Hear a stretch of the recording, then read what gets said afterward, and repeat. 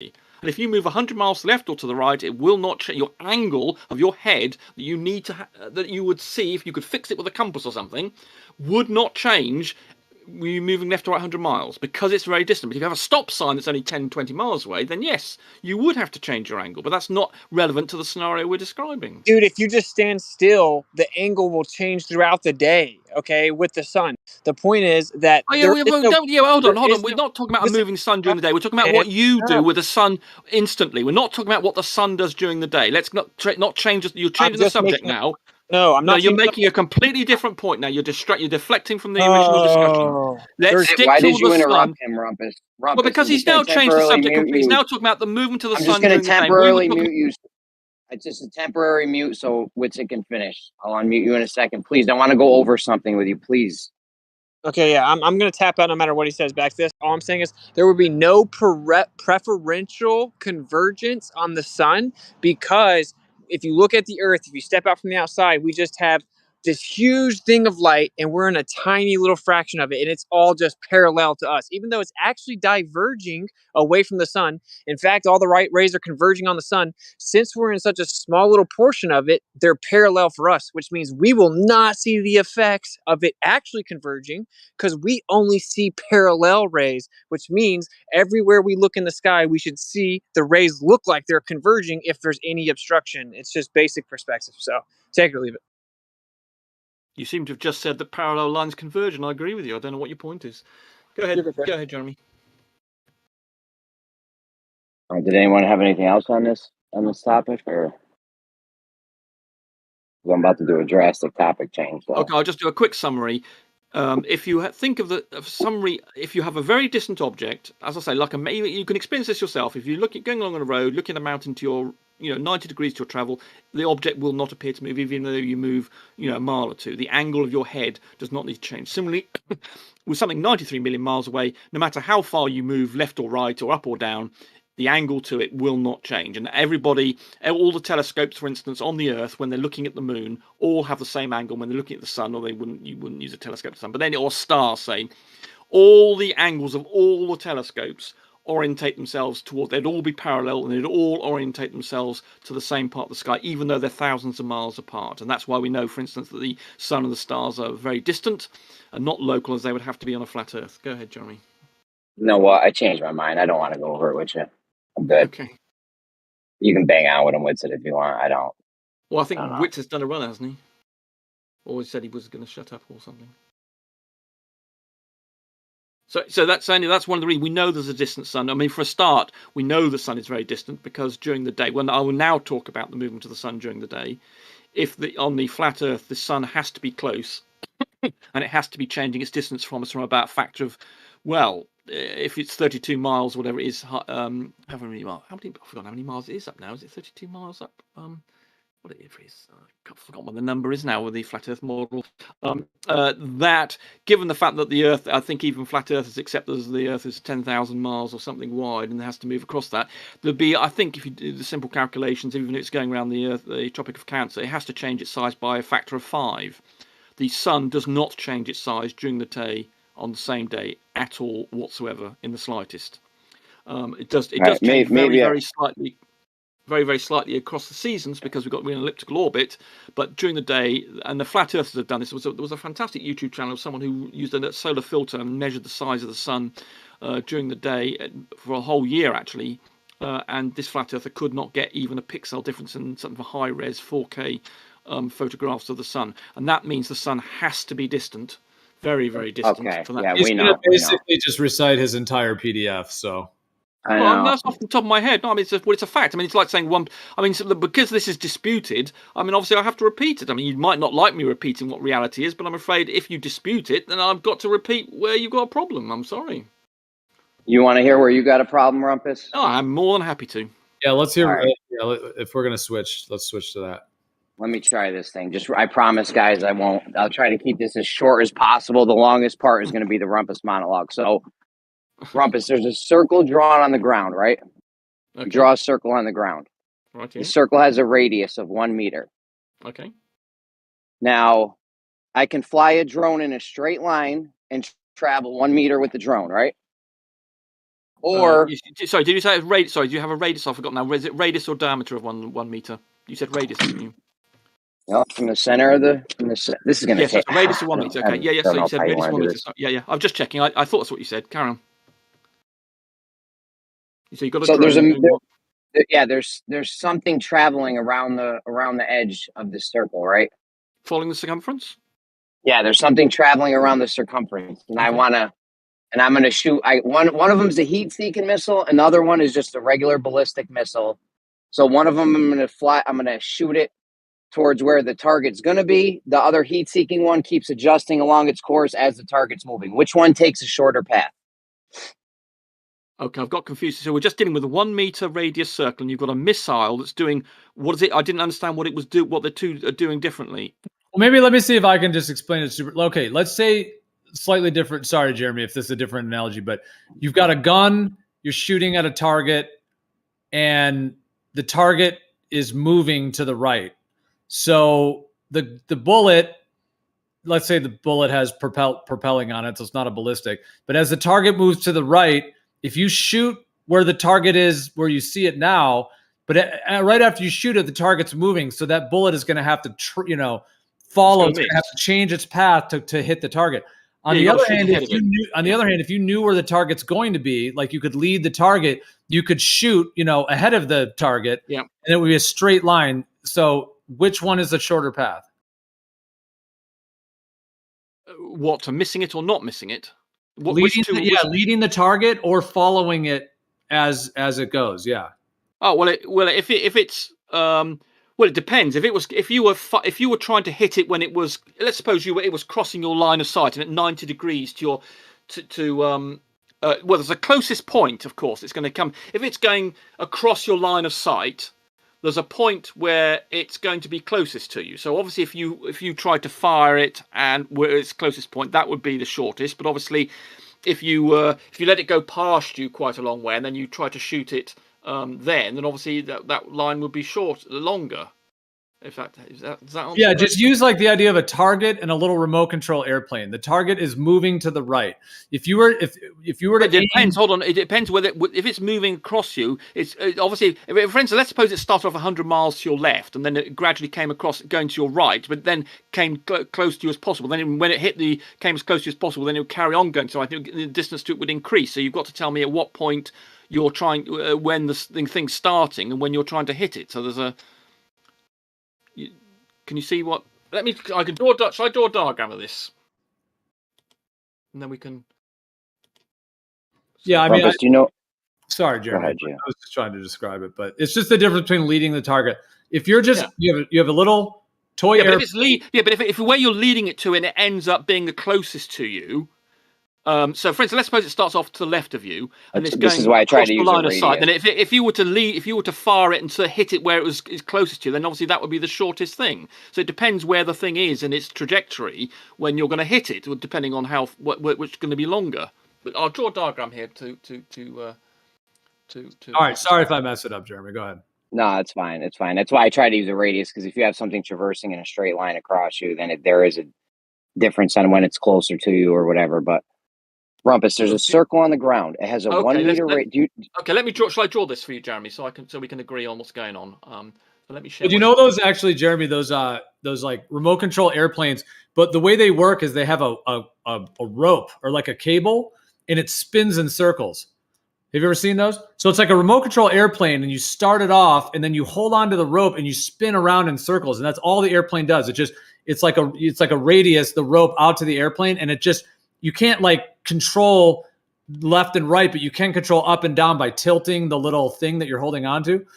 Anyways, so if you had that type of situation where you're holding on to the remote control plane as it's spinning around you, and then you had a target, I don't even know if that really, but. So is this a situation we want? Can you see my screen, Jeremy? Yeah. Right. So here we have draw a dot on 1 meter, and this is 1 meter, isn't it? You said. Draw a dot on the top. That's where the target's starting off of, and it's going to go around to the right. This is a plan view. This is a plan view. Okay. There's a top-down view.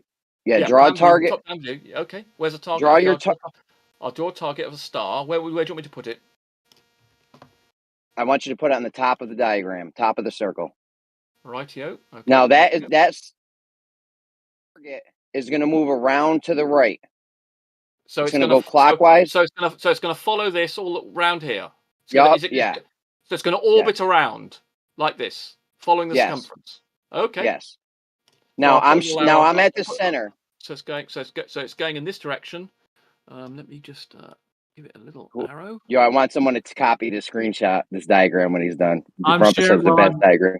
We could screenshot it, but I'm also sharing it on the live stream, so it could be screenshotted later as well. Okay, so there. So all right, nice.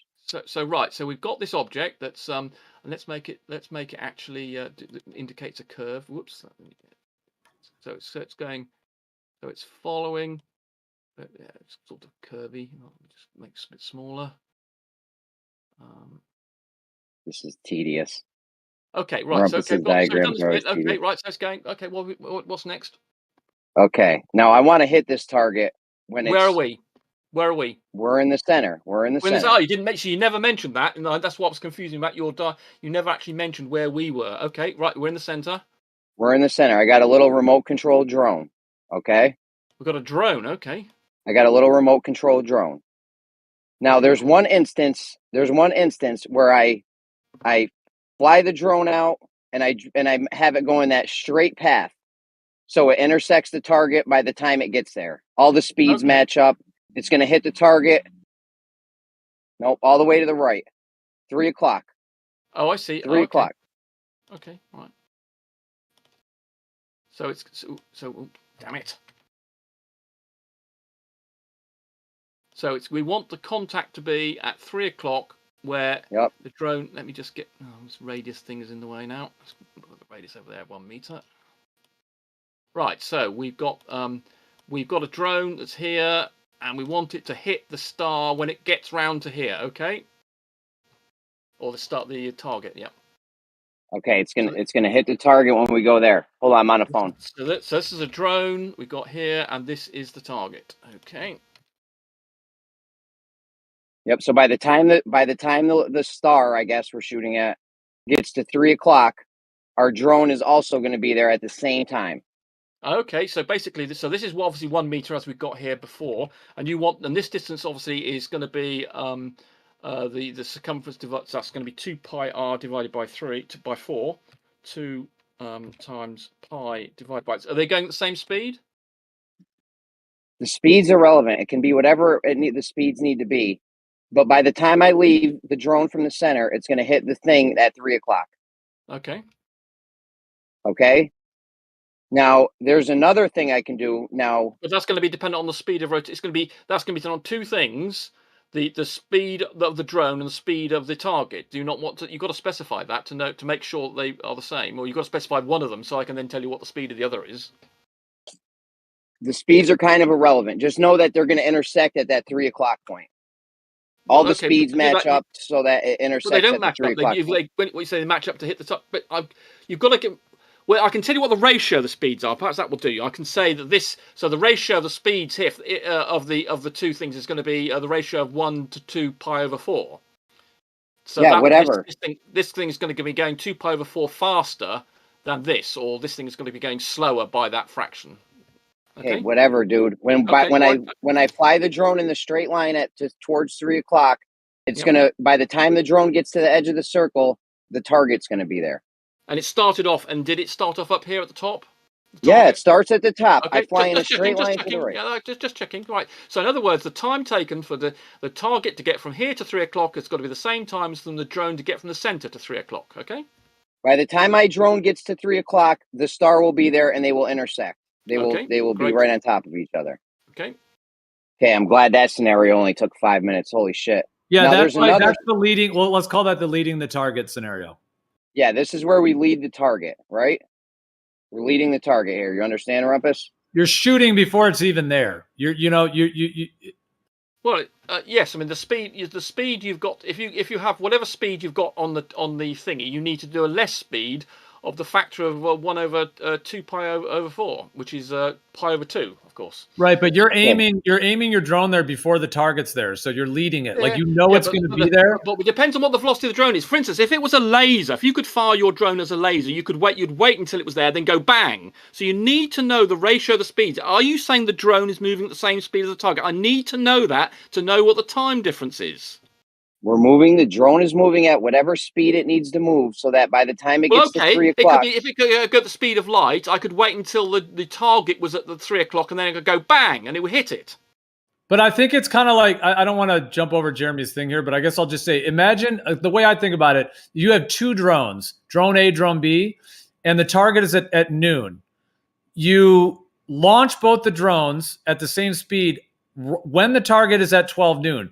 One of them is going to 12 noon, but that target is moving. So as the target's moving, that drone is going to have to curve and change its path in order to to hit to the 3 o'clock point. The other drone is just aimed right at the 3 o'clock point. So the one drone is leading the target. The other one has to adjust, and this is where Coriolis and the more further thing comes in, has to adjust its whole weight. Did I describe that all right, Jeremy?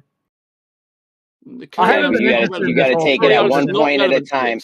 Coriolis is not. You got to take it with 1 point at a time with Rumpus, though. Otherwise, he's going to get confused real easy. Yeah, you understand you understand we're leading the target in this scenario? Well, no. All I've understood at the moment is that they've got a drone here, and you're going to fire it at 3 o'clock, and you're going to set it. You're going to do that at a particular time to match the movement of this target around the circumference. But that's entirely dependent when you release that to do that. How fast it is. I say, if the drone was to go at the speed of light, you wouldn't need to lead it at all. We've crunched all the numbers, right? This is not a speed of light drone. We've crunched all the numbers. Well, what speed is it? We know how long the speed of the drone compare with the speed of the target. Then I would to be able to tell you how far you've got to lead it. The speed's not irrelevant. Just know we've worked all the numbers out, and we're leading the target. We know that by the time the drone gets there, the thing will be there. Do you understand? Okay, if you want to say that, that means I've no idea. So that means I don't know how to. I can't give you the answer then as to when you would release the drone. I don't need that answer. It's not relevant. Okay. It's like a surprise birthday party. Let's just let Jeremy. So, I mean, all you're telling me is I'm going to fire this drone at some time. You'll say I'm going to be told when to fire this drone, and I'm going to fire at the 3 o'clock position. And this other, meanwhile, I've been told that because I'm not going to be able to work it out because you're not going to give me the information for it. And you're saying when I do that, whenever I fire this drone at 3 o'clock, it's going to hit this target. I mean, you're not giving me any information at all. You have all the information you need. All you need to know is that you told me because I don't know when to fire this drone or tell when. I'm going to tell you when. I've crunched all the numbers. I know how fast the okay, so you're going to give me an instruction. I know how fast the drone's moving, and I'm going to say go. I don't know anything. You're going to instruct to me. Say right, send the drone off on its way from the center, and it will hit the target. That's all you're telling me. Okay. That's all you need to know. Yeah, you're a dummy guy. All you do is just fly drones, and I tell you when to fucking fly it. Okay, you fly it in a straight line, it hits the star. Okay, that's scenario 1. That's the scenario where you lead the target. Do you understand? Well, no, all I'm doing is firing at 3 o'clock. I'm not leading the target at all. I'm firing at 3 o'clock. But we're leading the target. We're leading the target. We're firing where the target's going to be. As I understand it, all you're doing is you're telling me to fire it in the direction of 3 o'clock at a certain time. You're going to tell me which direction to point it to and when to do it. That's all in the information I've got at the moment. Yes, and I have the information that the target's not there, and we're going to lead the target. Okay. You understand? Okay. Yeah. You're going to aim it there before it's there. Yeah, we're aiming it there. We're not worried about where the target is. You don't. We're firing. My instructions are: send off drone in direction 3 o'clock to intercept the target. Yeah, and 2 when I'm going to do this. When I'm going to start the journey. Okay. So that's all I need to worry about is the direction and the when I do it, okay? Yeah, this is the scenario where we lead the target. Now there's another scenario where I tell you I want you to stay on the star. So you're going to fly your drone out. You're going to fly your drone out and you're going to keep adjusting for the star's movement. Like a heat-seeking missile, yeah. Like a heat-seeking missile. It's going to constantly be following the target. And you're going to intersect it at 3 o'clock. It's still going to intersect at 3 o'clock. Right. Yep. I mean, obviously, okay. So the path that it will follow then, if you're going to follow it, is going to be something like this. Yeah, draw it out. It doesn't have to be exact. Sorry, I'm just. You gotta bend it probably. Yeah. That's what I'm doing. Sorry, I didn't bend as I intended. What are you doing, you bastard? Sorry, I don't. It's not again.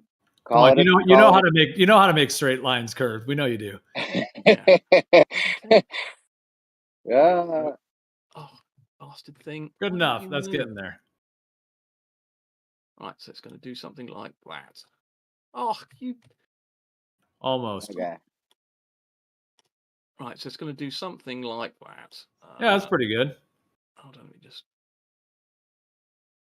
It's fine, Rumpus. It doesn't have to be exact. So which one's a longer path, a shorter path? Which one's a shorter path? Well, obviously the bendy one is obviously longer. Right. So the leading the one is shorter. Yeah, obviously. Okay, go ahead, Darren. All right. The straight line one's obviously a shorter path. All right. Okay, now pretend that dot is the North Pole. And pretend that that circle is the equator. Okay. Okay.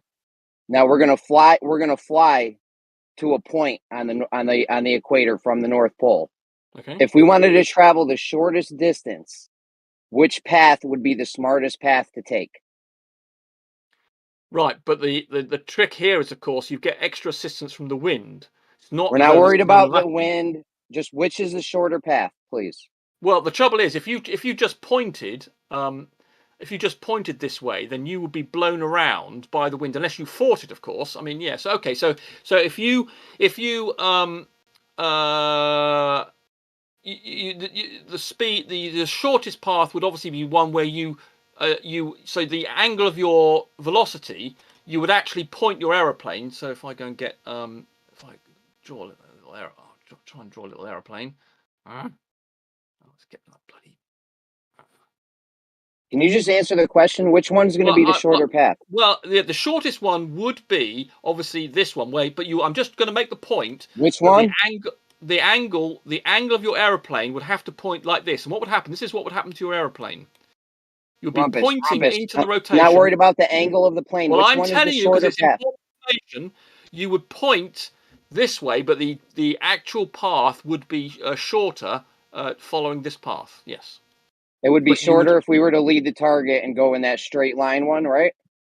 Yes, but you wouldn't necessarily get there quicker. Okay, we're not worried about all that. I'm not worried about how much energy or wind or whatever the case may be. Okay. Okay, so we agree. If you're flying a plane from the North Pole to the equator, the shortest path to do would be that straight line. Yes. Okay, and that's in the inertial frame, right? This is a non-inertial frame because we're on the surface we're in the atmosphere, so it's a non-inertial frame. The aeroplane. You think the plane? You can look at it from. Yeah, sorry. Yes, this is the view. Yes, so this view we've got here is the inertial path. Inertial frame. Yes, this view would be. This is the path the plane actually takes in the inertial path. Yes. Yes, that's correct. That is correct. Yes, it would be okay. But obviously the points move. But obviously this is rotating. But yes, I suppose. Did the penny drop? This was a point on the equator, so this is actually rotating with the this ring. This circumference is obviously rotating with the velocity of the Earth at that point. So it's still it's still an inertial frame because we would have things moving in the inertial frame. Yeah, okay. So this is the inertial frame. Yes, that's. Okay, so the shortest path for a plane to fly would be to the path where it leads the like, say it's going to like Hawaii or something. You wouldn't fly to where Hawaii is and take that curved path. You would fly to where Hawaii is going to be and take that straight line path, right? That would be the shortest, but that's not necessarily the most economical. We're not worried about economical or energy or wind or anything. Okay. We're just talking about distance for now. Okay.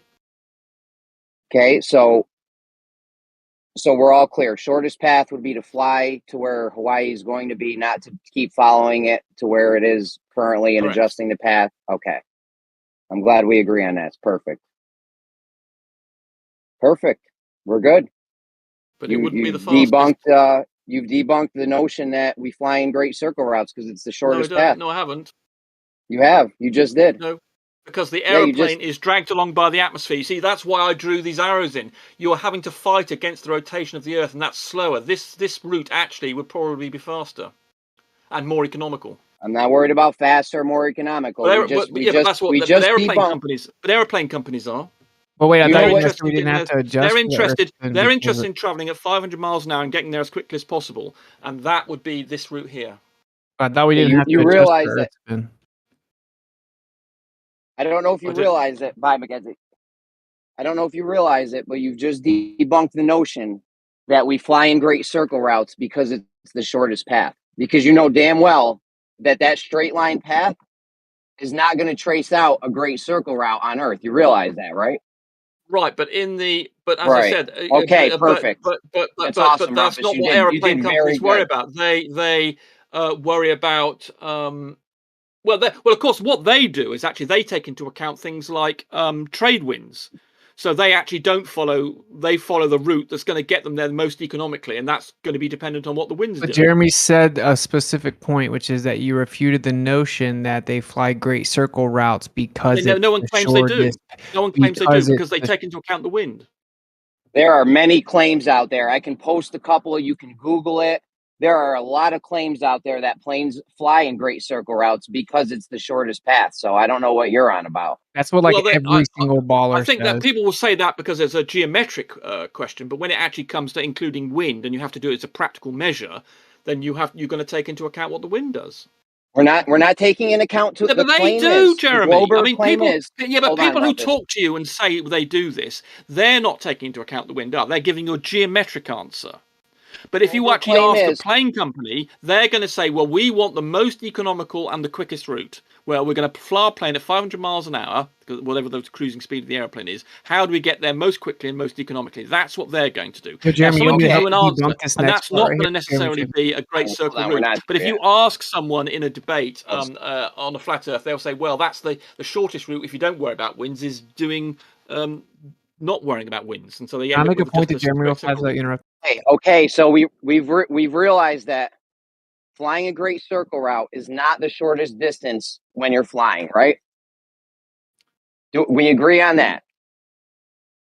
Right, Rumpus? Yes, I think that's probably Okay. correct. Let me just. That is absolutely I mean, I've said that correct, the before, and I diagram- think you I just think walked I'll through check it. on it. Yes, I mean, I think yes, I think that's fair to say that as you're not part of the.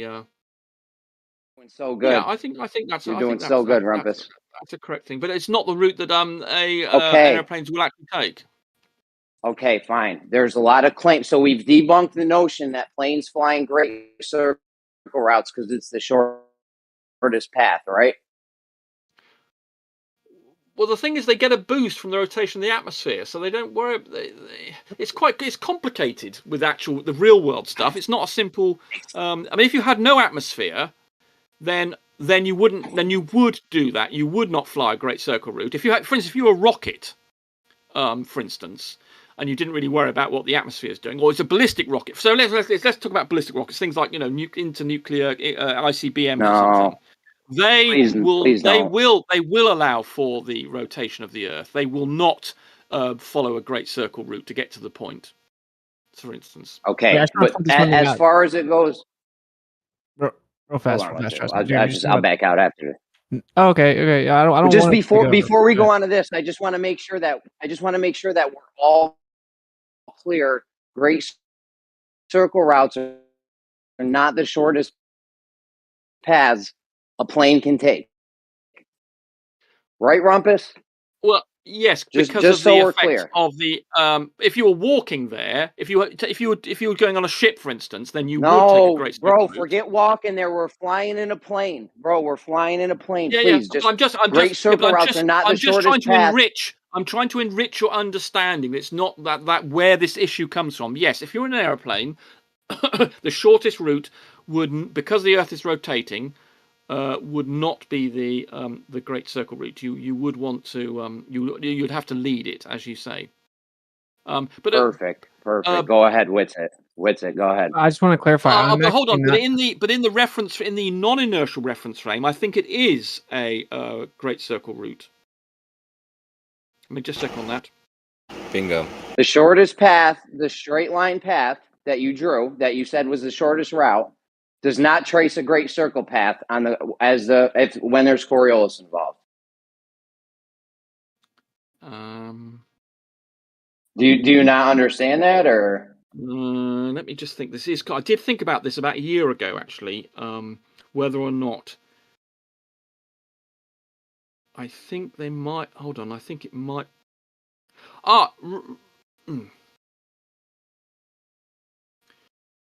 Does the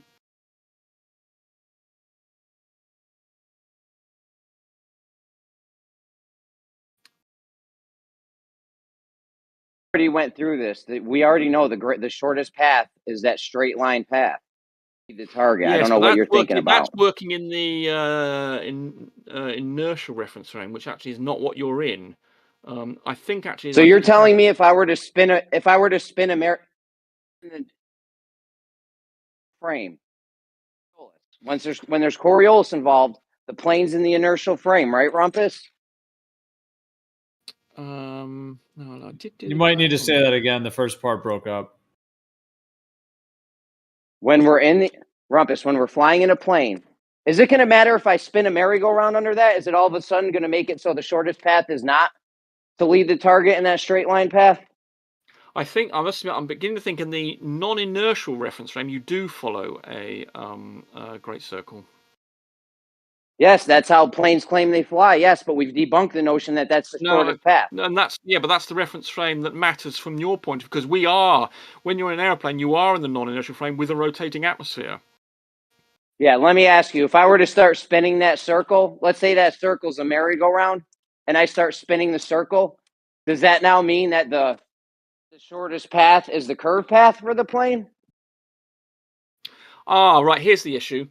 You see, because we were looking at spinning the merry-go-round. Hold on, here's the problem. I Rumpus, think can you answer I'm this, going to explain to you. Rumpus, can you please answer my question? No, I'm going to answer my explaining, because you are talking about covering the distance in the non-inertial reference frame. Sorry, in the inertial reference frame. Whereas what we do, of course, measure is the distance in the non-inertial reference frame. So therefore, if I start it depends on how you measure the distance. So there's two ways of measuring spinning this that distance. circle.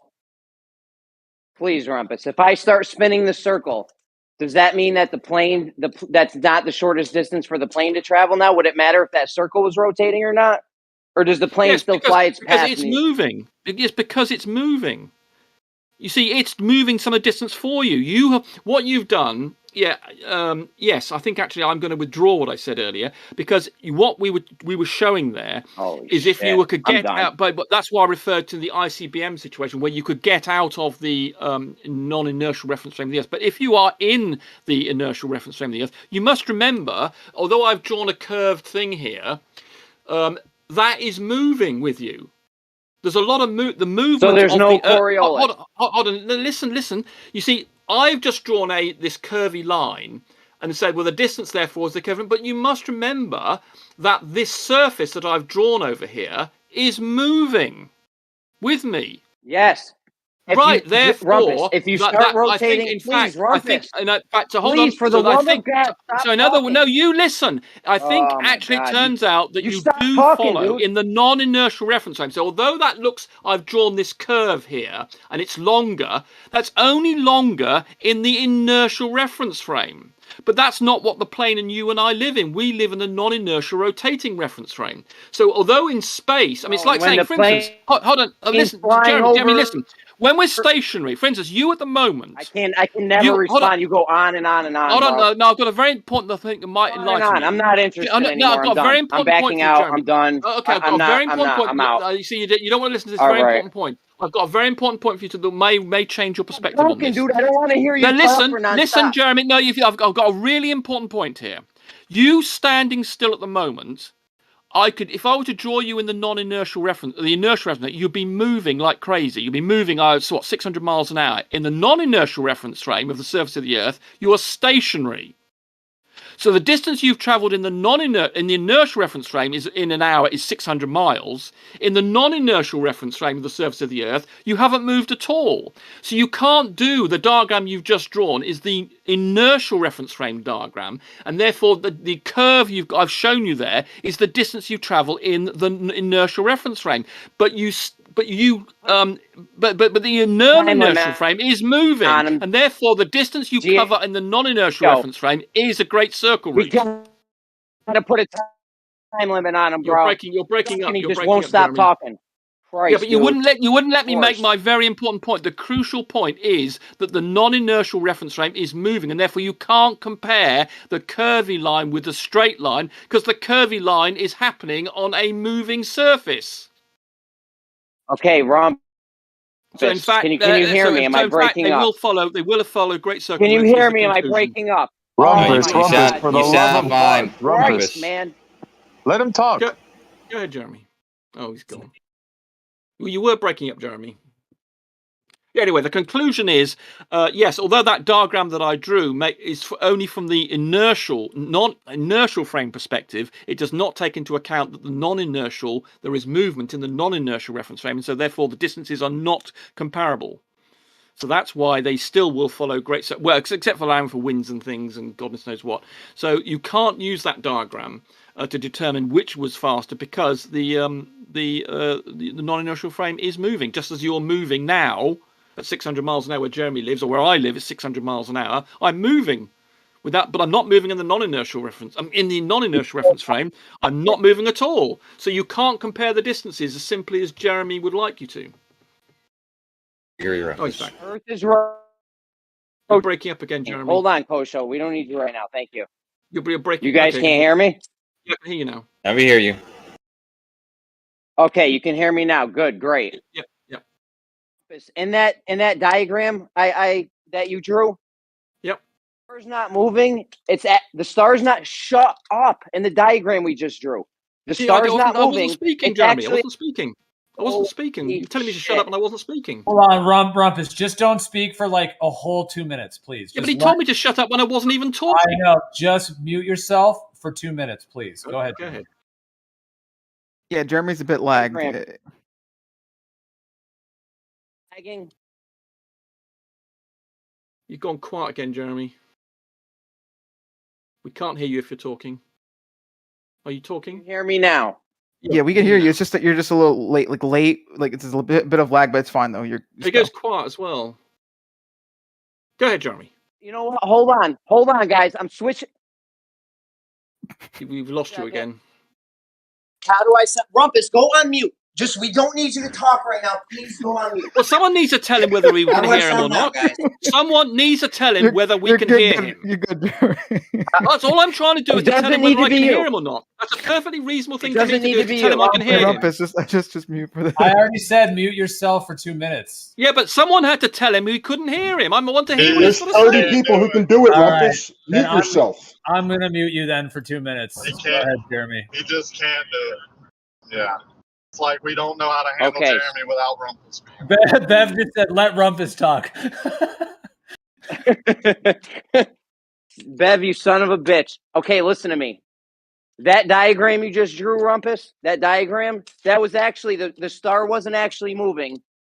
Merry-go-round. And the merry-go-round was rotating. Yes. So it wasn't the star. It wasn't the star that was actually moving. It was the merry-go-round that was rotating. That was the edge of a merry-go-round, and it's rotating. You told me it was on just the like the Earth. Come on, man. So that was a target. Leave him on mute, dude. Yo. I know. I took him off mute. I shouldn't have done that. Rumpus, we're just going to leave you temporarily muted so we can respond, man. Please. I just can't. I'm in and out. If there's another mod that can unmute him whenever Jeremy's done, because I got to step away. I'll be listening, though. Go ahead.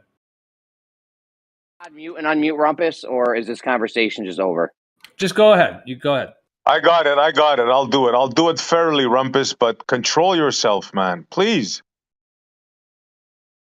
Okay, the diagram he just drew was merry-go-round rotating.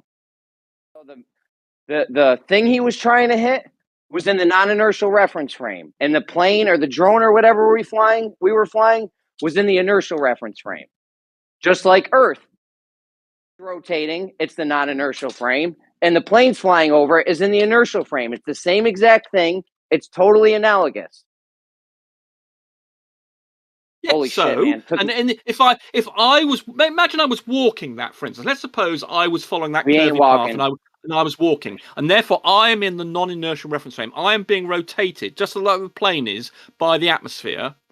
It is moving me around. I'm in the Earth's non-inertial rotating frame, so I'm moving just like like you are now. Even though you're not moving at all, you are actually moving at 600 miles an hour. So the plane would be, as well as it's doing its path in the atmosphere, it is moving in the reference frame of the merry-go-round or in the Earth. So therefore, it's you can't talk about the distance that it's covering, just like you are covering.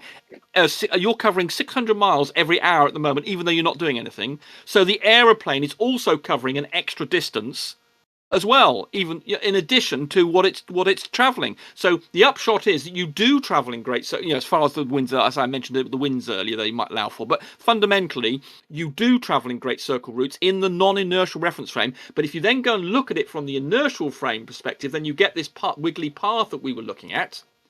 And it looks longer. But you must remember that the Earth is moving you along, just like the merry-go-round. If I was walking that curvy path, the merry-go-round is moving me around as well. And it looks longer, but that's only in the inertial reference frame.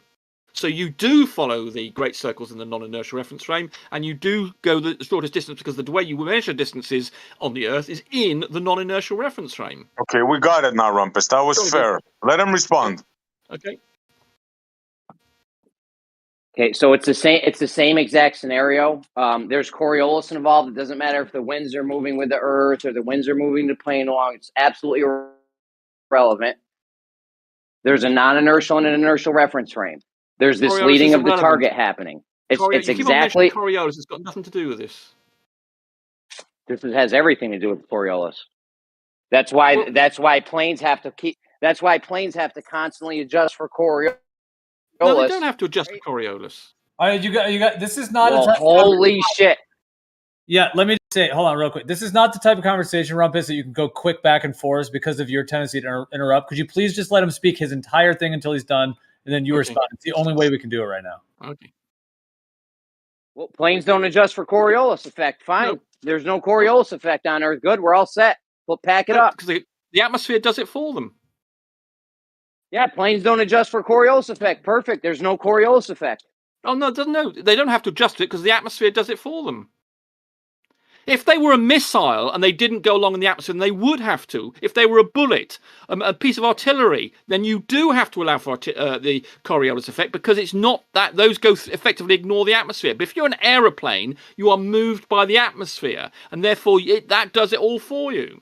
I have to point out that he just contradicted himself, because at first he said that the straight path leading the object wouldn't be the shortest because the atmosphere is going to drag you over in that direction towards it, which would be Coriolis.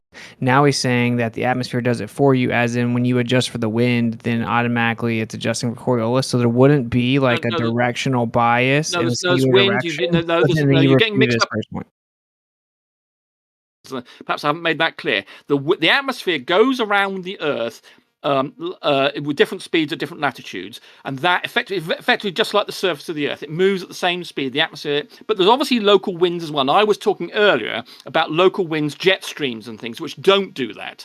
So we obviously experience wind on the surface of the Earth, even though we're traveling at, I'm here and Jeremy's there traveling at 600 miles an hour, but the atmosphere is traveling along with him at 600 miles an hour on a windless day. But obviously you also get wind effects as well. So that's what I was referring to earlier. See, there are two causes of winds. Okay.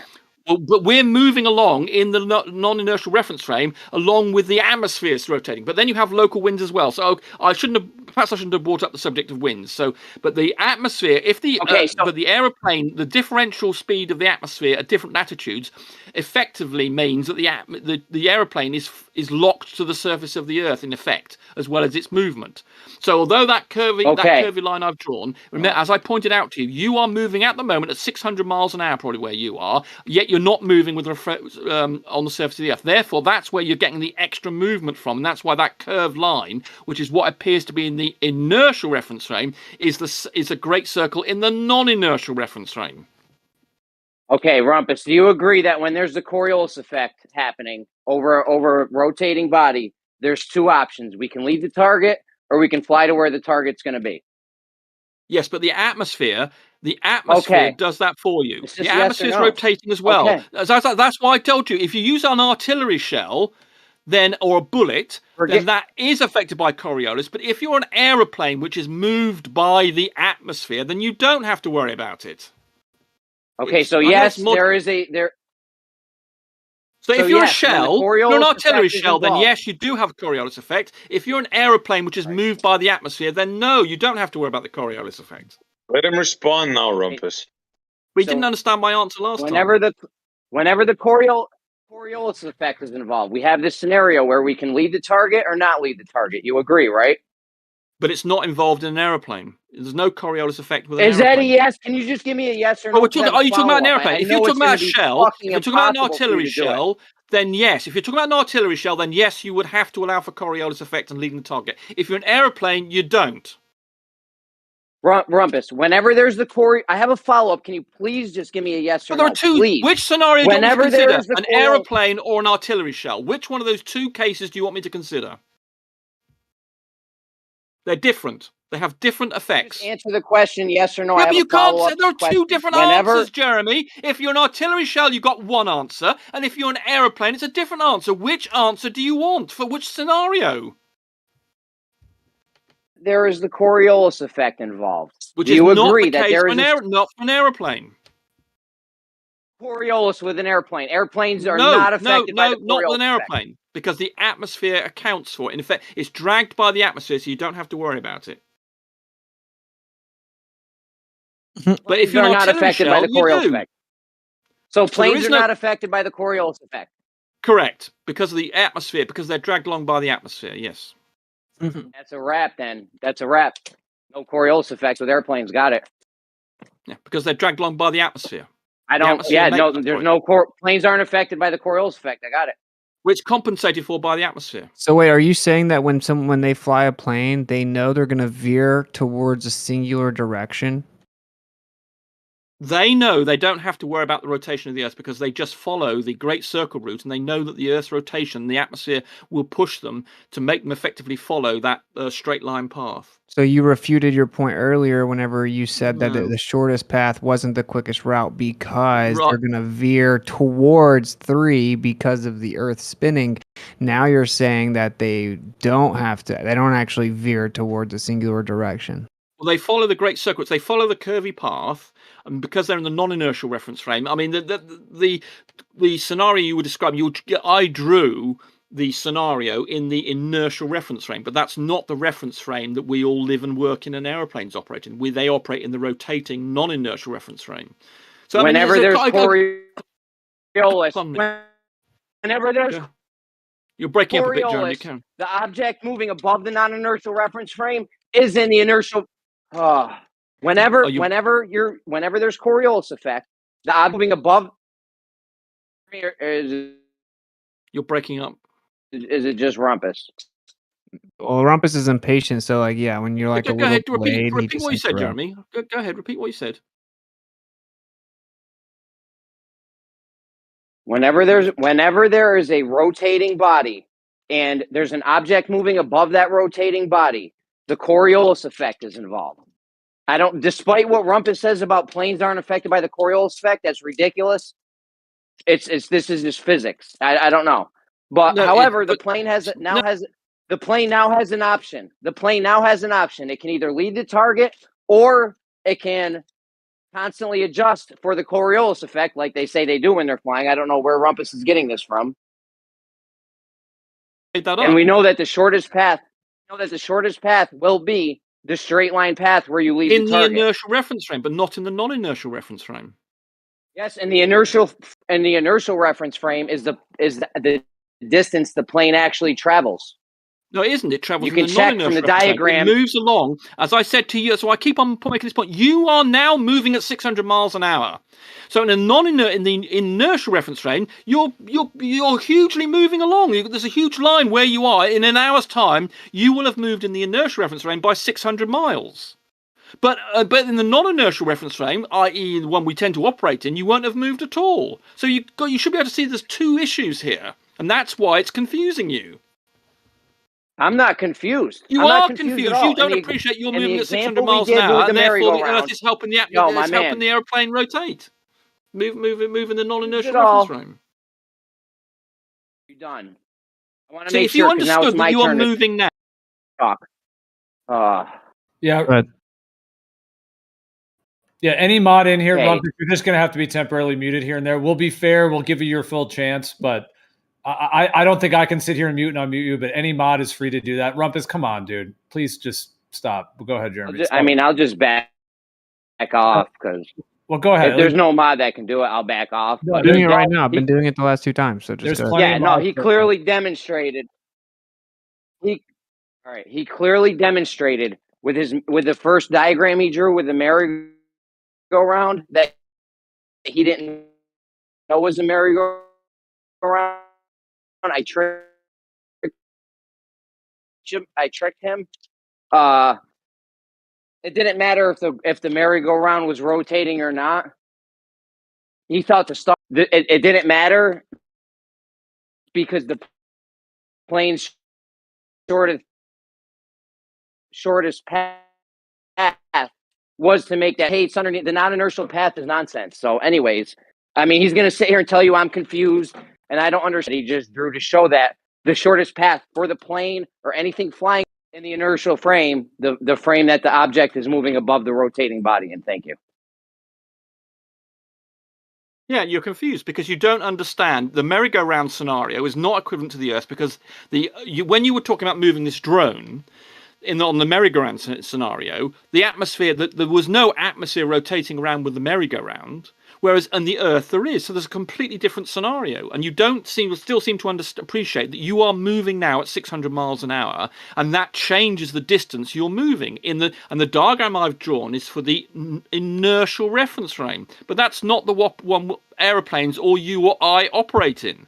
It's only when things that are completely independent of the atmosphere, like artillery shells or ballistic missiles, they operate in the inertial reference frame, but aeroplanes do not. They're affected by the atmosphere, which moves with the surface of the Earth, and that causes it to move. If in other words, if the aeroplane was on the tarmac, it would still, and it was in an airport near you, it would be moving at 600 miles an hour.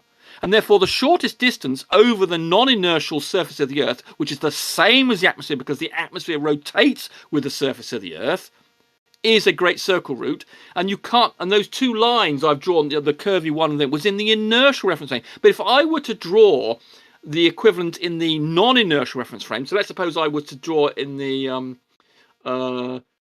I was to have a rotating, do the merry-go-round thing, and I drew the path. It would be a straight line in the non-inertial reference frame, and it would be curved in the inertial. Can we get a timer on this guy or something? I don't know. But the upshot is that the merry-go-round thing is not equivalent because it's not, the atmosphere is not rotating around the merry-go-round, whereas it is rotating around the Earth. And that's the difference between the two scenarios. Time. Quick question. Okay, the atmosphere. Let Jeremy respond. No, not quick question.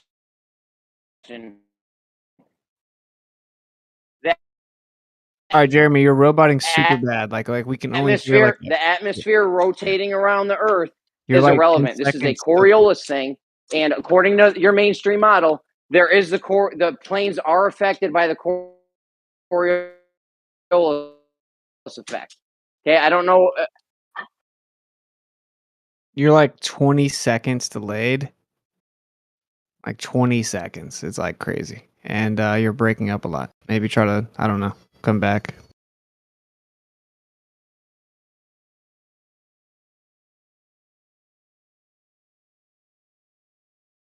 Clay, what's up? So my question is, if we have winds going in opposite direction on the Earth simultaneously, while the whole atmosphere is moving with the Earth in one direction, how is that, first of all, working out? And second of all, is the airplane, if it flies the opposite direction to how the atmosphere is moving with the Earth, is it strong enough to overcome the movement of the atmosphere with the Earth simultaneously while it's flying into a different direction? Right. Let's imagine you're on a walkway in an airport. No. This is going to explain. This will explain it to you. Okay. Now, if I say there's a bag, let's suppose your bag is on the very wide walkway, and the bag is directly, a distance over there from you on the walkway. It wouldn't matter whether the walkway was moving or moving at a stationary or moving at 1,000,000 miles an hour. You would still, because you're both the bag and you are in the same. And it could be rotating as well. Let's suppose it could be a huge merry-go-round. In fact, let's go with the merry-go-round option. Let's suppose you're on a merry-go-round and you had your bag is over there and you wanted to get to that bag. You don't need to compensate for the, except for the fact you'll fall off if the merry-go-round went sufficiently fast. But you could fundamentally just walk in the direction of your bag and you would get the shortest route to it. And similarly, the atmosphere moves with the rotation of the Earth, and that means it moves at different velocities at different latitudes. So when you ask the question, how does it compensate or something, you don't need to worry about any of those things. Just like you don't have to worry about if you're on a bag, it's doing 1,000,000 miles. You and a bag on a walkway doing 1,000,000 miles an hour. You do not have to account for the millions of miles an hour speed of the walkway. Similarly, with the Earth, you don't have to account for the speed it's rotating. Okay. Except the fact it's differential at different latitudes, and then if you are an artillery shell and you're not affected, the atmosphere compensates for the Coriolis and the differential spin. All right, cool. Jeremy's back. Chill out. Let me just explain to anyone listening that it's absolutely irrelevant if the air is rotating with the Earth or not with the Earth. Whenever there is the Coriolis effect involved, you have the option to lead the target or not lead the target, as in Rumpus's diagram. And we know from Rumpus's diagram that the shortest path is to lead the target. Again, you've ignored the fact that you're moving at you personally are moving at 600 miles, where if you're about the same latitude as me, you're moving at 600 miles an hour.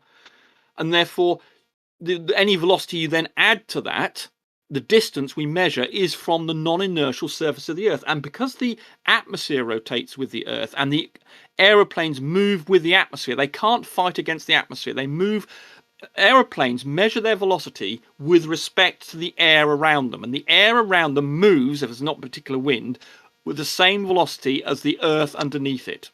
So they move in the I'm just going to repeat myself one last time. I thought you were done. My bad. Of course you weren't. Yeah. So you're talking about Coriolis is irrelevant because the atmosphere makes up for any Coriolis effect. I have to say it's the 10th time because you haven't absorbed this. The atmosphere compensates for any Coriolis forces, but it doesn't do that for artillery shells and intercontinental ballistic missiles. You still haven't understood this point. You keep on ignoring it. You've never absorbed this fact. You've never repeated it. And if you did, then you would understand that the atmosphere plays a crucial role for aeroplanes. I'm just going to say this one more time. It's irrelevant if the atmosphere moves with the Earth or not for this argument.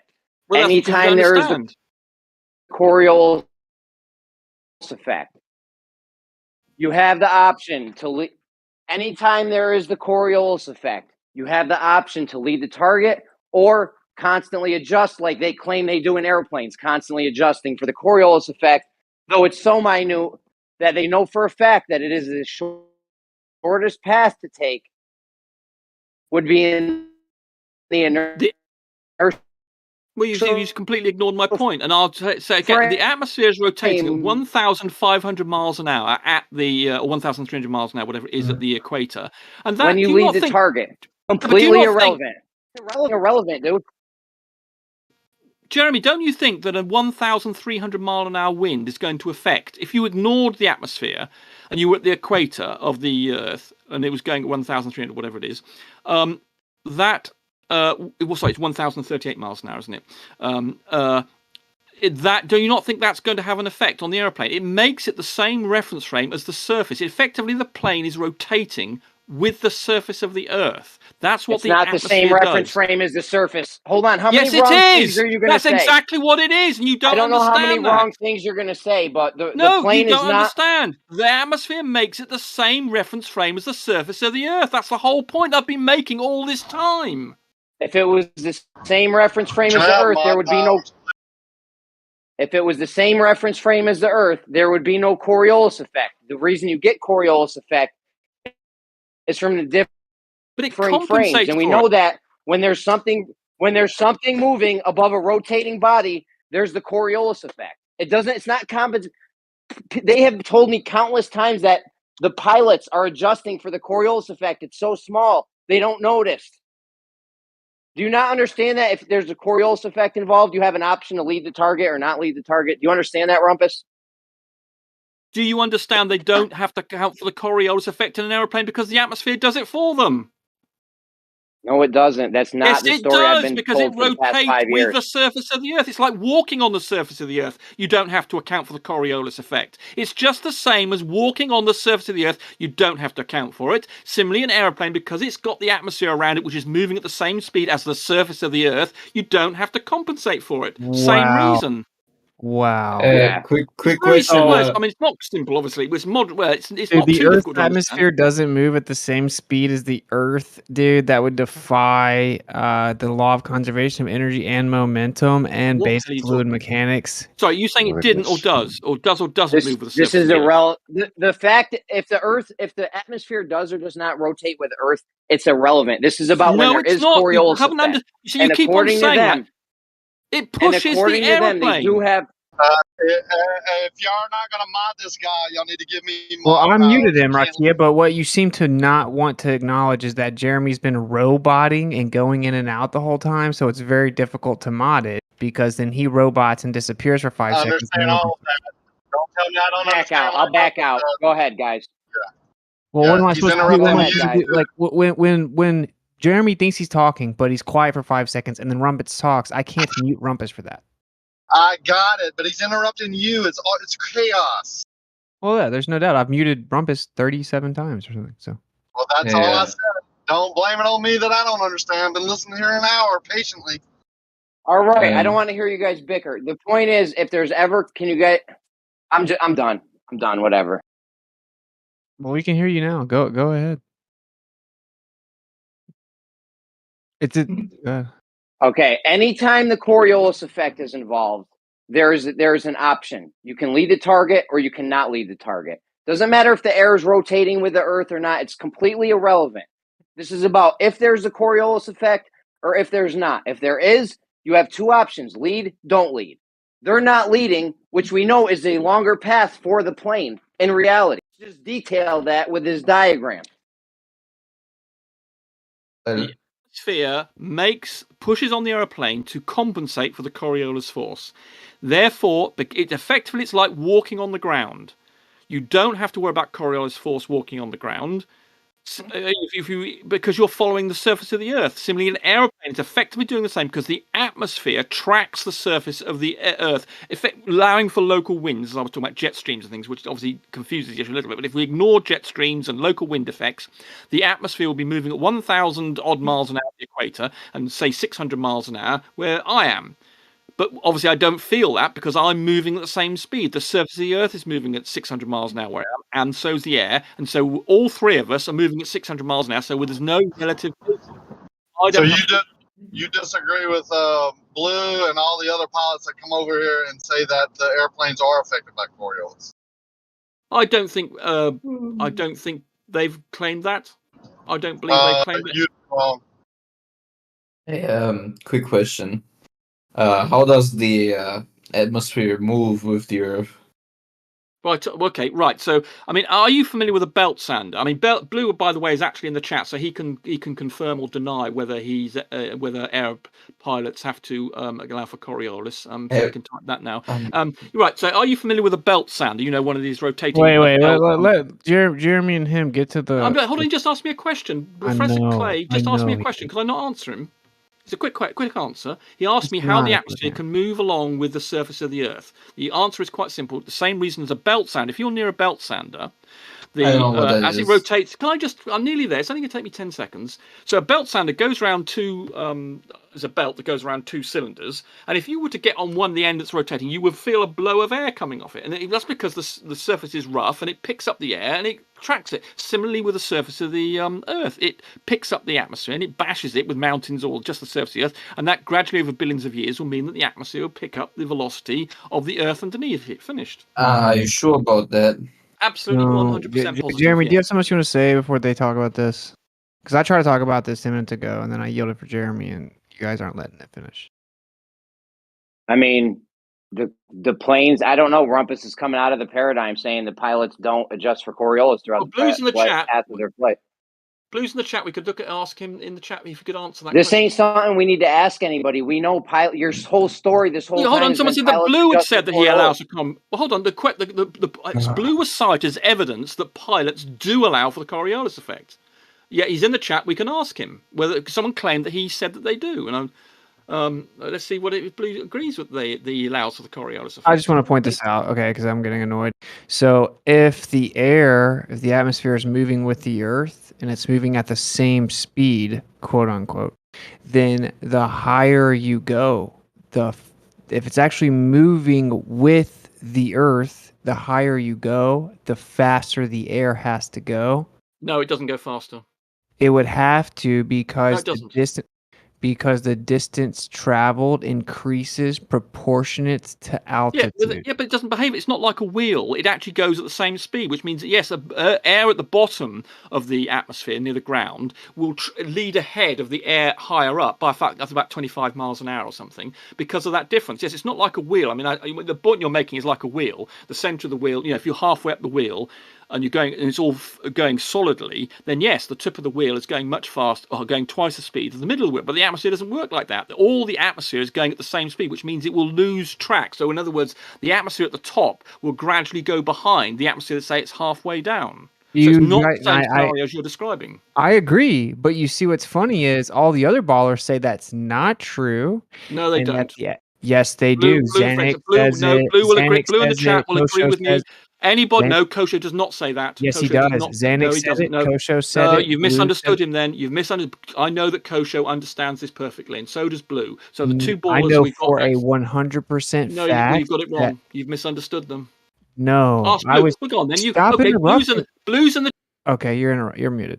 So the point is that Zanuck said the same thing you're saying, which is that as you go higher, it's slowly behind the Earth more and more. I then presented that to Blue and to Kosho, and they denied it. In fact, they told me I was lying about Zanuck saying it, and then Tony jumped in as well. Those three people all told me that it moves effectively in lockstep. It doesn't get further and further behind the Earth proportionate to altitude. That's what they told me, and they have an excuse for it that I'm not going to feed you right now. So that's objective. They did say that. So if what you're saying is true, then they would have to account for it proportionate to altitude. Jeremy, do you have anything else you want to say about your point, though? Because it's going to get lost in the sauce for sure. Yeah, I just want to say that this argument is regardless on if the atmosphere is moving with Earth or not. It doesn't matter for this argument. This argument is all about if there's Coriolis effect. You got two options: lead or don't lead the target. It's seriously irrelevant if the atmosphere is moving with Earth. It's all about if there's Coriolis or not. And if there is Coriolis, it would be a shorter path, as Rump is detailed in his diagram, for the plane to travel a straight path from the inertial frame, because it doesn't matter what's happening underneath it. It's irrelevant. It's all about the path, the distance the plane travels, which would be that straight line path where it leads to the target. Thank you. You see, you still don't understand, do you? You don't understand that you're moving at the moment. You didn't understand my explanation. And the aeroplane moves with the atmosphere just like you move with the ground. And the aeroplane effectively moves relative to the ground and the atmosphere. And you think it's irrelevant. It's not. The aeroplane is moving with respect to the ground, and the atmosphere is doing the same thing at the same speed, effectively, if you ignore local wind effects. And until you understand that, you're not going to understand the point. Okay, because the atmosphere... You have a law or formula regarding Coriolis effect. I can give you the formula if you like. Jeremy doesn't know it. I gotta admit, it's pretty funny, right? Like, if the atmosphere is moving behind the Earth, then obviously the effect on the plane will increase with altitude. Right, let's go. Make sure we all understand the atmosphere, the bottom of the atmosphere and the top, and the atmosphere where, for instance, airplanes go. I think it's only 10 miles an hour difference. But where we regard, I think 60,000. I can't remember now what it was. 50,000. Where the edge of the space is, I think it again goes up to 25 miles. It's about 10. I think when aeroplanes go, I think it's about 10 or 20 miles an hour. So there's only that small difference between the surface of the Earth and where aeroplanes go. And yes, so that means, and I'm sure you misunderstood what Kosher or whatever was saying, which means that they when you said, for instance, you mentioned the word lockstep, it doesn't go lockstep, but they probably thought that you had said that it goes at the same. They maintain their relative. So in other words, a balloon at the surface of the Earth and a balloon at 60,000 feet will not remain above one another. The one above has got further to travel because it's like a wheel. It's got to go further. Therefore, the one at the top will then lead. Although it's going at the same velocity, so this is probably where you got confused with Kosho. They're still going at the same velocity, but because they got further to go, like the top of a tyre, the edge of a tyre has to go further than the middle of a tyre or middle of a wheel. So there's opportunities here for confusion, and clearly that's what's happening. So now difference between the area of an airplane is and the surface of the Earth, and so a balloon, as I say, will then gradually go further by 20 miles an hour behind something that's on the surface of the Earth.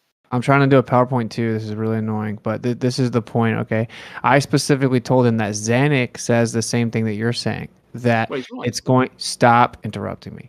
That it's moving further and further behind the Earth the higher you go up, and that it's just a few miles per hour at the height of commercial flights. So by the time you account for wind, you're not going to really have to worry about it.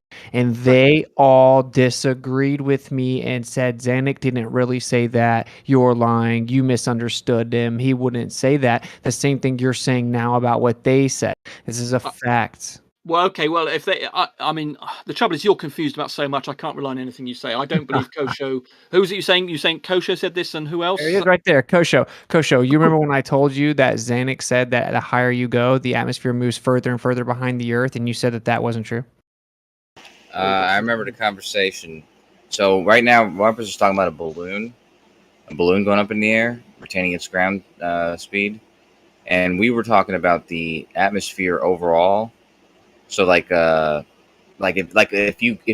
was no wind or whatever.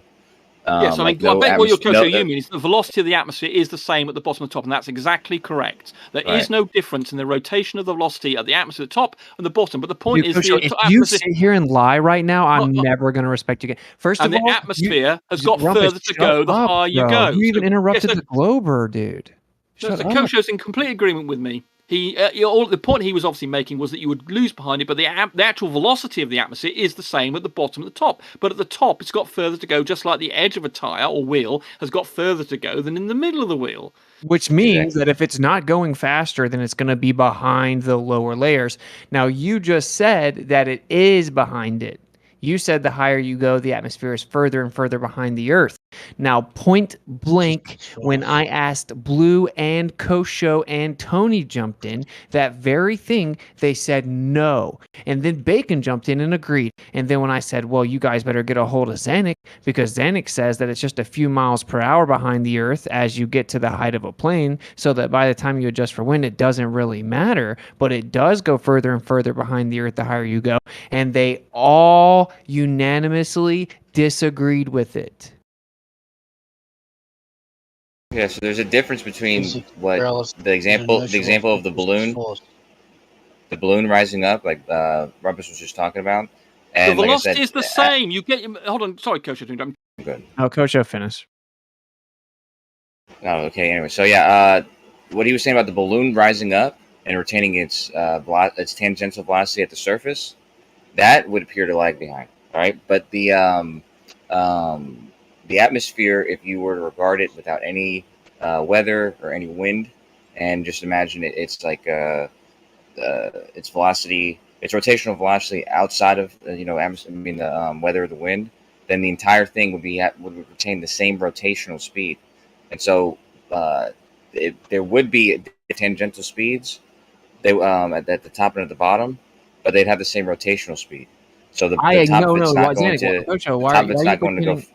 Why are you pretending I didn't acknowledge that when we talk? Why are you pretending I didn't specifically say I know the angular velocity would be the same? I'm talking about the tangential speed. Okay. Why are you now presenting it as if I didn't understand the difference in those things? That's fine. I'm telling you my position, dude. I'm not saying anything about your position. Well, my position, I understand angular velocity, so you're taking the alley-oop and just like explaining the angular velocity. No. So then you let me tell you, no, stop interrupting my explanation, dude, because whenever you just agreed that what I said was that it doesn't lag behind, like the top of the atmosphere doesn't lag behind. If it keeps the same rotational speed and there's no winds or anything like that, then the whole thing's moving together. Right? That's the same thing I told you before. It's not. So that means it's going faster the higher you go. Then there's a faster tangential velocity. Sure, okay, but that's now not, that's when I said, okay, well, according to the law of conservation of energy and the law of conservation of momentum, in order for it to have a higher speed, it's going to have more energy. And then you guys came up with an excuse as to why it has more energy. So this is where you are contradicting what Zanuck and what Rumpus are saying. What you got to say, Rumpus? Kosho, the tangential velocity is the same, but the angular velocity is different at different altitudes. The tangential velocity is the same. So in other words, the tangential velocity of the atmosphere at what is at the surface of the Earth at the equator is 1,000 miles. It's also at the same at 60 miles up, but the angular velocity is different because it can't get any additional velocity. Yeah, you're talking about the atmosphere or a balloon rising in the atmosphere. Same atmosphere and balloon, same thing. Balloon, the atmosphere's velocity at the surface, at the equator, say, is 1,000 miles an hour, and that's got an angular velocity of whatever it is. When the balloon rises, it's still got that tangential velocity of 1,000 miles an hour, but the angular velocity, because it's further away, is smaller, and therefore it will start to lag. But the angular velocity will go down as it rises up, but the tangential velocity will be the same because it can't get any faster. There's nothing to speed up the balloon as it rises up to go around more quickly.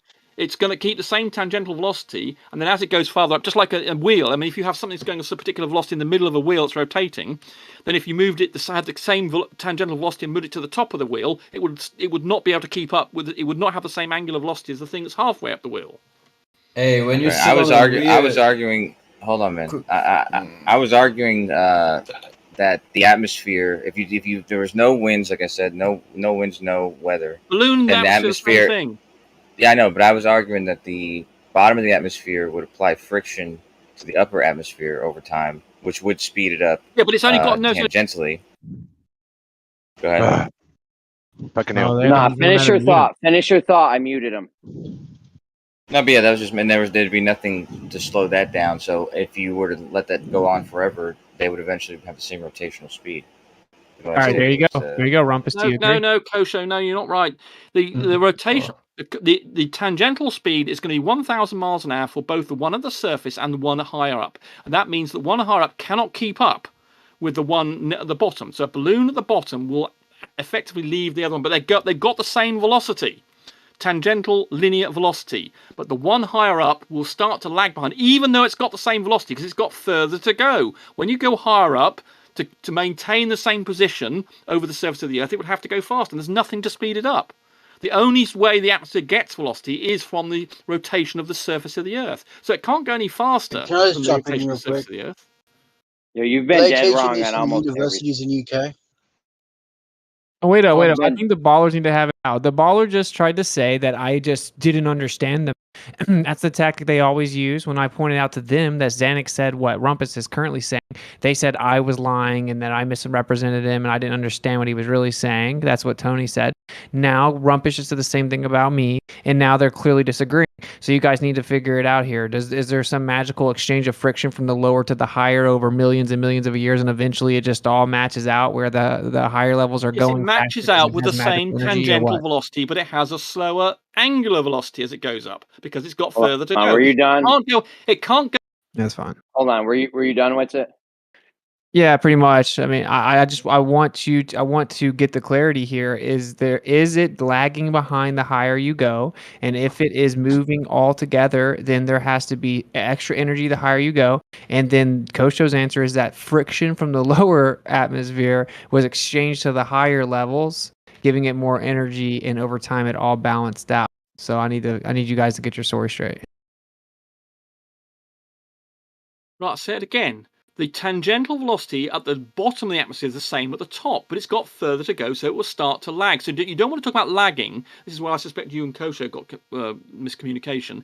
There will be a distance change, but the speed of the a balloon or atmosphere at the bottom is the same. The tangential speed is the same as the top, and the atmosphere at the top can't go any faster than the speed at the bottom, because the speed at the bottom is what's driving the rotation of the atmosphere. There's no lockstep. The atmosphere at the top is going to start to lag, but it's not going to be due to a tangential velocity difference. It's going to be due to the fact that it's got further to go, like the top of a tyre or wheel has got further to go than the middle of the wheel. That was my point, dude, was that as you go higher, the radius increases, which increases distance, which means if it's going the same speed, it's going to be slightly behind the lower layers. You're just repeating what I just said. No, I said that at the beginning. Well, you talked about lockstep atmosphere, which is completely wrong. No, I said that verbatim at the beginning. Yeah, but then you started talking about the atmosphere being potentially in a lockstep, and it's not. It will start to lag at the higher atmosphere. Yes, but I agree with what you just said, but which was just repeating what I said. No, that's what I said at the beginning. Yes, you may have said that, but you also said there was a lockstep issue as well, which is incorrect. I've been saying it for 2 straight months. The only reason I brought up lockstep was I said that Kosho and them. You may have been saying it for 2 months, but you effectively repeated what I said. So no, the only reason I brought up I got you. The only reason I brought up the lockstep thing was I said that Kosho and them were basically saying, well, it's not technically in lockstep, but it can be thought of like it's in lockstep. And if there wasn't wind from weather patterns, then it would be in perfect lockstep. This is actually my argument, and I want to know at what altitude does that speed decrease so much that it actually stops, because that has to happen. I mean, I can't keep muting and unmuting them, so I mean, I don't know what do we do here? That's annoying. What do y'all expect, man? It's Rumpus. Like a full-time job. It will always have a rotational velocity, but obviously if you go sort of halfway to the moon, well, obviously most of the atmosphere can't get up there, of course. The atmosphere ceases to exist after the Kármán line, effectively. So density is so low. It's not but is it still rotating, Rumpus? Yeah, it's still got that tangential velocity, but but it's there's so little of it, it's just irrelevant. But it's still rotating, yes, but it's only got the tangent. It cannot get any extra tangential velocity than the atmosphere at the surface of the Earth. And where does that end? Where does that rotation end? Well, the atmosphere effectively ends at the Kármán line, so you could argue it ends there. So it ends at the Kármán line? So I missed that point, Rakia, say again. It ends at the Kármán line. That's what you're going with. Effectively, because the atmosphere, we basically regard the atmosphere as coming to an end at that point. So the rotation of the atmosphere and the atmosphere ends at the Kármán line. That's what No. Let's listen. It has exactly the same tangential velocity as the surface of the Earth, as I've said about 50 times now. We've heard that part. Sorry, say again. We've heard that part. Right, so why are people asking me the same question? Therefore, the top of the atmosphere has still got exactly the same tangential velocity. Even the Kármán line, at the Kármán line, the tangential velocity of the atmosphere is exactly the same as it is at the surface of the Earth. But the angular I just want to know. I'm asking you where it ends. Is the Kármán line where it ends? Where it stops? Yes, it's still got tangential velocity. It doesn't stop rotating. Well, you just said it did effectively at the No, I Kármán didn't. line. No, I said that's where the atmosphere stops. Okay, if there's no atmosphere there, then there's no atmosphere. If it were there, it would be rotating. So if there's no atmosphere there, then there's no molecule to be rotating. But if it were there, then it would be rotating with the same. It would have the same linear velocity as the surface. But if there's no molecules there, because it's a Kármán line. I mean, there are some there, of course, but we've got to draw a line somewhere. And then that's where the molecule ends. That's where it ends. That's where the atmosphere effectively ends. That's where science effectively says. Mean in this Say again? text? What does effectively mean? Hey, Rumpus, I just posted a video that shows the sun arcing around the northern hemisphere. Just check it out. Wait up, man. What the... Dude, I have their whole religion in my hands. I'm so confused. Why we have the ballers freaking out, disagreeing with each other. Why not just expose? This is the whole religion being over. They're making a claim antithetical. Kosho may have randomly misspoken, but that doesn't change what I believe or what Zanik believes or the rest of science believes. Kosho is allowed to make a very tiny error. I mean, I'm still half convinced that he's a miscommunication between you and him. You guys just disagreed.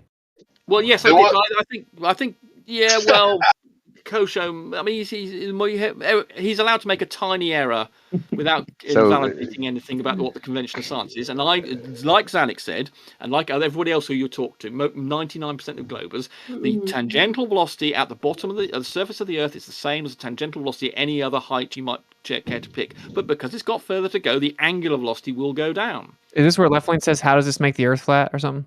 No. Now this is where I disagree with Rumpus. That over long period of time, that the energy would transfer, as far as the top, that it all it would can't catch get any up. faster, though, can it? It can't get any faster, though, can it, Left Lane? It has to be faster, or y'all's No, it's paradigm not. falls apart. That's what No, it Left doesn't Lane have is to be saying. exactly what it Hang on, doesn't have to be. Seriously, I'm The almost velocity, done. the tangential velocity at the top will be the same as the bottom because Seriously, really, Rumpus. What he's trying to say is the friction at the lower levels has to make the upper levels speed up, or your piece of shit model falls apart. it doesn't fall apart. The tangential velocity of the atmosphere at the top and the bottom is the same, but the angular velocity is less at the top. How many more? So a balloon. So in other words, a balloon that is at the surface of the Earth is traveling, say, 1,000 miles an hour at the equator. A balloon at the Kármán line would also be traveling at 1,000 miles an hour, but it would be starting to lose track. It would lag behind the balloon on the surface of the Earth because it's got further to go. If it's following an orbit, a radius is greater. It's got further to go to keep up. If it wanted to remain vertically above it, it's not going to be able to do that, even though same linear tangential velocity. And that's been my point for months, dude. You know what's so funny about this, though? Let me just state the painfully obvious. If your model was such a slam dunk and flat earthers are so stupid for questioning it and you've proven it, then you guys wouldn't be in here for years disagreeing on basic tenets of the model. You would easily have verifiable citations and empirical evidence and authoritative sources to answer this question specifically. But you guys don't, because people don't talk about this part of it because they don't understand it and they don't know the answer. So since you guys don't have an official script to parrot as if science, you guys consistently contradict, double speak, and then go at each other saying opposite things. That's why it's hilarious. This is the facts of the matter. What Rumpus has been saying, he's not incorrect, right? Like, obviously, it's going to have a greater radius, thus a greater distance, thus it's going to have to go faster to maintain being like in lockstep with the lower layers to all move together as one homogeneous unit. It obviously doesn't do that. So in your paradigm, you have to say it lags further and further behind the higher you go, which means you would have to account for the Coriolis effect when you fly planes, the higher and higher that you go. All of the scientific literature agrees with what I've said, and it's all documented. So the fact you've just claimed it doesn't exist is just your ignorance. So that's great. Well, we know you're ignorant. Well, I don't have it to hand, but I do. I have saved some papers actually, but I don't have them to hand to show. But they do exist. So he can't cite it. Hey, your claim that they don't exist. I'll tell you what. Okay, well, I'll come in tomorrow and I'll show you some papers that detail exactly what I said is correct. And the fact that you're ignorant of them is just your ignorance. Sorry. Okay, now Left Lane or Kosho, do you guys have a citation for your claim that over millions and millions of years, the friction from the lower layers transferred energy to the higher layers to make it all move together and not lag behind? Because I happen to know that neither one of you guys have citations. I've looked for the answer in your paradigm. It is not like explicitly laid out by any verifiable authoritative source, which is why you guys are making up contradictory bullshit ad hoc. That doesn't make any sense anyway with known physics. That's ridiculous. How friction would make something speed up at an upper level. I know Rumpus is actually accurate. Like, you agree, Rocky? Like, Rumpus is saying what Rumpus and Zanuck are correct. Yeah. It has to lag behind, and it actually has to stop at a certain point. The further and further distance gets from the rotating object, which he's calling the Earth, and the air moves because of that Earth at ground level, the further you get away from ground level, the slower it's going to go, and it actually has to stop at some point, or actually go in a different direction, like veer off. Well, more so the further and further behind it's going to go. Like, if it goes the same speed, then it would be further and further behind because it's traveling a greater distance. And this is the law of conservation of energy and momentum, right? For it to speed up, you need more energy. And in order for it not to lag behind, it would have to go faster and faster, i.e. speed up. Exactly. Yeah. And saying friction pulls along is just I can't even believe someone with any intelligence is even saying that. It's just a made-up claim. It doesn't even make any sense. Made up. Yeah, because it's actually less dense the higher you go. So to claim that it's just like exchanging energy to the higher portions and it's just magically equalizing over time is just some baseless made-up pseudoscience. Yeah. Hey, how does my microphone sound, by the way? That's exactly what happens. And Left Lane is completely correct. There is an energy transfer from the bottom to the top. The question is whether or not how fast it goes. So there is an energy transfer, but it won't be going faster than the surface of the Earth. It's It's very simple. So left lane is correct. There is an energy transfer. That's so. For instance, if you had a stationary atmosphere around the Earth, if I took the current atmosphere away, and then I replaced it with a stationary one, then it would then speed up the air at the bottom initially, and then gradually over millions of years, it would accelerate. The energy would go up, and it would accelerate the atmosphere above it. So left lane's completely correct. There is an energy transfer from the bottom up, but now we're in a stable situation where the atmosphere is moving around. Wait, why are you saying he's completely correct when he jumped in just to point out that he disagrees with you and he thinks that you were slagging him off for saying, and Raki was doing the same thing, slagging left lane off for saying there's an energy transfer from the bottom up, and there absolutely is. Left lane said you were wrong. Yeah, he disagrees with you. You said Kosho was an idiot or something for believing there's an energy transfer, and I'm saying if the stationary atmosphere never called Kosho an idiot. You did. You said you couldn't believe anybody could. Only an idiot could believe that there's an energy transfer from the bottom to the top. Any known idiot. Don't put words in my mouth. But left you did. lane You is the. Is it would like to quote? Can we get to the point where left lane disagreed with you? Yeah.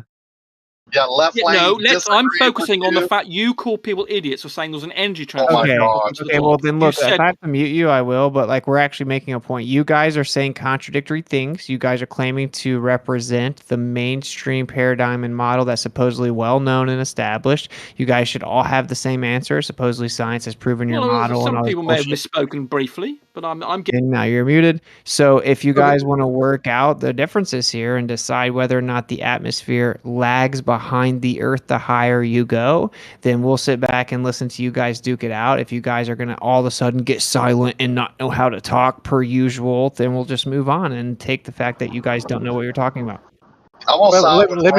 Let me represent what I said actually, and it's sort. It is a disagreement, but if you just take an Earth and or a round planet and put an atmosphere on it, and you start that planet rotating, the atmosphere is going to be in drag. I mean, it's going to be dragging as the Earth rotates or the planet rotates. Over time, if there's no resistance on the outside, over time the outside, the top of the atmosphere will start to catch up, and over great periods of time, I would imagine that it would be rotating pretty close to the same speed as the planet. Even the okay, so you guys are saying there's an energy transfer. So you guys are saying there's an energy transfer from to the air above. Of course there is. Yeah, there's energy. The Earth will bounce in all directions, including upwards, and hit other molecules that are above them. So, and then the rotating Earth in a stationary atmosphere would accelerate the atmosphere around it, and it would start to rotate with the same speed, or at least the same tangent speed. The question that left lane is sort of not. I'm disagreeing with slightly. Is that he's thinking that it would get the same angular speed as the stuff near the center? It can't, because maybe use the word imaginary. You can't get the tangential speed of the upper atmosphere to be greater than the tangential speed because there's nothing to send it to that extra speed. Okay, you guys are saying there's an energy transfer, right? Yeah. I'm thinking about it on the molecular model size that this molecule is moving at 1,000 miles an hour. It can only transfer that 1,000 miles an hour to the next molecule, and that one can't transfer any more than it's got to the next molecule. Correct. So that would sort of indicate that the atmosphere would have a little bit of lag as you went up in altitude. You're saying there's an energy transfer from the gas molecules all the way up? Yeah. Okay, what I'm just curious, what's an inelastic or an inelastic or a non-elastic collision? Just elastic collisions, a bounce would be a good. No, I said, what's an inelastic or a non-elastic collision? I would. The energy transfer would be 100% in a non-elastic energy transfer. Hold on, molecules hit one another elastically. There's no energy loss in two molecules hitting one another. Yeah. They're elastic collisions. With the surface of the Earth and the air being atmosphere being different, a gas, there would be a change in speed right there. You don't have to go up to get change in speed, although you're going to get more change in speed. It would be at the surface of the Earth. I don't care how many millions of years you imagine that it's going to be pretty close anywhere, as I'm being interrupted again by this interrupter. Rumpus, it would start it would start right at the surface and would continue every time it gets higher and higher, would get less and less speed until it stopped. Yeah, but eventually it would accumulate. If you've got 1,000 miles, that's like I was talking about the belt sander. If you've got that going at 1,000 miles an hour, eventually it will take longer. The stuff nearer the surface will get up to speed more quickly. But eventually, that 1,000 miles an hour tangential speed will permeate up to the top. That's a lie. That's wrong. You can't prove that in anywhere. You can't do that. Can. Well, okay, I'll go and get you some literature. I'll get you some interrupted again by this guy. You're wrong. You can do any test you want, blender, like a drill, anything, spin something, and the further you get away from that thing that's spinning, the less speed you have. And the object will actually stop when it gets further out. How did the weather patterns override the Coriolis effect? Weather is different. You have the sun and moon and the heat and energy inputs of the atmosphere that can cause the mix of this. It's pressure, low pressure. It's the energy insource, the cold and hot that create the movement of the air. Not what they're talking about. It's ridiculous. Well, that's what causes the storm to form. But what causes the big storms to rotate? The storms form because you have this mixing and combining of high and low pressure going up and down and around. The cause of the rotation is because of which way the winds are mixing together with those pressures and updrafts and downdrafts. That causes the rotation. So in which direction these high and low pressures come from in certain regions cause storms at certain times of the year to form and rotate in a certain direction, not the Earth curve, left lane. Okay. My God. But before we get away from it, Kosho, were you there? Well, hold on. I want to make a point that Racket got completely wrong. He said he tried to make an analogy between a drill rotating something and the fact that we get slow away from it. What he doesn't understand is the atmosphere. There's nothing slowing the atmosphere down. It's frictionless up there. So those 1,000 miles an hour happening will permeate through, and there's nothing to slow it down. So the now atmosphere the atmosphere is frictionless? No, it'll pick it up until it gets the same speed. There's nothing. There's nothing surrounding the atmosphere slowing it down, which is what is equivalent to your drill situation, which you're comparing with completely fallaciously. You're saying the friction is what causes the air to be in line. Oh, geez, let's try it again. The atmosphere, there is friction. There's a shear force. Listen, try listening and learning, for God's sake. The atmosphere is rotating, and that will permeate. The tangential speed will permeate up the atmosphere. There is nothing, as you just claimed, that it will be slowed down by something. There's friction between the molecules, but eventually the speed will permeate up into the upper atmosphere because there's nothing to slow those molecules in the upper atmosphere down. They will pick up the speed, and gradually, as the Earth carries on rotating over millions of years, the speed from that will gradually cause the rotation. Because every time it's not up to speed, let's suppose that 20 feet above, it's like only going at, say, 900 miles an hour. Well, eventually molecules will come from the surface, they'll collide with the surface, they'll pick up the velocity of the surface, and then they will then go back up like one route or another, random motion, and they will pick up that 1,000 miles an hour from the surface, and then gradually that will go on up and up and up and up and up and up to the top of the atmosphere, and there's nothing to slow it down. It's frictionless up there. There's no something like surrounding one of your drills or something when you've got it in. So when I said it's frictionless up there, you said no, and now you're saying it's frictionless up there. Right, there's friction between the molecules, but there's nothing at the top of the atmosphere. There's no friction applied that's stationary at the top of the atmosphere to slow it down. There's only friction between the atmosphere molecules, and so they pick up the speed of the things that are going fastest, and there's nothing slowing them down. So in your model, what you just told us over the last 30 minutes is that the Kármán line, it's going 1,000 miles an hour at the equator. As it goes up, it goes at different distances away from the equator. Those molecules slow down, and past the Kármán line, they don't slow down. They don't slow down. There's nothing to slow them down. You guys kind of did There's nothing to slow the molecules down. You keep on saying this. There's nothing to slow them down. Rumpus, this is what's happening, right?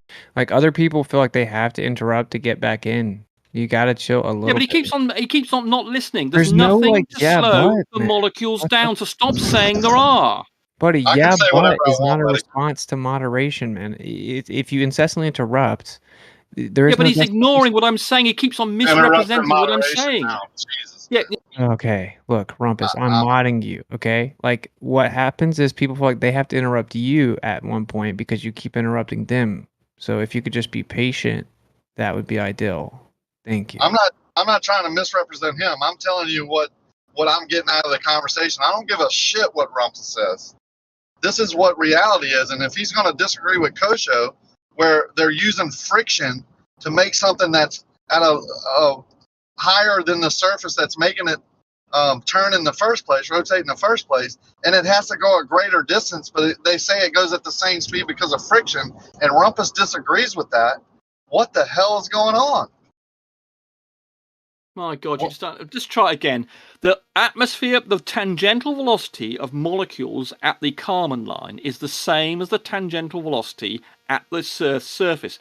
But there's a difference in radius, so the angular velocity is different. There is nothing to slow those molecules down at the Kármán line. They're going to go at 1,000 miles an hour tangentially, and there's nothing to stop them continuing to do that because there's no friction. Okay. There's nothing outside them to slow it down, like in your drill case, which you recited. Fair enough. At what distance is the Kármán line? How many miles up? 100 kilometers, 60 miles is when it's 60 miles. Okay, it's 70 miles. What's the atmosphere doing? How fast is it going? Well, there's no atmosphere there in theory. No atmosphere is 70 miles? Yeah, and that's how we treat it. I mean, there is actually the odd molecule kicking around, but fundamentally... So there is atmosphere. Yeah, but we effectively say there's none. But if there were, if there's a molecule, okay, put it like this: if there is a molecule up there at 70 miles, then it will have the same tangential velocity as the ground. That's 1,000 miles. Okay, so every molecule that's there is going the same exact speed as on the ground. Well, obviously they hit one another. Yeah, I mean, fundamentally, yes, the mean speed will be the same as the ground velocity. Yes, the tangential speed, not the angular speed. So they won't be in lockstep; they'll lag. Because it's got further to go, because the radius is greater, the circumference is greater. So they can't keep up with the balloon. So if you've got a balloon at the Kármán line, it will lose track. It will not. So if you have a balloon and you have one vertically above it at the Kármán line, and you set everything going, then the balloon on the surface will get ahead of the one top. But they'll be going at the same speed of 1,000 miles an hour. But the one at the Kármán line has got further to go, so it will lag. But we don't. When we say lag, we don't mean it's got less speed. It's got less angular velocity, but not. It's got the same tangential speed.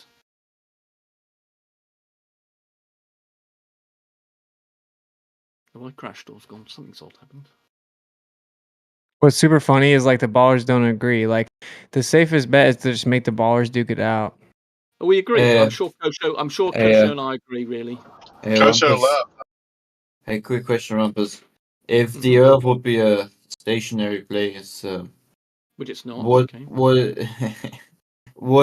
we see right now, would it also be a representation of it? I didn't understand the question. What we see now is a rotating Earth with a curved Earth. Yeah, and if it was stationary, then it would still be curved. Yes. Well, actually, it wouldn't be slightly. It'd be slightly different because the Earth actually bulges out at the equator, so that would be different. But so you said you didn't understand the question. But now I'm trying to help you out. You didn't ask a coherent question because obviously English is not your first language. So I'm trying to be nice here. I'm trying to generate. I tried to give you another formulation of the question, so you might be now understanding the question. But instead of actually wanting to hear that, you're now inserting things that go away from what I was asking simply by a yes or no question. What's so my yes again? Or no question is, what's the question? What we are now observing in reality regarding the air. Well, we observe lots of things about the Earth. I mean, you talk about the shape of the Earth. You're talking about how we perceive rotation. Good night, guys. I'm gonna go to sleep. This is so stupid. Yeah. Oh, thank you. Well, again, I just wanted to know from him if what we observe right now in reality would this be a representation of a stationary, non-moving plane, topographical plane? Thanks. Yeah, to me it makes no sense. Because how can you have an aircraft, a weather pattern, and a balloon all in the sky at the same time in the same area? There's no way to this, Corellis. If you mean, would we observe the bulge of the Earth? And no, we wouldn't if it was stationary. We'd still have be a sphere instead of a spheroid. That's what if that's what the question is. And obviously, if we weren't rotating, then we wouldn't see things like the gyroscopes wouldn't behave in the way they do. We wouldn't get the difference in weight of things as you change latitude. So there would be lots of different. There are lots of things that we observe as a result of the rotation of the Earth. So yes, if we didn't rotate, gyroscopes can only work on a flat Earth. You've got it wrong. No, they only work on it. They only work on a spherical. They were invented on a flat Earth, and they only work on a flat Earth. If the Earth was spinning, they wouldn't work at all. You don't understand. Rumpus, if I use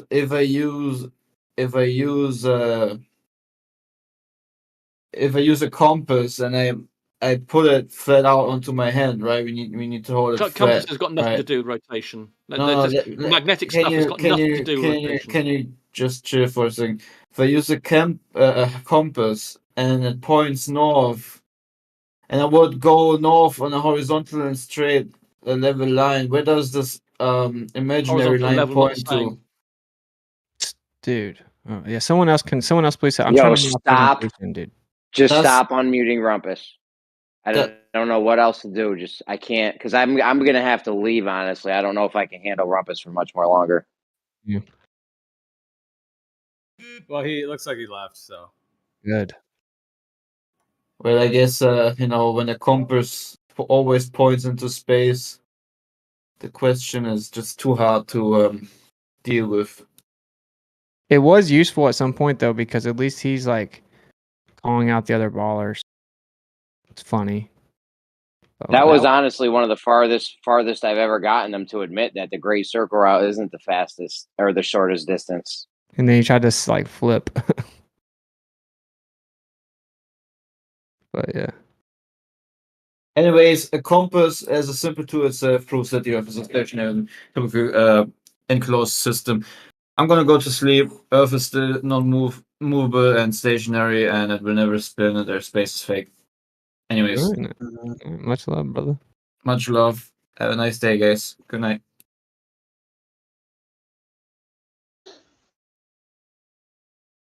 So, Jeremy, you said you want to go with Rumpus for another 2 hours? Is that what I heard? Bro, hand me the knife. If I had to talk, Yeah, I mean, it's like the only way to do it, I think, is just mute and unmute him. Like, it's just like all mods on deck. It's like the only way to do it, because it seems like otherwise I don't know if he can control himself, honestly. It's like he hears something that he thinks is wrong and he just erupts. It's like he cannot even stop. It's almost like a Tourette's type thing where he just can't not interrupt and try to correct that person because he's in such a hyper need to control other people. Yeah, I think he's a product of the deep state and the Tavistock Center. He's just perfectly brainwashed. Yo, once they realize that the Great Circle route isn't the shortest distance, they start coming up with all kinds of crazy shit. The wind, the energy, all types of shit. It's crazy. Yep.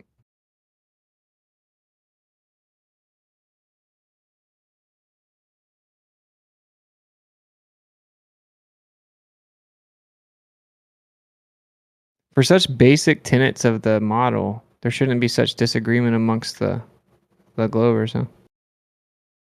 Yo, he legit told us pilots don't correct for Coriolis. Where do you even go with that? Yeah, it's like people aren't debating that airplanes fly. Like things that are absolutely real. It's like people are not debating it. Yeah, and they should have like agreed upon specific answers for everything. Something as basic as like the atmosphere, they don't even understand it. Right? And then like we're forced to just apply actual physics to it. And that's why they have such contradictions. The other Glovers like Kosho and Left Lane, I think they realized the implications of if the Atmos was actually moving behind the Earth further and further, you would have to adjust for Coriolis more and more as you go higher. So they're like, oh, well, we can't, that doesn't work. So we're going to get out ahead of that. And Rumpus is kind of like in the beginning stages where he's just like actually applying the physics to it. He doesn't realize he's going to have to come up with another answer, yeah.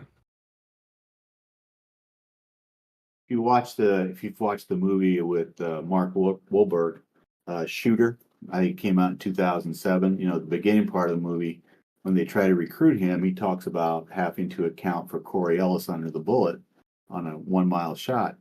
And hence, and as we learned about the guy who did the 2707 yard shot, he didn't take into account at all. He just lobbed it, so he could hit his target, but he didn't have to account for it. So it's amazing how the pros in this world that do stuff don't take into account heliocentrism, that they know we live on a stationary topographical plane.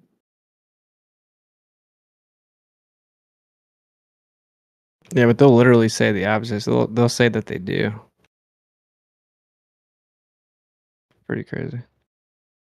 If we were talking about Kyle Curtis, he was using the Burris Eliminator. That was the dope actual calculator he was using. It not only takes into account Coriolis, but is Otvos as well. We actually messaged the guy that broke the record, and he said he didn't account for Coriolis. So I'm going to stick with him, not anti-flat earthers. Thank you. Oh, really? What did he mention? What kind of dope calculator he was using? I don't even know what name you made up. You just made up some name. We actually emailed the guy. The dope calculator? You don't know what a dope calculator is? I don't know anything about a dope calculator.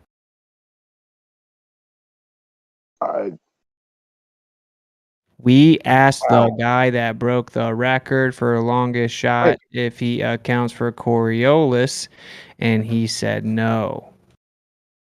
And he was using the Burris Eliminator dope calculator, which not only counts for Coriolis, but Otvos as well. He wasn't even using a calculator. You just make stuff up. He was using the Burris dope calculator out of his dope log. What are you talking about? No, the guy that just now broke the record recently. Oh, okay. Shut up. I was talking about Kyle Curtis, the old dude. I didn't know there was a recent record break. What is the name of this guy? Day, I guess. What is the name of this guy? I don't remember off the top of my head. Oh, right. We showed the emails with him. I don't know. Dude, I find you boring. I don't want the emails. Just what's his name, dude? I don't want to engage with you. This is conversation rape. I'm out. Right, yeah. You don't want to actually give the name of any of your sources. We showed the emails we have with them to thousands of people on a live stream. Believe it or not, no one's trying to hide anything because they don't want to capitulate to anti-flat earthers that are notorious for being disingenuous. What's his name? I don't remember off the top of my head. I'm making a presentation. Argument is, since he can't think of his name, he's making it up. Is that your argument? Yep. No, my argument is I haven't heard about this and I would like to look into it. Oh, why don't you look into it? How about I've been a part of because I can't get his name to look into it. That's why I asked what his name was. Set the record. Try typing that into Google, and his name will pop up. Yep. Go look at Jaren's live streams. You should have to watch all of them to find it. Maybe it'll knock some sense into you. I'm sorry, I have better things to do, like torture people online that don't want to talk to you. Hey, drink the I apologize. I thought I was coming in here very respectful, asking what this guy's name and all this. That's not what happened. Yeah, you've been super respectful. That's not what happened. You jumped in trying to say that you knew the guy used some calculator as a rebuttal to me or to Jim saying that we talked to the guy who said he didn't use Coriolis. You jumped in as if you were rebutting it. And Kyle Curtis did use the Burris Eliminator calculator. I don't understand what's wrong with what I said. Drink of Kool-Aid. Are you the good gentleman that said he verified and replicated Pound Repka? Is that you? Yes, I reproduced Pound Repka 20 years ago. So you reproduced. Oh my god! You reproduced. Is this Jim? You reproduced 0.00000736 meters per second in Pound Ripka? I don't remember the exact numbers offhand. It was 20 years ago. Why do I know, a stupid flurf, and you who did the experiment, supposedly, doesn't know? Because you have nothing better to do than memorize random facts? I don't know. Oh, random facts about time dilation, Pound Repka, Pound Snyder, and Hafley Keating, and destroying You know, we have Michael Jordan on our side. His name is Austin Witzik, but we have a bunch of people who are trying to be Scottie Pippens, Horace Grants, Ron Harper is actually my favorite, and B.J. Armstrong and stuff like that. And so Austin has given us permission to blow you people out the door. I don't want to be blown by you, Jim. No offense. That would be rape. Can we get back to a topic, you guys? This is. Can we get back to something productive? Okay, I agree. Thanks, Gio. Yeah, I mean, when somebody's starting to rape me online, it's pretty rape you online. Oh my goodness! Nobody's raping anyone. Oh my god! So let's just move forward. Oh my god! Thanks, Gio. All right, man. Yep. Did you have a question about the experiment, or did you just want to show incredulity? Well, I think that we should make all the ballers address whether or not the atmosphere is moving behind the Earth more and more as you go higher. Until they can get that smoothed out, I don't think they're of much use. Yeah, so I posted a citation in chat. Of course, nobody bothered to look at it. I did look at it. It was a non sequitur. Oh, yeah, sure. Yeah, I mean, what the airlines actually train their pilots to do and how they explain it, I definitely see how that wouldn't be pertinent in a conversation about airplanes. It didn't discuss whether or not the atmosphere is detached from the Earth further and further the higher you go at all whatsoever. Didn't even begin to mention it any. I don't see where you posted it. I'm trying to look at what you're talking about. It talks about why planes fly in different directions.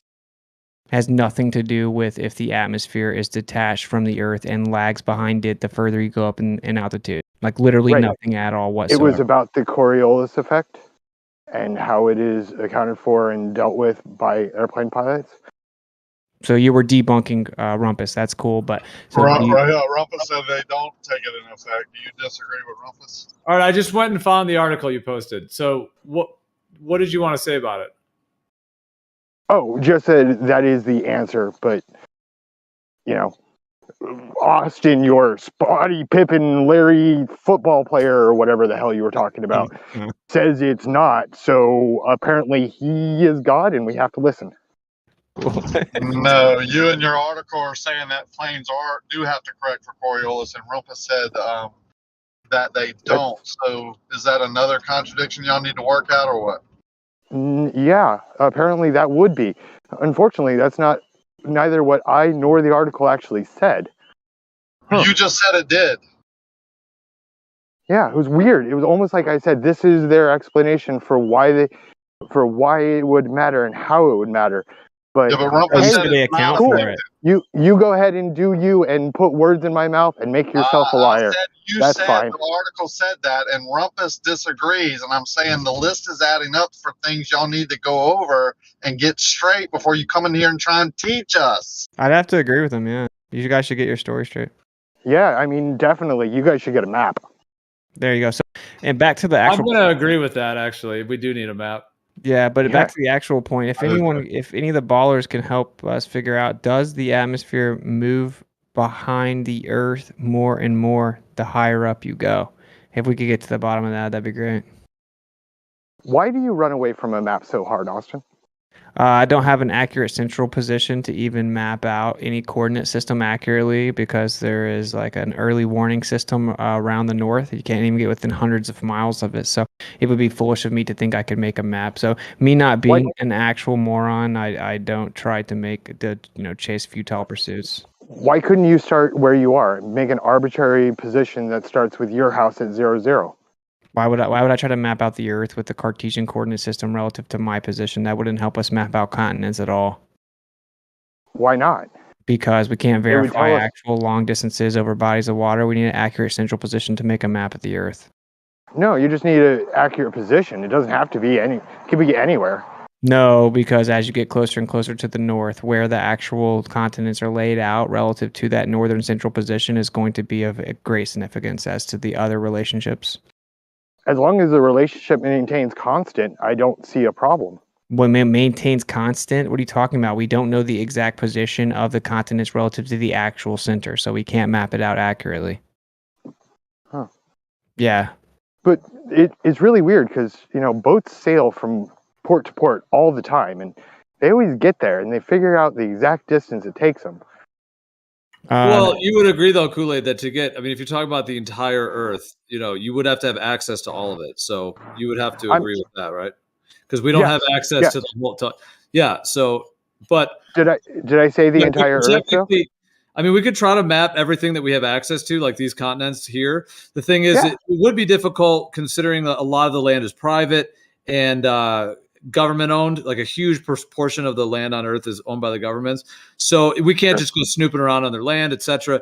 Now you could get some pretty good layouts of the continents with really accurate measuring in the oceans and at least get the shorelines, because most of that you could travel in a boat, at least to some extent. But getting actual distances on land starts to get difficult because of all the private land situation. All you can really do is drive roads, and roads are going to be laid out in their own way in terms of the distances and the way that's laid out. And that's where this whole deception comes in, because with the geodetic surveying, we're all traveling in straight lines on roads and things. We're not able just to, do some huge measurement over the whole Earth because of the private land issues, government land issues, et cetera, that we can't just go walking on other people's land. However, it's conceivable that with a research team and a lot of funding that we could put a whole team together, and at least with what the public does have access to, we could get a pretty good layout of the known continents. Right, but do you have access to your backyard, and could you start a map there and at least have something to show? Hey, no, not really, because you don't have access to all the land. No, just going in your backyard. In your backyard? You've never heard of a gated neighborhood? You don't, wait, hold on. Geo doesn't have access to his backyard. Do we Dude, need it makes to send no someone sense to to help act you? like, dude, That's the way not that we what I mapped said. out, the way we mapped out everything locally was for that. I asked if you had access to your backyard, and you said you don't have access to the land. No. So we don't have that. Yeah, of all the surrounding land. Yes. Okay. All Yeah. Yeah. Could we start with your backyard? Why? I'm just looking to start an accurate map. Well, let's actually talk about it. Something that's more productive. Hold on, something that's more productive rather than just the sort of gotchas or whatever. So, all right. Well, I was just hoping I could get a full sentence out. Can I actually get a sentence out here real quick? Not interrupting in the middle of mine. We have to just go one at a time. I was just trying to say my piece, so let me finish. And right, but you interrupted me to say, so can I get my sentence? You're going to be muted if you're just going to loop about interruptions. I'll unmute you in 5 seconds. Let me just finish. All right. So what I was saying is that to actually have a conversation about it, yes, you can go into your backyard and you could map out the little section of your backyard. Once you go beyond your backyard, you now have to be going on other people's private land, private homes, private roads, all of that. So it does get quite complex. Now, I think with drones, doing it at altitude, there are ways to do this. So yeah, I think if we could have a more productive conversation in that direction, rather than the gotchas kind of thing. So yeah, go ahead. Right. So like I was trying to say is, why can't we start something? Why can't we start making a map? Well, the way we make all local maps is literally with plane survey data. So we could literally take every like survey measurement ever done, but the problem is to actually connect them to one another over long distances that then involve water. That's when it becomes trickier. Okay. Yeah. What if we say fuck every measurement that's ever been taken, and we take our own and we start building a map? That way we have all it. Sounds great. Can I please get my sentence can I out, add guys? something? Can I finish my sentence? Yeah, we were I'm just gonna finish saying my yes. fucking sentence. Yeah, we were just saying yes, and then it sounds like Sean G is next. So go ahead. So that way, when people come to you and they say, "Hey, where's your map?" Say, "Look, I've started one. I've got this much done." And then we can talk about different ways, like Geo said, high altitude drones. We can do maybe celestial navigation to get positions, but at least we can start something. Yeah, man. Go ahead, Tony. No, I think that was Sean G. Thanks, Jerry. When you're talking about like creating a map, having properties or land masses that are areas that you can't get to, there's still workarounds on that. But the main point I wanted to put, when they're doing it over like mass bodies of water, they're not. They can still do it. It's done. It's been done. They do it when they do dredging and everything. They take GPS or satellite pictures. They use dredging and sonar so they can get a map of the ground, and then they use the terrain under the water. They don't actually do it above the water. So making a map, especially how you said, Geo, where you can map a coast. And where the other land masses are what you would do later. But mapping your area, United States, for instance, and Canada and Mexico, all that would be more than possible. Dude, this whole like GPS and satellite thing was just laughable. Why would you even bring that up? Okay, And fine, the way fine. that we map the ocean Okay, floor, and every not by baller satellite, must not interrupt. by if they can. satellite, by a stratospheric balloon. Is that better? It's still done. What's better Yeah, is please don't interrupt. interrupt though. Yeah, please Yeah, don't so, and interrupt. then the So way that funny. we map the ocean floor, for example, is something called bathymetry, and it actually shoots sonar waves, assuming parallel horizontal layers starting at a horizontal baseline of sea level that runs adjacent to landmass that we then get elevation. All the conventions we use are the same. We can't create any accurate longitude and latitude or coordinate system if we don't have the accurate central position to start from, much less can we actually take continents and lay them out proportionate to one another accurately without an accurate depiction of the center, how big it is, and where each different continent closest to the North Pole in each direction actually is in proportion to the true center. This is just basic common sense. If anyone understood that, they wouldn't ask for maps. I do think it's funny that the Globers all of a sudden jumped off their mute real fast, though, to talk about what they think is easy to talk about, flat Earth not having a map, but they were all dead silent. We were talking about what they believe, which is the actual positive claim on the table, which is that we were trying to figure out if the atmosphere moves with the Earth or if it lags behind the higher you go. But then once we switched over to flat Earth maps, I mean, now all the Globers Yeah, have something to say. that means that no one wanted to talk about that. Because you guys can't. Yeah, because you guys Yeah, I can't because I don't know anything about it. So I don't know enough about it to have You a just have a conversation. blind So belief. that means that anybody else would just have no. I don't. I'm not using it as evidence, so I don't know what that even means. That's a straw man. Anyway, when it comes to making maps, I mean, I've done thousands of topographical maps, so I know how mapping works. So that's why I jumped in when that topic came up. You did But planar maps. say again. You did thousands of topographical planar maps Topographical maps, yes. that were planar. Yeah, actually, yeah. Because Who hit the fourth? what I was doing it for, it wasn't necessary to have Earth curvature at all. This story gets even better. Sean G is mapping planar surfaces. He's a flat Earth mapper. Because I'll say it one more time. I'll say it again, so maybe you missed it, Gio. In the area that I was surveying and doing these maps, where we would also piece them together from other areas, I didn't need to use Earth curvature. It had nothing to do with what I was doing. So yeah, way. It's not like a gotcha or a ha ha ha. It's just the scope. No, of I work. agree with you. I agree with you. Like on the Earth, the curvature of the Earth has nothing to do with what you're doing. I 100% am in agreement. Yeah, and then what I was doing, you're 100% correct. It's still not it's a flat Earth thing. Sorry. Hold on. Who's got the soundboard going here? Michael. Yo, I want to say if I was going to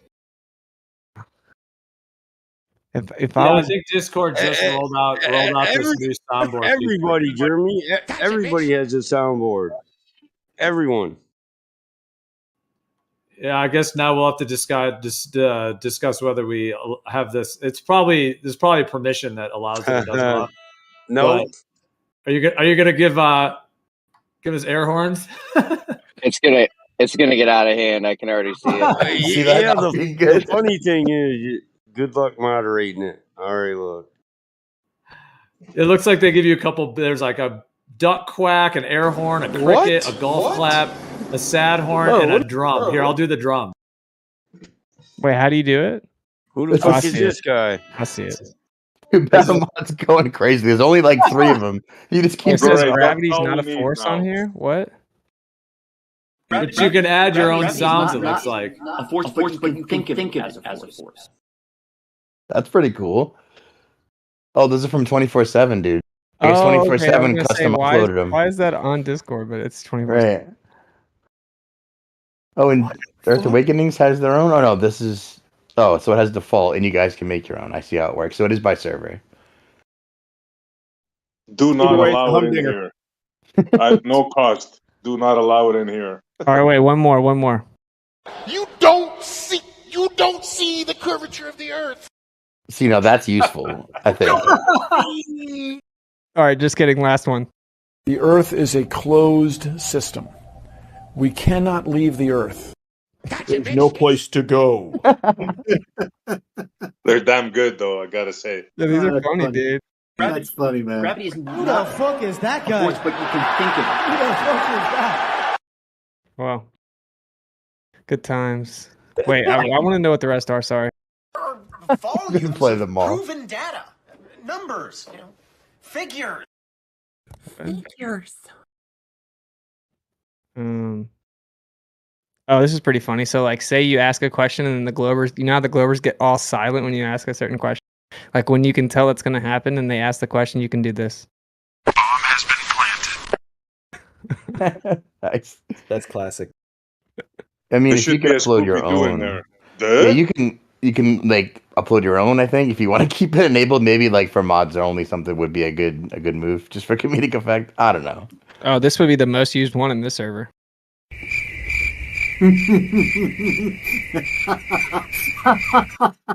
That's a frequent occurrence. Like, I just want to know if the atmosphere moves separate from the Earth and then goes further and further behind the Earth the higher you go.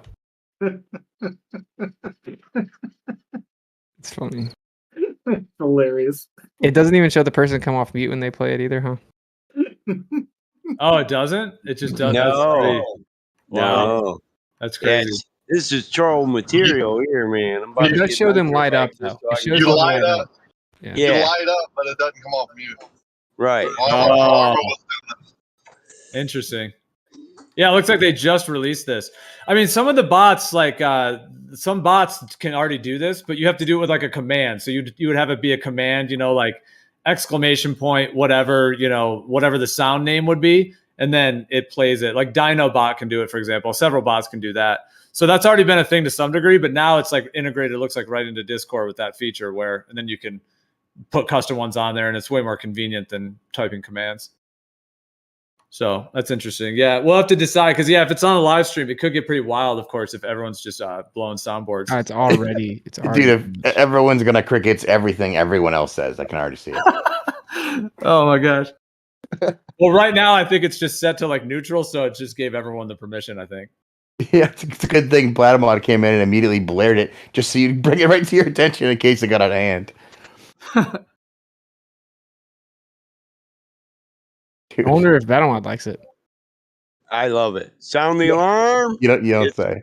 It's on. Yeah, now I don't even have to say shit to interrupt Flack now. I can just fucking air horn his ass. This is good and bad. Equal parts. Yeah, you don't have to argue with them dudes that just keep interrupting you. You can shut up and just soundboard them. Well, yeah, dude. Like, I imagine it's really useful once you set up permissions right, and then you make your own customs. Like, like Creation Bear 24/7 debates entire people using just soundboards. I think there's something to that.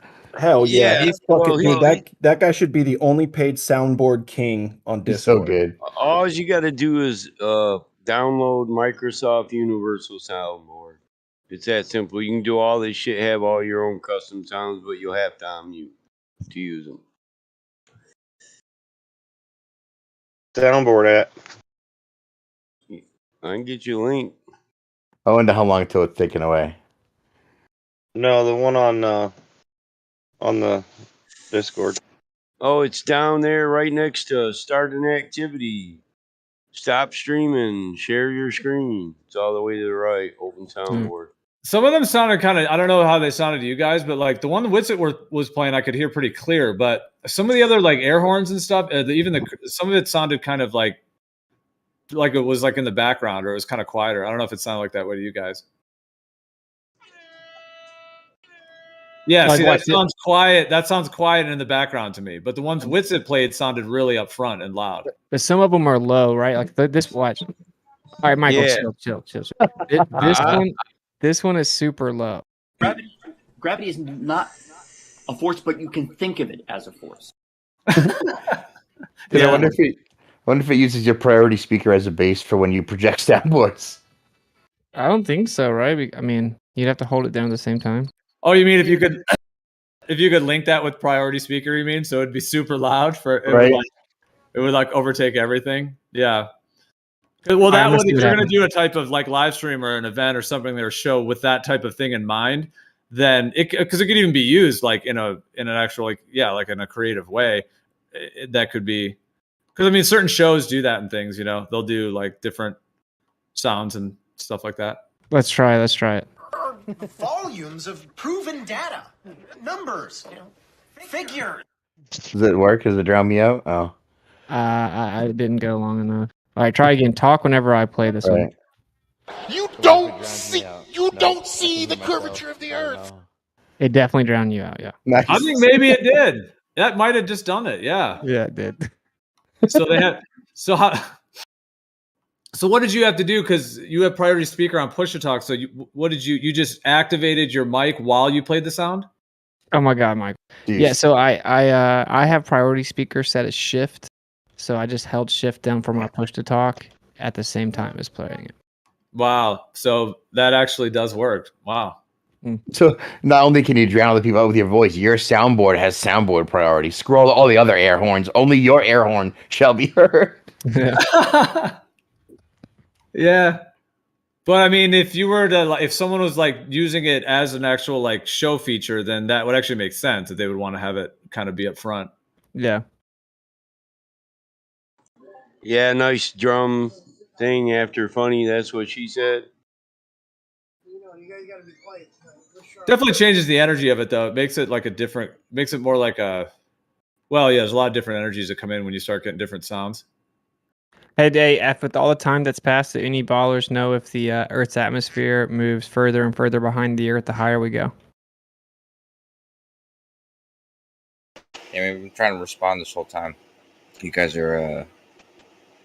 Well, Kosho, you know how when you take like a tennis ball and you have water on it, you spin it, the water vortexes, it shoots off, So is there something like that happening with the atmosphere at that outer layer? Is it kind of like vortexing and starting to like, curve out there? Like, are the lines, are the atmosphere lines like going at an I understand the angle question. to start vortexing? I understand the question. Just to be clear, though, because I was working outside earlier. You guys are really getting in on Rumpus and other people disagreeing. I don't think there's a problem with people disagreeing with each other, and I don't think there's a problem with me The Earth or is a anyone else closed potentially. system. We cannot leave the Earth. Sorry. What is all that? I can't hear anything but that. Yes, sorry. Not 15 minutes and we're already regretting it. That should be off. What it is, Left Lane, it appears as though within the last like 10 minutes, Discord just released this new soundboard feature, and the permissions are set. By default, the permissions are set that it's like a neutral setting, which means everybody just instantly gets it. I could change that within seconds. I would just go in the setting and turn it off, but we've left it on because it's just been these first 10 minutes. So it's like a soundboard feature that you can play sounds. Oh, cool. Right. Come on. You can turn it off, thank God. We're the biggest kids on the internet. Let us enjoy it, man. It'll get boring. So you can turn soundboard volume independently completely off in your volume settings. I'm just now noticing, which might be useful for some people. Nice. That's my new favorite. Dude, that's tight. Wait, you're saying you can turn their it says control how loud soundboards are for you personally, and it's like a global thing. Yeah, I don't hear any of them now. The global thing. Sorry.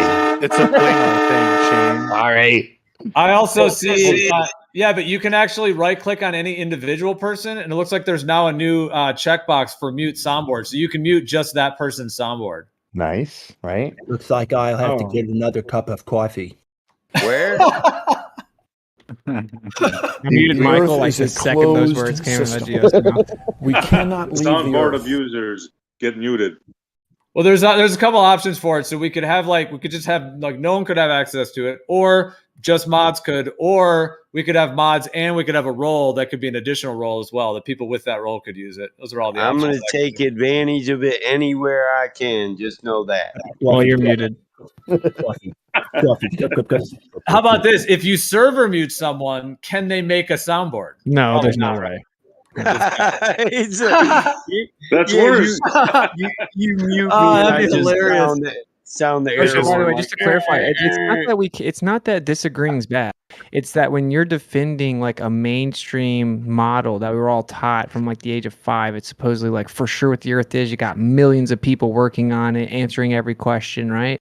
There should be an official answer to some of the basic tenets of the model. Something as basic as the atmosphere moving with the Earth should be like a very fundamental explanation of the globe. Yet we don't have an agreed upon answer from the people that like live, breathe, and eat globularist propaganda.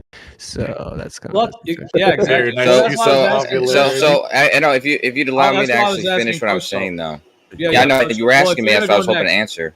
Well, I know if you're going to go next, but let me just say that is kind of where we left off, because I was asking you, like when you have water on a tennis ball and you spin it and it vortexes, it whips off. Is that happening with the atmosphere spinning in the vacuum of the globe, as you believe? Question. Again, though, so just in the case of people disagreeing on either side, if you guys are going to take the position that what we're saying is gospel, then that's fine. I guess that's your choice. But if not, then it's okay for some of us to be wrong. It's okay for some of us to disagree with each other. I don't think there's any necessity that because we believe in something different than you guys, that means that we need to all agree with each other. Well, what do we do whenever there's not an official explanation somewhere? Well, it turns out there is an official explanation for this kind of stuff. And I've posted in the chat, like where airplanes are flying, the airspeeds are extremely representative of the fact that they're not lagging behind anywhere up to where planes fly. They're actually we already know that. They're actually surpassing the speeds in the surface. We already know that. The Earth doesn't move, Kosho. You think we don't know that the planes aren't getting dragged behind a spinning Earth? No, the Earth doesn't move, brother. Then what's your point then? Our point is, what's the model's official explanation for how that runs in the face of fluid mechanics and the law of conservation of energy? There's nothing slowing it down. There's something slowing down the ground speed. I Can mean, you the airs at the surface. There's nothing slowing down the air at the top. There's energy being inputted into the air at the top, and there's nothing slowing it down. That's what I'm asking. It would make sense that it would make sense that it's moving faster. I'm asking specifically for you to cite that, right? Like the Glober's acknowledging that based on physics, you know, it would go further and further behind the Earth the higher you go, right? Makes sense. You guys are saying no, it does. It's actually going faster and faster the higher you go, so that it all moves together and it doesn't lag behind. I want a citation about that, not a citation about whether or not planes have to account for it. Of course, they're not accounting for it the higher they go. The Earth doesn't move. I want a citation about the Atmos. Yeah, I posted the real-time atmosphere at real-time altitudes and what it's really doing right now. So I don't know what else. You need somebody telling you that this is happening. I want the official explanation cited as to how the atmosphere doesn't lag behind the Earth more and more the higher we go. There has to be a physical mechanism introducing energy, and it has to introduce more and more energy with altitude. So the energy has to be introduced proportionate to altitude. That's the only way, according to physics, that you can explain it not dragging behind the Earth. I want to see a citation that says this little story of friction is exchanged from the lower to the higher levels over the course of millions of years, and eventually it'll equal out. I want to see that explanation cited. I want to see the actual explanation cited. That's what I'm asking. But that's not the only mechanism, obviously. It's not like it's a dynamic system. It's got energy inputted from the sun. It's got energy. Who's doing that? We got to get this soundboard thing under control. I mean, I'm doing real shit right now, so it's like I don't have time for this background shit. So, man, it's okay. I mean, this is a tough situation for you to be in. Well, I was just looking into the settings. I think it's really not that tough, man. It's like you're making it seem like if we were to go over how many times you guys disagree with each other, or you guys get things wrong, like I'm not gonna sit here and dwell on the times that you get things wrong, right? So either I'm wrong. So either I'm wrong, or me and Rumpus don't agree on this. Us disagreeing with it. Totally it doesn't matter. Well, hold on. I'm providing evidence. I'm providing evidence for why what I'm saying seems to be true. Us Hold on. disagreeing with And- each other is nothing like you guys disagreeing with each other. I don't know how many times that we have to lay this out for you, but we're challenging the globe deception. We don't believe in the mainstream model. And then we're trying to figure out what the Earth truly is. In the process of having to replace that idea and figure out what's really going on, we have tons of speculation, tons of disagreements, tons of future things we have to learn. Of course, we disagree as we speculate about the unknown because we are independently assessing what the Earth is. You guys all believe the same model, okay? And the model makes very specific claims and has very specific physical necessities. So therefore, you guys, for the most part, have to all agree with the same model of the Earth. It's fundamentally different. Yeah, Coach. Just because a lot of people believe the Earth is a globe and not flat doesn't mean that they have to agree on everything about the Earth. That's right. That doesn't follow. Well, no, you guys always say that science this, science that, scientists do this. If you guys don't agree with the mainstream model, then you're on our team. If you think that the Earth is a globe, but most of the mainstream explanations are wrong, then okay, then you believe that the mainstream model is wrong. So then you're on our team anyway. But none of you guys believe that. Let's make it very clear.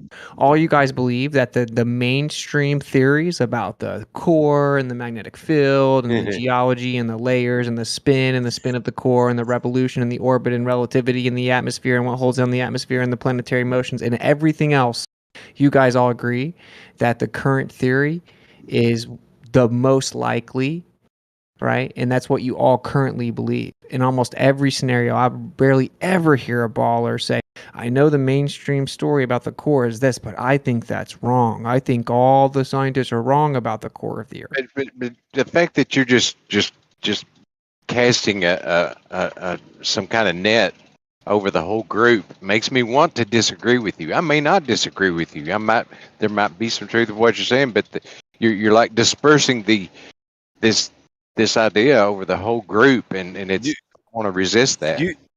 Do you agree with the mainstream idea of a core theory or no? Does it have any problems? It is what it is, and I can't go down there and touch it and look at it myself. So Is I'm that kind of a limited. yes or no? They've got an idea of what it is based on the information that I've got. I agree with it. Okay, Leftwing, that's my point. If I was to ask you, can you Thanks name for one proving our thing? point. If I was like, name one thing about the mainstream model that you think is wrong, you wouldn't be able to name anything. And so that's fine. That's the thing. I'm limited in I mean, I'm just a guy. I'm not a scientist. I don't do these experiments. I mean, when you come from ignorance and approach a complex topic, you're sort of at the mercy of the experts with regard to what it is or what it isn't. You know, You're just blindly believing what you call the experts. That's the my it's whole not point. blind. It's not blind. It's supported with evidence. No, it is blind because you heard another baller make up a story about the atmosphere and then you believed it. You've never even read a citation that says that. You've never seen any scientists say Winston, that. I've studied meteorology in college, and I do have some education with it. I have studied some of these things, and the basic laws of physics. You can apply these concepts to everything around us. Would that work, or would that That's not what I'm work? doing. Yeah, I the don't laws know. of I don't know physics. if that'd work or not. The laws know? of physics necessitate that the higher you go up in the atmosphere, the further behind the Earth that atmosphere is, because it's having to travel a greater distance. Okay, so if it's maintaining the same speed, but it's traveling a greater distance, then it's going to take a longer time. It's going to lag behind the lower layer unless you introduce more energy so that it can go faster and all move together. These are basic laws of physics, right? So I'm asking, I just want to see, where's the official answer? You guys make up answers, that's cool. I'm saying that in 2023, if the globe is such a slam dunk, we should definitely have official authoritative answers for something as basic as the relationship of the Earth and the atmosphere. I've given you answers, and you just talk through them. But the atmosphere, the energy that you say, where's it coming from? Obviously, the friction from the air below is going to be able to keep the air above up to speed. And so, as Rumpus said, that only that only will allow it to reach the same tangential velocity of the surface, and that's it. However, that's not where the energy from the atmosphere even comes from. That's just one aspect. The energy from the atmosphere comes from the sun.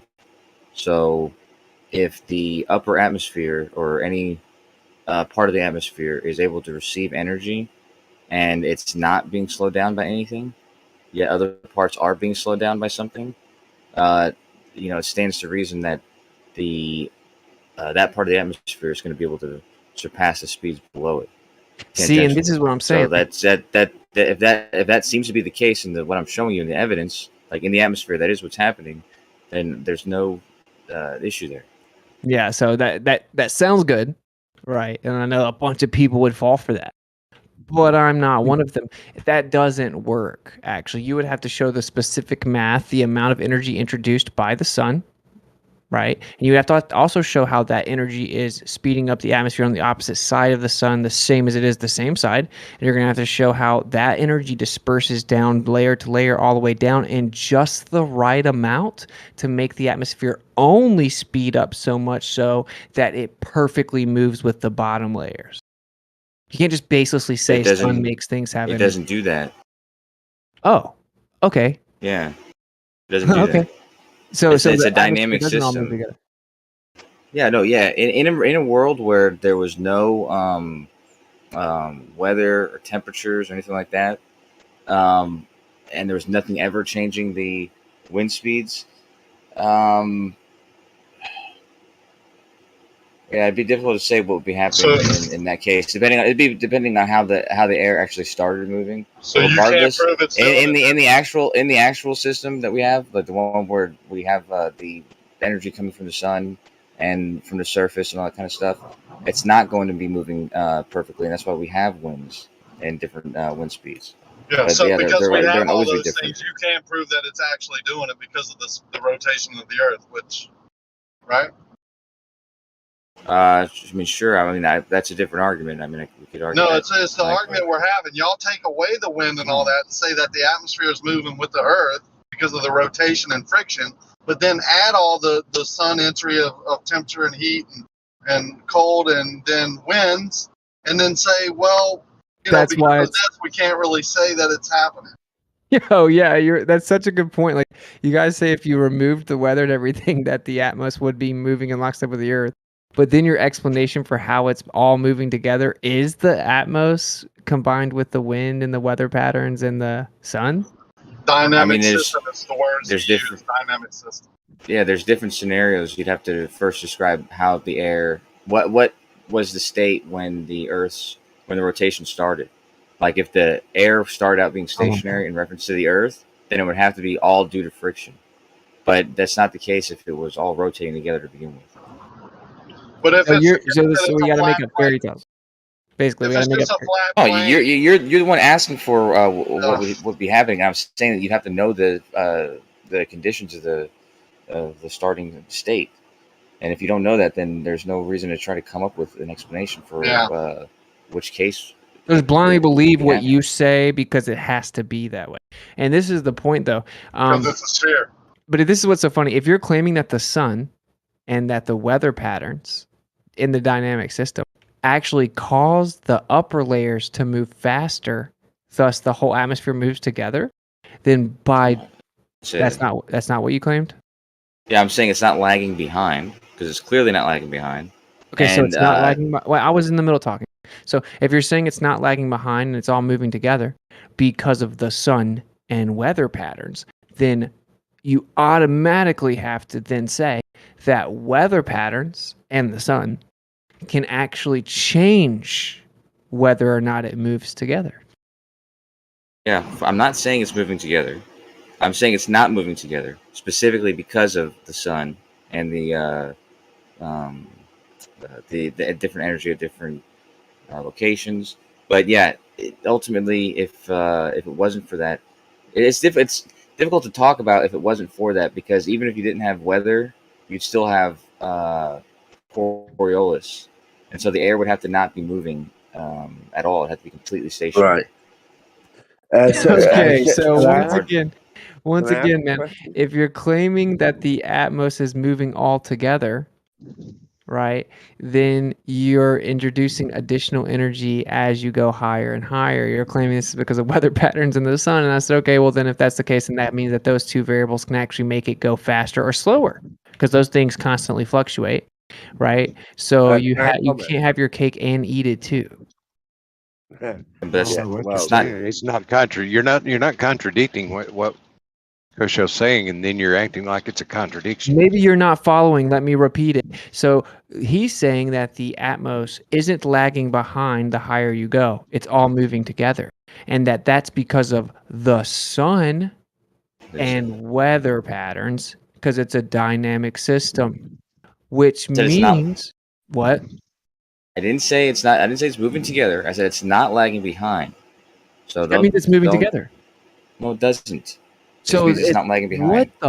So the Earth's atmosphere is not lagging behind the higher it goes, but it's not moving together. but Yeah. what So does what's the other anyone option? mean by that? By that There it's is no other lagging option. Either it's behind, moving together with it, or it's moving slightly behind it. The higher you right? go. Okay. Well, there's not. There's not a If I third can, option. There's I can an No. obvious jump third in. option. I It can could be jump in. moving ahead of it. Yeah, it Okay. could be, can it? Okay. Well, that's even worse for you guys. No, it's not. Yes, it is.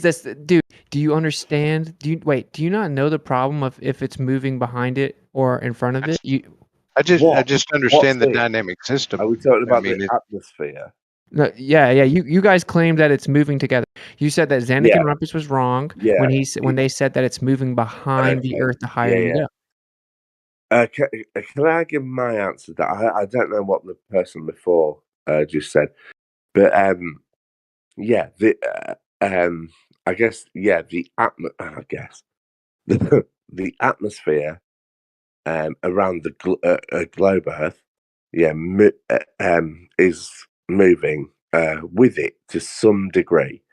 However, yeah, weather can happen inside it. So imagine in a car, Ugh. you're driving in a car, and you throw a ball up in the car. It's going to go up and land in your hand because all the air in that car is moving at the same rate, right? However, turn on the blowers and the air conditioning and the thing, right? Then that's your weather. That's non sequitur. Yeah. So that's the separate thing, right? That's a non sequitur, brother. That's is, not no, brother. Just so you understand, we're not talking about if you turn the AC on. Everyone knows that there's wind.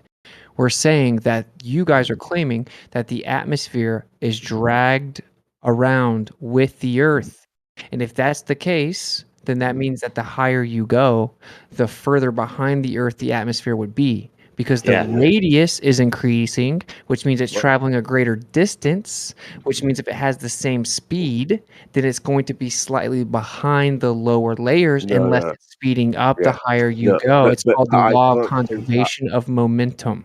I don't. Hold on a second, guy. Hold on a second, man. Hold on a second. Because he just said exactly what I've realized what the problem is. You're claiming that our claim is that the atmosphere is being dragged along with the Earth, which is what's giving it its speed, dragging the friction, and so, but that's not our claim. The claim is if the claim is if the air was moving slower, then yeah, that would be the case. But the fact is, hold on, guy, hold on. The fact is that the air seems to be, for all intents and purposes, already rotating with the Earth. So it's not doing that because it's being dragged along with the Earth. It's doing that because they're, they're sharing the same speed. There's nothing to slow that speed down. So it's not a function. It's not a function of it though. So no. Can you go a greater distance in the same amount of speed? What do you mean? Can I go? If I run 100 yards and it takes 5 seconds, can I run 200 yards in 5 seconds if I go the same speed? Yeah, no. Okay, Yeah, so to go a greater position. distance in the same amount of time, then I need a greater speed. If the atmosphere is moving with the Earth, then it's doing a full rotation in the same amount of time. Right, but if it's moving with the Earth, and we just don't know how it started, but we know that it's moving with the Earth, then whatever speed the surface is doing is not going to be slowed down, and whatever speed the upper atmosphere is doing is not going to be slowed down. And if it happens to be going faster than the surface, then there's no contradiction, unless you know what was causing it. If the claim is that it was caused by the friction, then yeah, you're probably right, but that's not the entirety Either way, of the claim. Dude, if the my atmosphere guy. is moving with the Earth from the bottom to the top, that means the higher you go, the atmosphere has to be moving faster. This is basic physics. Yeah, tangentially, that's right. Yeah.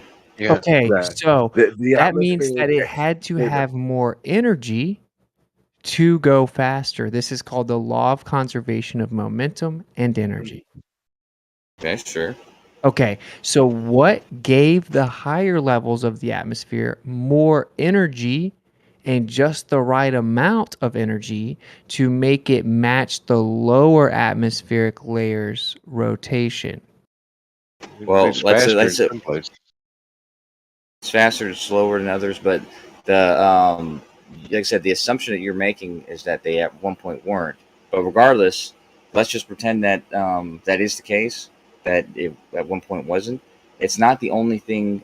So the difference between the upper atmosphere and the lower atmosphere is, the upper atmosphere is going to get directly bombarded with the energy, right? And let's say that there's not a difference in the energy it's getting from the sun. So the upper atmosphere and the lower atmosphere will be, get the same energy from the sun, and so could potentially reach the same velocities. The upper atmosphere has less impedance than the lower atmosphere, and the friction and all that other kind of stuff. So what would slow down the lower atmosphere is not going to slow down the upper atmosphere. So it's not a contradiction that it's moving faster in a lot of cases. I just explained why that answer doesn't work. Okay, so for one, your model claims that there's super rotation at the top, and their primary answer is because of the sun's energy. Okay, which would mean that it's going to have to go from faster to slower, and not just the top. But it doesn't even matter. That's what I said. It doesn't even matter because the most important refutation of that means that the sun would have to be introducing just the perfect amount of energy proportionate to altitude to make it speed up just the right amount to match the lower layers rotation. So you can't just baselessly assert that. That's an absurd claim. I literally said the opposite of that, actually. What I said was the beginning of what you said, that the super rotation.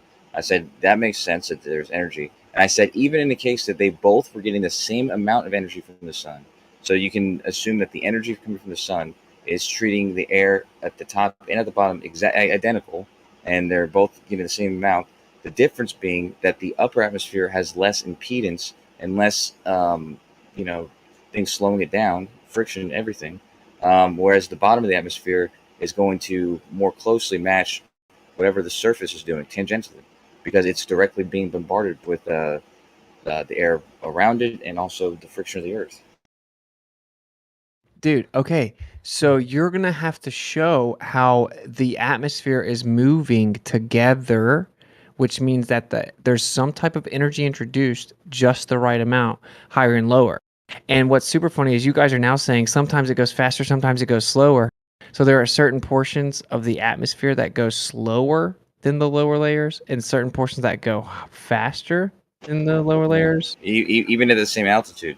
Yeah, Actually, in almost every elevation, you have the differing. Just like when you look at Jupiter, you see those different layers of currents going in opposite directions. It happens because they're basically bombard. It's like the rotation, the speed, like the picture I just showed with the eastward winds, or whatever, that causes the equator or whatever, the winds there to go in the opposite direction. Like it's like a belt moving in opposite directions or whatever. So they'll do that at every altitude. But now you're just talking about wind, right? So you're just talking about wind, which means that if there was no wind, then you're saying that the atmosphere all moves together in lockstep. Yeah, but that's what I'm saying. Maybe if I think the other day we were talking about it. And I think what's his name? Jesse actually gave probably the best answer, which was more explicit than all the rest of ours. And he started bringing up, you know, how even if you accounted for that, like it's not just weather, but the Coriolis would even in itself make it a dynamic system. So it's kind of complicated to talk about in terms of, you know, everything being still and not changing. Jesse's answer was contradictory. Jesse's answer was awful. He literally contradicted his point. I don't know. I don't think so. I mean, I remember what he said. He went into detail and basically agreed with what we were saying, but then also added in the Coriolis and how the a lot of the weather systems will take the air from the equator, take it up to the upper atmosphere, and then the Coriolis will basically make these circular currents. He said no. And He it agreed rotates with you the guys and poles. said it was. Did he agree with you guys and said it was just wind? And then he went on to say that actually there was wind plus a small effect of the atmosphere moving separate from the Earth, which directly contradicted you guys and his alleged claim that he was agreeing with you guys. I remember exactly when it was too, because I was at the outlet mall. So either way, dude, the actual point is, if you want to actually summarize it, you're having to claim that at the beginning of all this mess of the pseudoscientific model, when dust particles from the sun became the Earth magically, and then life arose eventually, in this magical fairy tale of the Earth, towards the beginning of the dust particles becoming Earth, whatever that means, that there, and I guess this would also have to have changed after the Mars-sized body hit the Earth and broke it up, right? And then it would have had to happen twice, where there's some type of effect, some phenomena that happens that introduces energy to the atmosphere proportionate to altitude, just so the right amount that it moves in lockstep with the Earth, not accounting for wind. These are two That's separate what creates things. the wind. They're I don't two understand why you're saying. I don't understand why you're saying doesn't not accounting for the wind, when that effect is what creates the wind, is that energy that's coming from the sun. And even if it was an exact same amount of energy that was imparted to every part of the atmosphere, you would still have these same kind of differences, for the reason, like I said before, there's this difference in how much the atmosphere is being restricted, you know, at the top and at the bottom. Yeah, but there would actually be a higher composition of density, which would mean that you'd be able to retain more energy. You'd have freer space to move around, but the more dense would actually obtain more energy. And that doesn't even matter, because even in the fairy tale that somehow wasn't true, which it objectively is, obviously a more dense system is going to retain more energy, right? Like the point is that it would have to be just the perfect amount. So that's why I said, can you guys cite it? I want to see a citation. Show me Harvard or Stanford or Yale, any astronomy department, any geology department, any meteorology department, any university explaining what you guys are claiming happened. That's what I want. That's not unfounded when you guys claim to represent the mainstream model. And why don't you say explicitly what you want to see? Hail to the king, explained? baby. That's close. That's a good sound actually. But what what exactly? Can you detail exactly what you want to be expressed by the whatever citation you find? Yeah, I want it to explain the process that sped up the higher layers of the atmosphere with additional energy, so that it all moves together. Last statement, just the three words you added at the end. All the other parts of it, would that be fine? No, no, because dude, like I want to see, okay, just like Zanuck and Rumpus both agree with me, because it's just basic physics. They're just going off basic physics. The higher you go in the atmosphere, the more it's going to lag behind the Earth, right? Like this is just basic physics. Well, yeah, that's true. That's true only in the case that it's on the speed of the air is caused only by the friction of the things around it.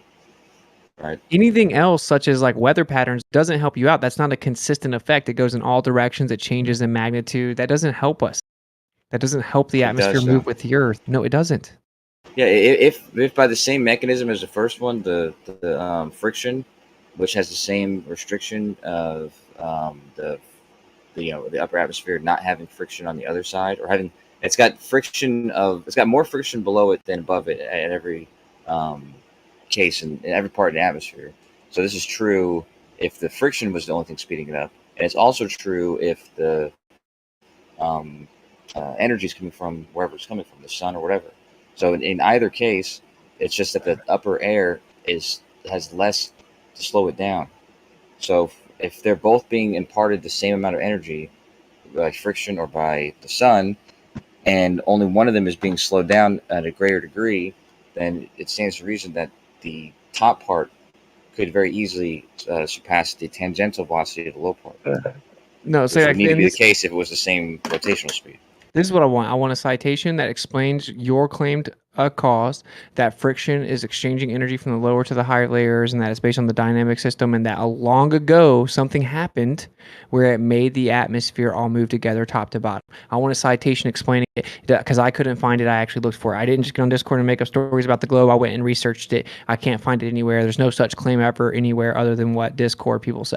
So if any of you guys can offer citation, that would be cool. In addition, as a final note here, when you guys say that the core, like the effect, because Janik will say, yeah, when you get up there, it's a few miles per hour. Rumpus was saying 10 to 20 miles per hour at flying height. Zanik says like 8 to 12 miles per hour, whatever. You guys are all over the place. So that when you account, he says that at flying height, the atmosphere moves however many miles per hour behind the Earth. But that by the time you account for wind, it accounts for it. But this is the part you guys overlook, and I haven't even dropped this on you guys yet, but it's funny. But to say that you know that it's going to be 10 miles per hour behind the lower layer at flying height. And that means still it's going to go 10 miles per hour in a certain direction, right? Like let's say west.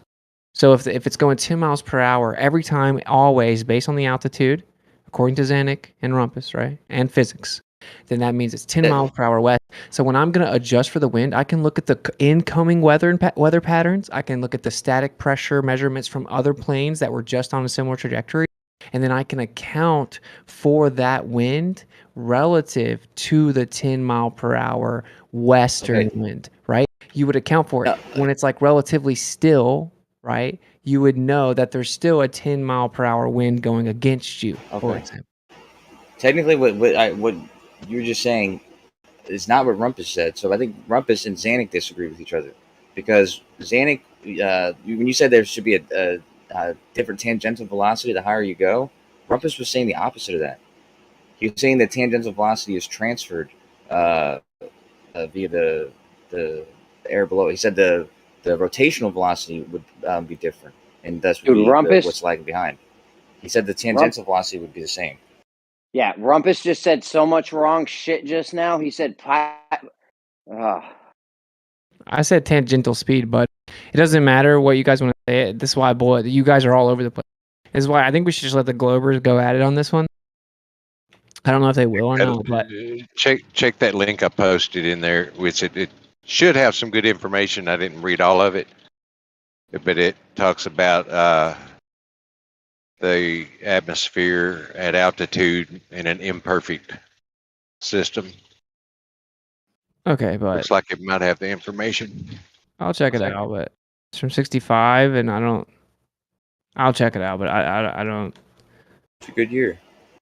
But Left, do you agree that there's physically impossible aspects involved with this? No. What a question! You thought you were. Yeah, Left Point was just gonna jump in and be like, yeah. You guys should go at it, right? Because it's like, does the atmosphere move behind like Rumpus and Zanik are like sure about it. And you saw how Rumpus flipped it on me like he was teaching me the concept. I'm like, bruh, this has been my argument for like half a year. Like, what are you doing? Like, yeah, that's my whole point. Like, based on physics, it would go behind it. So like, I don't know if you guys can figure it out or what's going on here, but that would be cool. Yeah, and then how it would interface with a vacuum. How it would interface with a vacuum how it would be interfacing with a vacuum like that, moving at that speeds without something like a super fluid.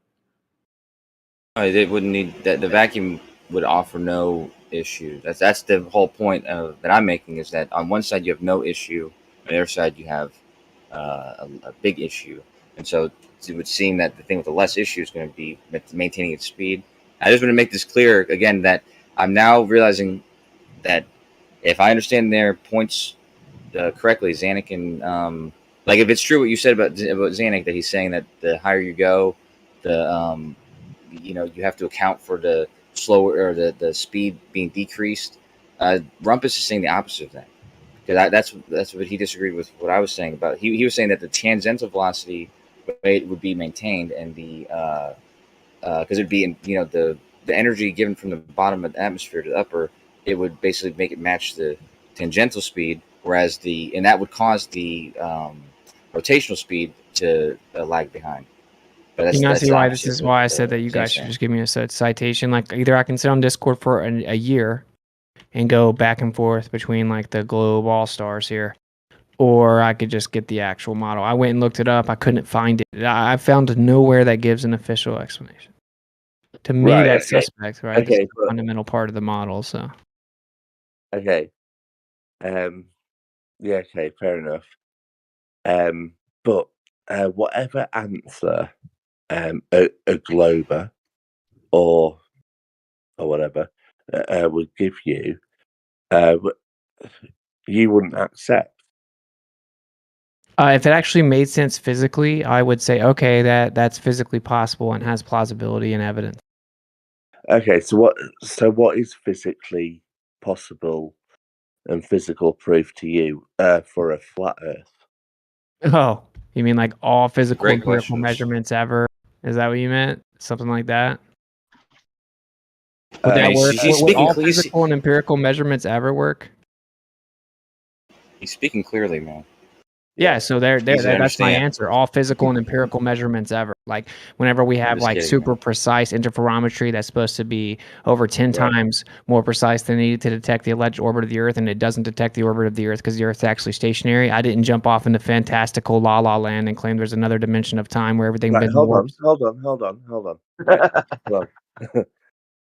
Right, I'm talking to you reasonably and not getting excited, right? And it's hard not to, because I do get you. I do get where you're coming from. Anyway, if I forget about that, right? You're saying that there's measurements taken that prove a flat Earth, right? Yeah, No. like all empirical measurements and evidence show a Empirical. stationary plane Earth, and the globe claims that it just Okay. looks like that. It's a joke. It's a trick. If you need a reference, you could say Well- mctune.net/se. Sorry.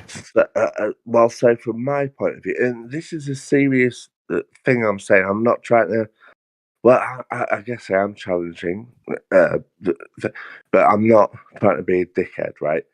Mhm. But so Good point. basically, what you're saying is this empirical thing, and that proves it's a flat Earth, and right, and and the evidence or the supposed evidence that we have as globe earthers and things we're taught, when we say, well, what about this and what about this, then you deny that. So why do you accept the measurements and so forth that you take, but you exclude the measurements and evidence that you don't like?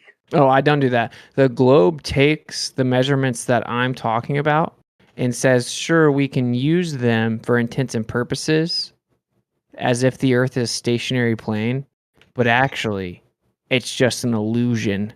So what are you talking about? That's the measurements I'm talking about is what If the you're globe in uses that also. illusion, how do you know it's an illusion? That's what I want to know. Because to me, what were you guys talking about before, right? About the atmosphere and so forth, right? Yeah. So,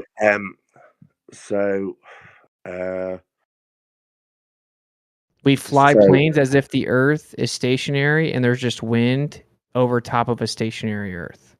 right, okay. So you see the evidence is for a How does that stationary work then? plane Earth. So how Like does we that fly the plane like the Earth is a stationary plane, and then you claim it's actually curving and spinning, but you can fly it like it's a stationary plane. It's just an illusion. Sorry, what do you mean? You can fly as in a plane. You can fly within it, or do you mean What do you That's mean? how we by- fly planes. We fly planes as if the Earth is not moving and as if it's flat. So Yeah, what, but like a plane could go up and the Earth moves and it lands again? Yeah. No, I understand the globe model very well, and I'm not strawmanning it. I'm saying the globe model is an engineered explanation of why it appears to be a flat, stationary plane. by that argument though, couldn't you just turn the whole thing around? Like, let's say it was a flat plane. Wouldn't I be able to still then claim, hey, isn't it true that you guys fly planes as if it were a round rotating Earth? Because No. yeah, Why? that would be Rumpus has true. told us. Rumpus has What do told you us mean we because don't pilots don't. Pilots don't adjust for Coriolis.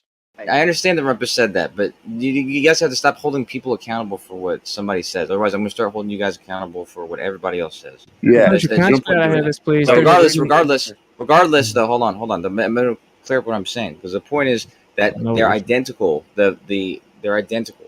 So it's not that we're treating the Earth as if it's flat or stationary. It's just that doing that doesn't change the how you operate a plane. So Okay, that's not true. So there's about 1 million different versions of a spinning ball that we could come up with where you would 100% have to account for it. 1 million. You guys believe in this one little type of spinning ball that's just the right size, moving just the right speed, and the atmosphere is doing just the right thing so that it appears to be a stationary plane. So don't misrepresent it as if any spinning ball you would fly as if the Earth's flat and stationary. No. 99.9% of them, you wouldn't do that. The one that you've made up says that it's just like that. So that's fundamentally different. Any flat stationary plane, we would fly planes the same. yes, of course it would, because there's only one flat stationary plane. But regardless of that fact, it's There not it that is. there's There it is. there's not. Hold on, man. Let's stop with the Hold on. We soundboard gotta chill thing. with this. Well, we'll let the Yes, whoever's soundboard doing the decide that soundboard, right man. there. Kosho just said it's a plane. He just said No, it's a hold on a stationary second. plane. I know this Somebody is clip that. getting hard to get. This is getting hard to get past with this soundboard stuff. But anyways, no. What I'm saying is that there's just one type of plane. I'm gonna have to go on my settings real quick and just. Hey, real quick though, Coach, you do not have. No, hold on. No, don't go real. I'm asking for nobody to go real quick, and just give me a second to. Top of the sound effects, real quick. Let him get it out. Yeah, there we go. Okay, I turned down the soundboards on my end, so whether or not they're going in the background, can't do anything about that. But regardless, it's true. There's one type of flat plane, but it's not true that the Earth has these perfect parameters that make it unique in this way. It's just that the parameters surpass what would be net. So if it were rotating at a there's a speed, there's a threshold. If it was rotating fast enough, that'd create a problem. And also its size, if it was small enough, that'd create a problem. So as long as it's above that threshold, which it is, then you're perfectly fine with not considering it when flying in a plane. So it's not true. It's not that it acts as if it's flat or stationary. It's that flat and stationary and the conditions of the globe we have, the considerations you would need to take are the same. That's not true. That is just blatantly not true. You would have Wait, time out. Before we get into that, dude, that doesn't even matter. You just completely skated past my point. So, you're acting like they're on equal footing, but they're not. You're claiming an anomalous spinning ball that just so happens to present itself as if it was stationary and flat, and so we can fly the plane like a stationary and flat because it's the perfect size and speed and gravity and atmosphere so that we can do that. It's an anomalous spinning ball, very small odds. Scenario. Yes, you reverse engineered a theory to explain how the Earth's a ball that spins, but you can't feel it, you can't tell, and you can fly planes as if it's flat and stationary. The vast majority of spinning balls would require us fly planes much differently. So if it were bigger and spinning slower, it wouldn't be able to ignore its size or spin. What if it shape was or spin? What if it was bigger and spinning faster? Well, that's what I said before. That yeah, it's true that there's a certain speed, there's a certain threshold of rotational speed that it would start to create an issue where you need to consider it, or there's a certain size that if it were smaller than that, that would become apparent and you'd have to consider that. But if it's outside of those parameters, then you just don't have to consider it when flying. So it's not that it treats itself as if it's flat or stationary.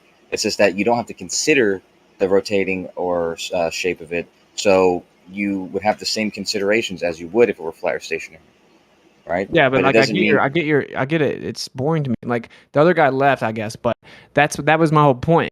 Was that like all the default position of the empirical evidence that the Earth is a stationary plane? All the globe is doing is like adamantly trying to convince you that even though all the evidence shows you that it's a stationary plane, it's actually a spinning ball. Okay, like that's the whole point. And even into like intricately precise interferometric measurements that were supposed to measure the orbit of the Earth, all the celestial observations that show us from a central position. Oh, well, it looks like you're the center from everywhere in the entire vastness of the universe. Like everything the globe model says is an explanation of why it looks like we're a geocentric stationary topographical plane. Like that is just objective, just like Einstein himself said, everything on the Earth occurs as if the Earth is at rest. Yeah, but the thing, so I don't want to get into the universe thing, but I'll just say real quickly that the observations that when we look out, it looks like we're at the center. That's only in reference to our local group of galaxies. It's not in reference to our planet. So, but that goes without. That's not the point. The point was about about the taking it into considerations. So that's what I'm saying. If it's the case that in both cases of the flat Earth, stationary Earth, and the round and spinning Earth, the size that we say it is, if in both cases you can disregard the size and shape and velocity of the Earth, if it's true in both cases, then it's not that one has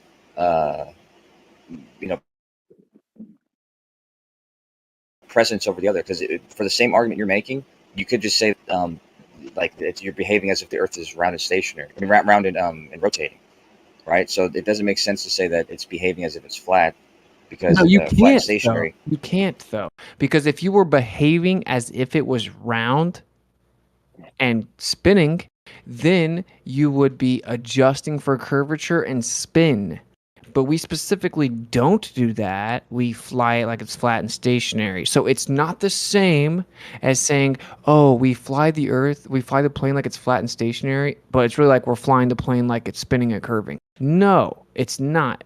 That's why we design it as if it's flat and stationary. That's why we use flat stationary models to design the planes. You don't have to. That's what I'm saying. You're saying that would only be true is if you were adjusting for curvature and rotation stuff. But you don't have to do that when it's rounded and rotating. So it's just a false it's a false requirement when it's not even it's not needed. I already explained that there's a ton of scenarios that it would be needed. Don't claim that we're flying the plane like it's a curving, spinning ball. We're not. We're flying like it's flat and stationary. The globe's model's claim is that, well, it just appears to be flat and stationary. That's what I mean, though. Is in the case of the Earth rotating and spinning, it's not necessary to make those considerations. So, claiming that it's appearing to be flat and stationary, well, that's only if you're looking for it to be flat and stationary. It's also appearing as if it's round and spinning. What's the default position, Kosho? You would have to account for the rotation, and we don't. You would if it was spinning. Doesn't matter the size or the speed. You would have to account for it. I agree with you, but one last thing, Kosho. What would be, applying Occam's razor, what would be the default position if we fly planes as if the Earth is flat and stationary? Applying Occam's razor, what would be the default position? Well, stationary would seem to be a default, but the flat part is I don't think is necessarily a default. But yeah, you wouldn't assume that you're in a moving frame if you have no evidence of that. So I guess that could be a default, the stationary part. So would flat. I don't think that flat. We adjust with different pressures with horizontal parallel layers. We adjust up and down. We fly over top of an assumed plane. But why is that a default? Because when if that's we're the same applying in Occam's both razor, cases? the definition of Occam's razor is that which requires the least amount of assumptions. Not only that, the thing we're flying in is called a plane. That's true. But regardless of that fact, but why is it the case that that's requires the least amount of assumptions? That's on Why is if we fly the plane like it's flying over a plane, why is assuming it's flying over a plane the one that requires the least amount of assumptions? So why are you saying it like that when you could say it the other way around, it would still be true? So that's what I'm saying. There's not if it were a flat plane and you were saying, oh, we're flying a plane like we're on a round ball, where elevations are just equal distances above the surface or to the center. You could say that, and there's no reason for one or the other to be a default, right? No, dude, we fly the plane as if it's over a horizontal plane. We adjust our altitude horizontally relative to parallel horizontals above an assumed horizontal plane. So if we fly the plane as if it's a horizontal plane, then the default position that requires least amount of assumptions is that it's over a horizontal plane. Yes, you can present a scenario where the ball could locally present itself as a horizontal plane in theory. That doesn't mean that it's Occam's razor. You just say, oh, well, actually, we have to make the assumption that it just appears to be a stationary plane because there's equidistant elevation, and level actually means that it's an equal distance above the certain reference height, which is actually a curve relative to the center of mass, since it's so big, 3959 radius relative to our local position. It appears to be a horizontal plane. That's not the least amount of assumptions. You don't have to say all that, though. You do, though. It's not an Occam's razor issue. I mean, I could say I fly it around, the curved surface. I fly at a pressure altitude, and I just fly straight and level as if it were a curved surface with a constant pressure altitude. It doesn't matter either way. It does matter. Do you realize that there are scenarios where you would have to adjust for curvature left lane? Yes or no? No. That's why you don't understand this conversation. Kosho, are there situations where we would have to adjust for curvature? Works in the model. Yeah, like if there are there ball Earth models that could exist where we would have to account for curvature? You mean like if you change the size of it? Sure. If you change either the size of it or the speed that a plane would travel, perhaps, or the strength of gravity, or travel. Yeah, like a million things. Yeah, but that's I mean that's obviously true. So if you change the gravity, yeah, but left lane agrees. But if you drastically change the size of the Earth to be like this, you don't even have to change the size, even given the size we're given. You would have to account not only for curvature, but for the tangential velocity gradient. To say that you wouldn't have to account for that, saying the atmosphere moves the plane along doesn't work for you. Did you read the chat GPTs? Dude, it doesn't. You can't just treat it as if it's stationary, if it's actually moving.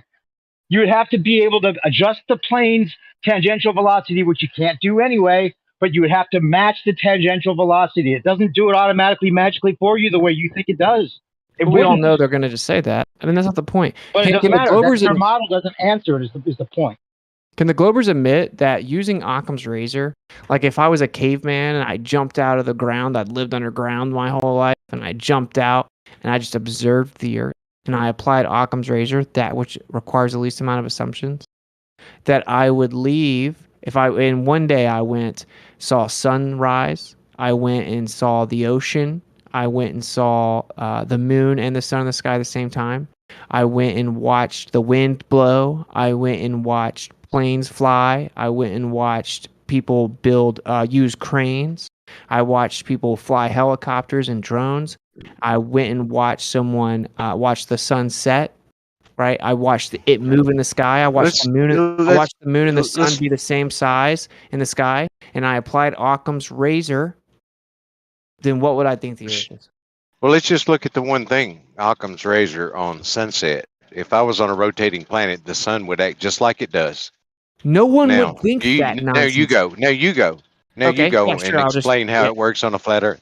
Okay, the fact you don't know how it works on a flat Earth is definitely a you problem. You've been in here for years. That's not the point. No. Just go ahead and I'm going to describe it, correct and we you can compare the logically. two. I'm going to We can correct you compare the two for Occam's razor. I'm gonna correct you logically. Yeah. So using Occam's razor is I don't feel like I'm moving. I don't see that I'm moving. I can go stack rocks on top of each other and they just sit there. I can watch the wind blow. Why are you interrupting? The sun. Let's talk about just the sun and use Occam's razor. No, you can't talk about You just are the sun. interrupting, man. Hold on, don't interrupt, please. So we watch the wind blow. We watch the wind blow left and right. So like, okay, all evidence shows me that I'm stationary. Then I look at the sun throughout the day. I watch it move across my sky. Then I'm like, oh, okay, the sun's moving over top of me when I'm not moving. And then I watch it keep moving. When it's directly over me, it's hotter. So how many assumptions with all of those things you just said? What's it? No assumptions, just zero, and that's Occam's razor, the least assumptions. Right, and almost done left lane. You didn't say anything about how the sun sets on flat I'm Earth. getting there. So then at noon, it's hot. The sun's directly over me. Then I watch it keep moving through the sky, and it starts to cool down. As it appears to get further away from me, it gets cooler. And then it starts going into where I can't see the light anymore, and it gets dark. What? That's not what happens, though. That's not what happens. That is what happens. That's amazing. It's warm when it's overhead, sure, but it gets hotter and hotter as the day goes on. I'm doing my own soundboard there. That's not fair. Yeah, and also, if you use, that's so basic, man. There's no assumptions in any of that. It's just a direct experience of reality. There is assumptions. If the sun was rotating overhead, I would expect to see the sun about 45 degrees displaced from where I actually see it. How does that happen? What?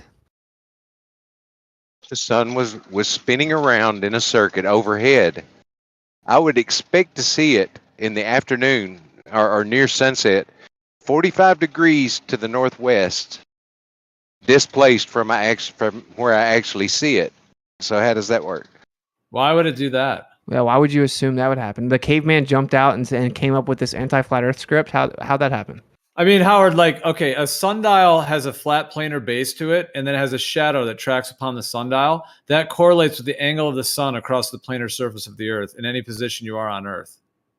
Well, so you have to have different sundials. The sun is just tracking over that part of the plane, and the sundial shows exactly which part of the plane and which angle pattern it's making based upon its traverse from above. You have to have. There's unique sundials for each position. You can't use the same sundial in multiple places. Sure you can. Absolutely can. Why'd you say that? Are you saying we need a different sundial for different areas? Different latitudes, yeah. And then we could. How are they different? How are they different on this or something? I used to sell sundials. We gotta have you call Gamblers Anonymous, bro. I don't ever actually bet, by the way. I just know it cuts straight to the chase. That's funny, Jeremy.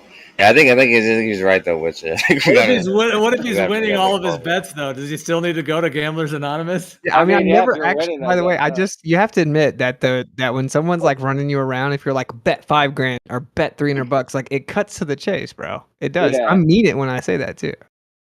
You're not gonna have kneecaps in a little while, man. What's the difference between the sundials? Wizard's over here becoming a multi-millionaire on bucket bets with these guys. Flat Earth bets. Yo, what's the difference between the sundials? Well, I mean, you do have to position. What do you mean? What do you mean? If you're going to put one on like the side of a wall, then like you do have to have it to where it's going to be seeing the sun, for example, because the sun will be in different positions due to the tropics. But on a wall, let's just pretend we're putting them flat on the ground. What's the difference? What if we put one on a ceiling? Well, my understanding of it, you don't. So if you have a plane, like a planar foundation, and then you have what's called the gnomon, which is the gnomon, which is the little rod thing, and so that little rod is what actually reflects the sunlight. And in every different latitude position, it's going to make a slightly different pattern upon the sundial due to its declination, elevation, and that part of the sky that you're in. And they do vary, but you don't need a different sundial for any latitudes. It's just that a foundational sundial will have the varying different angles of the sun. Like it still tracks the same time, so it keeps time the same way, but the angle of it is what's different based on your position to the sun and your different position on Earth. So it's going to be all the same exact sundials we can go anywhere with? Not if you want them to work the same. Yeah, you can. You can take one sundial and use it anywhere on Earth. Yes, but you do need to know how to read it and how to position it. No doubt. Okay. I don't know. I'm not sure, but we don't have to get into it about sundials because I forgot the point. Well, what are you claiming is a different sundial for different latitude? What were you even referring to? There was a dude who used to. I thought of him the other day. Because I saw a TikTok with the digital sundials. Yeah, didn't he get run out of this community? I don't know. Your boys in Gems He got run off. Yeah, those are your boys over in Gems. Well, I think that he lied about something or other. It doesn't matter. The point is, I don't know the exact details on what would be different. I just know that different sundial, there's different structures in different places that do the same, that function as a sundial, for example, and they can't create them. They can't create the same shape and size and everything and make it do the same thing in different places. So I'm assuming sundial. Yeah, go ahead. My bad. Any sundial I've ever seen has just been a stick or a pillar or something in the middle, and then a circle around it. Like I've never seen anything different. I don't know. Have you guys? Yeah, but if you want that thing to make a circle around it, you're gonna have to take considerations about where you are, how far north or south you are. Otherwise, it's gonna make less of a circle, especially places like near the equator. It has a much. Yeah, Geo said you need to know how to read it, but it's always the same sundial though. Yeah, it makes a particular pattern upon the surface. So you have a planar foundational surface, has to be planar, no curvature geometry involved at all. That's very important. Wait, just to clarify, I would have won the bet. Wait, what? What do you mean? Oh yeah, you would have won. You definitely would have won. No, you would have lost the bet, man. Dude, I'm betting $1,000. I'm betting 1,000, bro. If the bet was about the sundials, we can still make it. If you still want to make it, we still make it. But you have to use different sundials for different latitudes. If you had a adjustable one, like it had like the adjustable heights and angles and stuff like that, but honestly, I think the whole thing would have to be different because if you consider the 15 degrees, consider the 15 degrees per hour, or a clock how it would do 36 degrees per minute or something. I don't know. Who knows what the fucking rate is, but well, it's not a different. That's what I was saying. If I could jump in, it's not a different sundial. It's that you have to know how to read it. So what I was saying is you have the planar foundation of the sundial, and as the sun, the light from the sun, that is clearly correlated with it because it tracks along with the sun. As that shadow, as it were, tracks upon it, it makes a particular pattern, and that would be referred to like the dial. You can call the base of it the dial. So you have the dial of it, and it will make different patterns in different areas. So you do, like if you had one that had no markings on it at all, then you would have to know how to read it without the markings. Now you could then have a sundial that has markings on it, and then you then can see the patterns which will track upon the dial with the markings. So you can do it either way. So if you could just change the little bar in the middle, the little dial itself, relative to latitude, you have to change the dial. You have to change the markings on where the hours are. No, you don't. I'm pretty sure it says right here that you just change the dial. Yeah, the dial being the thing that has the numbers on it. No, it's showing you change the little the thing that actually creates the shadow.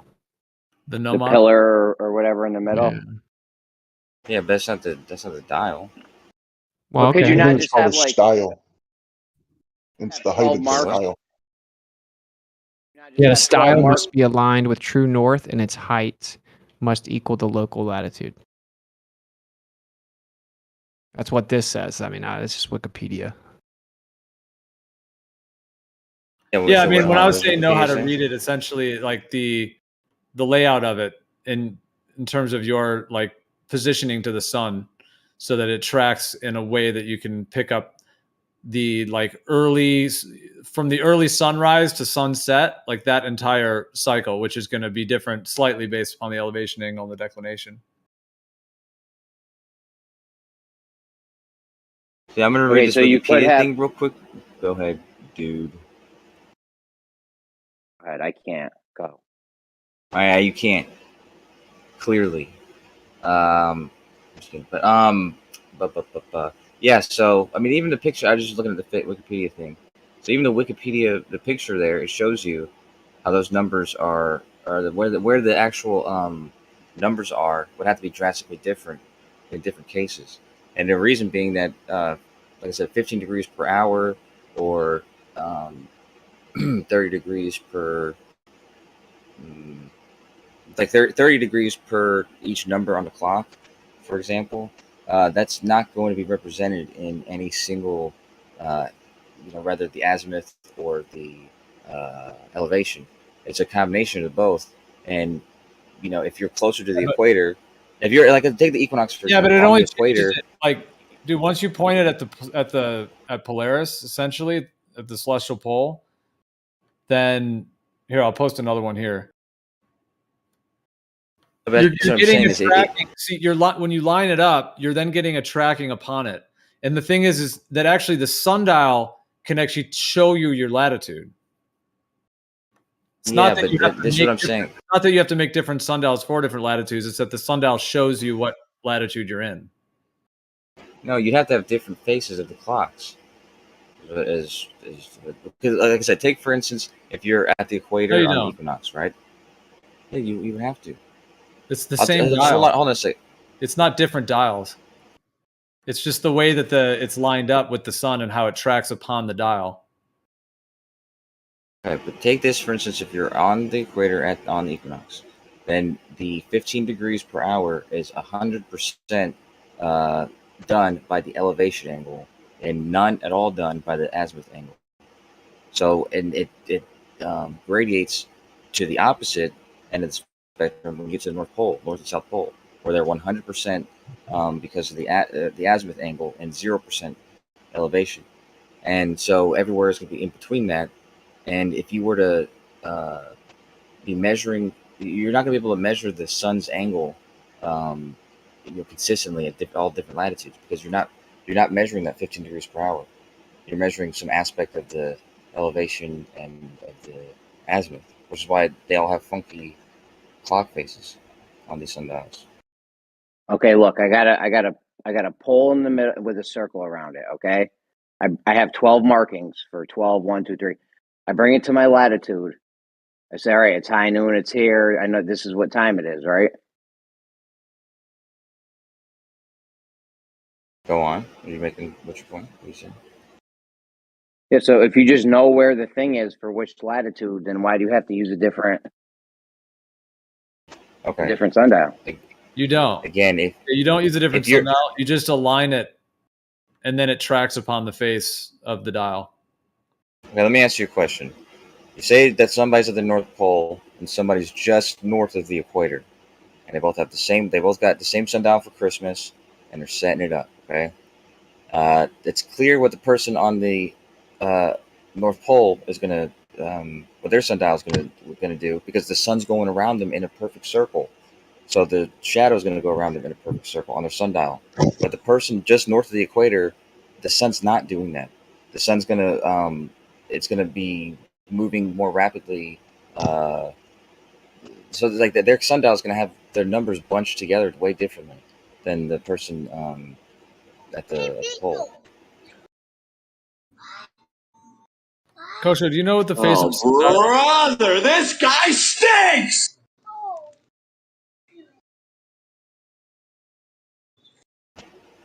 What were you saying, Gio? Wait a minute. Oh, you disabled the soundboard? Yeah, but Michael's still doing it somehow. Oh, you should have gave us at least like one last, I think that just, like one last hurrah. Yeah, one last hurrah. There you go. Just like where we all just spam it, just go crazy with it, Well, Michael, are you just playing it through your mic? Yeah. Yeah. It's a soundboard that's attached to my computer, so yeah. Yeah. He wasn't lying when he said that it doesn't matter. He's going to find a way to do it. No, Yeah. I've got my own soundboard. You can start beatboxing if you take that away. So beatbox the soundboard. No, I just had to do that one. Just for you, Kosho. I'm done. Much respect. Oh man. I mean, I Hey, can real quick, is Left Lane still here? Real quick, Left Lane, are you still here? Left Lane, calling Left Lane. Man, Roger, over. Well, Left Hey, Lane. Yeah. Well, just real quick. I just want to say one thing. I'm working, so hey, Left Lane, I tagged you in the chat. Did you see that in the live stream? No, I'm driving. Oh, okay. Look for it, or I'll tag you again. Just a public safety announcement for yourself and for others. I got ChatGPT to repeatedly not only confirm that a plane that's flying strictly west-southwest would never be able to catch up to the tangential velocity of a destination, and it would be out of sync with the Earth. It repeatedly confirmed that. So you might want to take that into account next time you're flying somewhere like Chicago to LA or something. And then the other thing is, it also said that there's many safety precautions that would be ignored if you were to assume it's stationary and level and never account for curvature or spin. So the ChatGPT is very clear about that. Maybe they should correct the AI to know more. But repeatedly, it said the tangential velocity would not be in sync, and that it would have to something you would have to worry about.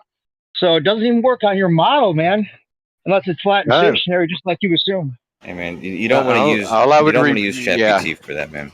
Yeah, I would only rebut to that. You don't need to use ChatGPT as the arbiter of truth. Yeah, we should only use anti-flat earthers.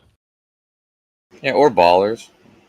Yeah, I couldn't come up with anything that really even. I mean, anti-flat earthers don't even have an answer for that, really. So it doesn't matter.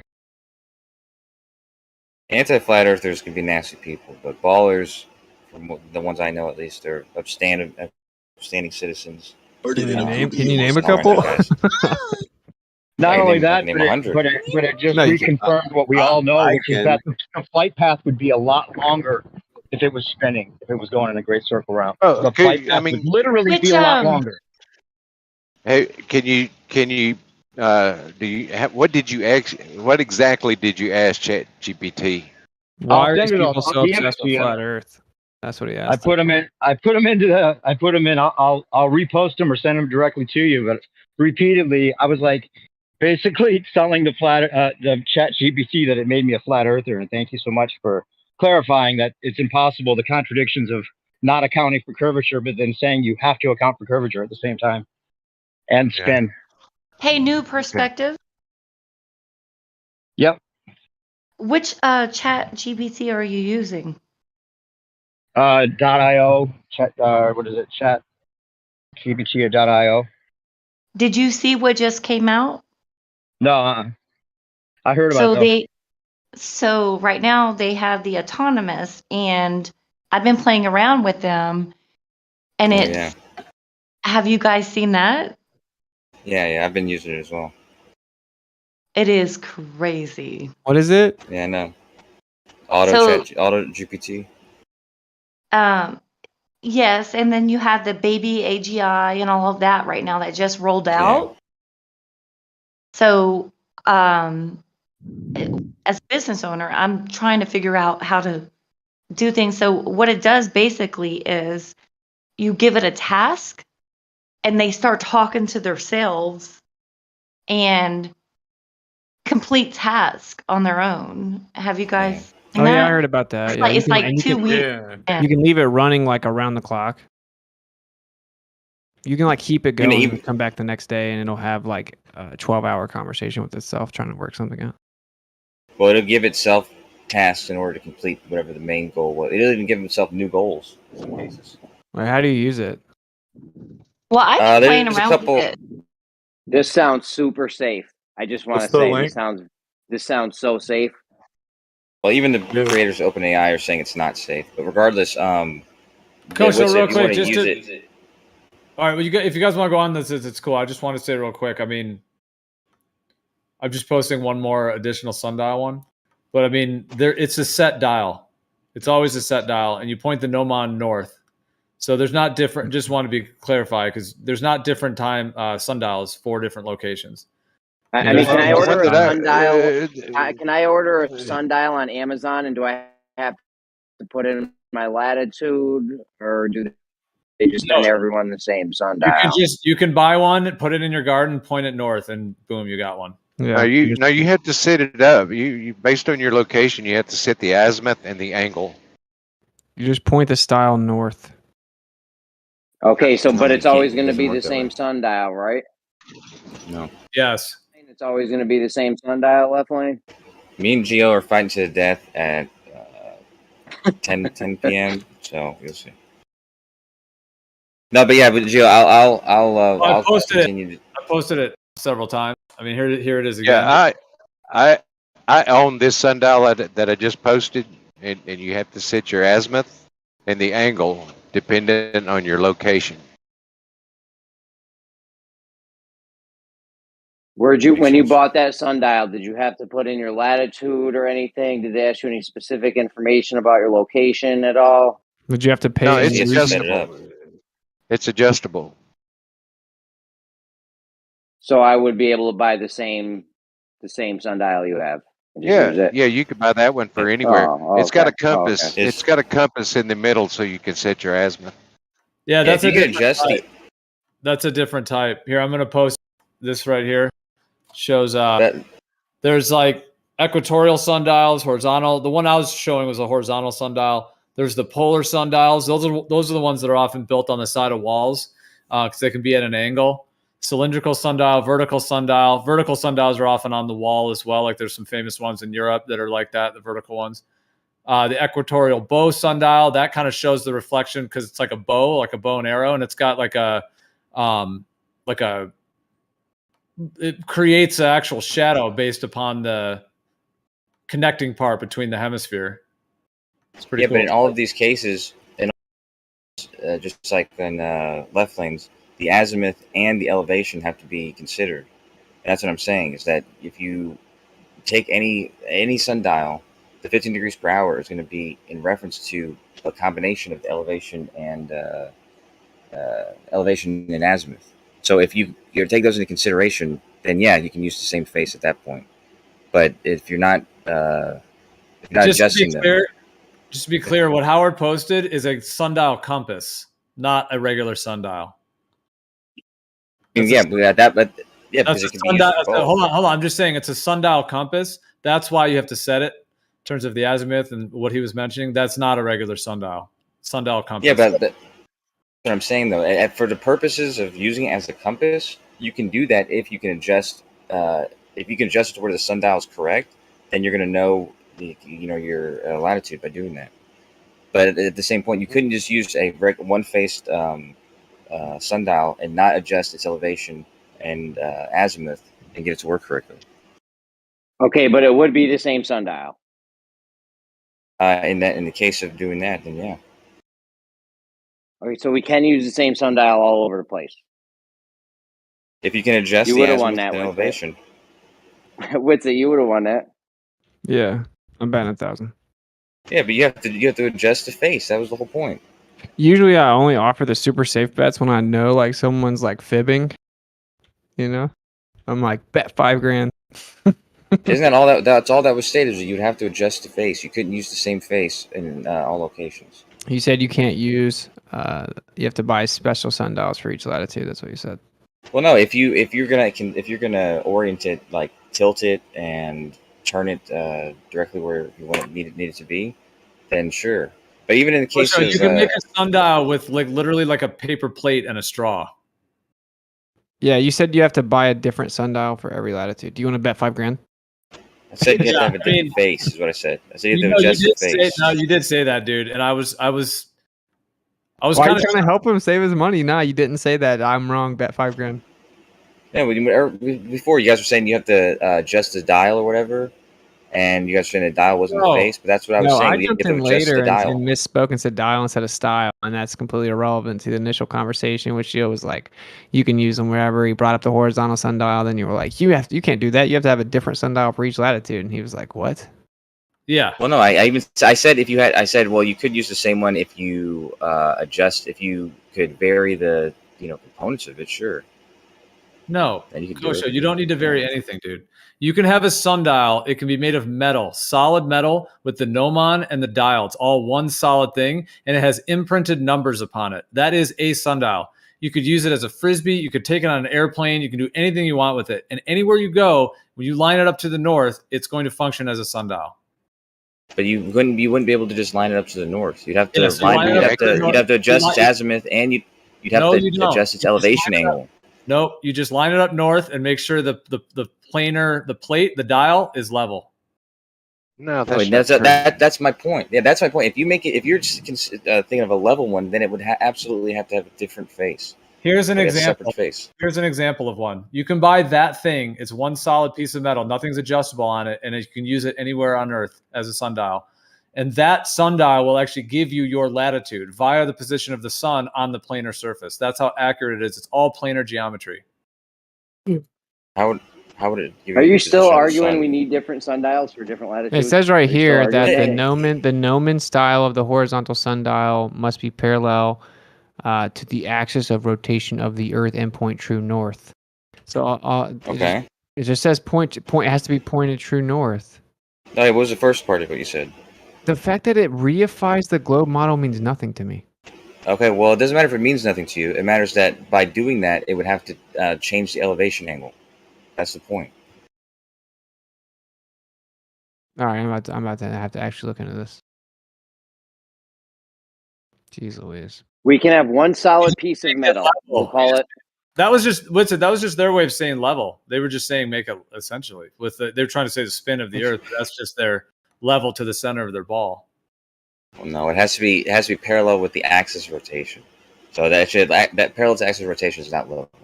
It's only Are level. you seeing the if you're sundials on on the equator. Are you see the sundials on So- posted in the chat?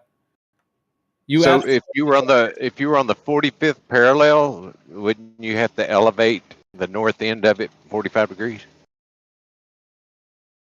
Is that Wait, right? So Geo's plate, what latitude was Geo's little plate work? Yeah, I just posted one that's a plate and a straw. Where would this one work? Only what latitude would this work? Anywhere. That's my point. The plate that he just showed, right there, right? Like seriously, think about this. If you're on the equator, or if you're just north of the equator, and if you're at this North Pole, would you be able to use that same plate in both instances? The answer is no. The sun at the pole is making a perfect circle. It's moving 15 degrees per hour horizontally around you. Its azimuth is changing by 15 degrees per hour. So it would not be representative by that plate. I mean, I don't want to be rude. Do you know what a sundial is? Maybe we should start there. Yes. Yes, I do. I mean, does that not make sense what I just said, though? How is the shadow going to be represented on that plate if the sun's going around you 15 degrees per hour horizontally? Because the position of the sun makes a shadow on the dial based upon the gnomon is just there as a position to make a shadow. It's just a north pointing directionary object that's just designed to have something for the shadow. The Yeah, actual when it's talking about the Earth's shadow itself is what tracks upon the planar surface of the dial. So when it's talking about the Earth's axis tilt, right? It's just saying because the sun changes position every day, you have to adjust for the sun. Mm-hmm. What does And that have to for do- depending on your latitude. Wait, do you think that the sun doesn't move over a flat Earth also?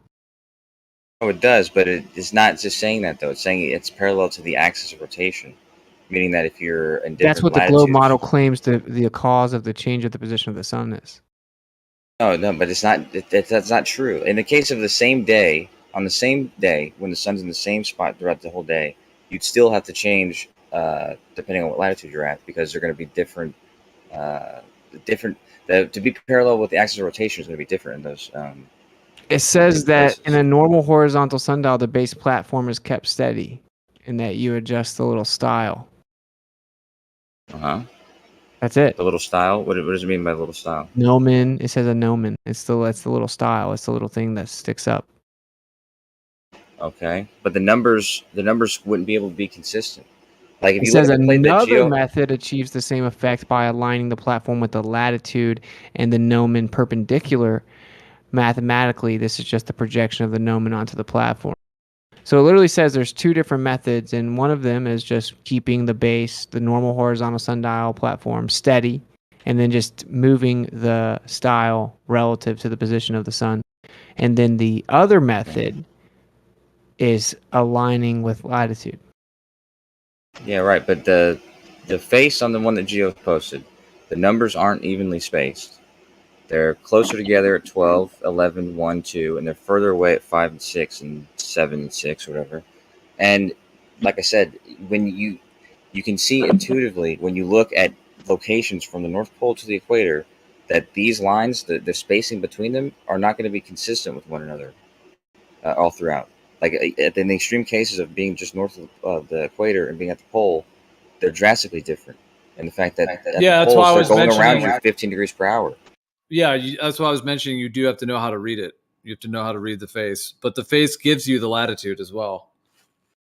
But yeah, you're definitely that was my whole point originally, is that because you talk about the sun. I don't even know how we got started on this, but the sun and it traversing. I think maybe Howard's saying how a sunset doesn't make sense to him, or some way the sun was moving that doesn't make sense if the Earth is like a stationary planar. Yeah, we were talking about like freaking, dude. We were talking about Occam's razor and a caveman. Yeah. And Left Lane said he would have popped up out of the ground as a caveman and been like, the sun should be 45 degrees away from me. Like, no, what? If the caveman pulls his sextant out, he'll check it. Yeah. Like the caveman. Then that's what. That's just. Oh, go ahead. I was saying that the caveman would say the Earth's a stationary plane. Look at this horizontal horizon. Look at the sun and the moon. They look like they're the same size. Look at the moon move. Look at the sun up at nighttime. Look at the sun get too far away. It gets cooler as it gets further away, and then it goes away. It gets dark. Yeah, and if you put a stick in the ground, you would watch how the shadow seems to track around the stick and be like, check that out, just showing the time.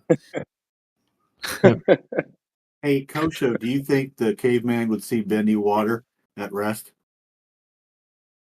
Hold on, before we do that, let me just put this to bed.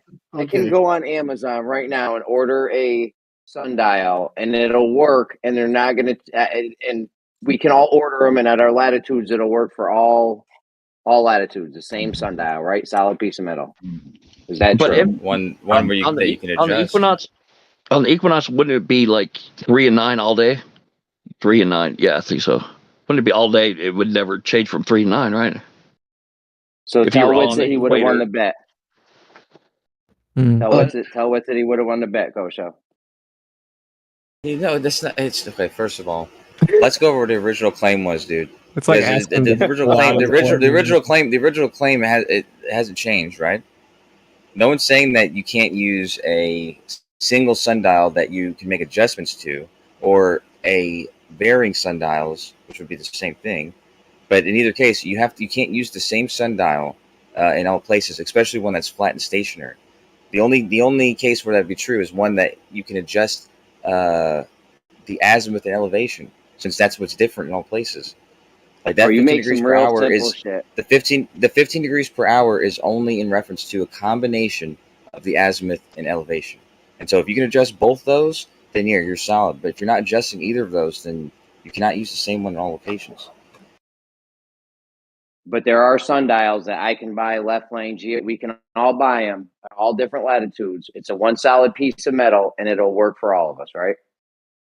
As long as it allows you to make adjustments. Yeah.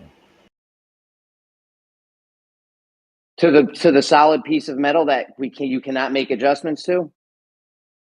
No, as long as you can make adjustments to it. If you can't make adjustments, then no. So if I have one solid piece of metal that is a sundial, I can't use it. We can't all use it at different latitudes. Not going to work. Well, you can't like change the angle like of the face or anything. It's a solid piece. Or what do you say? One solid piece.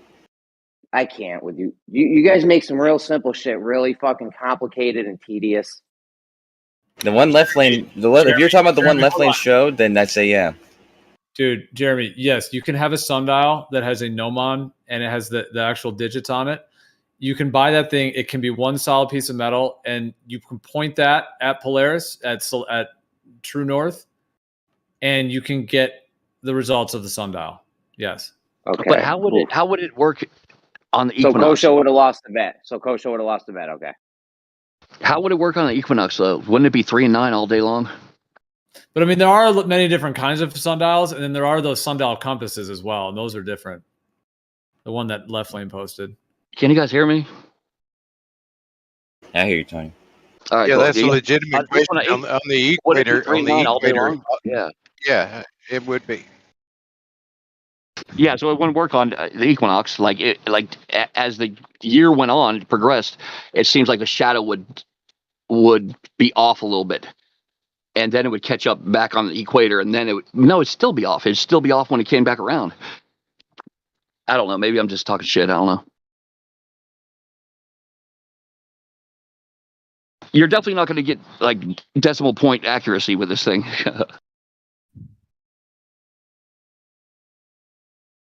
My girlfriend's talking shit now. God damn it.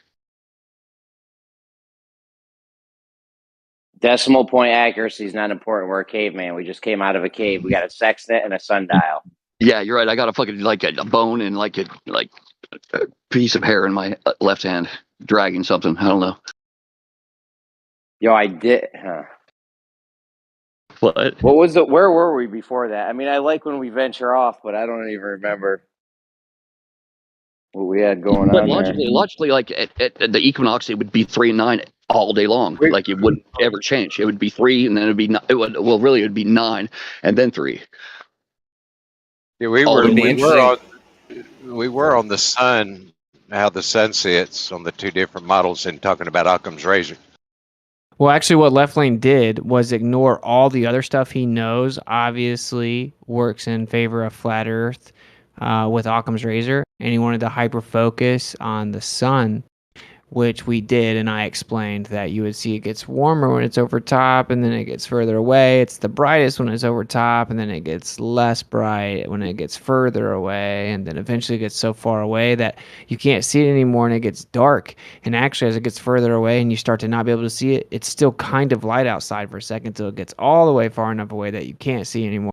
And you're going to see it do this over a horizontal horizon on the water.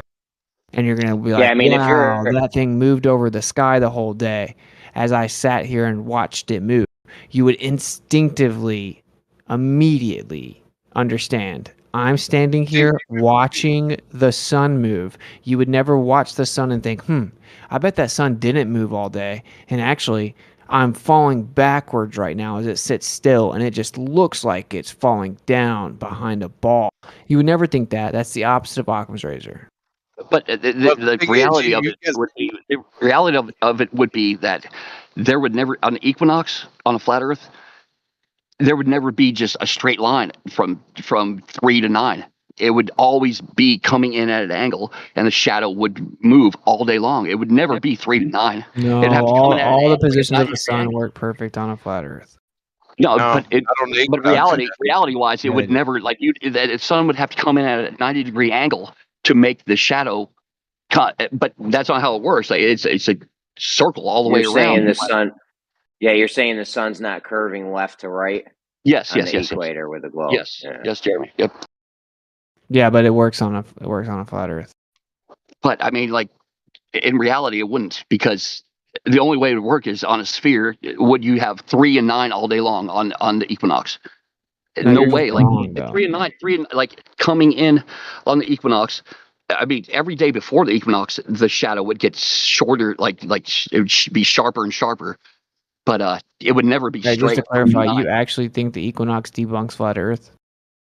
I'm debunking it right now with it, equinox. I just debunked it with equinox. I've actually had really issues believe with that? this in my own mind before. Yeah. With star trails, the sun on an equinox. Yeah, Jeremy, that's why I love you, man. Yeah, but what are you gonna say when I explain it to you?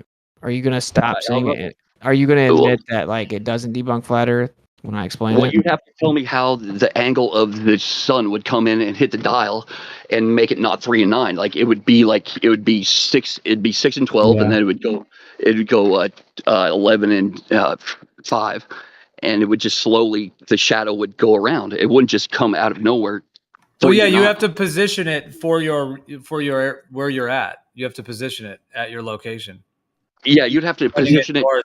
towards to make it work. You'd have to actually position it towards whenever you bought it.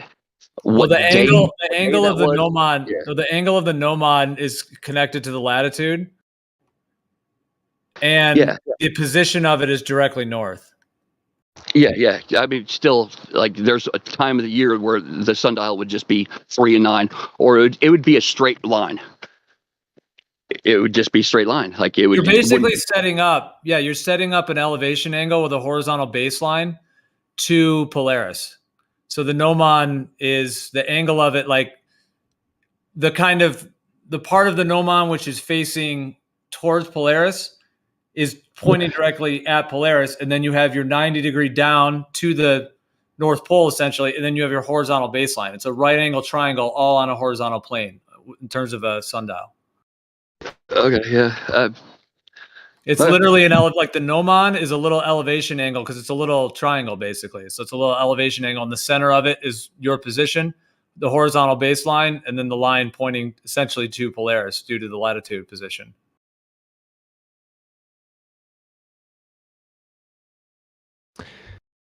But still, that'd be like sometimes a year it would be just a straight line. Like the time would be whatever it would be, like 4 to 5. There'd be a straight line, and that would never be on a flat Earth. See that one I just posted? Let me check. Latitude 38 degrees. Yeah. Okay. Cool. But still, there'd be a time of the year where it would be a straight line, though. Like the shadow would be straight. Like, is anyone else understanding what I'm saying, or am I just talking shit? I don't know. I understand, Tony. I mean, the thing is, on a flat plane with the sun circling overhead, on the equinox, the sun makes us rises due east, goes straight across the sky, and sets due west. That's a hard geometric. That's hard to explain geometrically. No, it's circling overhead. No, it's not. It is. No, it's not. For Occam's razor, though, I mean, I thought that was the original. Oh, now the globe wants to use Occam's razor. Wait, why is every time I come in, you always give me sass? I'm just trying to. Because I'm just checking your hypocrisy. You said sass. Every time, man. I'm just gonna. You guys stop are goofy. talking forever. It's okay to completely disregard Occam's razor in every situation, right? Well, it goes on the globe side just as much as it does on your guys' side. No, it doesn't. Yes, it does. No, it doesn't. How does it not? Okay, do we feel the Earth moving? No, but we see the results of the movement, though. Do we see the stuff in the sky move? We see the stuff in the sky moving. It all like it doesn't matter. There's not like the things closest to us aren't moving faster than things that are far. We were just talking about like a wheel. You see what he's doing right here? Just like doing mental gymnastics. Don't do that shit. Occam's razor would be yes or no answers. Yes or no answers after the question has been properly formed. No, Occam's razor is that which requires the least amount of assumptions. It doesn't matter. There's still assumptions, though. At least amount of assumptions. So there's still assumptions, though. Okay, do we feel the Earth moving? We don't feel the Earth moving, but we do definitely notice it. We're not supposed to. Well, okay. So you'd have to say that everything is on the same plane as the moon. The moon distance is the same because if there were stars farther than the moon, they'd be going slower, just like you guys just argued about the whole wheel spinning. You don't understand. You know, like things closer to the center. Is that the stuff in the center? Dude, don't play this bullshit with me, okay? For real. But you're the one that was already interrupting me 3 times. No, dude, I've been talking, man. I didn't interrupt you at all. Yes, you did. Okay, and you're now right. I started interrupting you back. So, like, you want to let me just finish? Go for it. Finish. Okay, so we see that the Earth's not moving. That's what we observe. The globe claims that it's so big that it just looks like it's not moving and you can't feel it because of the speed it's moving and its size. Okay, so that means we have to assume that it's actually the opposite of what we experience and observe. That's right. Okay, when we see the sun and the moon, they appear to be the same size. Occam's razor, they're the same size. Globe model, the sun's 400 times bigger by random cosmic unexplained chance. It's also 400 times further away. It's optical illusion. They appear to be the same size. That is way off the top, man. No, That's it's not. It's Occam's razor. No, you're talking about Occam's, like Hakeem's razor. I don't know what the fuck. There's not Occam's razor. I'm talking about everything would have to be on the same distance to the moon. Otherwise, anything further would drag.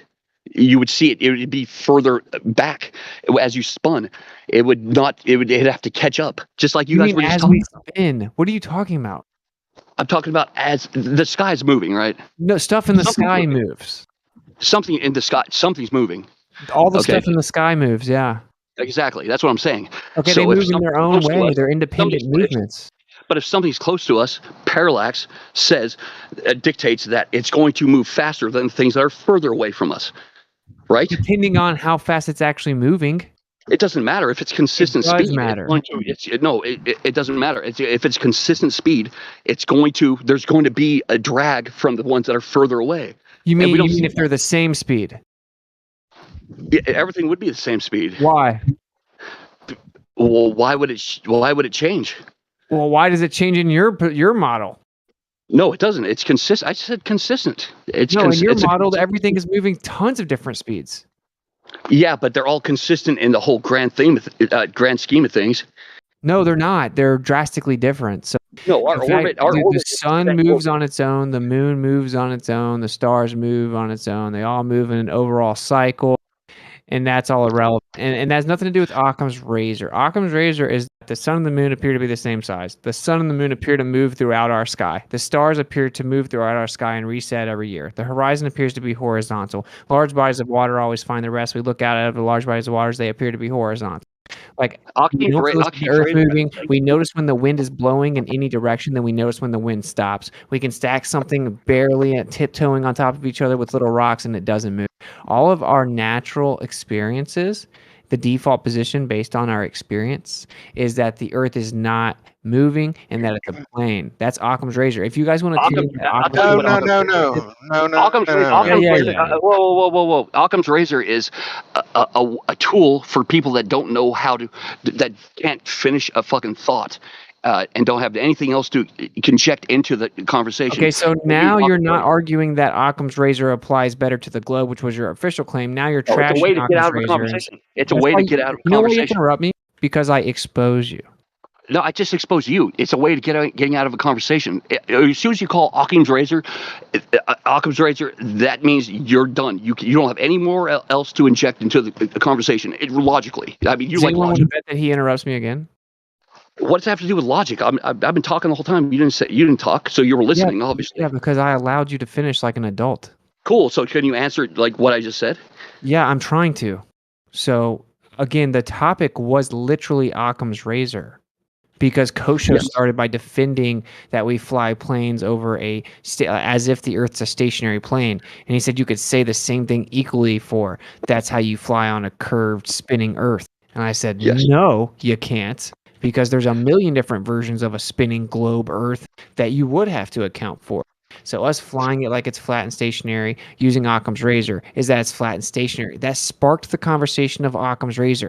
You then jumped in and said Occam's razor applies equally to the globe. Now you're saying Occam's razor is stupid and doesn't matter because I'm exposing that you were wrong when you claimed it equally. No, it does matter. It matters to the point where when someone calls Occam's razor, that means they're done with their evidence. They have no more evidence to give to inject into the conversation. Logically, if you think about it. No, that's an ignorant position, man. Is it really ignorant? Is it really ignorant? Because I said it's pretty much saying I'm done. I don't have nothing else to say. No, I said it starts with that. I said that's what you start with, not end with. Can I just say?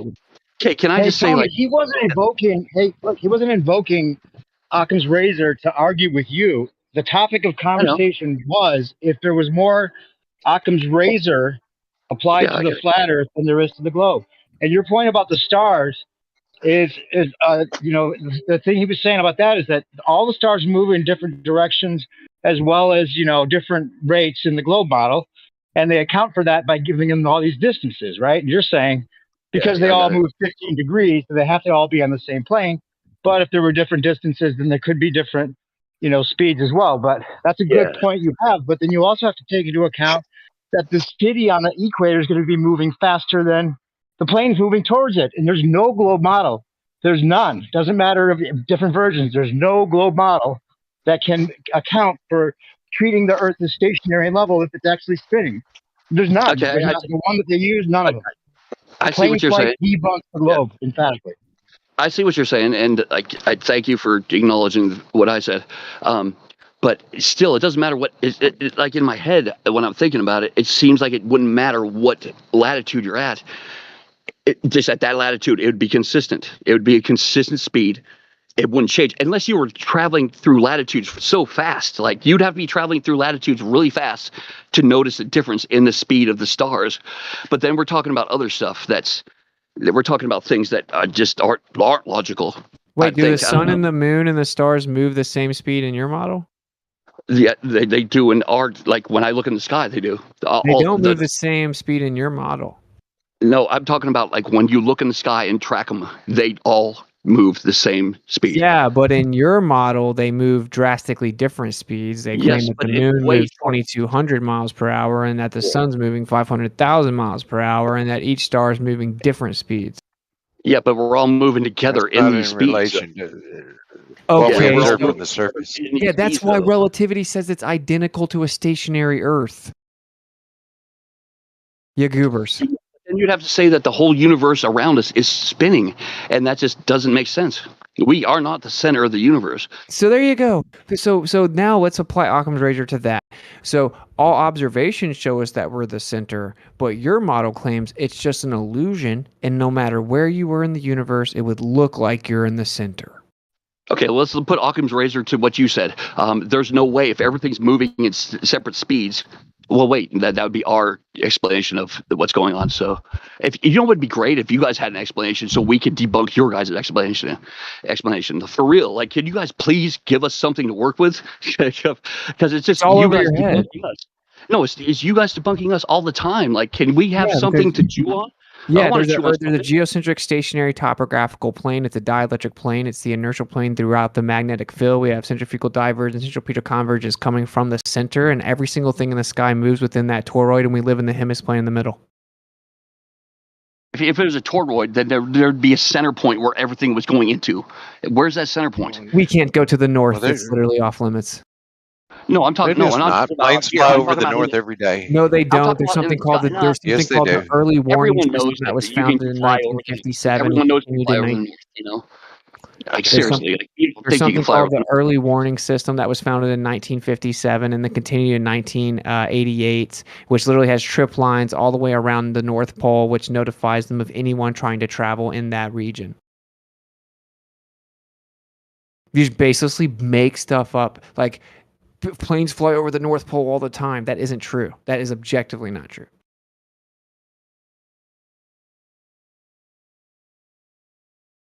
Okay. So you said you want something to chew on. There you go. I'm looking it up right now. Early, you said, I'm sorry. You said early. First off, I want to let you know that I like you. Really, you're a piece of shit, but I like you though, because you keep this conversation going and you're good at it. And that's what we need on like the flat Earth side. So I do want to give you your props. Okay. Thank you. Because without people like you don't get, the conversations get stale, it's stagnant. And, you know, even though the shit you say is crazy, it's fucking dumb as fuck, it's still great, though. I love it. So, thank you. Yeah, man. It was a compliment. It was a compliment. I'm sorry. It was supposed to be a compliment. Thank you. Yeah. So, yeah, you proceeded with he's a piece of shit, but okay. Also, I know. I'm sorry. I think that. I'm sorry. Lies all the time. You're not You're lying. right. That was fucked up of me to say. I shouldn't say, because you're really not a piece of shit. I mean, I'm also not lying. So, lying requires intention. I'm not lying about anything. This is the truth, man. This is the truth. Whether the Earth is a spinning globe or not, this is an accurate representation. This is a still man of the globe.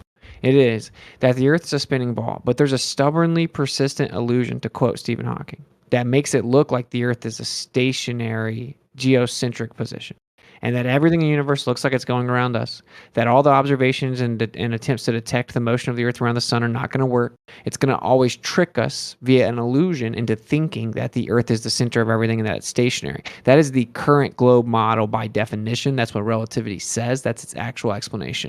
So I don't buy that. I don't buy that whenever I build bridges, when we build bridges and we build any long distance railways and canals, thousands of miles, that we have to build everything as if it's a horizontal plane. plane. We connect segments as if everything is horizontal for thousands of miles, but really we can just treat it that way, and magically gravity is accounting for it, and actually you're building on a globe but just can't tell, right? Everything is about how, yeah, sure, it looks like a stationary plane, but it's actually a spinning ball. That's the point. It's like in order to make a claim like that, I need strong evidence. Okay, you're claiming the opposite of what we actually can empirically validate. God, you got good words, man. Your words are good. You were in a private school, weren't you? Yep. I was in a really, really good school in like Steamboat Springs, Colorado. Like Colorado has really good schools, but you can tell there's a difference. Like my friends that were in private school, like I had friends that there was a private school down the road, and they were in private school, and there was a difference in the way that they talked and the way that they were able to convey their messages to people, if that makes sense. So I know you're telling the truth about all that stuff. I think he just reads a lot of books, bro. It's nothing to do with his school. Yeah, you're right. I was getting a little off the topic there. I don't know why I'm doing like a white knighting Witsit right now. I don't know why. Sorry. Because intuitively, I was wondering if anybody knows how hot is the sun. It's really hot. It's hot as fuck. Yeah, so I was thinking, like, has there ever been an experiment done to a scale model where you could put the sun and the earth inside a vacuum on a scale model and replicate and downsize and scale the heat of the sun and the amount of light that's coming off it directed at the so-called earth inside a vacuum? And let's just see if that heat and the light can actually reach the earth at that distance, 93 million miles. Let's see. Yeah, but there was a Chevy that drove 1 million miles in 20 years. Like 93 million miles isn't that, like, if you think about it, it's really not that far. Like there was a Chevy truck that I remember it was on the news. It was like, oh my God, the Chevy made 1 million miles all of a sudden. Or not all of a sudden, but like it's been 20 years probably.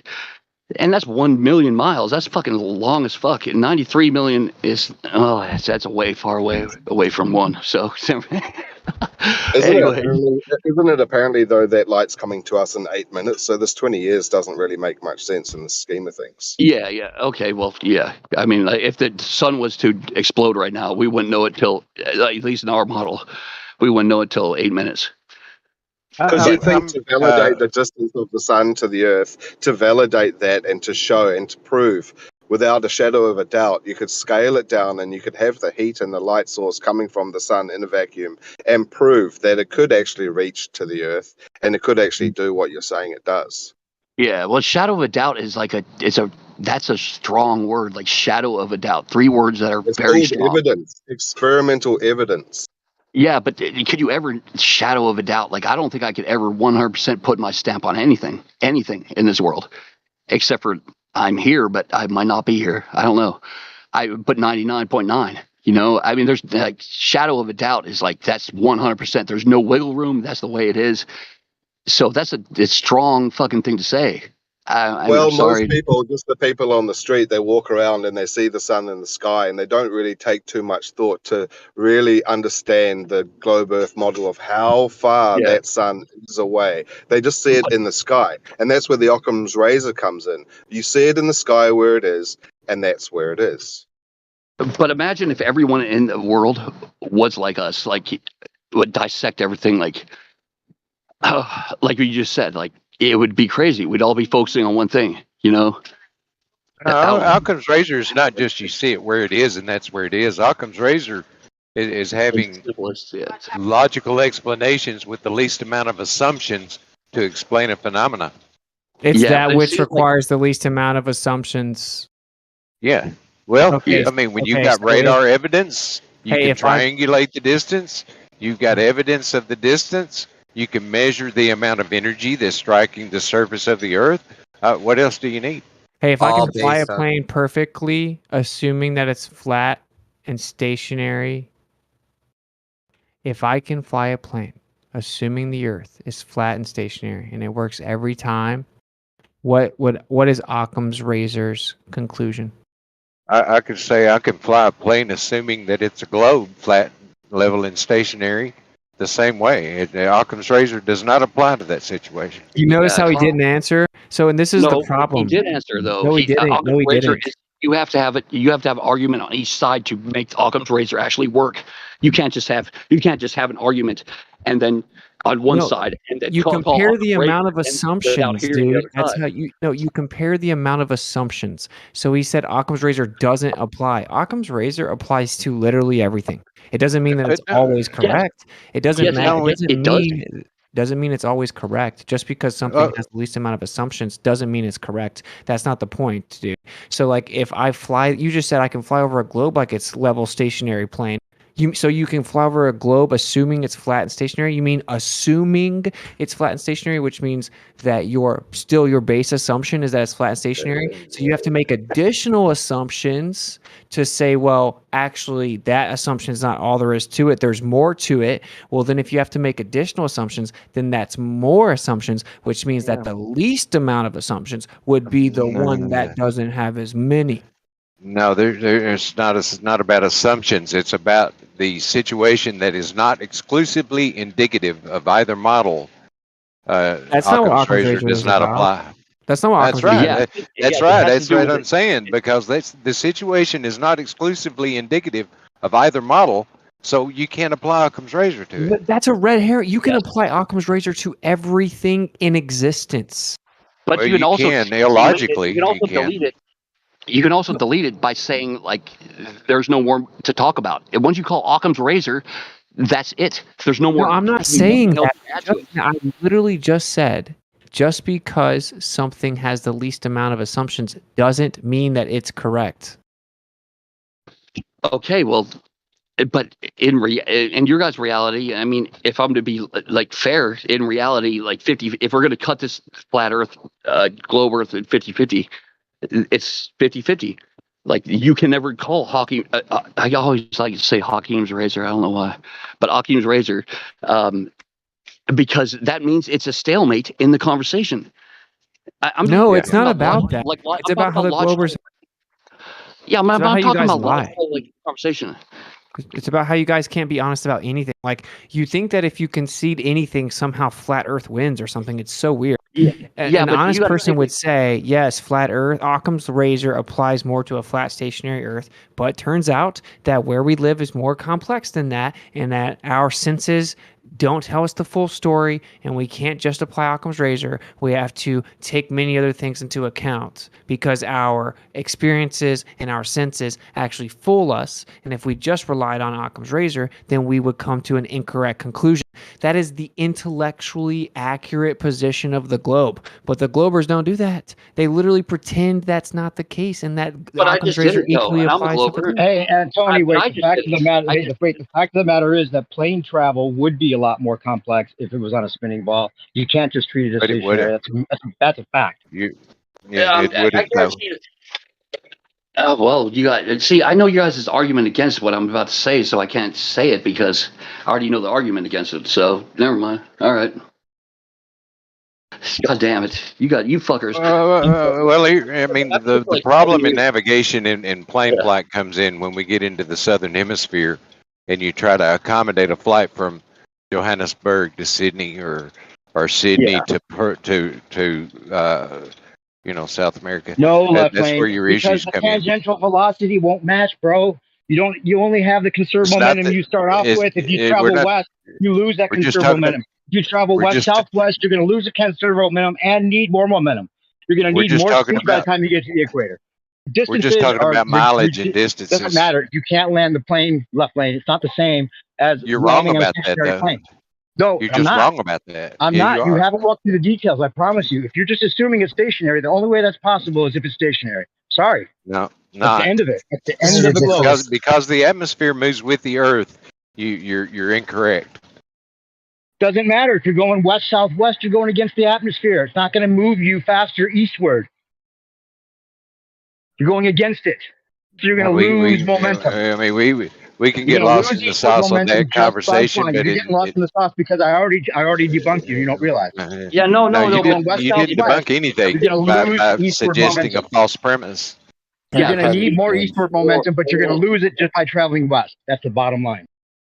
Well, you guys think there's no Coriolis. We think there is. So that's the problem here. Like, we have two different opposing fucking views. Coriolis and Well, no, Coriolis all the way he down. thinks when the plane gets airborne that the Earth moves out from under it, and that's not the case. Yeah, exactly. Like, yeah, the cornhole is.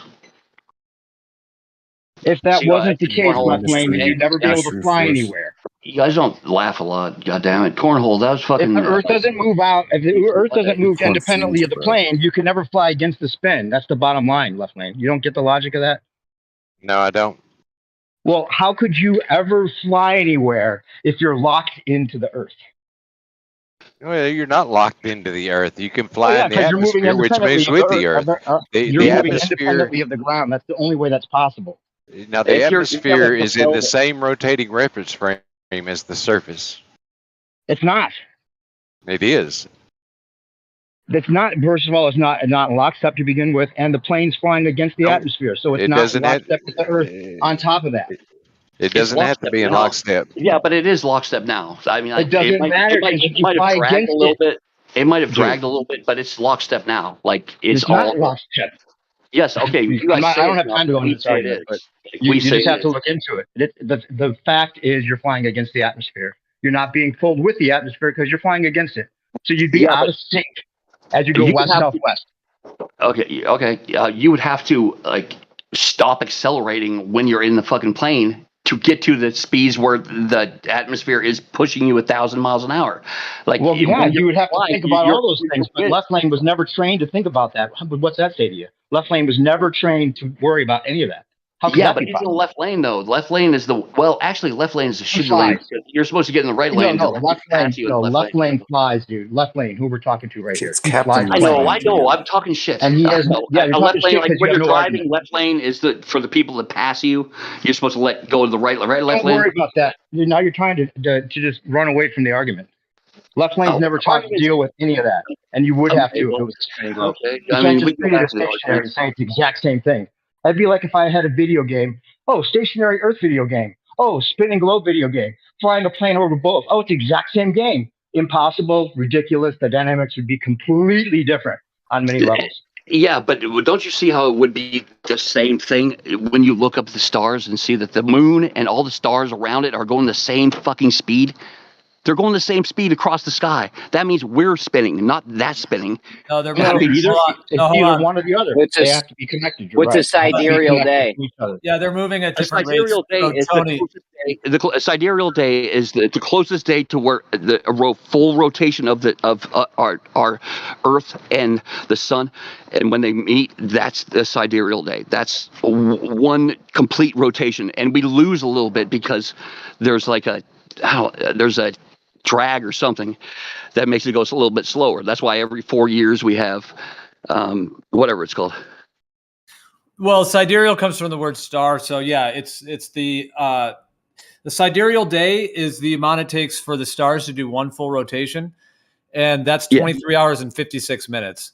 So it's 4 minutes shorter than 24 hours. So the stars are basically moving the fastest, as the term the fixed stars that are all fixed in their constellations in that general sense. Those are all moving at 23 hours, 56 minutes. The sun is a little slower at 24 hours, and then the moon is 50 minutes slower than the sun. So it's 24 hours and 50 minutes to make it. That's why I love you, Gio. Hey, Yeah. Gio, that's why I love you, man. You have all the numbers. When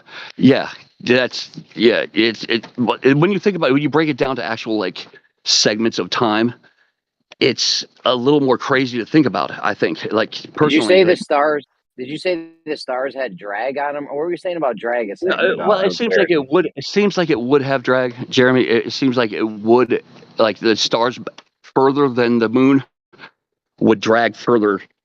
Just like when you're driving across the plains, like let's say you're going from the East Coast, you're going across Nebraska where it's fucking just flat as fuck, and you're going to Cabela's, Cabela's. You're doing a Nebraska. bang up job.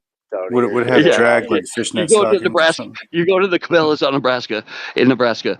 All of a sudden, it just starts rising out from fucking in front of you. What was I going to say? God damn it, fucker. Well, there is the precession of the equinoxes. Perhaps if you were talking about that, there is a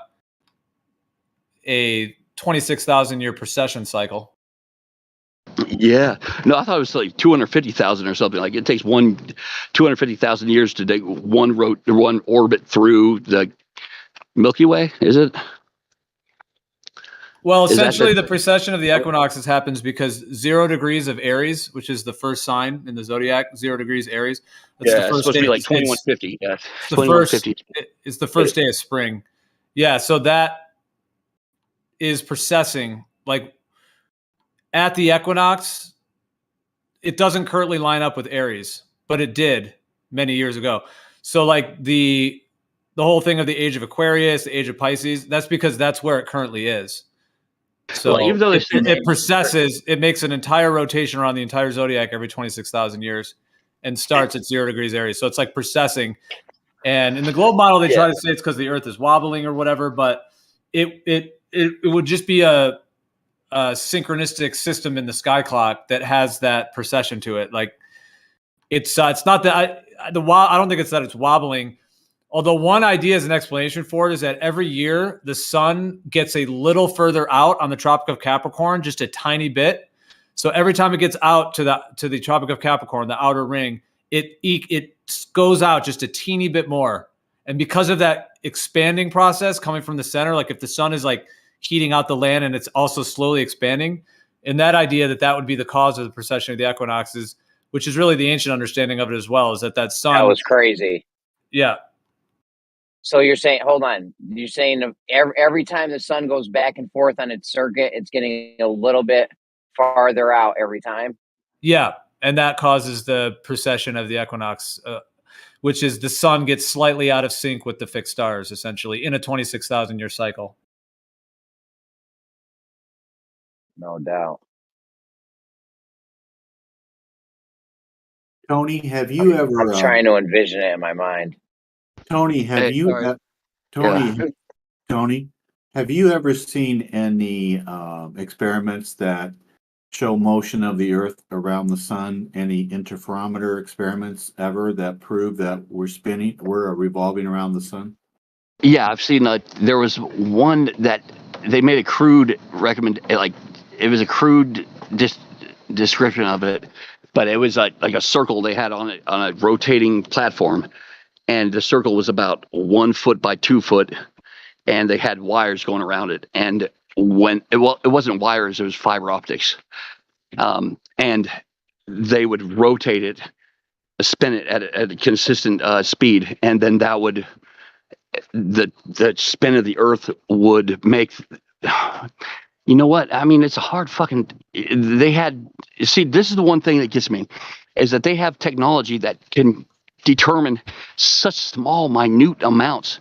Where well, Tony, let me ask you this. So, would you agree? Okay, so the main effect that you see that makes you think the Earth is rotating is because the stars and the sun and moon are moving above you. Is that correct?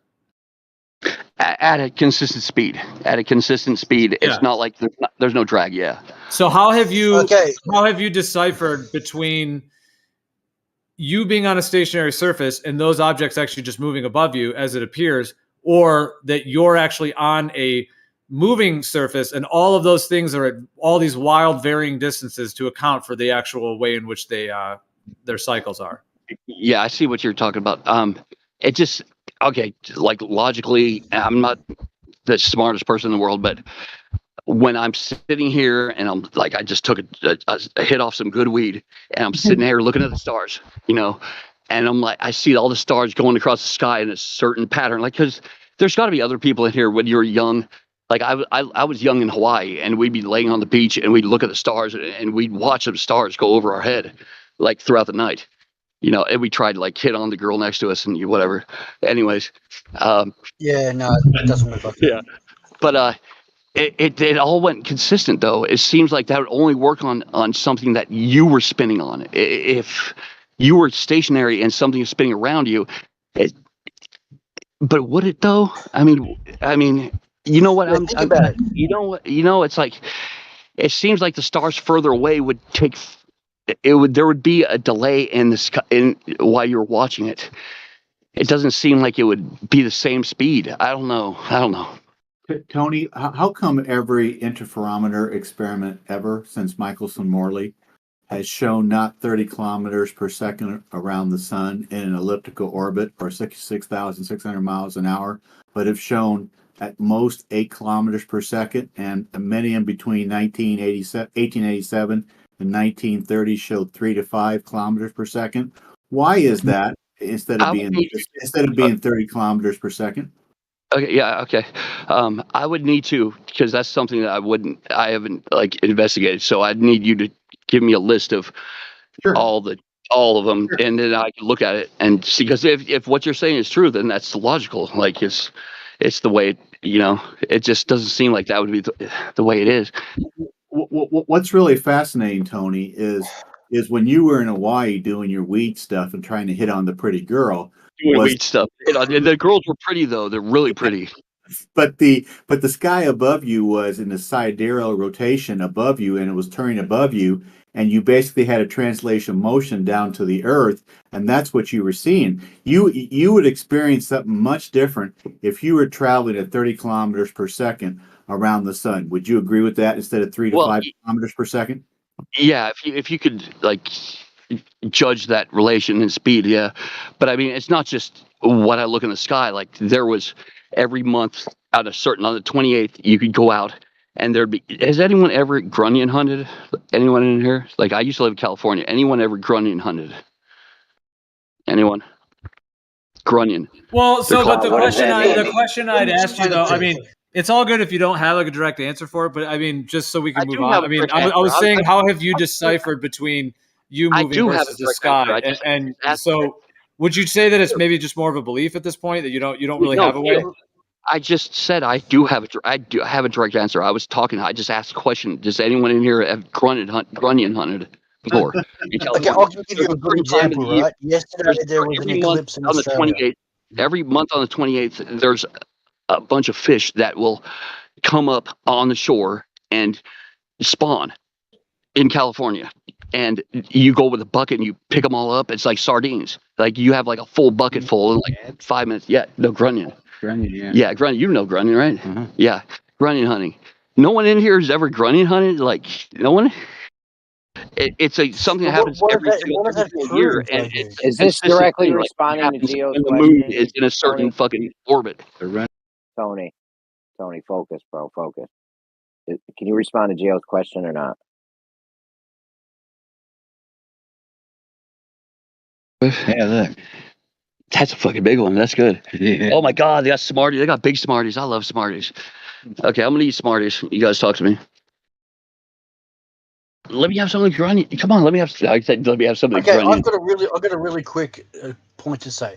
Now, 2 days ago, there was a so-called eclipse over Australia and Indonesia. Now, if the sun was 93 million miles away and the moon's 300,000, why are eclipses localized to one small area of the flat plane? Because it's close and they're spinning above us. It's that obvious, guys. Yeah, it's a localized effect from local light sources. Yeah, absolutely. Although they try to accompany that, they try to use the penumbra and the umbra and penumbra. Then they make up like an impossible form of the way light travels, and then they use impossible ratios to try to claim it. Totally doesn't work on the globe model. Exactly. I don't know why people haven't worked this out 150, 300, 400 years ago. It's that simple. The sun is right above your head and the moon is 200 miles or so above your head or whatever. It's right there. Well, and sometimes when like for example, there's like a 70-mile wide shadow, but that is way smaller than the radius of the diameter of the moon. So like basically a 2,159 mile diameter moon is making a 70-mile wide shadow. That in their model, that's what they try to claim. With parallel light rays coming from a sun 93 million miles away, it completely is geometrically not possible. Yeah. This is one of these things. Like some things do work on a heliocentric globe Earth model, and like I'm willing to say yes, that could work. There's certain things that do work. This one is just you get a 0 on it. Doesn't work at all. See, what's fascinating I've seen is that the heliocentric model, especially since Einstein, 1915, 1919, going back to Copernicus, has had all these generations, years of being able to examine motion of the Earth around the sun, and they can't do it. And they've had all these Selenelian eclipses that are top-down eclipses, which nobody can explain. And so you guys, the globe earthers, have had generations and trillions of dollars to knock out flat Earth and make us go away, and we only seem to get stronger and stronger. And I can't understand why you can't measure motion of the Earth around the sun. No scientist has ever seen that with the interferometer. And you go back to 1887 and Michael Morley all the way up to Juice, Joose, and all the way through Dayton Miller, and all the experiments he did. There is no motion of the Earth around the sun. It is the sidereal rotation of the sky, translating motion down to the Earth. And that's all it is. And that's why you might get a small Coriolis effect. But you have no 30 kilometers per second or 66,600 miles per hour around the sun. It does not exist. Jim does like do his research and then like succinctly like destroy your religion. It's pretty funny. Like he's got a lot of passion, but he just succinctly destroys your religion. Like I know you guys won't like what he says, but I mean, I will say this. I've said this to Austin before. When I found out about what he and Kai were doing with their now baby girl Aaliyah last July or August, the first time I ever talked to Austin, he talked about maybe the firmament having more than one layer, maybe 7, and then he mentioned that Kai was pregnant and what he was going to do with him and Kai were going to do with the baby, which was home birth and none of those things that they put in your shoulder. And at that time, the health thing was so much more important to me, and it still is, than the Earth debate. So Austin and Kai will always be my champion because of what they did to Aaliyah. And someday Aaliyah and their future children will come up to Austin and Kai, and they will look into Austin and Kai's eyes, and they will thank Austin and Kai for being their mom and dad, just because they knew not to put stuff in their body for things that don't exist. And that moment is a moment to live for if you're a parent. Kai, the name Kai is a really cool name. I'll give you that much. Like that's a cool ass name. Yeah, being able to be born without that is amazing. To be able to be dude, it's like what's really amazing is every single person that we meet that has babies or recently had grandchildren or anything, they're like blown away at her age. And I'm like, dude, think about how sad this is. Like she's just a normal baby. You know what I'm saying? She's just left alone. They're all like, how is she maintaining eye contact with me for so long at 2 months? And like, she's just staring right at me. She's responding to what I say. And like, she's able to like hold her head up so fast and all stuff. And like, her visual acuity is really kind of crazy. And they're like, no way, she's only 2.5 months old or whatever. And she was. Yeah, Dude, don't get your ironically, baby vaccinated. those No are all the doses. things. Yeah, I mean, I don't know. Well, yeah, I was just going to say all those things you just said are things that like autistic children have problems with. So it's like, yeah, you're saying she's like extra on point on all of the things that it seems, these things affect other people in those ways. Yeah, when you think about intelligence of a baby, it all really depends on how much focus you're putting on the baby. I mean, if you're putting a lot of focus on the baby and actually wanting her to like gain knowledge and stuff, you're putting a lot of focus on her. You're not just putting her in the corner in the fucking one of those little fucking spring things that they bounce and forgetting about her. You're actually like communicating with her and like interacting with her, and that's what makes a good child. I think like it has to do with the parents' interaction with the child and how much time they have spent with the child. I think that is important, but let me tell you this story. It's actually very sad. So one of Kai's friends, she recently had her second baby and they like missed the 3-month checkup. So they took him for the 6-month checkup and they caught him up on all the juice that they had missed from the 3-month, right? Yeah, there's a lot. In 3 months, there's a lot to miss. Yeah. They hit them all. They hit the baby with all of them at once.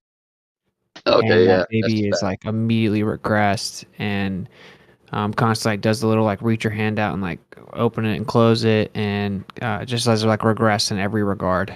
It's super sad. Yeah, it I'm makes you, pretty sure but that it she makes has you like, autism. yeah, that is sad. But it makes you. It's sad to say. It's hard to say this, but it makes you happy that my child isn't like, yeah, that's fucking bad. But I mean, it sucks though. I mean, like, I mean, I couldn't imagine having like crossroads in parental growth. That where you have to actually get someone else up from the outside to come in and be like, you know what, I don't know what the fuck I'm doing right now. I'm like, you got to come in and tell me, how the fuck do I help this child get to the next level? That's a Here's hard the thing part to that's do. really sad is that guy like and her friend tried to warn her, and so like now she's realizing it, and like that's what's really sad.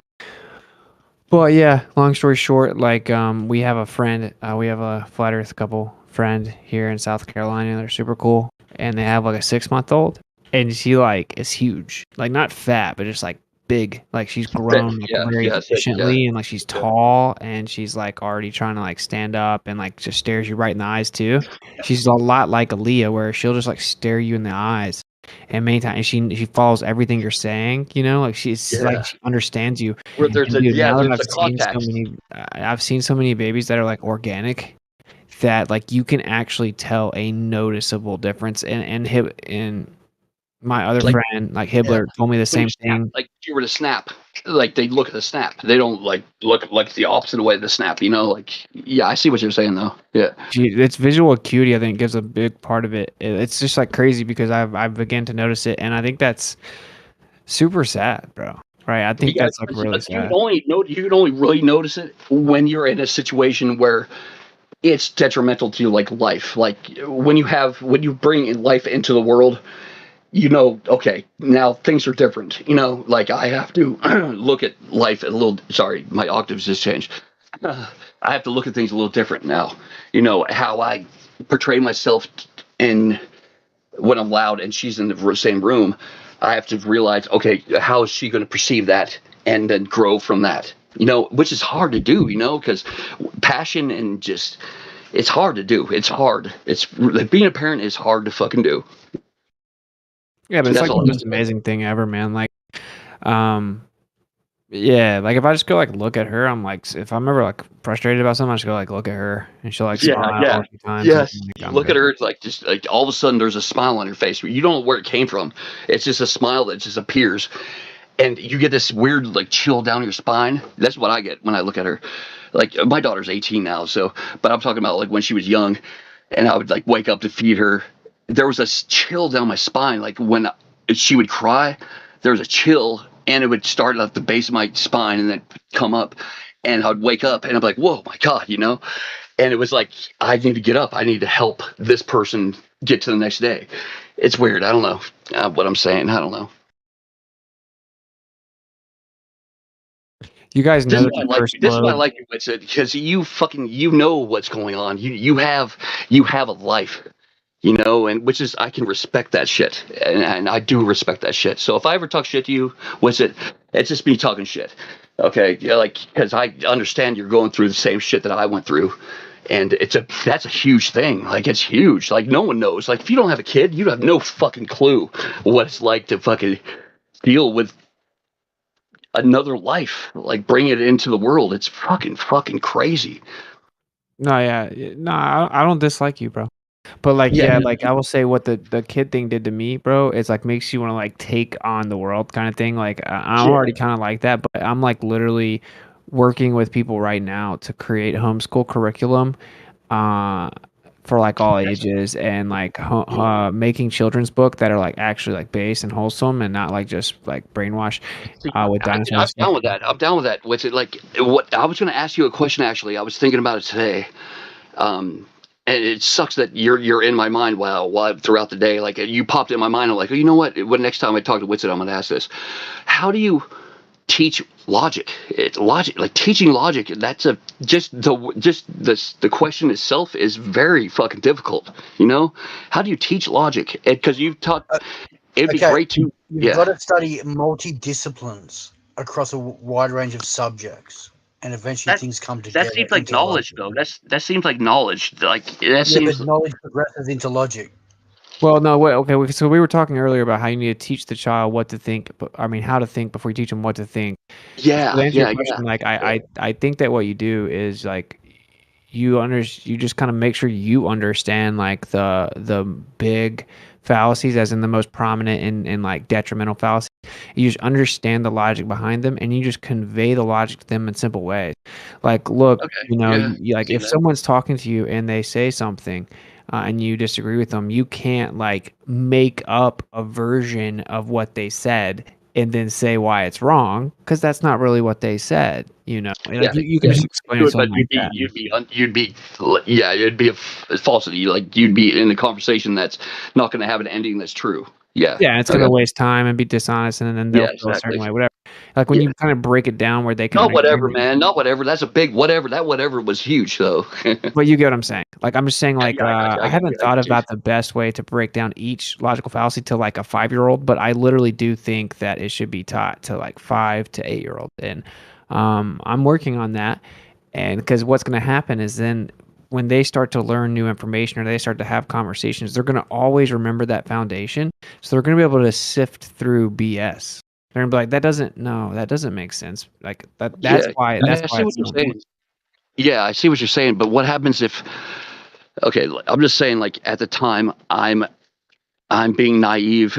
At the time, like let's say I'm 25 years old, 25 to 28. That's when like really like when you have 3 years where you really can actually capture the fucking your child's brain and like mold it. I mean, you do that throughout her whole life or his whole life, but really that time period is where you really can capture it. Yeah. And and god damn it, what I was gonna say was really good too. I just smoked some fucking shit called what the shit I just smoked? It was really good though. Damn it. It was a really good it was a really good thought. How do you Fuck. get it across to them in that period? Is what you're saying? Like, Yeah, something like that. Yeah. Like, how do you, not how, but what happens if what you're portraying to them or what you're trying to teach them is wrong, and you don't realize that until the 3 years after you have been teaching them that. oh, I hear That, you. Yeah, that's why I think yeah, it's so important to focus on like how to think first, like and then just things that like you could take them to do and see themselves, right? Like I can take Aaliyah to the ocean; she can learn what the ocean is. I don't have to like worry about being wrong. The ocean's a real thing. Like I'm gonna teach Aaliyah basic logic, bro. Like that's gonna be one of the first things, and I think she's gonna pick up a couple instruments at a young age, which is good for neural development. And I'm gonna teach her how to count in a few languages, but like basically what I like a perfect example is like appeal to consensus or appeal to majority. You can teach that to a kid super easy, right? It's like just because a lot of other people think something, that doesn't mean it's true. That doesn't mean it's right. Just because and then give them an example, like we're in a room and there's 10 people, and if 9 of the 10 people make up example, right? Like think something's true, just because that many people all agree on it, it doesn't make it true. It doesn't matter at all. And then you could tell them about, I don't think slavery would be a good example for a child, but like an example of people all agreeing on something that was wrong, right? And then they're going to understand from a young age, like it doesn't matter what everyone else thinks, like that. There's tons of examples of everyone being wrong. And that's called an appeal to consensus, right? I mean, that's a logical fallacy that adults don't seem to understand. But a 5-year-old being taught when she's 5 is going to like always carry that with her. Like that's my theory, at least. That's why I think it's important.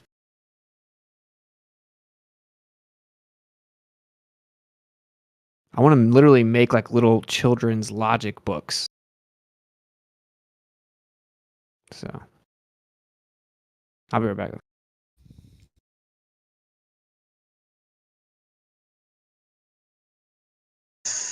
Yeah, this is going to be an interesting experiment for you, because like the whole world's gone dumbass, and you're actually going to teach your children, so it's going to be a good experiment.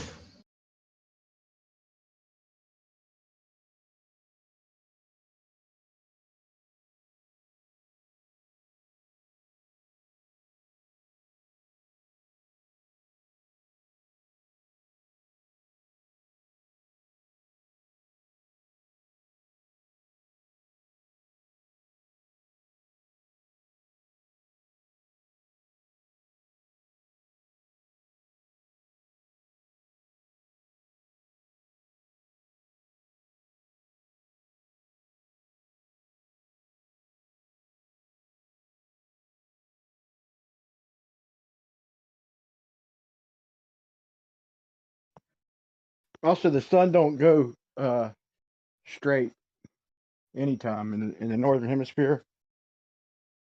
Doesn't go straight. Okay, I can post a video of that being proved. Give me a minute. He was trying to picture. You were saying it'd be like 3 o'clock and 9 o'clock all day, according to the sundial, but that's not true. On equinox, it rises due east and it goes out and away. It doesn't go right over your head. The sun's never at zenith. In America, I mean in North America. On the equator, well, in latitudes below the tropics, except for exactly on the tropics, the sun does go directly overhead twice a year. Yeah, I'd like to see that, but that's what it shows. Okay, well, I mean, B-Ball has posted images of things that had no shadow at noon. Yeah, really zenith. weird looking. That doesn't mean it goes straight the whole time, but yeah, I mean that's what they claim it does. I just said I'd like to see it. I mean, like I genuinely like to see it. Well, I mean, if it rises due east, Video of the Oregon star party. Check that out. It shows the arc of the sun going around you. if it rises due east at 90 degrees and it produces no shadow at noon and it sits at 270 due west, that would be a straight path across the sky. Do you not understand it? Right. But that'd only be at the equator though, and your nomenclature would be angled. So it, you angle it accordingly. No, you don't. No, you how it wouldn't works angle on it. Friday? You wouldn't angle your gnomon on the equator, on the equinox. Leflane, do you know how it works on a flat Earth? No. Huh. So like where No, we that's the geometric. Where we see the sun rise and set is what it is that you're having trouble with. No, it's on the equinox and the sun rising and going straight across the sky and setting directly west. That's a straight path across the sky. And if the sun was circling overhead, I don't see how that could happen at all. So what time is it if there's no shadow, Howard? What time would it be? I just did a video show the sun circles above your head. If you can't see that, well, It'd be noon. It'd be noon, right, Howard? If there's no It'd be shadow. 9 and 3. No, on the equinox it'd be 9 and 3. Like all day long it'd be 9 and 3. Like it'd be 9, and then as soon as it passed right overhead, then it would start turning to 3. Wait. Wouldn't it be noon though? Wouldn't it be noon when it's right over your head? There's no shadow. Yeah. So it'd be like so everything in all day long between. would Wait, be noon. everything in between 9 and noon. It'd go 10, then 11, then 12 when it's right overhead. And then as it started going further toward 3, it'd go 1, then 2, then 3. It Right? wouldn't I mean, go. how can you not on the understand equinox. that concept? No, bro? not on the equinox. It wouldn't. On the equinox, it would never go to 1. It would never go to 2. It'd never go to 3.5. It would be So on it'd never 3 be directly and over 9. your head, bro. Just ask. It'd be directly over your head all day. That's what I'm saying. 3 and 9. The shadow would on the fucking sundial would be 3 and 9 all day long. It would never go to 1 and 4, or 2 and 5, or it would never go to that. Or Bro, wait, thank it'd be God 1 you ain't the one making sundials, bro. I'm just saying. But on the equinox, though, like logically, like if you think about it, the sun's coming in on the, it depends on where you're looking. It's going to come in at one angle. It's going to stay that angle all day long. Well, it stays that angle all day long every day. That's the thing that's weird. It's like, I don't get. How, You said that you said that earlier about everywhere. You said everywhere it would be 9 and 3 on equinox. No, not 9 and 3. Now that you've thought about it, hold on. Now, that's why I joined, bro. And now that you thought about it, you're like, oh shit, yeah, it's just it wouldn't be. Yeah, you're right. You're right. I don't think I said that, but if I did, I apologize. It wouldn't be 9 to 3, but it'd be a straight line across the sundial. So you wouldn't line your you definitely wouldn't line your Nomer up east and west then, right? Well, you would do it north and south. Well, you do it north. You do it north, but still on equinox it would be 3 and 9. But it seems like wait. When it first went to set, when the sun first starts coming up over the horizon, let's just picture a stick in the ground. It'd be a long shadow, and then as when it got overhead of the stick, there'd be no shadow at all, and you'd know that would be your zenith. And then as it went off, it would start getting longer. You know what I'm saying? Yeah, I think they call it solar noon. Yeah, where like well in Hawaii they have a thing called Lahaina noon, and there's a time of the year where the sun's directly over, and that's the only place it's over. Like because it's otherwise it's going to be over the ocean the whole time. So never are you going to notice it until it's over. Well, Kauai pretty much. And there's a sculpture the guy made that only happens when the sun is directly above you. It makes a circle. Otherwise, every day of the year, it's all like some weird squiggly line. Anyone knows what Lahaina noon is? If you don't Google it. It's pretty interesting. Like it's crazy. Like all the speed bumps, all the what I'm talking about. Pay for parking. There's no shadow. It's just like straight up and down. It's fucking weird looking. Wait, I just want to really narrow this down. Thank you, man. Make sure we really narrow this down, right? Like, so flat earthers have not adequately addressed the position of the sun on the equinox for the most part for many years. Well, right? Like, I 100% agree that the equinox on a flat plane with the local sun moving in a circle over top of you does not match observations. Let me explain it real quick. I got an explanation for that. Like, can I just say thank you for saying that? Like, for real. Well, hold on. Don't thank him yet, man. Because I'm gonna thank. No, I know. I'm pretty sure he's gonna come back with a quip or something. Yeah, no. I mean, he might not agree with what I'm saying anyway. But let me give. Tony knows I got something. Yeah. I know you. Austin. Tony, hold on a second, man. Tony. Yeah, you might. Yeah, yes, that's true. Thanking him, he might not agree with me anyway. But here's my point. Is okay, so if we're standing let's say 2 sets of railroad tracks and they're and one is a mile to your right and one is a mile to your left, and they're going off in the distance. Okay, they're going to converge in front of you way off in the distance. The individual tracks are going to converge, if you like a quarter mile. I was listening to that earlier, and it was intriguing. Like, I was listening to it, and I was like, you know what? That's kind of a cool, mental thought, whatever they call it. When whatever. Okay. Yeah, keep going. So follow me here. So if I'm at the equator, let's say I'm in Ecuador, and I got the sun coming in. Okay. Now what perspective does, especially with things higher, it works even more of an effect. So if the sun is taking a central stance, then you'd say if the sun was right over your head, let's say it's noon and we rewound the clock, so the sun literally goes back into doing its circle. Then I got you. When it's to your left. Wait. You're talking about. Wait, I'm sorry to interrupt you, but you're talking about once it's done its cycle through and it's gone all the way, its orbit or past, whatever you guys want to call it. Anyone wants to call it. I don't, I'm not putting a name to it. Yeah. But in fact, let me just explain it like this. As much as it can go, and then it starts going north again. You're talking about that point. Yeah. Let's just do this. Yeah, let's start at noon, and you could reverse it in your own mind. So instead of confusing things, so it's noon now. It's noon, right? And let's say it's still doing a circle. Okay, it's still doing a circle. It's right overhead, and now it's going off in the distance, right? And it's curving around to the right in reality, right? But it looks to be going straight. So as it's going off in the distance and curving right, okay, because we know it's circling around to the right, it's also converging at the same time. And we know things higher or further away converge a lot faster. So it's a perfect. Can see that.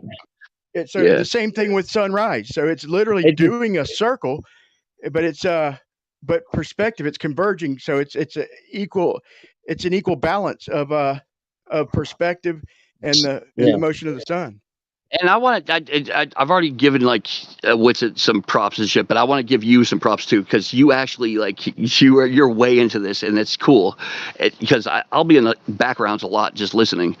And I got some pretty cool shit coming out on my for real navigation series. For real, man. Like, you keep shit, like you think about shit, which is cool as fuck. That's what you need. People, you need someone to keep the conversation going, which I got Witsit and people that have the mentality to do that, and then you feed them with the fucking, I don't know what I'm trying to say, ideas. But anyway, I like what you guys are doing. I like what you guys are doing, though. It's fucking thanks, man. Great. To give you a compliment back, bro, you've I'm shocked that you're still a Glober, bro, and take that as a compliment.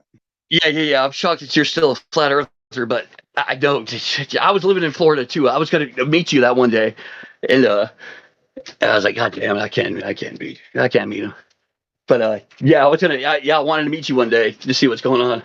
Anytime you're in Florida, man. Yeah, Yeah, anybody. I can't go there Look me anymore. up, I man. gotta no, I go to Florida, I get arrested now. Soon Yeah, I you go don't want across. to get arrested, man. Yeah, they'll get me. So, but yeah, no, I just moved from Florida, so yeah, I was in Orlando for like 7 years, something like that, in Tampa for like 7 years. Anyways, but I'm sorry, I derailed everything. My bad. No, I'm that's just in cool, the. bro. I'll extend that offer I'm just out too also to complimenting. I'm anybody just but paid complimenting NASA the Shill, moon. man. I don't have a Yeah. lot of room, but I'll accommodate, man. Anybody passing through. I don't got a lot of room, but I will accommodate to the best of my ability. You'll be welcome here. And that's Except what. Hayden NASA Shill, he'd have to sleep in the shed, bro. He could Yeah, stay he'd here, have man. to. That's cool. Yeah, I ain't gonna I'd leave him make on him the sleep in streets, my but shed too. Hey, I'm a globe earther. I'm a globe earther. I'd make him sleep in my shed too. So don't worry. All right. But Everyone settle down. yeah, my bad. I'm just feeling reminiscent and like wanting to like say nice things to people right now. So my bad. All right. Why don't you give us 5 minutes? Someone might have something. It's not real. Anyone got any Hey, what I topics said or was good anything? though. I've said some good shit, Jeremy. I've Yeah, said some good shit about the stars and the moon. Come on, you were Jeremy. wrong with the stars. I You might said have they been both wrong, move but at it the was good same, and though. you were talking about drag. Yeah, but it was still good though. It might have been wrong to you guys, but it was still good. It was wrong for your model. Oh well, fucking everything's wrong for everyone's model. I mean, shit. I mean, I've never fucking touched a particle. I've never investigated these things to the point where people that get paid to investigate it have investigated it. If that makes sense, you know, like there's people that get paid money, like 120,000 a year, just to investigate the things we're talking about on here. Okay, Like, settle down, Tony. Settle down, bro. Brian. my bad. I'm just Brian, telling you reality of what's really going on. Oh my god, I got one of those moth killers. you're getting reality wrong. You got reality wrong. You said the stars and the sun move at the same speed. That's not the point. Brian. Well, same speed in our frame. All right. It's not, but anyways, I'm listening, Brian, Jeremy. Yeah, Sean Jeremy, G you wants. won, Jeremy. Goddamn, I'm wrong again. Fucking shit. It's fine. It's fine. I'm used to it. Only Brian, Jeremy's I'm right. used to it too. Trust me, man. I got a girlfriend, new girlfriend. And I'm wrong all the time. My God, you know what? I didn't realize how wrong I am. How many times I'm wrong throughout the day until you're with like someone that knows what's right. Wait, right. does she know what's right? Maybe she Tony. doesn't. Yay! What the fuck? Do you know what's Tony, right? you gotta relax, bro. All Just right. don't talk for like 2 minutes. I don't think you Hey, can. what I just said was funny though. Someone should have laughed. Someone was laughing somewhere. You're killing us, Brian. Sean G wants to have a debate with you. Are you down for that? Absolutely. I insist. All right. What's up, Sean G? He wants to debate you and then Witsit. He said he You wants guys to should kill debate you. at the same Okay, I time. challenge everybody in here real quick. Think about what we would have to do. Okay, think about what an airplane would have to do to do a straight line from horizon to horizon. Let's say, how big would the path have to be? No, fuck an airplane. Let's talk about on the ground. To get two railroad tracks on either side of us. Let's say one is let's not do a mile. Let's do one is 100 meters to the left of us, and one is 100 meters to the right of us. What would we have to do to get both of them tracks to appear like they're doing straight lines, going off Well, the first off, we'd have to realize what a meter is, and that's hard. Like, we're American, man. What the fuck are you doing with meters? Yeah, I don't know why I said meter, bro. Yeah, I think that's like 3 feet, right? 300 feet. I think it's 3 feet. Yeah, Yeah, somewhere around 3 feet. I don't know what's wrong with Okay, look. Aircraft fly in a straight line. They fly from point A to point B in the fastest route possible to save fuel. No, So, that's not the what are you fastest talking route. about? It's not the Yeah, fastest yes, it route is. possible. Hold on, I've been going over this for days. Tony, I need you to Okay, just stop I've talking. told you they use air Hold on a charts, second. right? Maps, large scale maps. They draw a straight line and they navigate. Where you guys get this information from? It's all wrong. Listen to me. If planes are flying in a straight, not turning left to right, they're not flying the shortest distance they can on a globe that's Okay, you know spinning. what? What day is it there? Friday. Tomorrow morning, go to your local airport, ask for the airport manager, and ask him how they navigate. Here's a little project for you. Yeah, it seems like they would I navigate. understand. Tony, I need you to stop for 5 minutes, dude. You've been dominating the whole chat. I don't know. You're Really? Have I? spazzing out. Could you really say what I've been doing is dominating the chat, Jeremy? Could you honestly say what I'm doing is dominating the chat? I mean, maybe. No, don't I know. would Go say ahead, no. I'd say no. I'm not dominating the chat. I just want to talk because I feel like talking right now. That's a little too bad because Jeremy and him are having a conversation and you're interrupting. I'm gonna start muting. Can you please Why can't calm we down? have 3 people talk? Why can't we have? I mean, we could, but I mean, I feel like you've been dominating the chat for the last like 20. I don't know. I was really. Yeah, I not muted him for a second, man. He needs to calm down for a bit. I know he wants to talk. Yeah. He needs to chill off the freaking white bags and Yeah. shit. As far as the path the planes are taking, I promise they're not flying the shortest distance possible. If they're doing gray circle routes, I mean, I had Rumpus admitting it for like 5 minutes earlier until he realized what a conundrum that was and Yeah, I heard you, backed bro. out of it. That's a good argument, bro.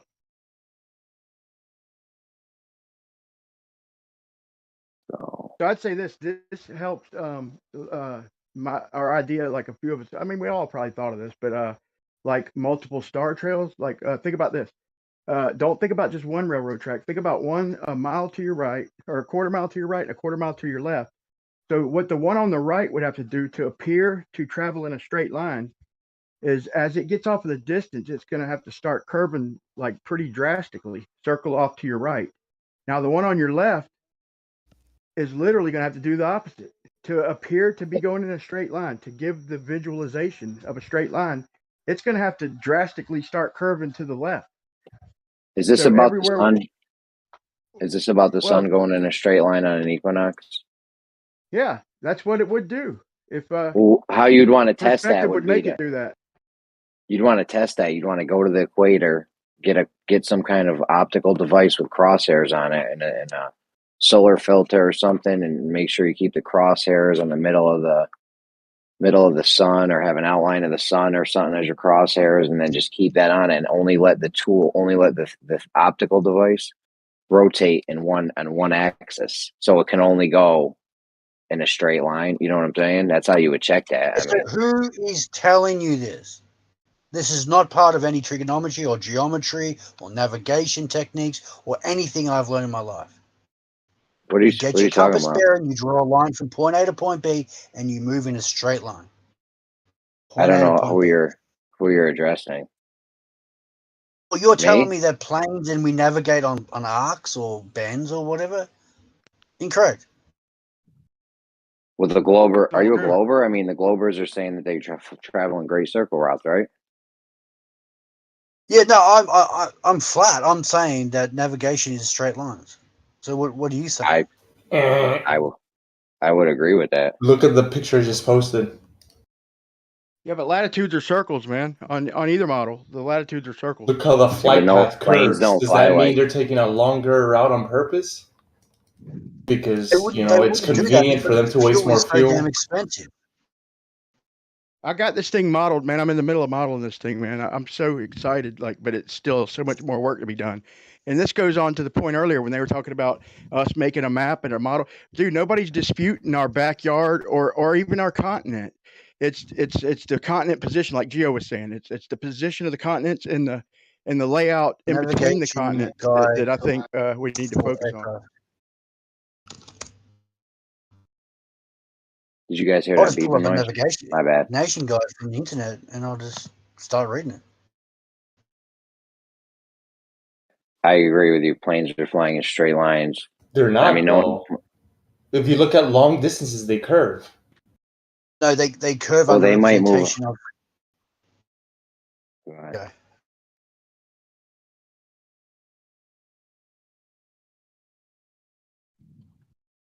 Shorter distance, sure, you could say it's more straight. But I don't know. Are you saying when planes fly, they curve left to right, or no?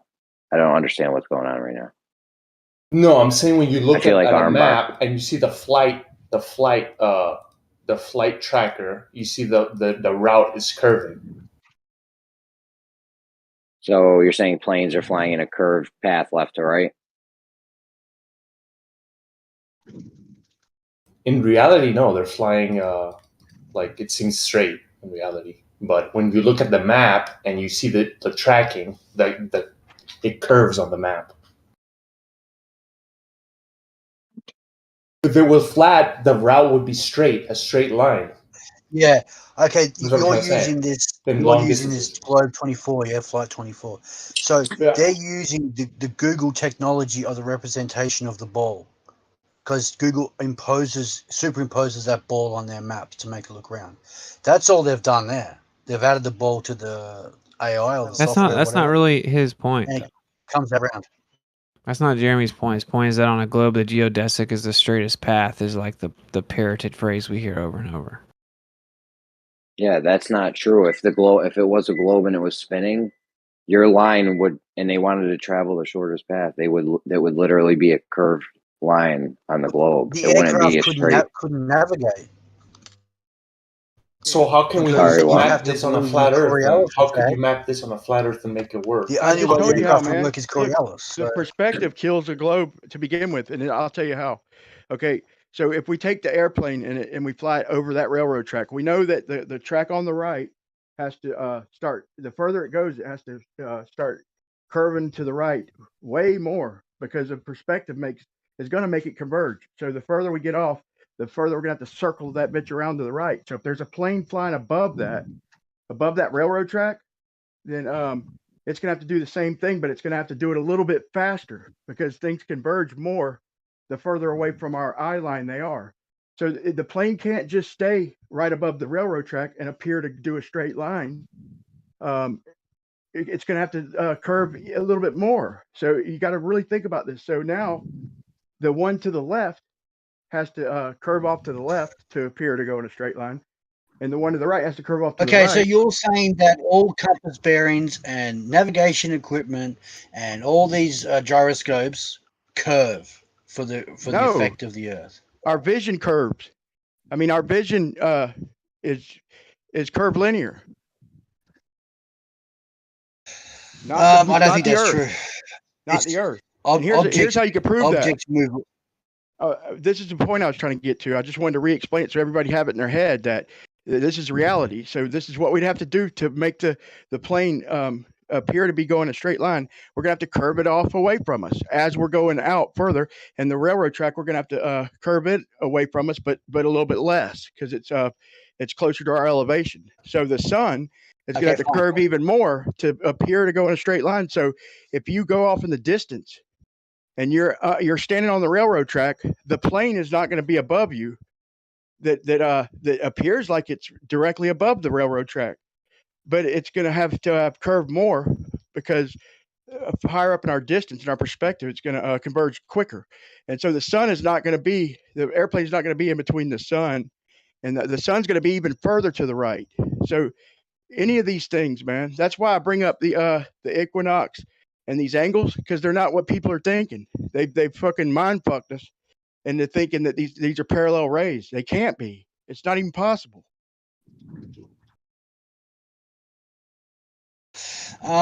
Yeah, I'm not really sure what you're arguing for here. You're saying that Yeah, I'm things appear confused too, round guys. I because thought of our this was eyes. supposed to be about the planes traveling. What does it have to do with the light rays? Yeah, so okay, you know what? I'll tell you what you do. Go climb a mountain nearby or a tower, and go have a look around. Tell me what you Jeremy, see. they did very fun to point, Jeremy. No, I don't want to argue that point. I've been arguing it every day for like a week now. So whatever Brian wanted to do, go ahead. Listen, I'm definitely not going against what Jeremy's saying, y'all. Just see. I don't know what the fuck Brian's even talking about though. So, so go ahead. Yeah, I know. That's why I'm trying to get y'all. I'm not arguing against Jeremy, y'all. Just so you know, I like that argument. But here's my point. Okay, just take a piece of paper. Okay, draw your head. Your head's at the bottom middle of the piece of paper. Now draw like a pole from the right side. Draw a horizon right in the middle of the paper, just a straight line from left to right, right in the middle of the paper. So you got a top half and a bottom half. Okay, our head's the bottom of the piece of paper. Okay, now we draw a pole sitting on the horizon, and then going all the way to the top of the piece of paper on the right, and one on the left. Okay, now draw a straight line from your head to the bottom of that pole, and then draw a straight line to the top of that pole. They're not going to line up. The angles are different, and it's the same pole. Hey, hold on, Brian. Does anyone understand what Brian said so far?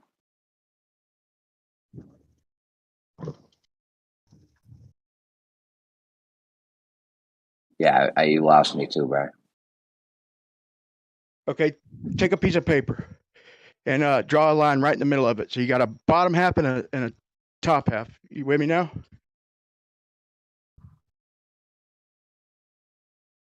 You got a blank piece of paper and a marker, and you just divide it into two equal sections, a top half and a bottom half, by drawing a line dead across it.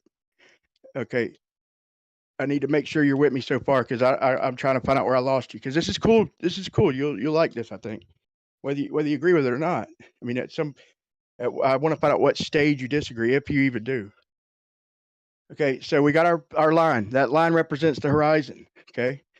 Now on the right of the paper, from the horizon, we draw like a giant pole. So it goes from the horizon to the top of the piece of paper. And then on the left side, we do the same thing. Far left as you can get it on the paper. So now what you got on that piece of paper is a line separating the top and the bottom of the paper, and we're calling it the horizon. Okay, now at the bottom of the piece of paper, right in the middle, as far as you can go down, draw a fucking eyeball, whatever, eyeballs, a laser, whatever you want. Just represents what we're seeing. Okay, now draw a line from that laser or that eyeball to the bottom of the pole on the right, and then to the top of the pole on the right. Then do the same thing on the left. Draw your line to the bottom of the pole from your eye or your laser to the bottom of the pole, the one that's sitting on the horizon, which is representing distance. Okay, now draw a line to the top of the pole. Okay, they're not going to line up. You're going to get different. My whole point is you're going to get a different angle just from the height. Just from the height alone, you're going to get a different angle. So that's my starting point to explaining this. But if you didn't follow, if I could explain a little bit further, because you got to be able to follow that. Maybe he could explain it to us. I'm sorry, I didn't hear you. Maybe Jeremy got it. He can explain it to us. Bro, my wife came in the room. There's no shot at me following Brian right now.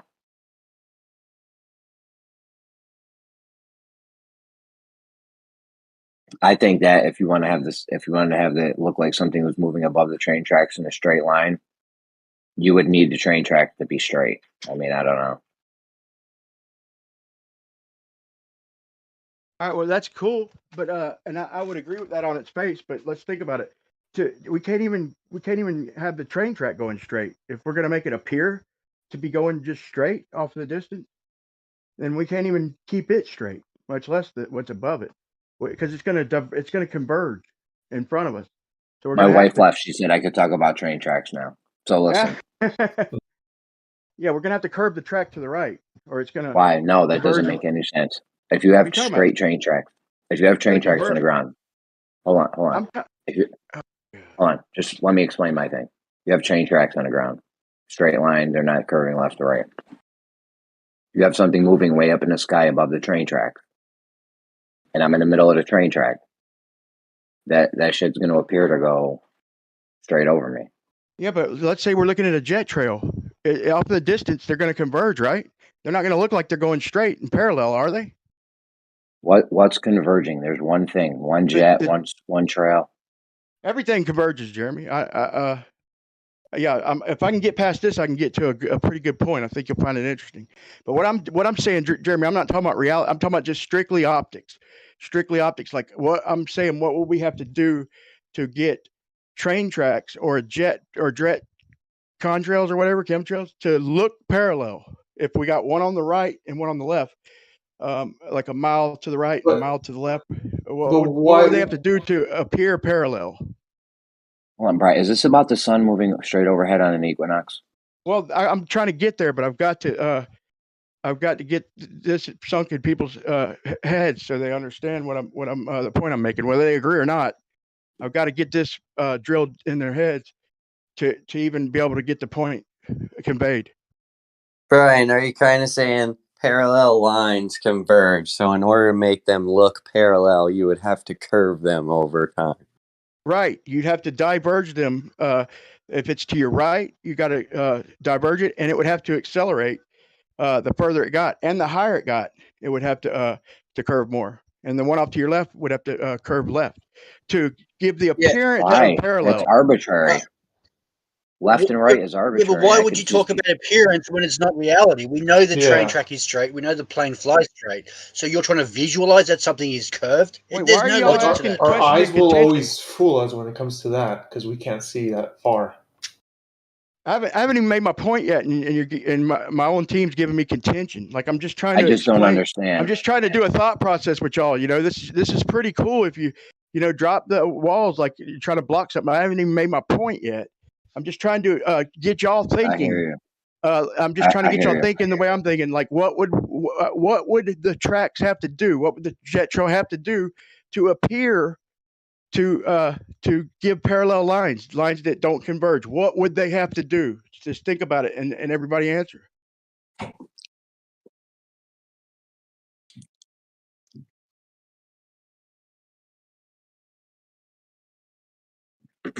Check. I think they'd have to curve away instead of converge. Right. They'd No, have to listen. diverge. Why are we and they'd talking, Brian? Hold on. Why are we even talking about railroad tracks? You can just use one line. Just use one line, and then something above that line stays over that line, and then goes across you in the sky, and you're standing on the line, right? Is that the scenario we're talking about?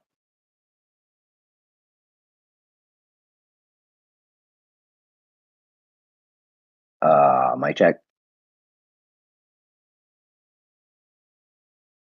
Nope, you better restart.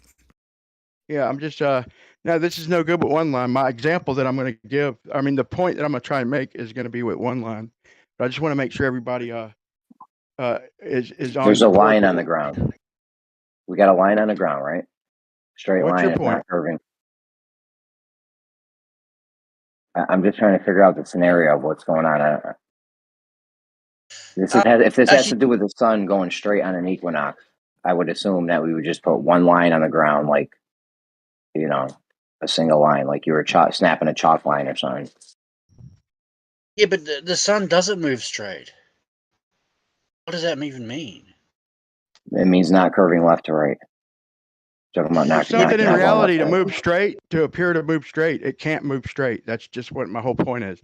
Well, before you give contention, man, like entertain me for a second, Jeremy.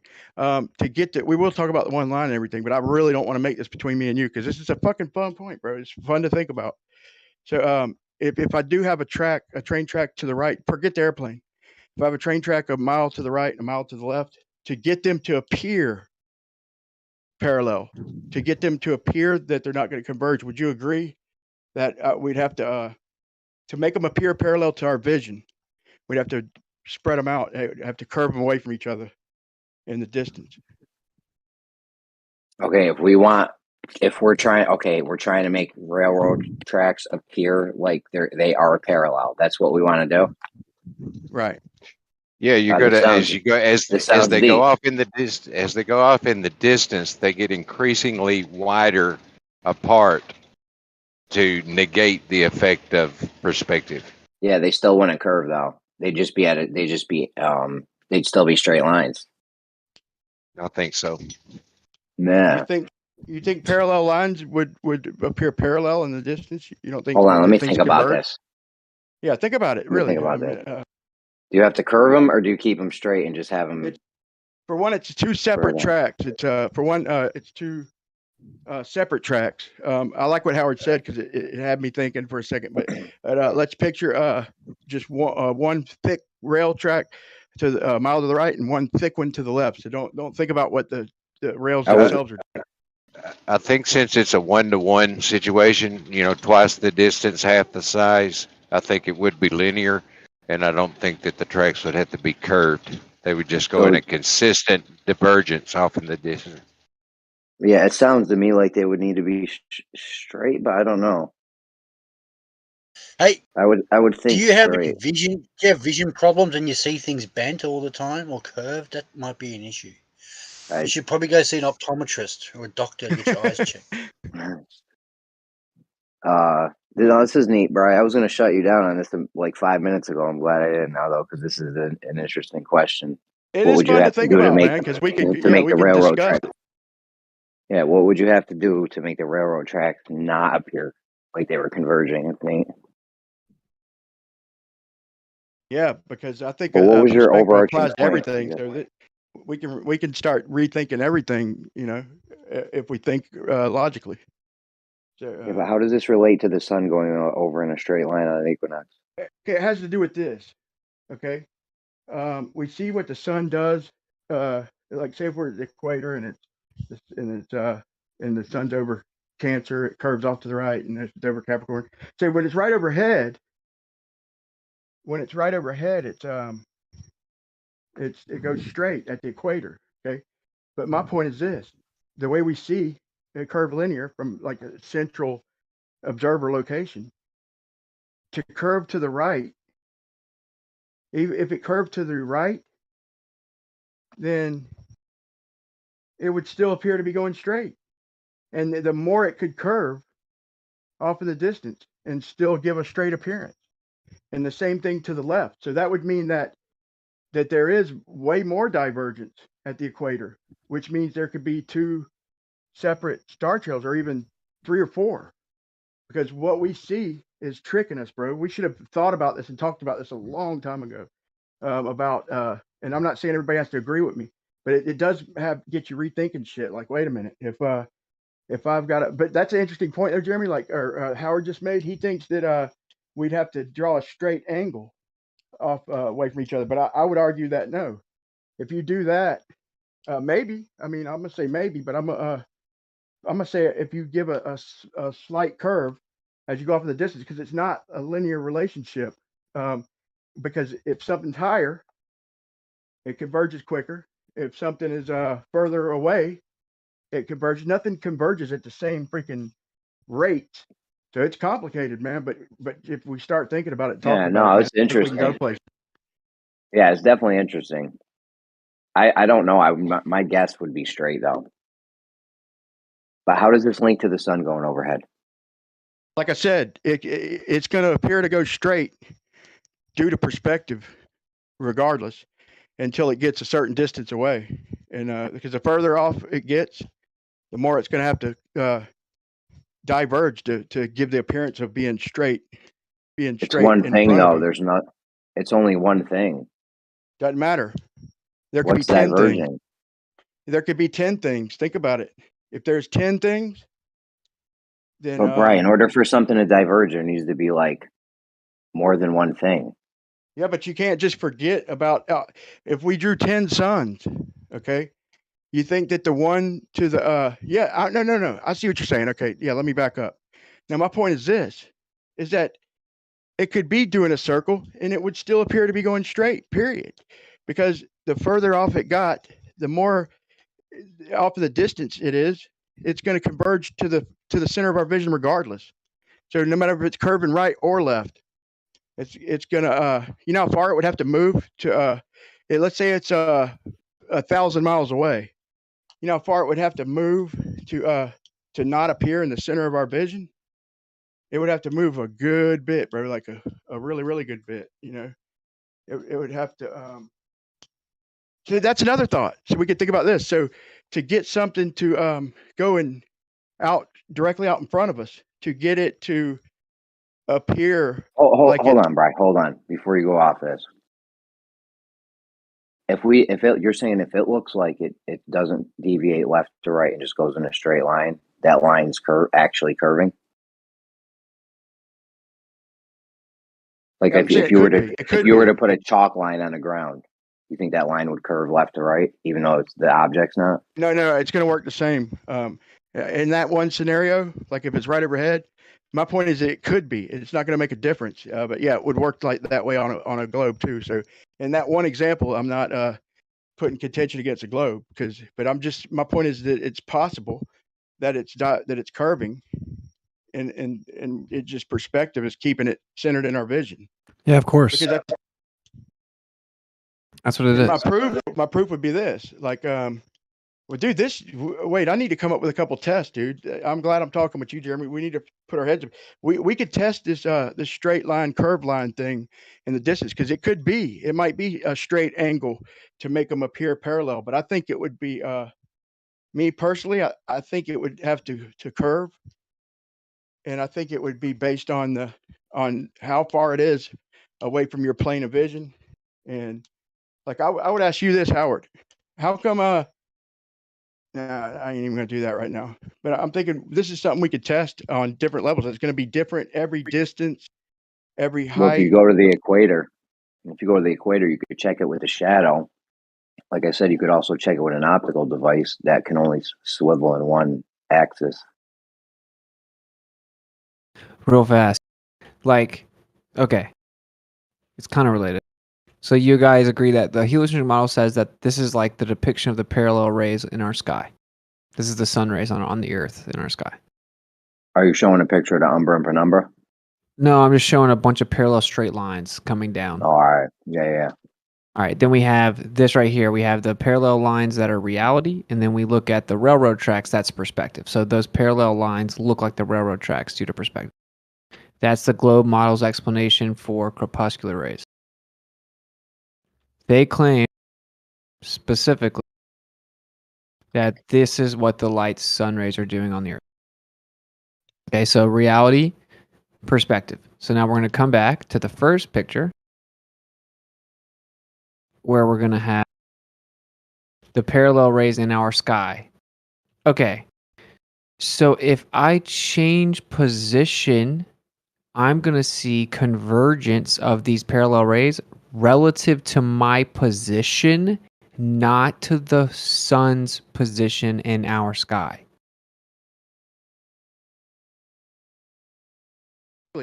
Exactly, bro. That's a hell of a good point, man. We need to dive into this shit deep, bro. Crepuscular rays debunk the globe.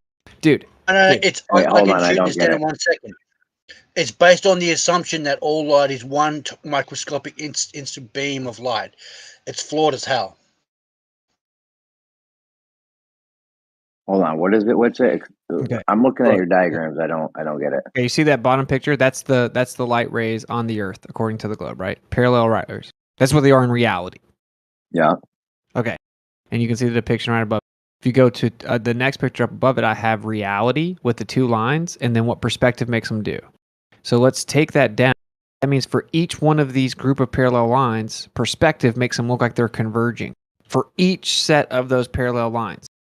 So if I look at all of them from the center, they're going to look like they converge in the center. If I move over to the left, they're going to look like they converge in the center for my new position. Exactly. They're not just going to converge on the sun. So it's like it's observer dependent, curvilinear, fucking hard to explain shit, dude. I mean, It would happen everywhere if it was actually 93 million miles away with evenly distributed parallel rays on the Earth. We would have crepuscular rays all throughout the sky anytime we had clouds or anything, and they would look to be converging in random directions based on where we're standing, not based on where the sun is. Yeah. It wouldn't And on only a go globe, to the sun. on a globe, there'd be a horizon everywhere you fucking look. Basically, on a globe, everywhere you look, there'd be a horizon. This sounds dope, but I still don't get it.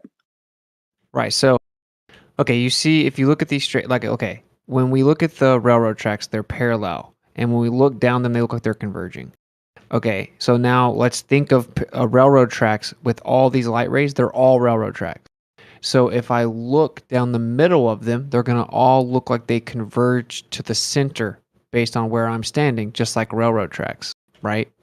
If I move over to the left and look at the light, now there are parallel rays right in front of me where I'm standing. So now it's going to look like they're converging in front of me there. It's right. So yeah. So it doesn't perspective matter. is always going to make the parallel lines look like they're converging in front of me. So it doesn't have to be 93 million miles away. That our vision does this for us, bro. That's a fucking strong point, Austin, man. I'm liking this, man. Like, if we are standing in front of parallel lines, we're going to see them converge in front of us. Just like railroad tracks. If our entire sky is filled with parallel lines, no matter where we stand, if we look out, those parallel lines are going to look like they're converging in front of us. They're not only going to converge on the sun. I don't care. Perspective doesn't care about the sun. It just cares that there's parallel light rays.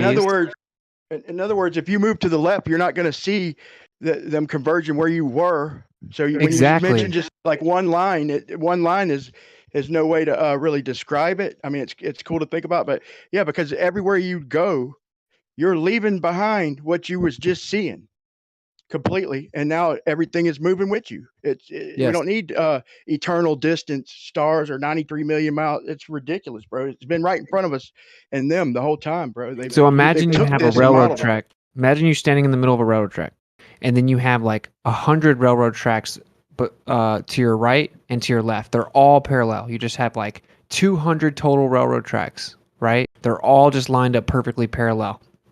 If you stand right in the middle of them and you look out, it's going to look like all those parallel railroad tracks are converging to one point in the center in front of you. If you move 50 railroad tracks over to your left, those railroad tracks are going to look like they're converging to the center in front of you, not over to your right. Right. And only the one right in front of you is going to look like it's going straight. Hold on. All right. Can you do an animation of this? That would make it much better. Maybe so, because I think the animation will prove me right. I've been saying this for a few years. Karumbra live streams. Flat Earthers never click with me on it either. I always just let the. I'm clicking with you, bro. I'm loving it. I'm fucking loving it, literally, bro. It sounds dope. I said this like 3 years ago that like if what they're saying is true, we would have crepuscular rays scattered throughout the entire sky. Bro, I've been saying it and listening to the way I've been trying to describe it all these years. Like I could laugh at myself, bro, because you just described it so much better. The same concept, and people still are it's sinking in. They'll get it. You know, it's just going to take a couple examples. But dude, the way I was describing it, no chance.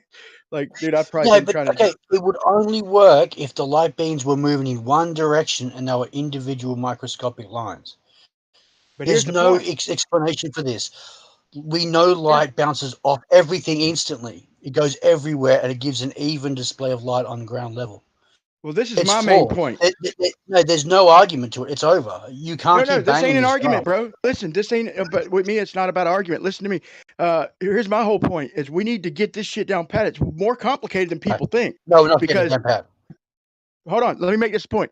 Because the higher something is, it's a completely different rate, and also the further away. In other words, the further away from the observer something is, the rate accelerates. So now when we're mapping what the sun's doing, what the stars are doing, we've got to take this shit into a perspective when we're making a map, bro. And that lines up with the azimuthal grid of view so much better when you really consider this stuff, bro. Because the further something is away from us, the more accelerated perspective is gonna converge it, bro. It's great. Look, what all Roof was saying over and over was like that it would only converge on the sun because it's coming from the sun. He just kept saying it over and over. Perspective doesn't care about where the sun is if it's 93 million miles away, and all we see is a small portion of its light that's all parallel. It doesn't matter what the light source is. Just like if I look 180 degrees away, anti-crepuscular rays, right? If say the sun is setting, say the sun is like over to my right, according to their model, there's still parallel rays all over my head. So why, when I look forward at those parallel rays, can I not see them converging relative to my position? If I had clouds above me, I would see those parallel rays look like they're converging through the physical obstruction of the cloud. Yeah. And if I had, let's say, I had a train a mile off to the right and an airplane 10 miles in the sky going directly above the train tracks, and they're both a mile off to the right and then one off to the left, if they're both shining a laser at me, the observer on the ground looking right in between, the one on the left, the one on the right, they're not going to line up. Even though the railroad tracks and the plane are right above and below each other, it's going to be a completely different angle that I measure for the laser. Hold on, man. I'm not trying to come had across as Witsit rude. Can you saying- drop this, please? Look, this is just getting embarrassing for you. Okay. Witsit, so you're saying since the parallel rays are hitting us everywhere, Mhm. anti-crepuscular rays shouldn't even be a thing, or the crepuscular rays?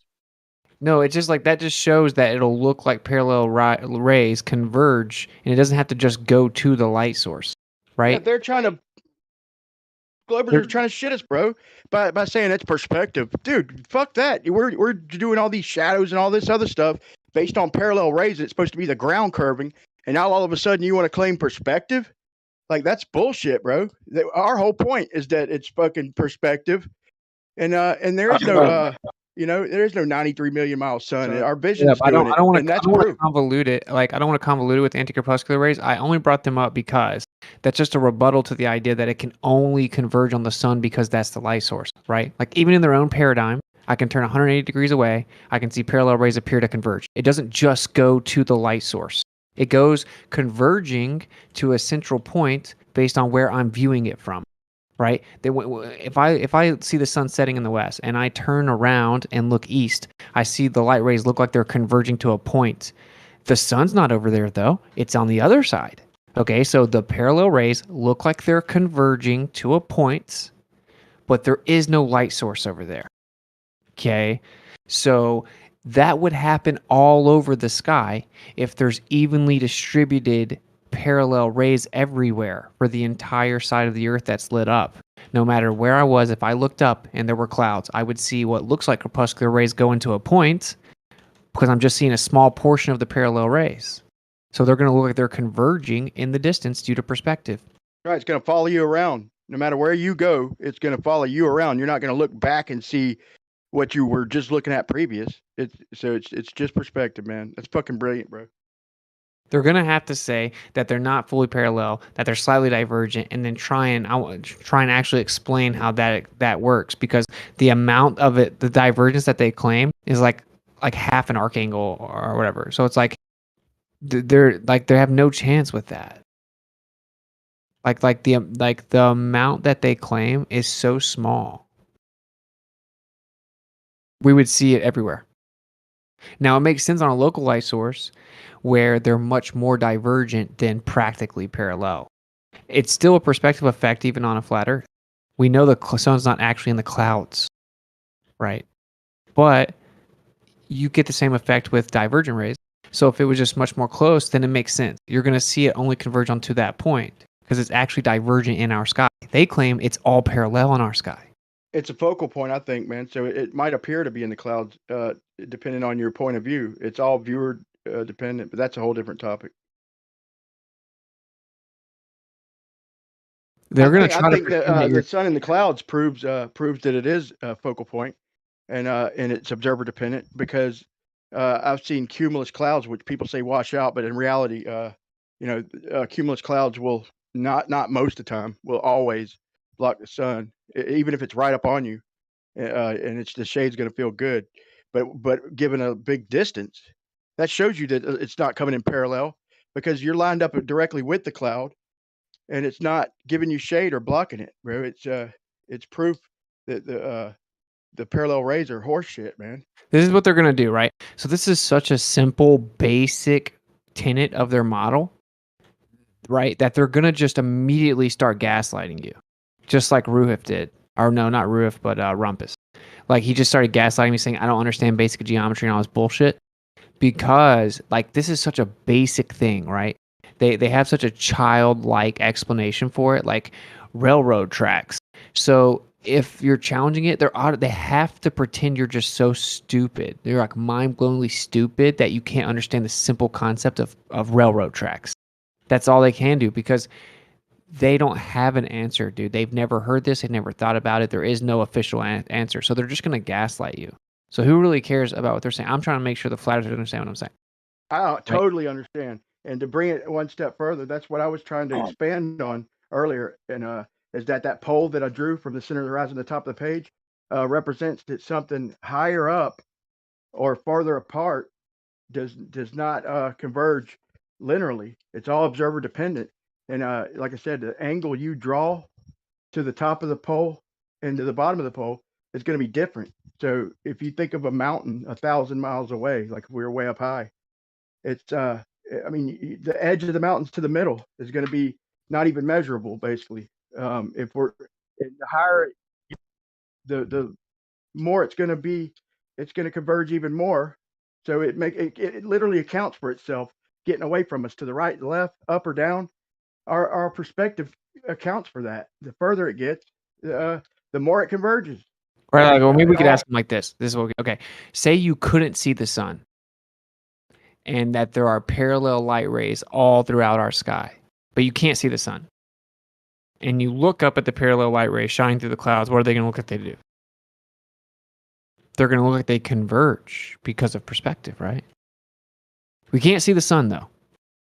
So now if I go 100 miles to my left and then 300 miles to my right and then 150 miles to my left again, like I'm going to see convergence in a different place in the sky, each different position I view them from.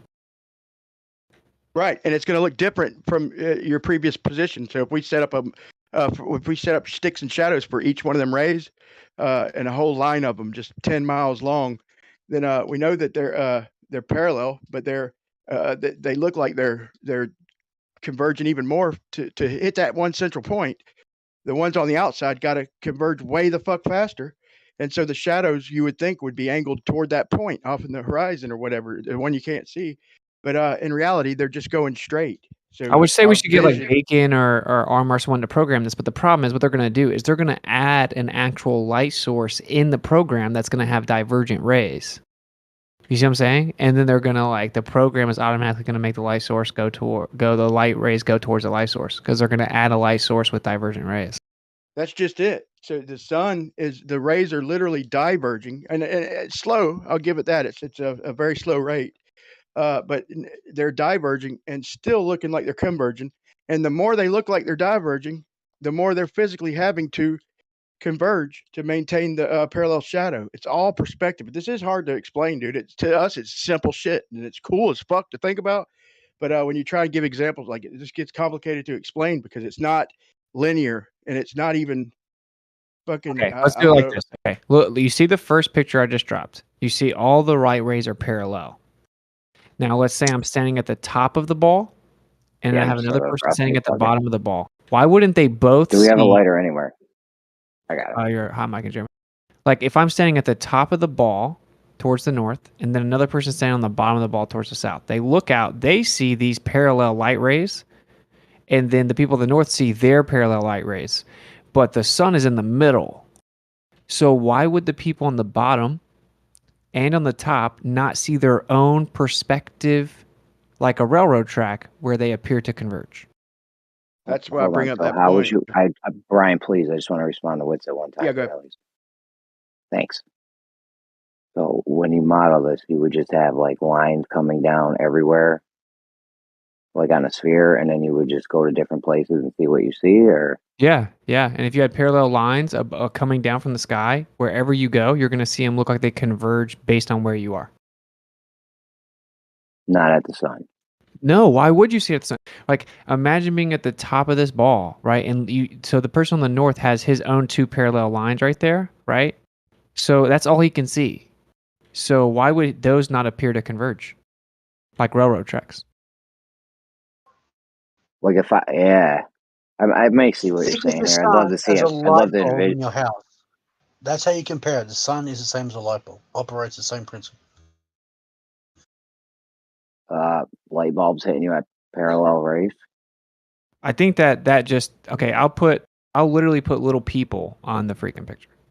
So I think that's the best. Like listening to myself, that's the best way that you can't. You kind of have to understand what I'm saying. So I'm gonna. If we're ever gonna make a map, we're gonna have to completely understand this. And the problem I've been having, and I'm working on it, and I've been working on it for a long time, and this is how I even got as far as I have in my mind and on paper, is that it's not fucking linear. So you can't just say, move up a mile and put them light rays up a mile or spread them out a mile.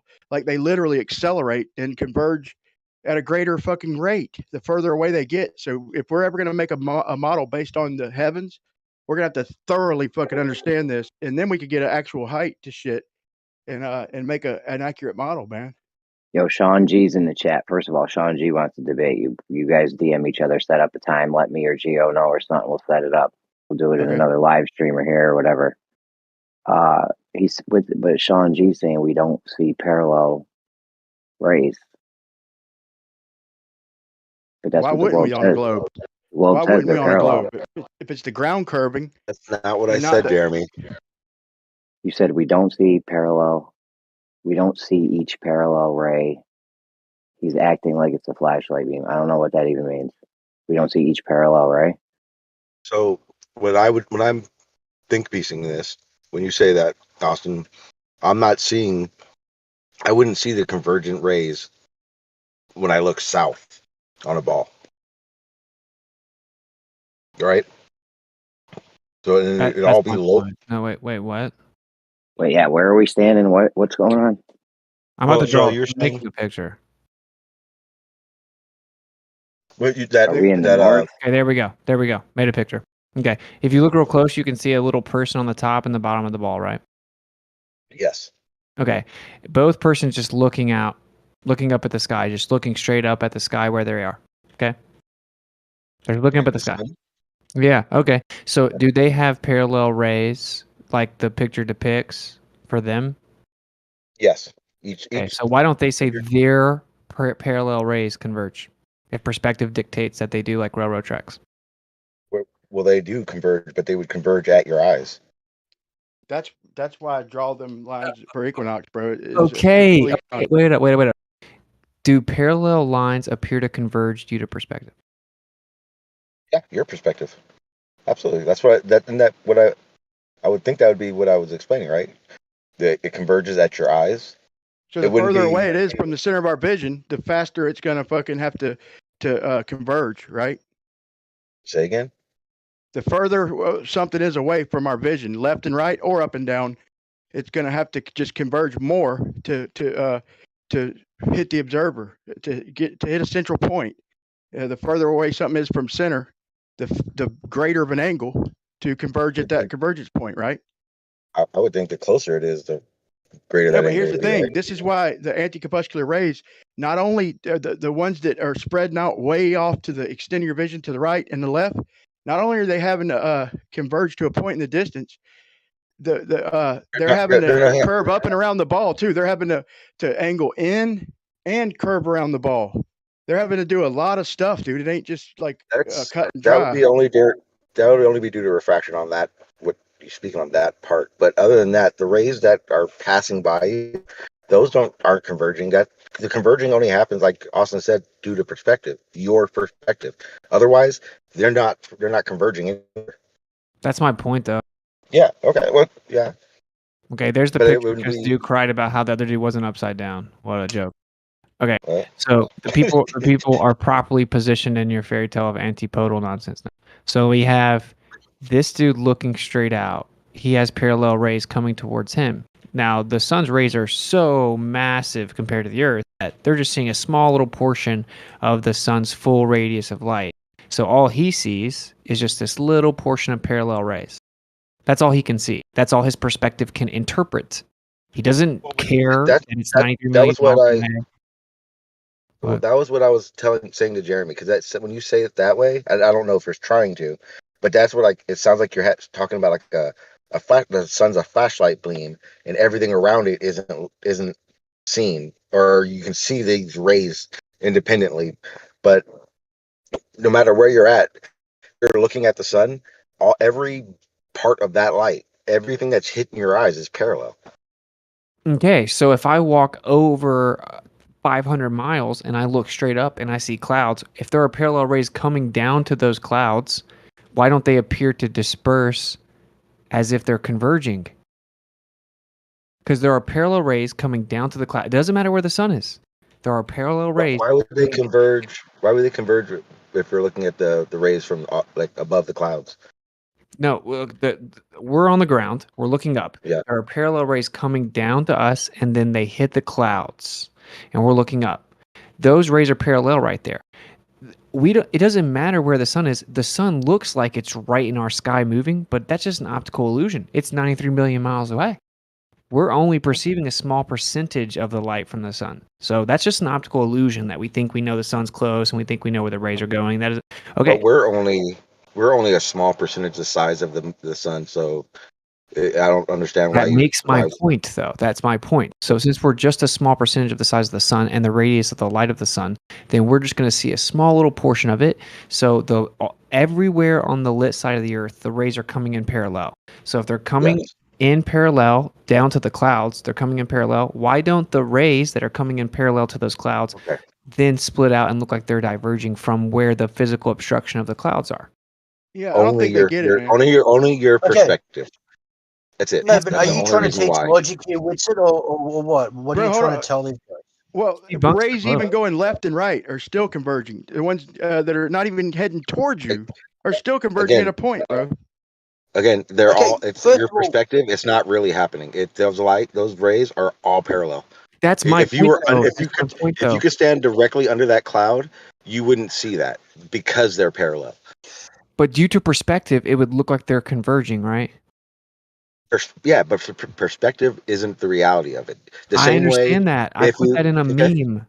I okay, May I but the same way, interject? May I interject? Since you said that, it isn't reality, right? May I interject? So that is the premise entirely. Is there's two forms of reality.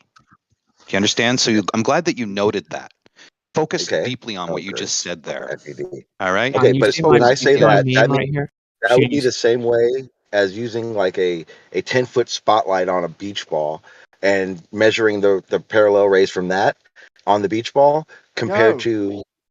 Okay, Every again, I'm distance not is going to be different, bro. I Please, just explained not that, bro. done, not done, not done. The same way as trying He to just admitted it, mimic guys. the same way of the light rays with a flashlight. And I think D Not Marble did this reality, like 3 or 4 years ago. And it Bro. shows when you use a flashlight, you can make that light, it does diverge. You can see it go everywhere. Listen, bro, you might not But it's understand not what the we're saying, bro, but it sounds like you're doing it I intentionally, understand what you're Sean. saying, bro. No, you don't. Okay. I guess you may think I don't, but I 100% do. If you do, you're intentionally misdescribing it, bro. Because I said Okay, that. let me make this clear. The You're sun is arguing a Brian, fallacy. the sun Let me is so explain, bro. large. How are you going to know if I can't explain? Wait, I don't need you to explain anything. You're saying I don't understand it. Why would I need you to You explain don't how I understand don't what we're understand it? saying, bro. Okay. No, he go just ahead. he You just knows. literally He already contradicted yourself, Ryan, and you don't even understand. You don't. No, I haven't he does contradicted know. myself. He admitted it. He just admitted it like a minute ago. He He totally doesn't realize described. he admitted it, bro. He literally doesn't What did I realize. admit, Brian? I admit. Are you just repeating what FVD said? Go ahead. What did I admit? No, bro. I explained earlier that no matter how far, every distance and every angle is different, bro. So, in other words, if something's higher up, it's literally going to make up for it and converge at a greater angle. It's going to be a way more angle. And if it's lower down or higher up or farther left, further right, it's literally Can I ask you still going to something? converge at that point, bro. But it's different for every perspective. Right. Let me ask you Listen, something. every single observer is different. It's not the same. You can't walk away and look back at the what you were just looking at. You have a whole new line of sight, and then everything, even the rays going completely not even towards you, are still converging. Right. Do you right. believe that perspective is concrete reality? Yeah, Like for instance, with what we see. when you see something due to perspective, does it always mean that's how it is? It's more complicated than It's very anybody's. simple. It's a simple no, because reality of it is If it when we wasn't, look if at it wasn't an reality, observation- if it wasn't Look, reality, okay. we wouldn't be able to determine spatial let me- relationships between okay. objects using When we Euclidean see- geometry. Oh, Jesus Christ. Let me respond, please. Thank you. When we look out and we see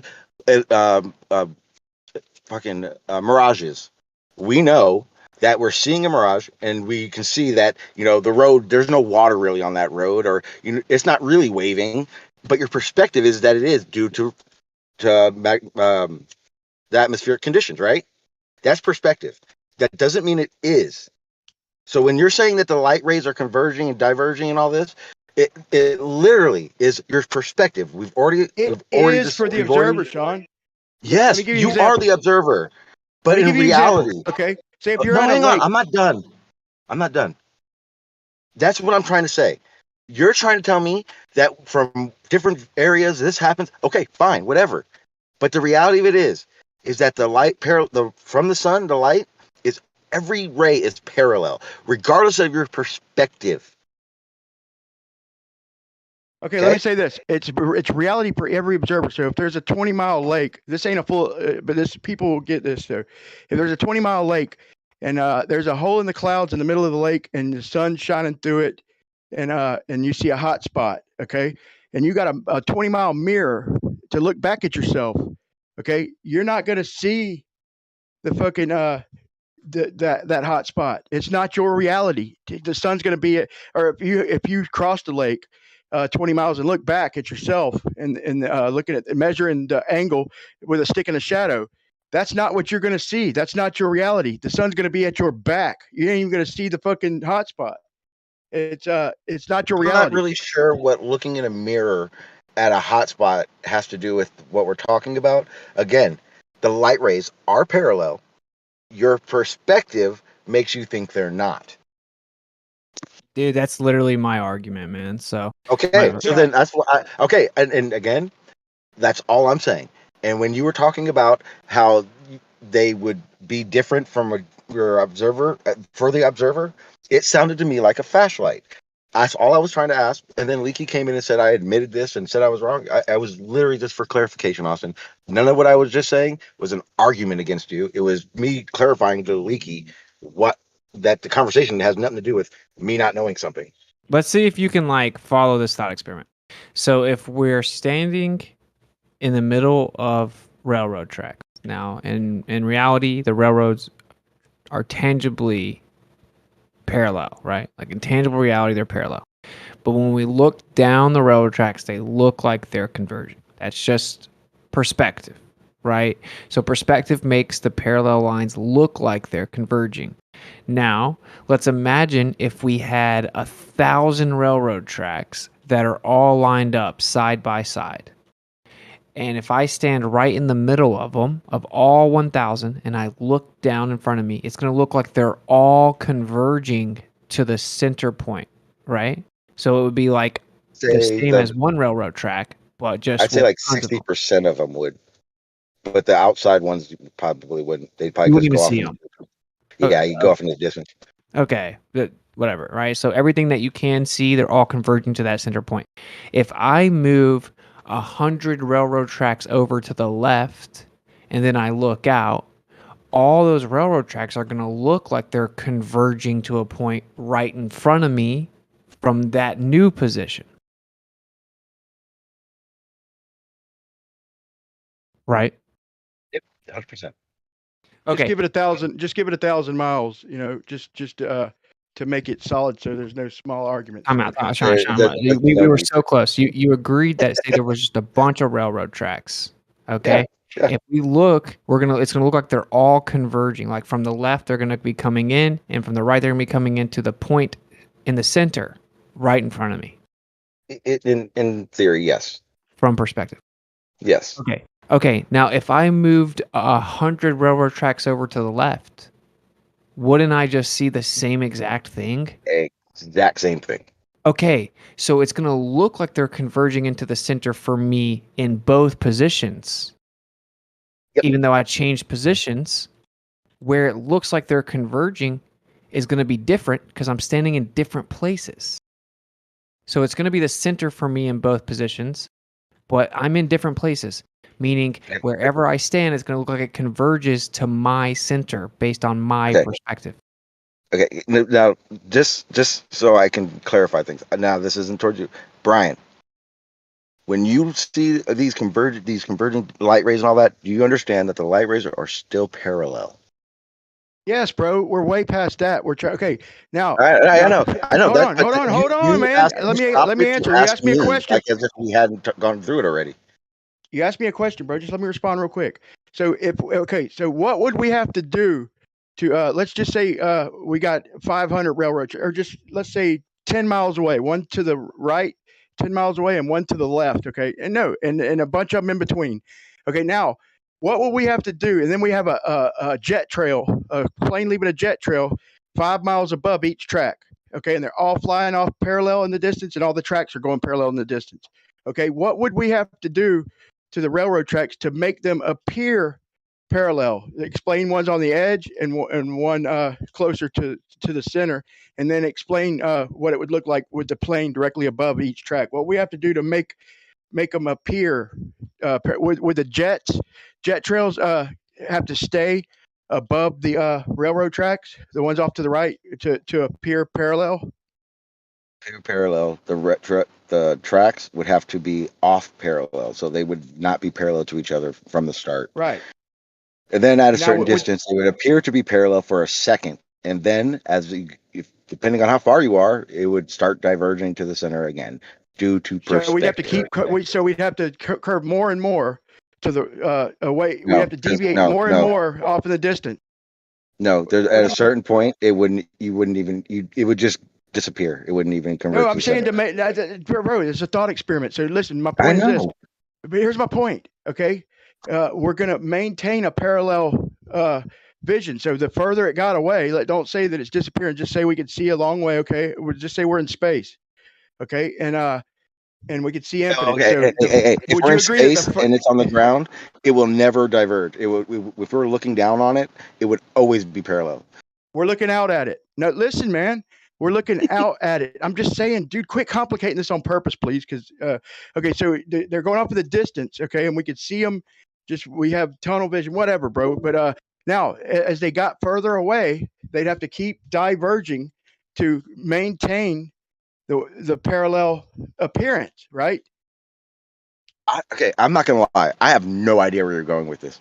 Yeah, you do. Okay, maybe you don't. Let me explain. Let me explain. Okay, listen, they'd have to keep curving off to the right the further they got. It's not a linear. You can't just draw a fucking angle and say, Wait, look, are these you are trying gonna to tell me? appear Hang on. parallel. Are you Hold on. trying to tell This is me not. if the This is not. Hold on, man. I'm not done. This is not a linear relationship. It's not even mathematically. It's got to curve off to the right more and more the further you get away from the observer to maintain the parallel perspective. And so eventually it's going to be going completely off. They're going to be completely going opposite each other to maintain a Okay, parallel how about this? How about field this, of Brian? view. What is your point? You're Bro, you don't even- rambling. I don't. What you're saying right now in this think piece is that. Correct me if I'm wrong. Is that if they were actually parallel, then the further away we go, they would look parallel. No. My point is this, bro. Okay. The further we got off in the distance to maintain a parallel appearance, they've got to keep What does it have to deviating. do with what we're talking about?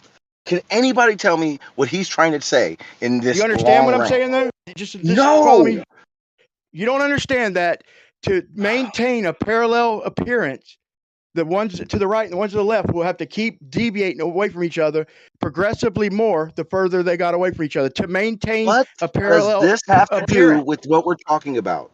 If you can't even comprehend what I'm saying, I'm not going to tell you my point. No, you would need to tell me your point if I'm saying your explanation doesn't make any sense to what we were talking about. Well, until you get rid of the willful ignorant shit, I'm not going to tell you my point. So, because my point is this. No, the point is this. Okay, You if can something consider is that off to the right, willful ignorance, and I'll consider it you not understanding what you're even fucking saying. That was pretty Why are funny you though, getting Brian. You triggered, said, I'm bro? not even going to tell you my point. My point is this. No, I wasn't still going to tell him the point. I thought he'd shut up if I said that, but he still wouldn't. On your best day, I wouldn't shut up to listen to the rants you're saying, Brian. You're I gave getting you triggered instead of 5 just minutes, following along and and being all you honest. said is that the further away you go, the more you would have to curve a line to make it look parallel, or the other way around. You Get agree to with your that? point. What is your point? First, I need to know if you agree with that. Okay, just so you understand something. Austin gave an example. It was clear, it made sense, and it was logical. All What I've done you're is ask you a saying right question, now bro, to and me, I'm not you're done. I'm not triggered. done. What you're saying right now is, Sean, the further away you go, the longer the line has to be before it starts diverging. Yes. I'm asking you a What the fuck are question, you bro. asking me these questions I'm asking for? you a question, and you're getting triggered, bro. I'm getting triggered because you just went on a 5-minute rant. That's not a question. I'm not going to let you be dishonest before I tell you the point. Like I said, There's so you nothing agree. I'm being dishonest about. Oh, good. So we can carry on. So you do agree that the further something gets away, to maintain a parallel perspective, for us to see all the tracks parallel, the ones to the right and the left are going to have to progressively deviate further and further away from each other. That's just how we No. see. So my point is this. The reality so of it you're is, not. So you for don't even those agree. hang on, Brian. Let me explain to you. For those lines to be parallel, to look up, to be parallel, to look parallel for the observer from a very far distance, no, you don't tilt them in or out. You spread them away from each other. The further That's what I'm away from saying. them they are, okay. This is just basic logic. What the fuck are you trying to say? Okay, my point is Nothing this. Nothing I've said goes against that. Nothing I've said says I don't believe that. What Why are is you your triggered, point? bro? Why don't you want to hear the point? Why are you so triggered? Seriously, Because stop. I've asked you Why for are your you point, so triggered, bro? and because 7 minutes of you going, is this how you think? Get to your point. You won't agree with me. You're Fucking rewording it. agree with what, Brian? Just Bro, fucking say your calm point. down, bro. Calm down, Okay. bro. We're There's just talking, nothing bro. to agree with. Just say your point. As soon as we can get common ground, I got 2 Oh points I my could make. God. I gotta You're just see where wasting we're my gonna. time, Brian. Okay, How about this? just, bro, How about it's this? a We set up a good amount of time where you have time and someone moderate you ranting so that it doesn't go on forever for no reason. It can be on a basic topic, and unless you want to do that, I'm done. Okay, you could disagree with me, bro. You don't have to fucking There's agree. nothing to disagree with. What are you talking about? You have not said anything Calm that down, is an dude. argument for or against. Right. What the fuck I'm are you trying talking to get about? common ground, This is Sean. If kind you of calm pointless down. here. May I interject? It This is. kind It's of very pointless. Sean, Just get to your Sean, point. Sean, sorry to interrupt you, Brian. Sean, you've already agreed and clarified Witset's position, and what we've been saying for years is that the illusion of perspective is not actual. It's reality as far as we can calculate it, but as objects reducing in size and distance, that's not actually happening. Nothing's actually changing in size at all. And like I addressed, there's 2 forms of reality, which is one is Euclidean and one is non-Euclidean. Well, with this converging line that's apparent, only optical, it's an illusion, and you agreed to that today. So I'm surprised that over the years Not that doing has your been little my. straw man game. Hey, Jeremy, Let can me you set finish, that up? please. What we talked about? Let me Thanks, finish, buddy. please. So for Yeah, years I've been telling you he this. he didn't agree with that. He didn't agree For with that. years I've been telling you this same position of the convergence, the optical illusion of convergence, right? And the only way to have that is to have parallel lines of light, and then you introduce optics to stop interrupting left lane. Again, this is why I'm an asshole. I literally can't speak for a minute, 30 seconds without being interrupted. You're straw Every manning. single I don't time I speak. understand why you straw manning him. I didn't. I just wanted to never even got to clarify. ask my question. He never even answered. I just agreed or wanted to disagreed, so clarify. good luck. I just wanted to clarify that he did confirm finally the whole contention in the argument. Thanks. Well, I don't Sean. think that they've ever denied that. Did he leave? Oh. Bro, he's getting triggered at my question. Like I told him. They did deny it, right? They did deny it. They said Yeah, that well, the he ground agreed appearing, that he the ground denied it, appearing to right? rise, the Cluster ground appearing rays. to rise was Earth curve, bro. So a lot of the argument and position, I'd always ask them what causes the ground appear to rise, right? Just fundamentally, that was the first argument, and they would attribute it to Earth curve. And so that can't happen if that's their one position. That can't happen based on the idea that light is parallel and this convergence is optical, right? You can't have that position of the apparent rising of the surface if it's only an optical illusion. But yet you're All going I'm to saying is that you guys ran him off, and but listen though, man. had to actually follow through the thought experiment. So Right. Let me say my point real quick. Okay. At the point he got triggered, I was literally asking him a question, and there's 2 ways I could explain this, which is why I needed to know if he agreed or disagreed. I can't have a halfway. That's dishonest. You don't have to agree with me, and you could even tell me why you don't agree, but you can't say yeah, no. I needed to know because I could go 2 routes with this. Okay. So what he agreed, but then when I tried to pin him down, so I'm like, you agree? And then he says no. And then he gets triggered because I'm just trying to fucking pin him down to honesty and not trying to give him his answer, just trying to get honesty. And he fucking hated that, bro. And he got triggered, bro. Can I change the subject and ask what's it a question? No, I tell everybody my point. Holy fuck! I'm trying to be so patient, and you guys are just stomping all over my point. I don't understand it. So, I made the picture, okay, to finish the point. The parallel rays here are like the light rays from the sun. Okay, so that would be us like looking up at their railroad tracks in this scenario because they're comparable in their paradigm. So this is like a top-down view. I have a drone looking down at tons of railroad tracks. They all are just perfect parallel lines, right? Now, on the left and right of the image, I've put 2 observers on either side of the railroad tracks, and that's what they're going to see. It's those parallel tracks are going to converge for the observer on the left to the center of his perspective, and it's going to do the same thing for the observer on the right for his perspective. There's going to be a convergence to the center of view relative to each personal observer. This would be the same thing for the light rays if they're all parallel rays in our sky and they claim that it's just perspective like railroad tracks that make them appear to converge, then you would see the parallel rays that look like they converge personal to your position So it would come to the center of where you're viewing these parallel rays from all over the sky, not just where the sun is. Just like Them rays aren't parallel; they're deviating about 69 miles per degree, and this will help us pin down the distance of the sun. But it's just complicated geometry. It's hyperbolic shit. And since I said the point, y'all never even heard it. Real quick, is that what I was going to get him to do is admit that it's progressive in the distance. They'd have to start deviating away more and more progressively the further away you got, and until they're going completely opposite each other. If you got far enough away, that's just the way we see it. Sounds crazy, but it's just like the azimuthal grid of view. If they're going to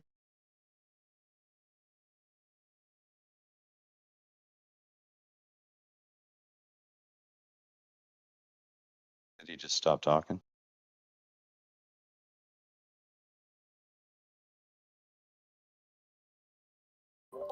Yes, he did.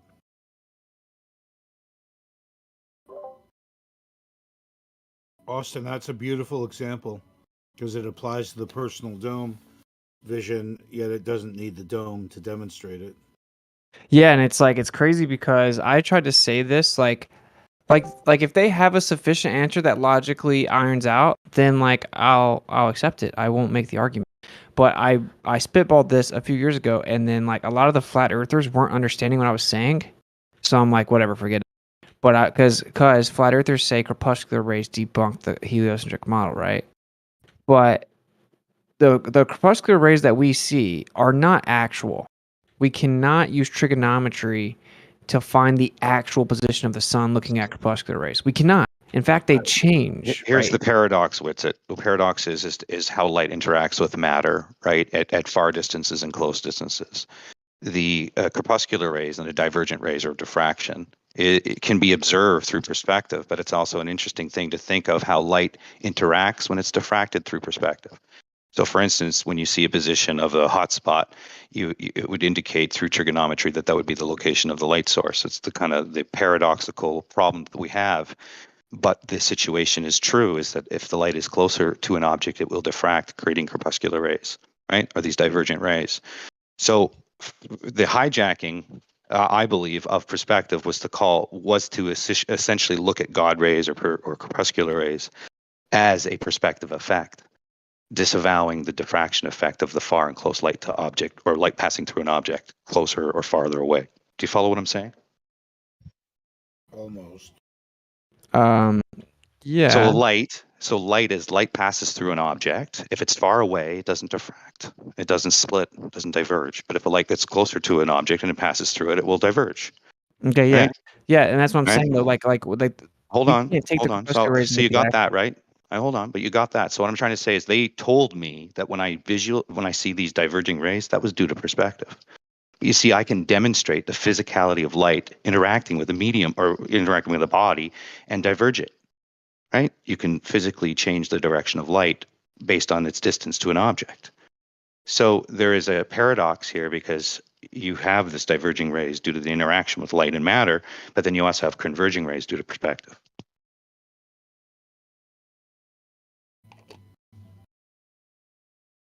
Okay. All I'm saying is that many years ago, I realized, because I was in I was close to the Keys, actually. And there was like this beautiful park. And we went up to the top of this beautiful ocean, like turquoise blue, right?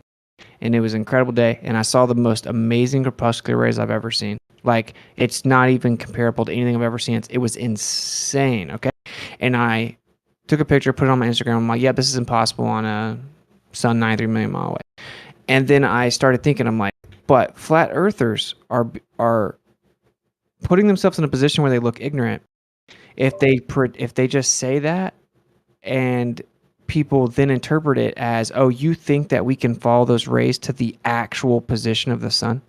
Like, you think Again, that's a straw man. That's a straw man because physically, physically, you can actually get light to diverge if you interact with another object close to it. See, I know this. I work in photography, and part of our lighting is seen when we shine light through blinds.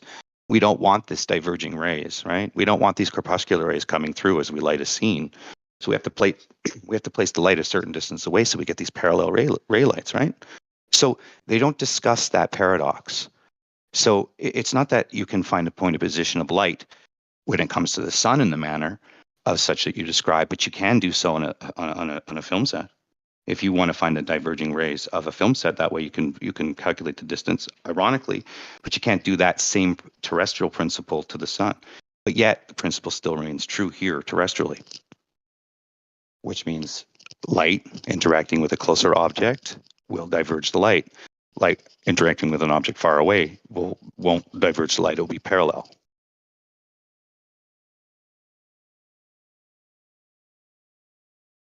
Okay. So flat earthers can oftentimes be misinterpreted as if they're saying that you could just follow those light rays up straight to where the sun is, as if the sun is really there. And that's an ignorant position, obviously. The sun doesn't sit in the clouds. It's not, though. It's not an ignorant position for the reason that you can do it terrestrially. Like I said, if I take blinds and I create these corpuscular rays and I want to triangulate it, I can most likely triangulate the distance where that point of light source is terrestrially. So the principle is true. But applying the same principle, understanding the reaction of light passing through blinds or a slit or whatever. I don't think you can, Data. I think. No, I'm not saying you can. I'm not saying you can. I'm not saying you can. I'm saying the inference, or you've also obviously deduced it. Pardon me. You've done some deduction here. You've done some measurements. So terrestrially, you can. So it's not. I wouldn't say ignorant, but to apply the same principle celestially.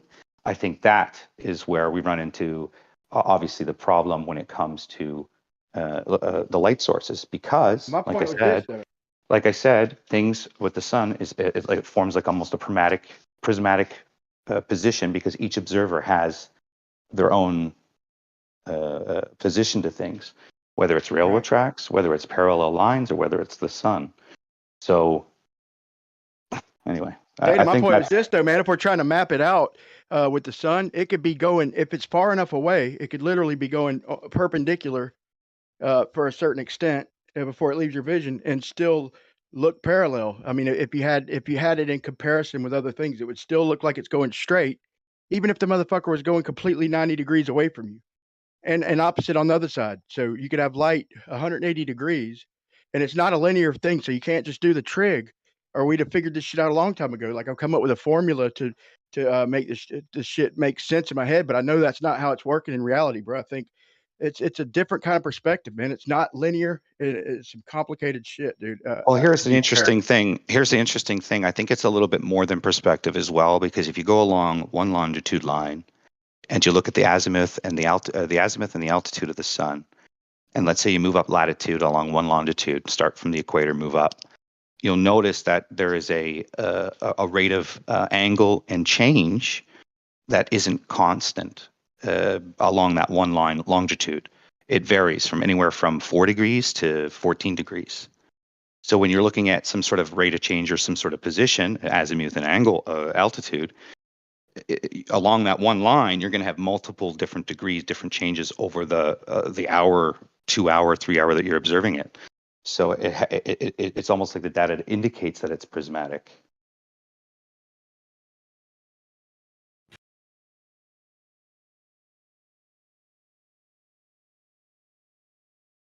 I don't understand why people are not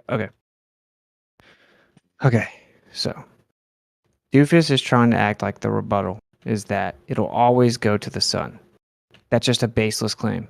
Okay. And he's saying, even if you went that route, weird, because the globe doesn't strictly require 100% strictly parallel rays. That's the direction they're going to have to go, by the way. They're going to have to really double down on the fact that they're not parallel. They're going to have to do that, because I've already thought about it. So the fact that the sun is coming from a singular direction, so therefore, quote unquote, the light rays will always converge on the sun, that is a baseless bullshit assertion. They invoke perspective, and they say that railroad tracks are analogous. So we're going to use their claim to test their claim. We're not going to make up bullshit as we go. The light from the sun is so much bigger than the Earth that the Earth is only getting a small little portion of it.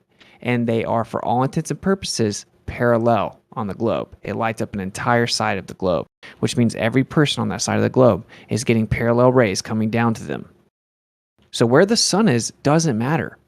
It doesn't matter where the sun is because we're just getting a small portion of the sun rays and they're all parallel for the people on the earth. So when that person's standing on the earth and they're looking in the sky to rays that are coming parallel down to them, they're going to, based on where they're looking with their personal perspective, those parallel rays are going to look like they're converging to the center of where the observer's looking, just like with railroad tracks. That's my whole point, bro. Fundamentally, everything quick, converges. Dennis. Yep, everything Real quick, converges. that's my point that I've been trying to explain people with this equatorial, like they try and bend you over backwards and think that fixes it. Okay, if when you map it out on Google Earth, somebody at the equator and somebody at the at Cancer and Capricorn, all looking due east, which is 90 degrees, which is a great circle. Any 90-degree perpendicular lines are a great circle, geocentric or geodesics. Okay, they call them. So if you map it out on Google Earth, okay, then we're all not looking parallel. What Austin showed with all the lines coming in parallel, lighting up half the globe, that's not the lines that you draw out. If you put three people, one at the equator, one at Cancer, one at Capricorn, they converge like above Africa, about 4,000 or 5,000 miles above Africa. All of our vision would converge on a ball. You go to Google Earth and show it, or look at some of my previous videos. I've been trying to find ways to explain this shit forever. It's not easy to explain, but once you get it, bro, you got it. That's if you keep following the surface of the globe. But if you follow just perfectly straight lines, then they're parallel. Well, they tried to map this out, and even when I get them to show a different perspective, you could even see the lines converging. And they're like, well, they're not completely parallel. They say, well, they're not completely parallel. I'm like, dude, we're treating them as parallel, and they're converging like 10,000 miles away from the observer. So even on a ball, you're looking off into space. You're going to be above Africa, but you're only going to be about 4,000 miles above Africa. And it's strange that it mathematically hits the radius value. There's some shit going on, dude. Y'all need to give this a lot of thought till you understand this. Whether you agree or disagree. I don't think Sean understood what we're saying. It took me a minute to figure this shit out, man. I'm not even getting all the way. Okay, where I end up just windmilling on these people is like when you get into crepuscular, anti-crepuscular rays, the personal view, and blah blah blah. I'm not even to that point. I'm not even getting to the fact that visual space is actually hyperbolic, then elliptic, then seemingly parabolic relative to distance. I'm not like azimuthal grid of vision and observability, 360 degrees around you. That is like the windmill. But this is something that I need a glober to sufficiently rebut. Okay, like if they can't, then this ends everything. Yeah, that's the whole. This is the. If you research the convergence within this, anyway, this is a major deal. The convergence, the railroad track argument, 100 years old, if not longer than that. And when they write about it, convergence is the issue, and non-Euclidean, Euclidean. That's essentially the leap, right? Euclidean to non-Euclidean, or hyperbolic, if you will, to explain, to explain more than the reality that they see. They clearly even admit in earlier science, the Earth is planar Euclidean, and the distinction that you're making, which is perfect, because it highlights the reality that we perceive through perspective, but then the actual reality that has to be so that we perceive it with perspective. Do you know what I mean? You here's two examples. I'll put that in. Kind of have to have the parallel lines for light to converge. Dude, we can easily test this, right? I can literally set up a test where we have a bunch of parallel lines. Clouds, sunlight hitting the fucking bottom of clouds above the horizon, bro. This is what I've been trying to scream to the rooftops, that they're using this math that doesn't work, bro. If the sun is 1 degree or even half a degree above the horizon, you can't have the light hitting the bottom of a cloud, bro. That has to be perspective and something else going on. And the equinox, bro, is the two best ways. The sun angles to the clouds and the equinox, bro, are the two. They're sound. These are globe destroyers. There's no, or at least they got to rethink their model. I would see them as the opposite. You're wrong. Matthew, maybe you can do this, okay? Maybe you can do this. All right, look, check this out. So Yeah, if I'm standing in the middle of railroad tracks, we know that in tangible reality, the railroad tracks are parallel. But when Right. we look down, they look like they converge, right? Right, right. So that's just perspective. So the globe's explanation for corpuscular rays is that the sun's rays are parallel, but Right. due to perspective, they look like they converge just like railroad tracks. And anti-corpuscular rays too. So yeah, same thing. Yeah. I did a Yeah, video once with an example of 4 observers standing facing each other, right? All looking at a center point and all showing the convergence simultaneously, showing you that how is it possible that everybody has to see the sky and ground touching at the point of convergence when they're all looking at each other? Is that reality or an optical illusion? And then what you do is you do a bird's eye view looking straight down, because it's only 3 miles apart from each observer, right? According to the math. You have that bird's eye view of that section of land with the 4 observers facing each other, but then you show their perspective point, highlighting exactly what you need to create perspective, which is parallel lines. Okay. Matthew. Check this out. So we have the road tracks, they appear to converge. Now imagine if we laid like 100 railroad tracks side by side. Okay. All right. So we really have like 200 parallel lines now. Whatever. Like you're standing in a rail yard or something. Yeah, there's just like 100 railroad tracks and you're standing right in the middle of them and they're all parallel. If you look straight ahead, it's going to look like all those railroad tracks are converging towards the middle of where you're looking, right? Right. Okay. Now, if I move like 20 railroad tracks over to my left and then I look out, once again, we're going to see all those railroad tracks look like they converge to the middle of where I'm looking, right? Right. Okay. So even though I change position, it looks like it's the center of where I am every time because it's my personal perspective. Yeah. Yeah, that makes sense. Okay, so if we take that same understanding, because that's supposedly what the light rays are doing, then if the entire lit side of the Earth is covered in parallel rays, then that means that each observer has parallel rays coming down to them.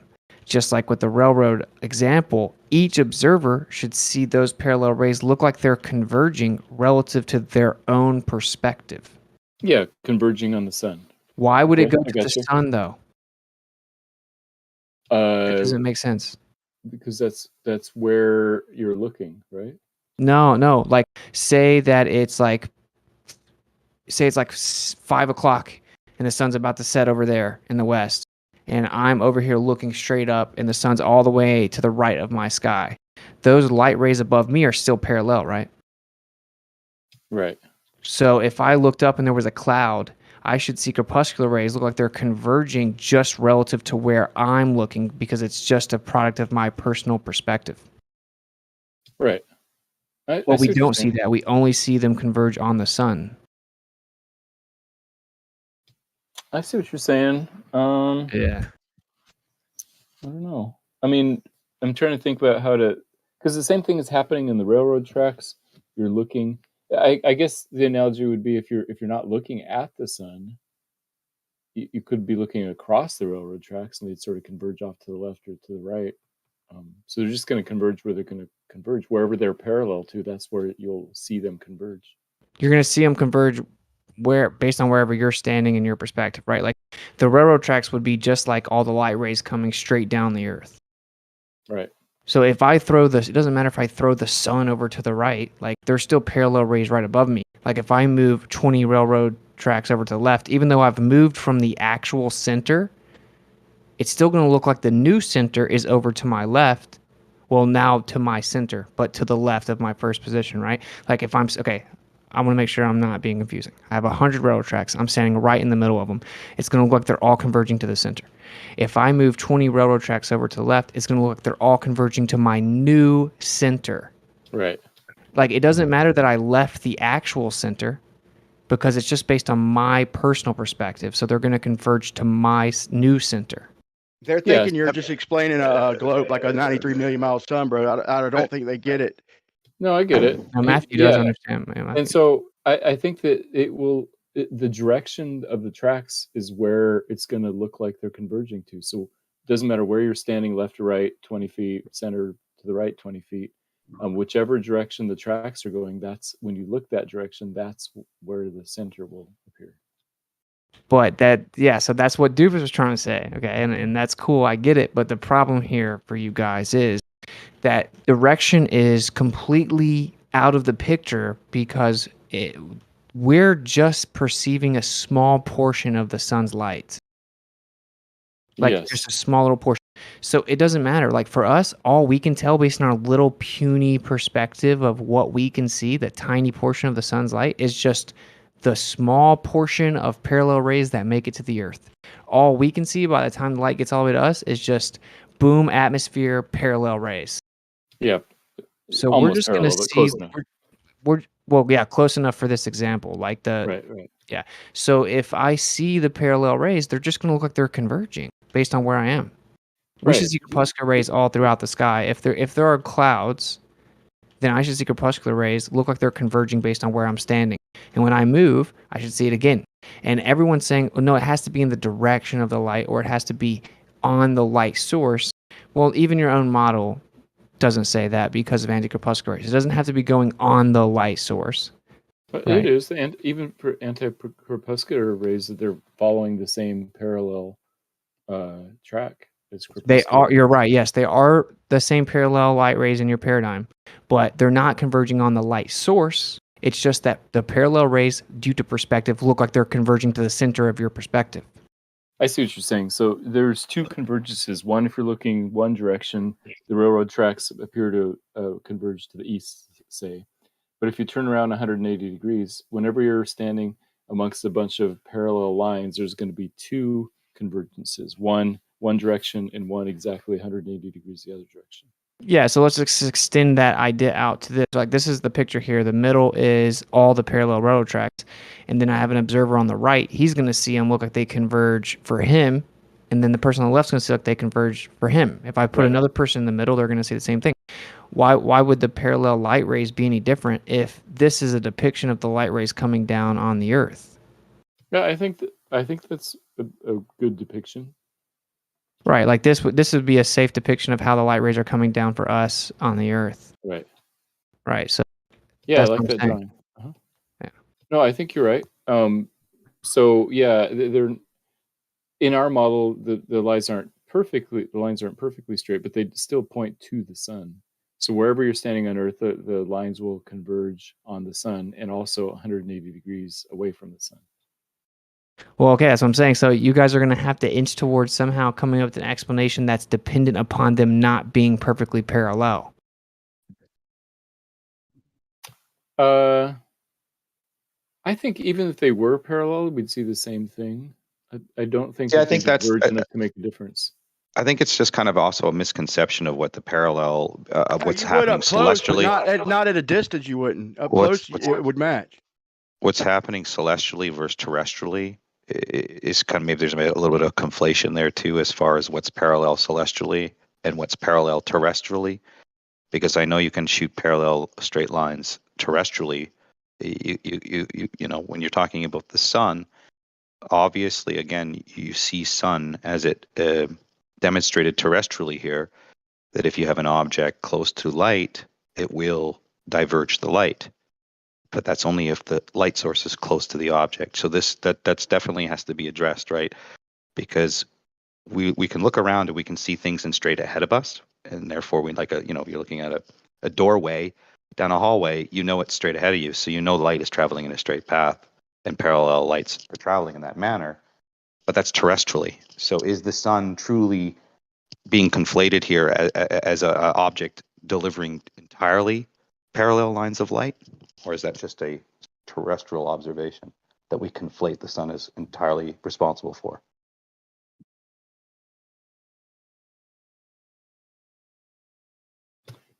How do we test it? How do we test this? Yeah, you were about to say it earlier. You got interrupted. Yeah, like it's super simple. Like getting it to do it with light isn't what's simple, but like you could literally just set up anything where you have parallel lines, and then you could just make a video looking down the long parallel lines, and then walk over and look at another section of the parallel lines, and they're going to look like they converge in the middle of your view in both positions. Right. I don't need a video to So be convinced of basically, that. I agree. hold on one second, Matthew. So basically, we should be able to look up, not even look at the sun, and have the sun in our view, and still see this convergence and divergence happen. Or sorry, the divergence happen.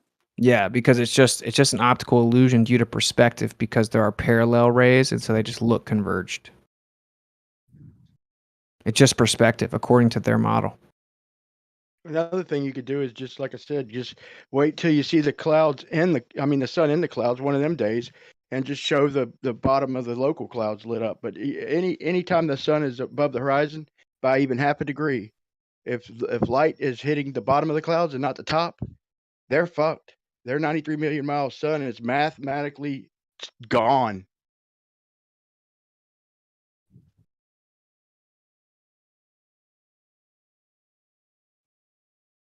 This is crazy that it's this difficult. I mean, it's not surprising, but because this is what's going to happen. This is such a basic tenet of the model that like it's gonna be like a short out situation. It's gonna be one of those things that's like there's no way there could be a fundamental flaw in something this simple when it comes to like this basic foundational thing of the globe model. So there's gonna be like a huge disconnect when you're trying to get them to respond to this. They're just gonna keep saying like, no, it's gonna converge on the sun. They're just gonna keep saying that. They've never gave me an explanation, Austin. Their brain won't let them understand it. When I got them pinned down, which there's only a few arguments where I can pin them down with their math, but and the ones that I do, their brains won't even let them understand it. Like it's the weirdest it's the weirdest thing. I wonder if that's happening with me on some arguments, bro. It's weird. What's it you're saying that sometimes crepuscular rays don't converge on the sun? No, I'm saying that's what should happen if the Earth. Well, yeah, obviously anti-crepuscular rays don't converge on the sun. Yeah. But that's not really my point. Like my point is that if your model was true, we should see them scattered throughout the sky based on where we're standing and based on any like clouds or obstruction. They shouldn't just converge towards the sun. Like Right, in I other should words, never see them going anti-crepuscular way rays- over to my right. That doesn't make any sense based on perspective. Right. There's no reason them rays should be heading off in that direction. In other words, if you move over, they're going to move. They should be heading everywhere. Where you're at shouldn't even matter. Them anti-crepuscular rays are going to be antipodal to every single person. So they should literally be lining up the sky. You should see lines going every which way, bro. Yeah, Matthew, like it lines up with a close and local light source in terms of the geometry of it. Because, yeah, like if the sun was really that far away and it was so large, the way they say it is, obviously it's so many times more larger than the Earth. So then that means that the Earth, you know, you've seen those animations where it's just getting like pelted with parallel light rays. So like if that was the case, then you would get like that train track effect from those parallel light rays that are just blanketing the Earth. They wouldn't be focused on the sun in the local way that they are. Well, so I just posted a picture where, you know, the rays off to the left are kind of off to the left of you. Yeah, but they're all converging onto the sun, though. Yeah, just like we would expect. No, that's not what we would expect. That's the whole point. No, when you're standing in a field of parallel lines, they all converge into one direction. Yeah, dude, we just talked about the railroad tracks, right? Right. Right. So based on where you stand, the convergence. I told you they didn't get it, bro. Going to be different. Like, look here. Maybe this will. Oh, I don't know if it's saving. Just a second. Bro, half the flat earthers don't even get it, Austin. They ain't saying nothing, but that's cool. You know, they're trying to understand it. That's why There's this one. Talk about this enough. This one that I'm posting is kind of interesting the way that they show it. But even if it was being pelted like that with parallel light rays, and that was creating a crepuscular effect, it still wouldn't be localized on the sun the way that it is, because those are all supposed to be coming parallel from a massive sun out there. That's what I'm saying. So the position of the sun doesn't mean anything, dude. It doesn't mean anything. The rays, right? The rays have to go towards the light source, though. Exactly. Which I'll agree with Left Lane on this. I'll agree with Left Lane because I worked with light professionally. Just listen, Dad, and let Gio and Austin get their points out before you agree. Just but I listen. This is a fundamental truth that you cannot ignore. That terrestrially, if I The put a position of the light sun doesn't source, matter, bro. Let him finish, bro. The if I position put of a the sun light source, is irrelevant. if I put a light source and then I put an object in front of it, that light will interact physically with that object and change its direction. That isn't relevant. It is relevant No, because it's it's not. physical. Yes, it is 100%. No, it's not, bro. Because It's a yes, different it argument. is. No, it's now if you're talking about triangulating a position based on perspective and convergence, this is the conflation.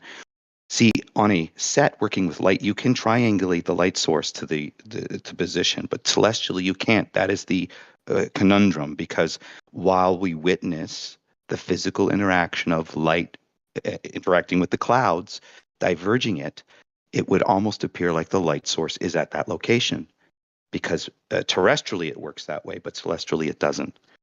So we have to address that. Okay, so I don't think you're understanding it. No one's disputing that physical obstruction can cause light to appear to change its direction, or even physically change, even though it doesn't physically change, it's all optical. The point is that it wouldn't be there wouldn't be a preferred location of the sun. It would be wherever you're standing, you're going to see the parallel rays relative to you convert. Like if you look at this picture right here at 21 minutes after the hour, I have a person sitting on top of the ball. Are you talking about the specific location convergence? Yeah. Hold on, Hear Data, out, bro. you got to stop interrupting. You're going to be muted if you're going to do that, bro. He was right in the middle of talking. If you look at the picture, you see a person standing on the north side of the globe and then on the south side of the globe, right? And so all these parallel rays, which is from a university, right? This depiction, these are the parallel rays from the light, or from the sun. So this person at the top, he has those parallel rays coming right at him. Based on his perspective, he's going to see those appear to converge.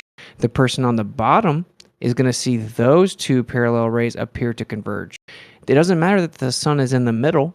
They have parallel lines directly in front of them. Therefore, they will appear to converge in front of them. Yeah, it's a very good point. I understand that, but you have to understand that celestially, like with the sun and the clouds, they're going to get a different convergence point of the rays, but they're still going to have a divergent ray due to the fact that light is interacting with the cloud, right? That's So my point. You should see that everywhere there are clouds throughout the entire sky. If the globe model is true, then we should have parallel rays across the whole sky. Everywhere there are clouds, we should see it look like it's converging towards that cloud, not just towards the sun. Right. It would be because it would be a universal view and not a perspective view, right? And that's the hijacking is they want to take perspective and claim that this conflation of triangulation is false because the sun is very far away, negating the fact that each observer will see a different converging of parallel rays, different position of parallel rays based on their position. Dude, they're so desperate. Now he's trying to say, like, I forgot the sun. The sun's the whole thing. Like, the sun's not that big in our sky, though. That hurts his point. What if there's two people, Data, and one person is looking at the sun perpendicular to you, or not? Let's say a 45-degree angle. Let's not go on a different thing. I was trying to find a different way to explain it, but all right, that's cool. I have a question for Gio about the picture he posted at 20 past the hour. Gio, are you there? Yeah. So the bottom one that you said, sun big and far away, the theory where you have all the lines showing, parallel. So you're saying that if the light were really parallel, that's what we would see? No, I think that's kind of a straw man of the globe Earth in a way. Although in a way it's kind of true. Yeah, it's kind of a little bit of a 50-50 on that one. I mean, yes, the way you guys describe the model, those light rays would be coming in parallel. See, this is where it gets a little bit more complex because here, let me post this. I'm sure you've seen this. You know that thing? I haven't seen that image before, but it makes sense. And then there's this other one, which I think is hilarious. It's like kind of almost a joke, but you see how it made. So there's a whole thing with perspective where if you're looking at it from the side, they'll look parallel. But if you go down and look kind of from the middle upwards, they'll look like they're converging. So there's like different Like, for example, this picture here, obviously everything looks parallel. But if you were to go into the buildings, I thought I had one. No, I get what you're saying. If you go into the buildings, they'd all be converging if you look up straight up. And the light too. Yeah, so I knew I had one like this. Yeah, so you have these two kind of like perspective dimensions, like two different perspective components, like looking at it from the side and looking at it from like through the pipeline. Right. So, okay, on a planar Earth with a local sun, you would be looking at the corpuscular rays in one viewpoint, look from the side, because okay, the sun's over there, it's a couple thousand miles, whatever it is, it's shining its light, and so you're looking at it from the side, and that would make sense with those converging. Now, what they try to do with the globe Earth is they say, well, actually they're parallel, and now when you're looking at the sun, you're not looking at it from the side, you're looking down the pipeline, sort of like you're in the middle of the buildings looking up. You know, however, linking back to that first one that you brought up, the one that shows the big sun far away, that all the parallel light rays on the globe Earth, that is kind of how they describe it. You guys are trying to say that the light rays are all coming from the sun, you know, so, and then that links into what Witzit's saying as well, in terms of how would those actually appear to you. They're not going to focus on the sun. They're going to focus in your local region as well. So yeah, there's kind of multiple components of that. Okay, I see what you're saying. So did you guys like my argument using LiDAR versus perspective? Hold on, man. No, dude, we're going to stay on topic, and we can change the topic at some point, but we're trying to get to something. It is on topic. It's exactly what you're representing between two lines of two positions, orthographic versus perspective view, because that's what you're essentially demonstrating. A 2D image with parallel lines, and then another 2D image with parallel lines converging, right? So the idea is LiDAR uses light, but it doesn't use converging lines like perspective does to determine spatial distance. In other words, a convergence point. It just uses Euclidean geometry, which means in Euclidean geometry, there's no parallel lines that converge, right? So that reality is what a computer robot would use, but human perspective, we have that parallel converging line, right? The optical illusion solely related to human vision. Of course, we're mimicking with cameras and other robot technology, but fundamentally, we are seeing the apparent convergence of parallel lines, an optical illusion, which is non-Euclidean. Dude, I figured out how to test it, dude. If you have a bunch of really strong lasers, okay, like I have one or two, set up a bunch of really strong lasers super close to each other to where they're parallel, right? If you could get them to be really close to each other where you have tons of parallel lasers, what sucks is that they still technically kind of diverge. But get the most coherent lasers you can close together. You could put physical obstructions in different places of that wide span of parallel lasers, and you could make corpuscular rays wherever you put the obstruction. Exactly. How many lasers we need? How many Exactly. lasers we need for this? At least 5. And you know what's funny about that is because it would affect a local different observer from different positions within reason, I guess, of their location. You would get those diverging rays individually that would be unique to the observer, right? So these are all exactly. Yeah, and they these can are all the light source because these are multiple different light sources, and it's going to change where it looks like it's converging based on wherever you put the obstruction and wherever you view it from. Yep. That's exactly my point. That's literally debunks the globe if you do the test. But you're saying set up multiple lasers that are all like, well, the way I was kind of thinking of it. You were saying having them tight together, but another way would be to have like them a little bit separated when like recreate parallel rays, basically. Yeah, separate. Yeah, that's what I'm saying. But you don't want them to be so far apart that like they begin to diverge. Like you want them to be pretty coherent and somewhat close to one another where they are like parallel. Yeah, they're gonna you got to claim recreate it anyway, bro. Yeah, you got to. That doesn't even help them though. Yeah, I know, but they still claimed it anyway. But it won't help them though. If you can show that they're like damn near parallel, and you can show that the convergence changes based on where you're looking at it from and where the physical obstruction is, and it doesn't matter what they say. In fact, if they diverge too much, it's going to hurt the test.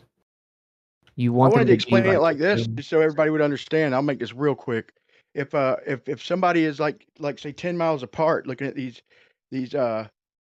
fucking corpuscular rays, okay, on a globe, just that distance is gonna expand in the distance. So, in other words, it's gonna expand off, or it's just different directions. So their point of light that they're looking at is not going to be the same point of light that you're looking at. Like if it was parallel rays coming from 93 million miles away, they're on a globe. That's different position. So you can't on a globe if we're separated from each other from looking at the sun. That it's going to be different directions, man. So it's hard to explain, man. In my mind, it works so good, but I think you're overlooking one thing though here. You're giving them the parallel to begin with. The question you should ask first is, can their sphere produce parallel lines? Yeah, I know. but That's in order to that was actually what I was going to kind of come back to too, because like, is it a point light source or is it like a wall of light? You know, because that makes a difference too.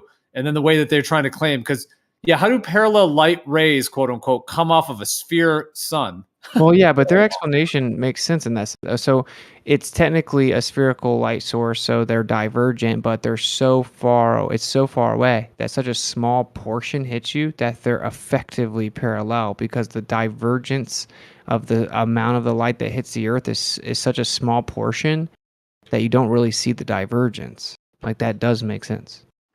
But it being a wall, like a wall of light, like not a point source, because I mean the sun is so much larger than the Earth in diameter, obviously. So I'm just trying to think like that far away. I know what you're saying due to perspective. Well, yeah, that's how they're trying to slip in the planar geometry because they need to make those light rays quote unquote parallel for Eratosthenes and all of these other things. The parallel quality of them is what they're using to do the begging the question, and they need that planar geometry to then say the Earth is spherical. This destroys the entire globe model if you take away their explanation of the light rays. Yeah, I'd like to see this tested. That'd be neat. Yeah. Yeah, but it's not.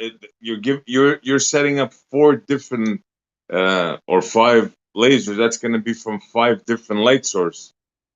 Hey, That's my Montreal, when point. you That's when you my wake point. up and turn on your Debunked flashlight, too. or when you wake up in your room and you Hold turn on on, your light data. and you see the door in front of you, is the door Fucking straight in front of bulldozer. you? Because if it's, I'm trying to talk, man.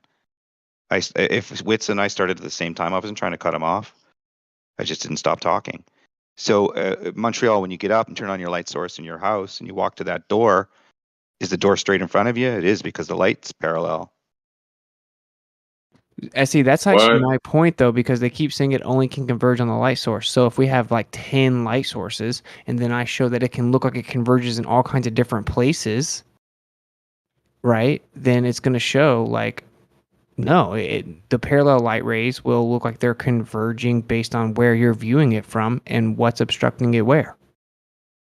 Yeah, that might work. I'm not saying no, but I'm saying like you guys are giving it away. You're giving the game away before they can prove that No, a it's all about sphere. reverse engineering, right? It's all about reverse engineering. So if there is parallel lines of light, how do you make it work Yeah, on a why'd sphere you like you interrupt him? suggested, right? Why'd you interrupt him?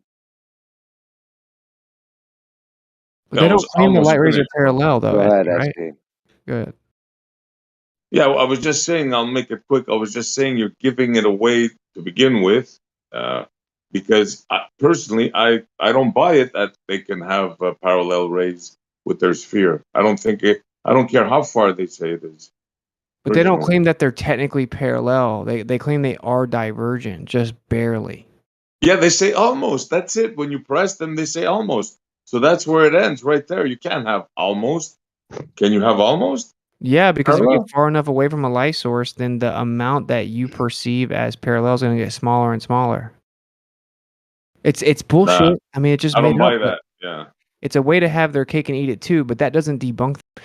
But if you debunk their claim of parallel rays and show that it's physically impossible, that literally refutes the globe model. right, they're not going to test their own shit. You know, we're going And to have to debunk it for them. They're not going to test it. I do know what SE's saying though, in terms of part that you're partly giving it. Oh, but because what about this? So, because I mean, I know that there's this whole quality too, and I know you guys many will agree in terms of like, so if you have a sun, some kind of massive ball of whatever they try to claim it is, or in that sense, and it's like an undifferentiated light source. Like it's just boom. It's just a blast of light. How are there parallel rays coming off of that? Like there's no like little holes on the sun that's making the rays shoot through those. So why are they like why are they coming in parallel rays instead of just a blanket of light? It's like, just imagine if you have this huge span of, like, yeah, they basically are treating it like a blanket. But how are they making a blanket differentiated into parallel quote unquote rays? Well, because the blanket's just made of little parallel ray conventions. Like light rays are just a convention. Well, therein lies the next thing. Yeah, the geometry of light that they're trying to claim. Photons traveling in straight lines, I assume, is kind of what they're trying to go for. Yeah. Yeah. But like, I'm just saying, if you had the light coming from the spherical light source and then it gets really, really, really wide, and then you take a microscope and you look at a part of it, well, you're not really going to be able to tell that it's spreading out.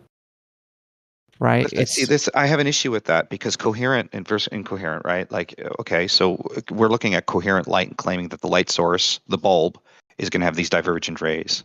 But the thing is that even if we have diverging rays in our apartments or whatever, we're still able to see in parallel lines. We can see objects straight ahead of us. So fundamentally, I think it's a reverse engineering of parallel lines of light and trying to hide the idea that a close object like the sun being close can interact with its environment and prove to be local and planar in the way it behaves. But we have to make it work for a globe. So we have to take parallel lines and then explain it on a globe, which of course Aristophanes did with a shadow, right?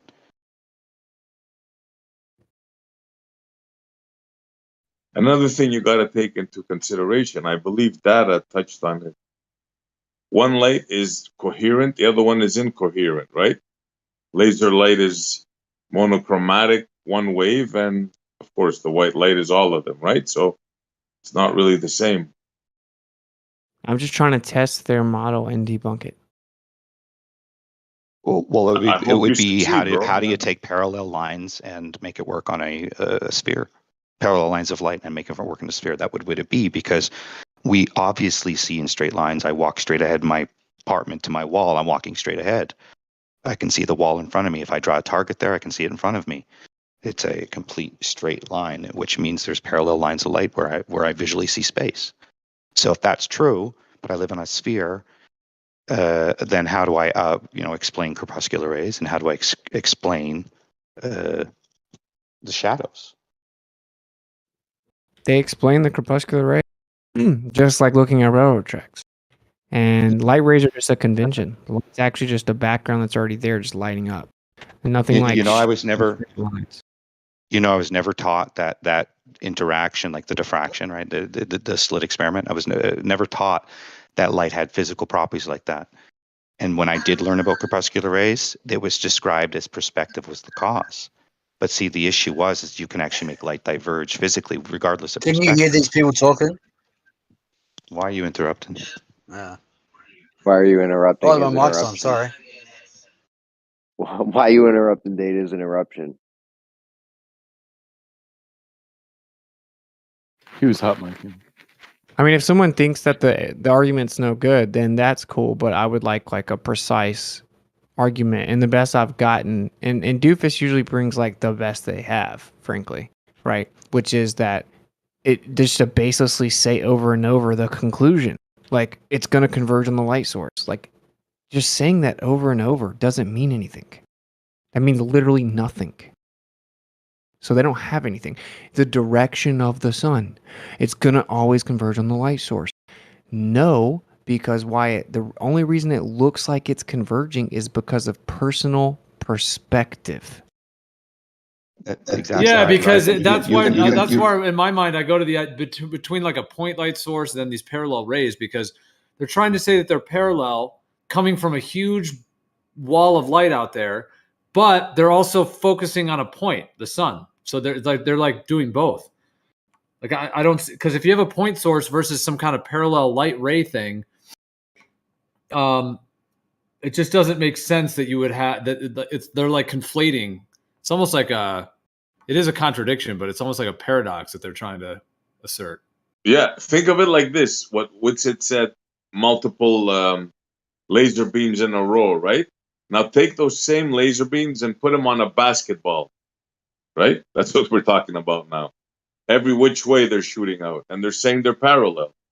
Like, no freaking way, man. I don't care how far you go. All right, look, I'm gonna drop a picture of like the laser I have. Okay, and then imagine lining a bunch of these up, and then changing the observer's position and putting different obstruction in front of all these parallel rays. If you can make them look like they're converging in all kinds of different directions based on where you're standing, then that proves my point.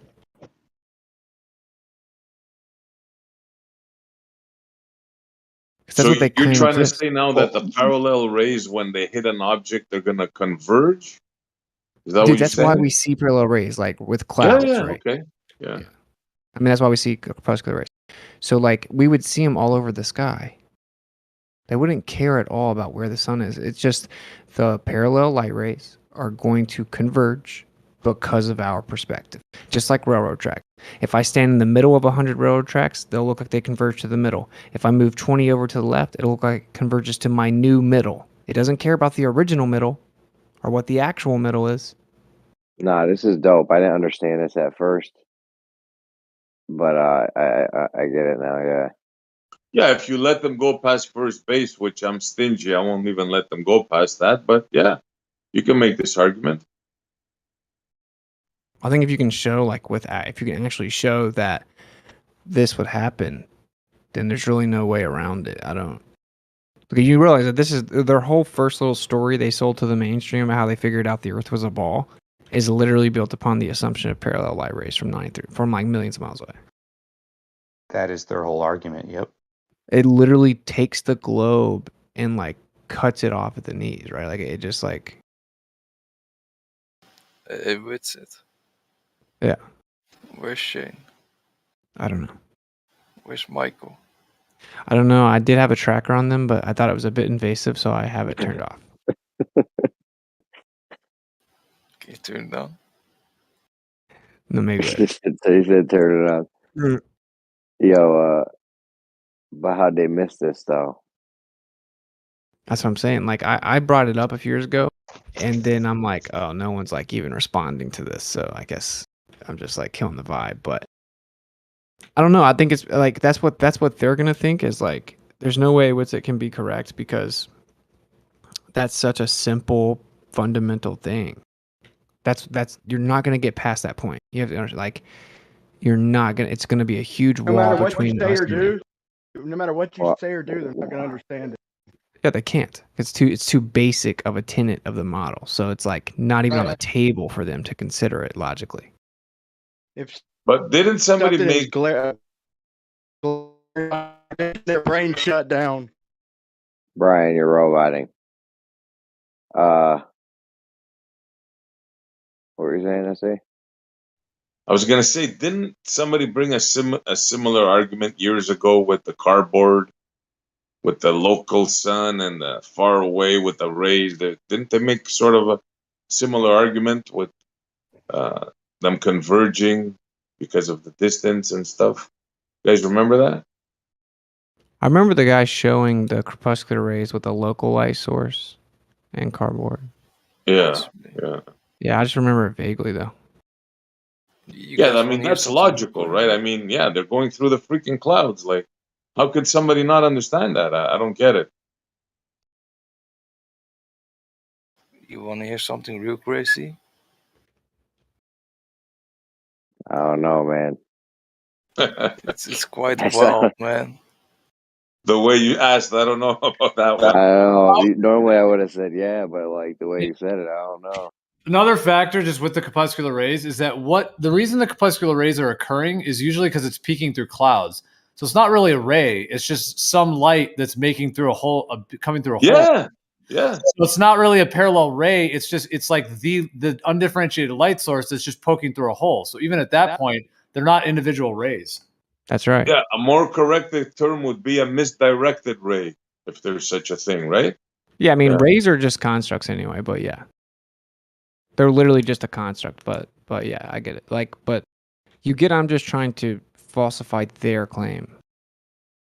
You got to work within their model, yeah. Because like if you reach right within their model and rip their heart out, like what can they do about that? I don't know. Me, I thought I had the juggler when I argued like a spherical object can't produce parallel rays, right? I think it kills it right at the heart. Like, but yeah, I guess you can make this argument as well. Well, I think their out is that technically they claim that they're not actually parallel. They are divergent. They're just really, really close. And so that saves them. Exactly. You can make them say, well, they're almost parallel. And that's everybody starts laughing there. Depending on how the light comes off the surface of the sphere, some of them could be parallel. There could be lots of them that could be parallel. A few of them, yeah. Like Some at of a them great get through. distance, at a great distance, the light's going to spread out more and more. And so if you're just in a tiny little piece of it, then those are going to look pretty close to parallel. That's, I mean, yeah. No, I'm not knocking your argument, right? It's still true what you're saying. They're diverging. Let's get that straight. When they hit the clouds, they're diverging. Yeah, we got to get some animations going with it. I need some animations. You need some animations. I don't feel like hentai right now. You know what I thought would be a good animation is to take like a New York skyline, a city skyline, or a picture of a long stretch of sky rises, and then put an observer inside that long stretch of buildings, and then show the distance at which his perspective converges into a point. So it'd almost be like you'd have two image overlays, and as this little observer walked through the city, you would see the city in that one perspective, which would be the reality, and then you would see the observer's convergence point as he, moved along. Yeah. Here's your sorry, Dada. Sorry. Here's your animation, Jeremy. No, Sorry, Dada. Sorry, that was my bad. No, I think what's the thing needs to just be tested. Yeah, I agree. I got to think about all the specifics. Yeah. I don't think an animation will do it. Look at what I just did with the light, just messing around. Look how crazy that looks. But Witsit, are you trying to say the Earth is flat? Yeah, it's a plane, bro. Wild shit, man. Doesn't that look crazy on that freaking doorknob? Where? I mean, I'm not even high. I don't even smoke. Did you get a Amazon laser special, man? Some of them are like $20 and they're awesome. Yeah, I got this on Amazon a while back when I did the double slit. Reflections are amazing. You have the star attachment? I got one in a green case. Did yours come in a green case? Mine did, yeah. No fucking way. We probably all got the Did same you have one. a star attachment? Mine says Power Style. And it's green case and it's a green laser. It's fucking phenomenal, man. I don't know. I don't have the case with me right now, but on the actual laser it says laser 009. But my case is downstairs. Did you use it to do the double slit experiment? It's like a military green. Yeah, I did the double slit. Yeah.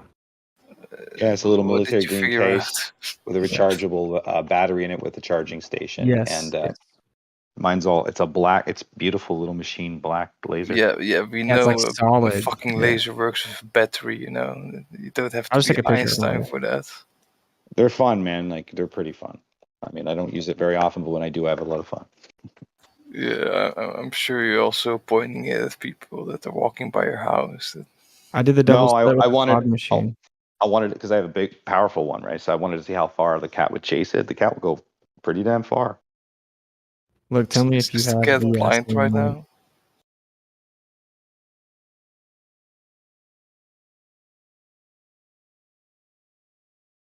Zanuck is saying we see divergent rays because of perspective. Yeah, wow, how profound. We didn't know that was your explanation.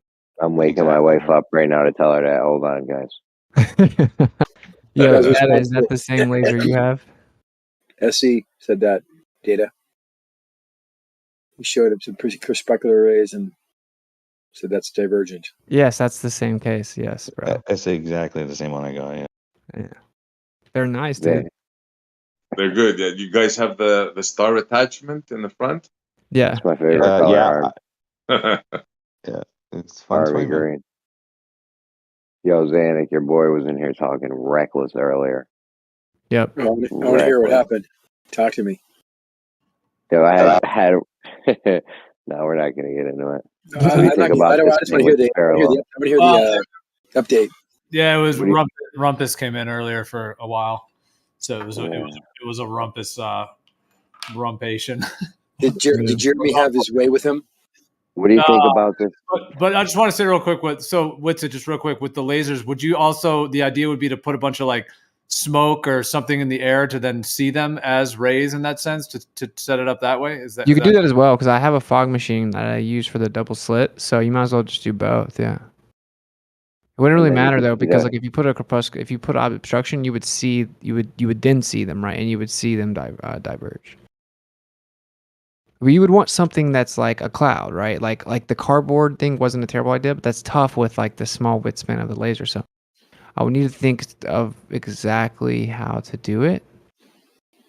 But even think about this, like even if you just stood, like lined them all along a table and then stood back, wherever you stand, they're going to look like they're converging differently. Right. Like if like say you lined up 10 across your room and you stand on the right side of your room, you're going to see the parallel lines look like they're converging. If you're at a far enough distance, they're going to look like they're converging right in front of you. And if you stand on the other left side of your room, it's going to also look like it's converging in front of you there. But that would require some distance. That's why obstruction is the better way, probably. Yeah, this would be neat if you could test it for sure. So Jeremy, tell me what happened with Rumpus. What'd you do? Did you have your way with him? You could run a live stream back. Come on, give me a teaser. No, what do you think about this parallel light thing we've been talking about here? All right, yeah, let's see. I'm going to do it. All right, Zanuck. If we're standing in the middle of railroad tracks, even though they're physically parallel, they're going to look like they converge due to perspective, right? They actually do converge due to perspective. Okay. So if I had 100 railroad tracks and I'm standing right in the middle of them and I look out in the distance, it's going to look like all those railroad tracks are converging to a point directly in front of me, right? They are. Angularly, they are. Okay. Except for the one underneath you. Except the one is right underneath your feet. It's going to go straight up to You need to pay attention to the details, please. So we're standing in the middle of 100 railroad tracks. And we look out, they're going to look like they're converging to the middle in front of me. If I walk 20 railroad tracks over to my left, and then I look out in front of me, now the railroad tracks are going to look like they're converging to the middle in front of where I'm now standing, right? Yes, right. As I said, it's because they all are converging angularly. Okay. So would you agree that the reason we see crepuscular rays is analogous to a railroad track, that because they're parallel, perspective makes them look like they're converging? Yes. Okay. They actually do. They are converging. Okay. So they're optically converging. So they are actually not physically converging, angularly converging due to trigonometry. You can get your distance to them and distance away from the one next to you, and then what angle it would be at any distance in front of you. It's not an optical effect. If I could suggest just being in receiving mode until we get through this before you blast off into that. Yeah. He asked me a question. I was responding. Be dumb, but I don't want to. I'm not talking about that. So, all right. You make it quite confusing, though. Now that means that the entire side of the Earth that's lit up is covered with parallel rays. Right. What's covered with parallel rays? The whole entire side of the Earth that's lit up. It's covered with parallel rays. What do you mean? Like this picture right here. Oh, okay. Right? Mm-hmm. So you agree the picture above the globe one is the rays coming down to the Earth? Yes. Okay, cool. So if we look here, here are the railroad tracks, and we already agreed on this, right? The observer on the right is going to see them converge for him. The one on the left is going to see them converge for him. Mhm. Okay, so now let's revisit that other picture. And I'll put a little person on it because we got a person on the north and a person on the south. That person on the north, the top side of the ball, is going to have those parallel rays coming to him. So shouldn't he see those parallel rays appear to converge? If they were individual, distinct rays, yes. The Well, reason they're that you all see just parallel rays. So if we had clouds above that guy, he would see them appear to converge. Don't you? Have you noticed with the crepuscular rays what the environment looks like? It's not like a sunny day. You don't see crepuscular rays. Why is that? Because all of them are parallel, right? But you don't see any convergence or divergence because there's no space between them. The whole I reason why literally you just have brought up maybe I'm going cloud. to enlighten you on something that maybe you hadn't think about. Maybe you have. I don't know. Oh my Possibly God. you have. What if you understand that the fact that we're seeing Dude, crepuscular rays? We're, can we We do see crepuscular rays because they are split up between areas of blockage and areas of unblockage where it's moving through, and that gives you the rays that will give you perspective that shows them, and that why they're called crepuscular rays. They are looking like they are diverging, but they're really not. Okay, I already said that. Okay. Okay. So then the observer at the top of the ball, if there were clouds above him, he would see those parallel rays I have outlined in red. He would see those appear to converge out in front of him, right? Just like the railroad tracks. If the black area between the red and the orange line was blocking the light, yes, and there was enough water droplets in the air to actually show a crepuscular rays because it needs some reflection off the water droplets. You would see those converge. Yes, that's what The crepuscular penny rays are. hasn't dropped yet, eh? Now, if we're Positive. on the bottom of the ball, same thing. That guy he's those red lines for that observer on the bottom are in the proper conditions, say physical obstruction. Those lines are going to appear to converge because of his personal perspective as well. Angular, yeah, which is perspective. Perspective, not personal, but perspective is perspective. Then it'd be personal. It could be general perspective. So the perspective is always relative to the observer position, right? That's all. Yes, perfect. Yes. Okay. All right. So if I'm on the Earth, then there are parallel rays all across the sky. Mm-hmm. Then I should see converging rays based on where I'm standing. I should see the parallel rays that I'm looking up at appear to converge based on where I'm viewing it from. Mm-hmm. Okay, so that means that if the parallel rays are across the entire sky and they appear to converge based on the personal observer position, I should see crepuscular rays all over the sky. Only if they're. I mean, did you miss the part where I told you they had to be blocked periodically? Okay. So all over the sky if there are clouds. Clouds and water droplets.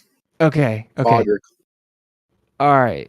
So we shouldn't only see them converge onto the sun because there are parallel rays across the entire sky. And just like with the railroad tracks, it's going to appear to converge to the middle of the view based on the observer's position. Picture yourself in a field or the lake where there's the parallel rays, which have shown you a perspective effect called crepuscular rays. And if you picture those clouds suddenly in your mind, suddenly they all evaporate instantly, like some kind of nuclear bomb went off or something, and all those clouds just vaporized. The sun's still there. You can still see the sun. Those crepuscular rays would be vaporized as well. Because the only reason you're seeing the crepuscular rays is because there are gaps between the light and where it's being blocked, and then there's light again, and it's blocked again. And those areas of the parallel rays are giving you the illusion that it's converging to a point in the sky, when they actually are not. Those angles are not true. Those are perspective angles. You don't seem to get the point. So let's try again. I'll add something to this picture real fast. Let me download it. Maybe this will help you get it.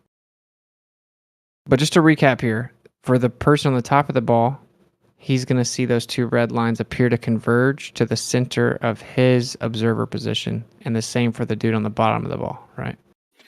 It's almost like you're assuming that the crepuscular rays the rays themselves are converging and No. pointing to the sun No. with an angle that would correspond to how far away it is. And it's not, that's not what's actually happening. No. Okay. I'm still manning the globe. Okay, we have the person on the top of the ball and the bottom of the ball. And when the sun is in the middle, you see the sun? Mm-hmm. It's in the middle. Now, this guy's going to see his two red lines converge. And the guy on the top is going to see his two red lines converge, like you just agreed to, right? Mm-hmm. Okay, so if the guy on the bottom of the ball's two red lines converge, and the guy on the top of the ball's two red lines converge, those are not going to converge on the sun. They're just going to converge relative to the center of his observer position. Which will be the sun. The sun will not move in that position. And as he moves, the sun will not change in his field of view, yet the rays will look like they are converging to the sun. Why would it be the sun? Because that's where these rays are emanating from. Oh, okay. So even though there are light rays, to say the sun's way over in the sky to my right, and there are parallel rays coming straight down to me, I'm going to see them appear to diverge from way over to the right? They don't diverge, they converge. They do if both. they're being blocked. If they're being blocked periodically. Yeah. As you move, you will just move through like a picket fence. You still see the house in the distance where it is, but the picket fence keeps on showing hashes of the house and a block, the house and a blockage, the house and a blockage. I'm not a betting man. But I would bet money you could not still man my argument right now. Well, your argument doesn't make a lot of sense to me, but I kind of understand a little bit what you're trying to say by your drawing, because your drawing speaks a little more than what you've actually said in words.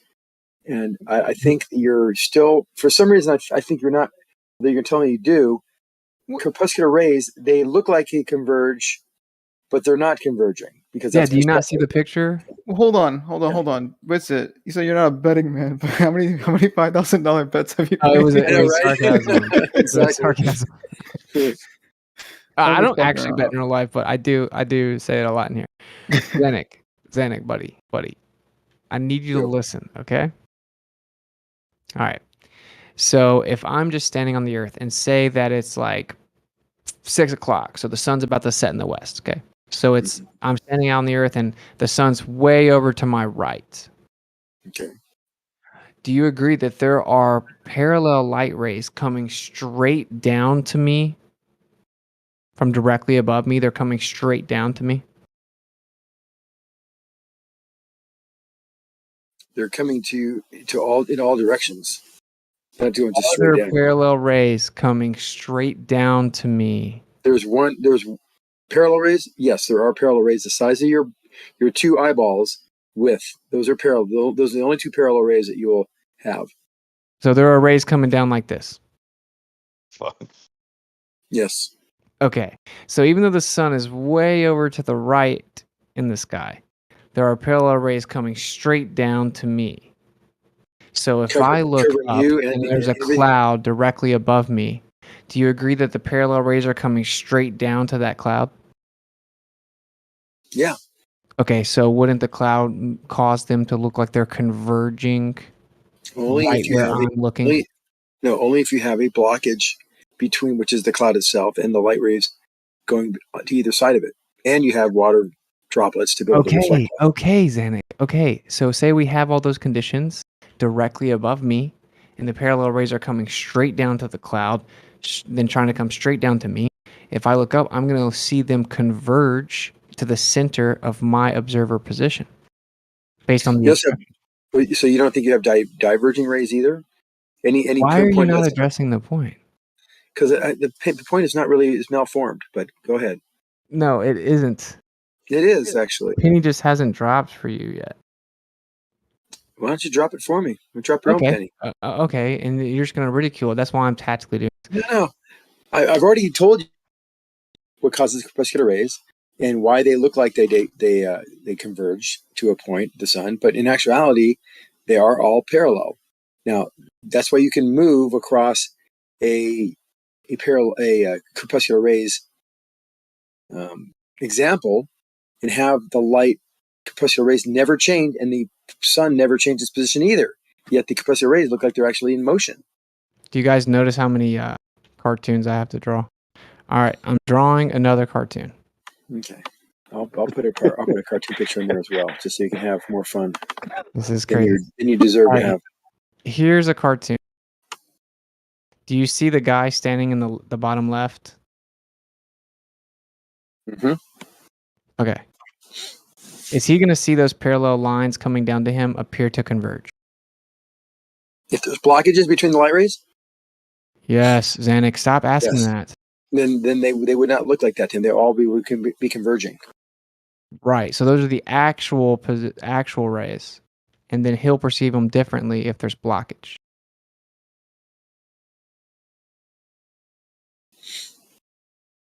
Right. That's what crepuscular rays would look like. If you I think it's starting to. Is it starting to drop? Okay. So you agree that this guy has these rays coming straight down to him, and if he looks up, he's going to see those parallel light rays look like they're converging. Right. Yes, you look at they're converging. Okay. They So wouldn't even look. You couldn't even draw them like that because that's not what the crepuscular rays even look like from a person from orthographic point of view. If you're looking at, for example, look at crepuscular rays, you can stand back and look at your guy on a beach and see the crepuscular rays angled. They're not going straight you don't down. understand. Okay, now look, the sun is over here to the right, but this guy's standing in the bottom left with the cloud over him, but there are parallel rays coming straight down to him. Why would they be coming straight down to him when the sun's over to the right?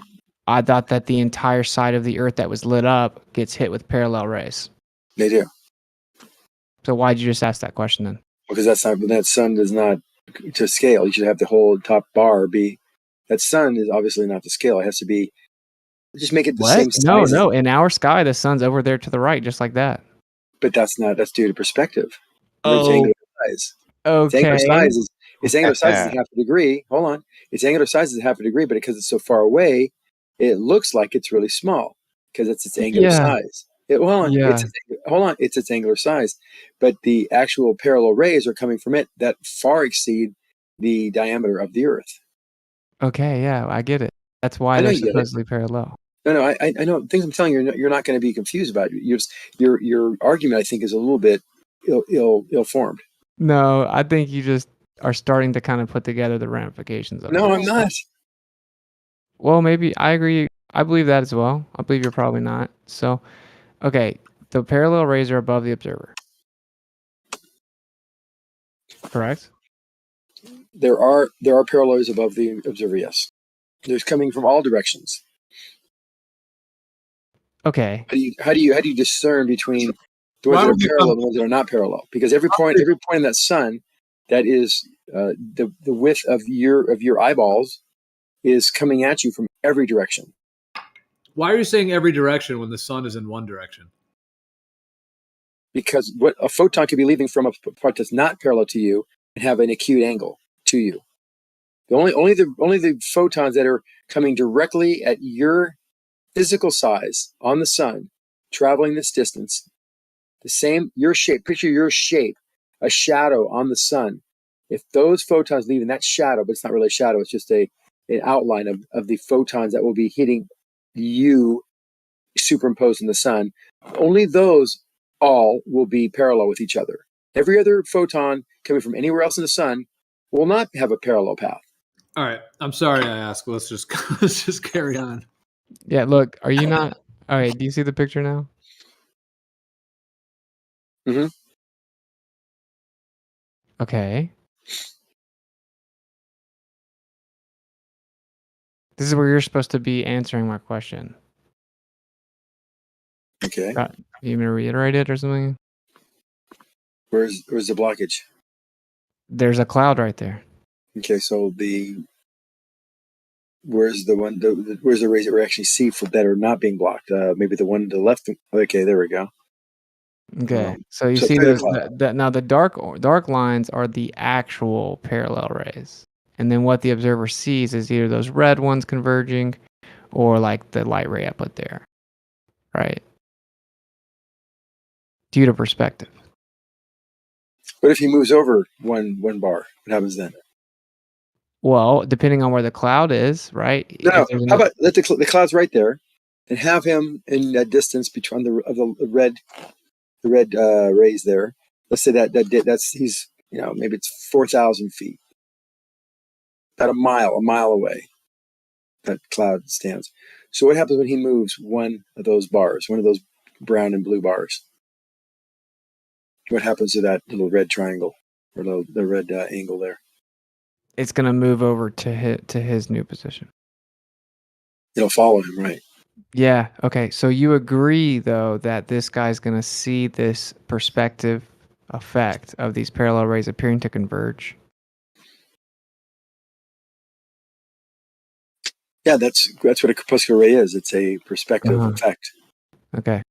Parallel rays. Okay. It looks like they're converging, but they're actually not. Yeah. We know that part. Stop repeating that part. Okay. Could you still man the argument yet? No, it's ill-formed, like I said. Dude, just because you don't. Okay. I would be the first to admit that I don't understand what you're saying. In I its know because entirety. you're gonna fight it so hard once it clicks, and that's why I'm kind of It's not trying to going to enjoy click. this It's not moment. going to click because I know it's reality. You've seen these, for example. Why do you think that I could have a car? I could have a light. No, a car wouldn't. Hey, does this work? Wait, is this right? Is this accurate now? As you moved. Well, now we have a different observer over there. Okay. So Yeah. is the picture still accurate? Yes. Okay. So how are they both going to converge on the sun? They don't. That's why they call them corpuscular rays, because they're parallel. They're not converging on the sun. It looks like they are. But how are they both going to look like they are? So you want to know why perspective works that way? Well, the sun's all the way over to the right, my dude. I don't know why the sun's on the right, but I guess I know Because you put it's it there about for to a reason. set. Then why would the rays be Parallel? No, why would not that they're parallel? Why would they not be coming from the sun then, or that direction of the sun? Wait, do you not know how your model works? I know how the model works very well. I don't think you do. Yes, I do. Okay, well. Yeah, this is a death blow to the globe. I can already start to tell. All No, right. It's the parallel rays mean they come from the sun. They have to be Okay, even yeah, though you're right. the Oh, sun we're is larger. starting. Hold on, even though the sun is larger in diameter or looks smaller angularly, they still have to come from the sun. Don't care. Irrelevant. It's like So- you're on PCP or something. You're trying to explain to me how. Buddy, do you agree this corpuscular whole rays side work. of the Earth is lit up? Pardon me? The whole side of the Earth is lit up in this picture, right? Both sides of the Earth is lit up. Yeah. I don't know. Your construction of perspective is at least a little less to be desired here. I just don't know what you're trying to. I don't care what you're saying. This is the point, Zanuck. The sun is in the sky over to the right.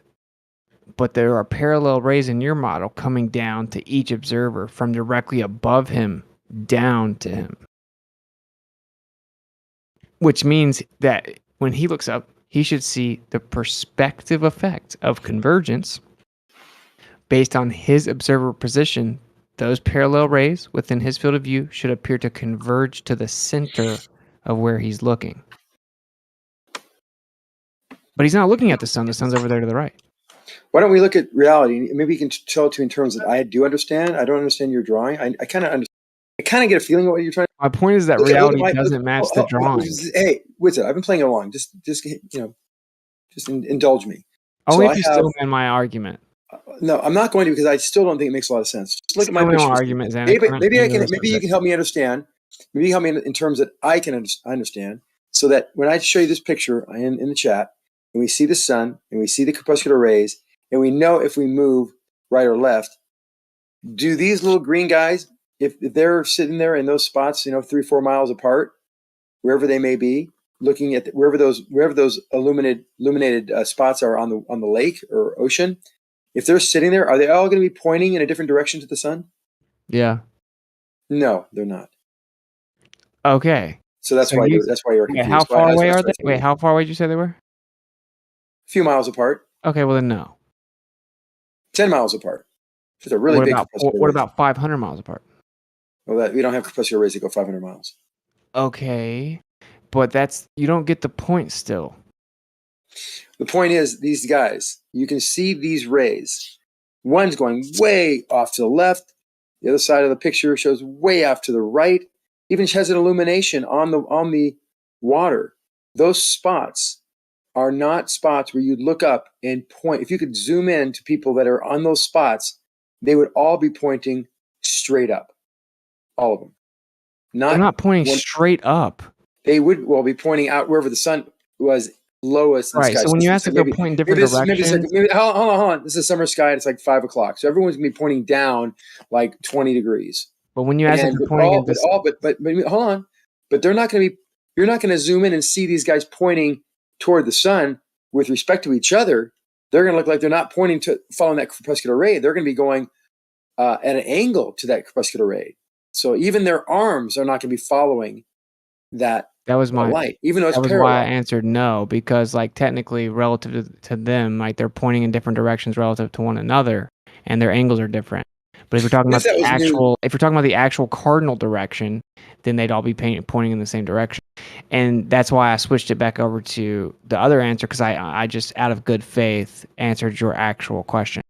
But I actually want you to do the same thing for me now and show good faith and see if you can still man my argument. No, I still can't because it doesn't make a lot of sense to me. You couldn't even like muster up like a pretend still man? No, it's because I still think you don't understand how crepuscular rays work. And I don't mean that in like The this. I just think crepuscular rays should be scattered throughout the entire sky because the entire sky has parallel light rays coming down to the observer. And then if you claim it's like perspective of railroad tracks, it's going to converge to the center of the view of the observer position. It's just based on perspective. It doesn't matter where the sun is. It doesn't care where the sun is. It's just seeing parallel lines as if they're converging because of perspective due to the observer's position. so. You've seen that animation. Yeah, for it to work the way that they want it to work, the sun would have to be taking up the entire sky. Exactly. But we don't see the sun take up the entire sky. That's why they keep jumping over to, if you're going to draw it, it'd have to take up the whole thing. No, we don't see that, though.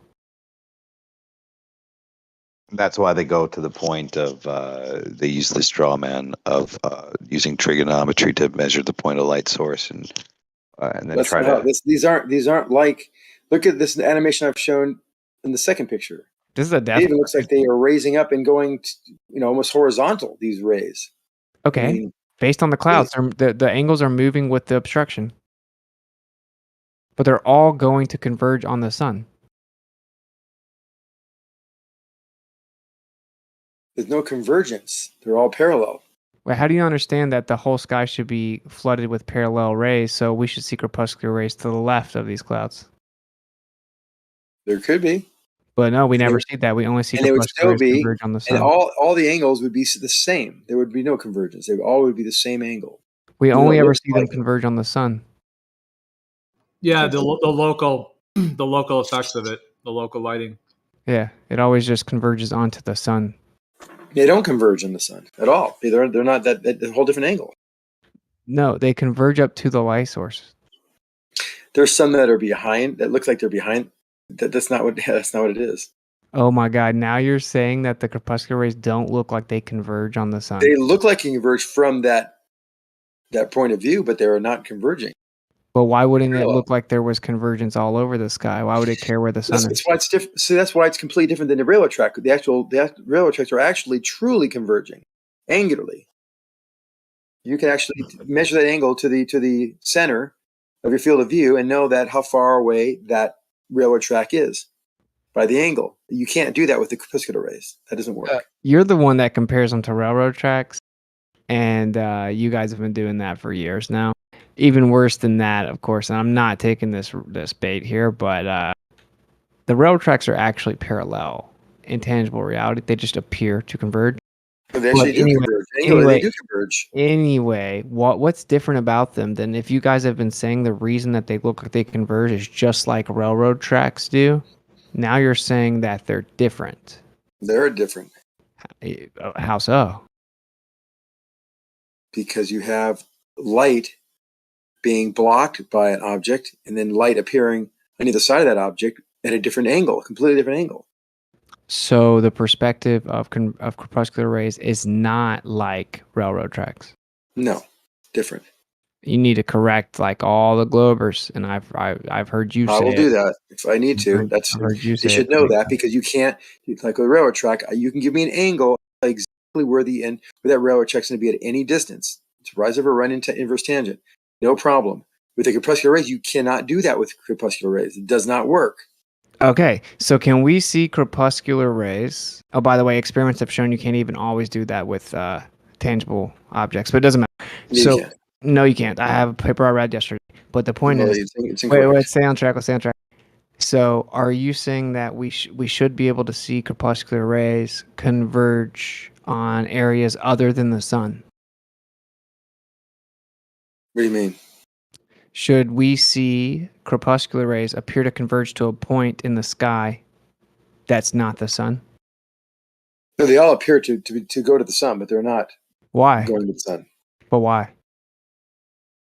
because you're having light that is reflecting off particles in the atmosphere, as well as being blocked by an obstruction, and those obstructions cause this effect called the crepuscular rays. It's just it's like almost like a diffractive effect. It's not actual. Okay, let's go back to this picture here. We have the person on the top of the ball, and we have the person on the bottom of the ball. Mm-hmm. We have the red lines for each one. They're going to see those red lines appear to converge to the center of their view in both places. But the sun is actually in the middle. It's going to appear to be in the middle for both of them. So then that means they should see crepuscular rays away from the sun. If you had a big donut, I mean, in the sky, like a floating balloon that had a hole in the middle of it, and the sun was in the middle of it, and that donut moved, and you moved with it, you would still see the sun in that middle of the donut for however far you moved. Wouldn't change. Dude. So that shows you that What the the- sun. What? Why are you not addressing what I just said, dude? Like I said, it doesn't make a lot of sense to me. Okay, I'm going to try one more time. You see the people on the ball, right? What can you maybe you should get cut to the chase? Tell me what your Already have. conclusion is. So what are you saying? You're saying that the That sun each of isn't far away. The crepuscular rays don't exist. Give me Okay. give me a steel man of my confusion. If the light rays were actually parallel and distributed across this entire lit up side of the globe, then Mhm. each observer would see their parallel rays appear to converge to the center of their view based on their observer position. It wouldn't only appear to converge on the sun itself. Because the sun is just a perspective causes the angular size of the sun to look really small, right? So even that's an illusion. So they're going to see That's the light. mathematically represented by the size of the sun, how far it is away. Okay, so they're going to see the parallel light rays appear to converge. And by the way, it could be center of their it could be view. it could be a couple thousand miles away. You wouldn't be able to know. We How know do you for not other reasons. understand The point is the crepuscular rays would still happen even if it was even if it's 500 miles away. Crepuscular rays could still happen. buddy? That's not determining how the distance is. Those rays angled. It cannot be traced back to a distance. That's not representative of the distance based on trigonometry. That you're really diverting because you can tell you don't have an answer. So if you look at the people don't on have the an answer. ball, okay, do you agree that those red lines are going to appear to converge towards each other based on where that person's standing?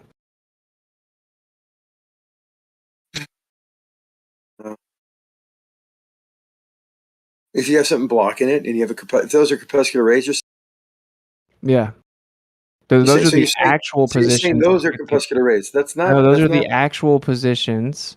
But Yeah. we're talking about if they see those actual positions of light rays as crepuscular rays because of perspective, then what it's going to look like is those two red lines are converging towards each other, right? Okay, I'm not agreeing. I'm just saying I understand. Okay, well that's just, what do you mean you're not agreeing? That's just basic perspective. That's your whole explanation, I thought. No, that and you're not crepuscular rays, and why we can move side to side and have the sun not move its position in your field of view, yet the crepuscular rays will move and be in animation form. They will be they'll be animated, they'll be moving, they'll be dynamic, and yet we know the rays and the sun itself is not. So why are the rays acting like that? Why is the perspective forcing the light rays to have an apparent converging angle, which in actuality it doesn't have, and that can be proven by the example I showed you earlier. Dude, why are you not answering the question, dude? Do you just say you don't know? I don't know. I told you this. You're asking a question that I don't understand. Okay, What look you're here, asking, I and I drew just it for you showed. again. Well, let me Cartoons I should let's get do some. paid at this point. Let's do something different. Let's look at this No, other no, no, picture no. I Look got. at this picture and tell me, do Look you at this. agree with the red Why, line? why does this? Why does this? Because we're talking about something that's created by the blockage of the sun. That's why I talked about that from the very first moment we started discussing this. Just like these trees pointing to the moon is in the center. It looks like these trees are converging to the moon, but if we were to move amongst the trees, the moon would move across this pattern of trees that are around this observer. This is a perfect And example of what I'm saying. If you I think it is. stand So I there, think we're. Okay. if you stand there where you're at taking this picture, and then the moon moves away, are the trees going to still look like they're converging to that same point?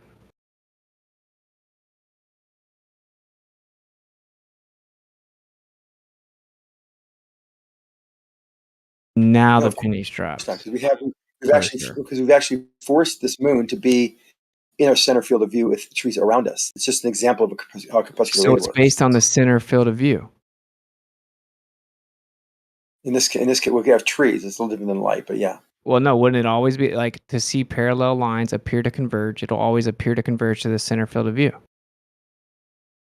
And we couldn't take these angles to say if they're tall enough. We couldn't get an angle that would give us the distance of the moon via these straight Yeah, well, lines. parallel lines always appear to converge due to perspective to the center field of view.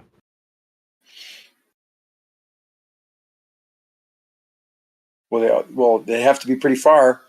Like, for example, that tree in the middle there, that would not get to the unless it really was going to the center of the moon based on our perspective. So it's not the same as a crepuscular rays in that It respect. wouldn't actually have to go all the way to the moon. They're going to Sure keep it would. converging towards the center long before But it that. never would get there until it got to the moon. Okay, buddy, Like a railroad answer track. my Hold on. question. Just like a railroad track. But it's different. A crepuscular rays doesn't work that way.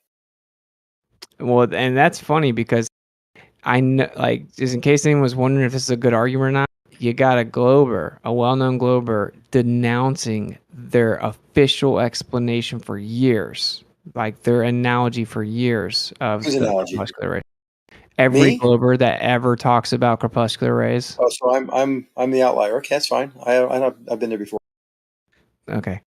So, do you agree that parallel rays will appear to converge due to perspective towards the center field of view? That center field of view to and the light illuminating object. What the? Will the parallel lines appear to converge due to perspective towards the center field of view?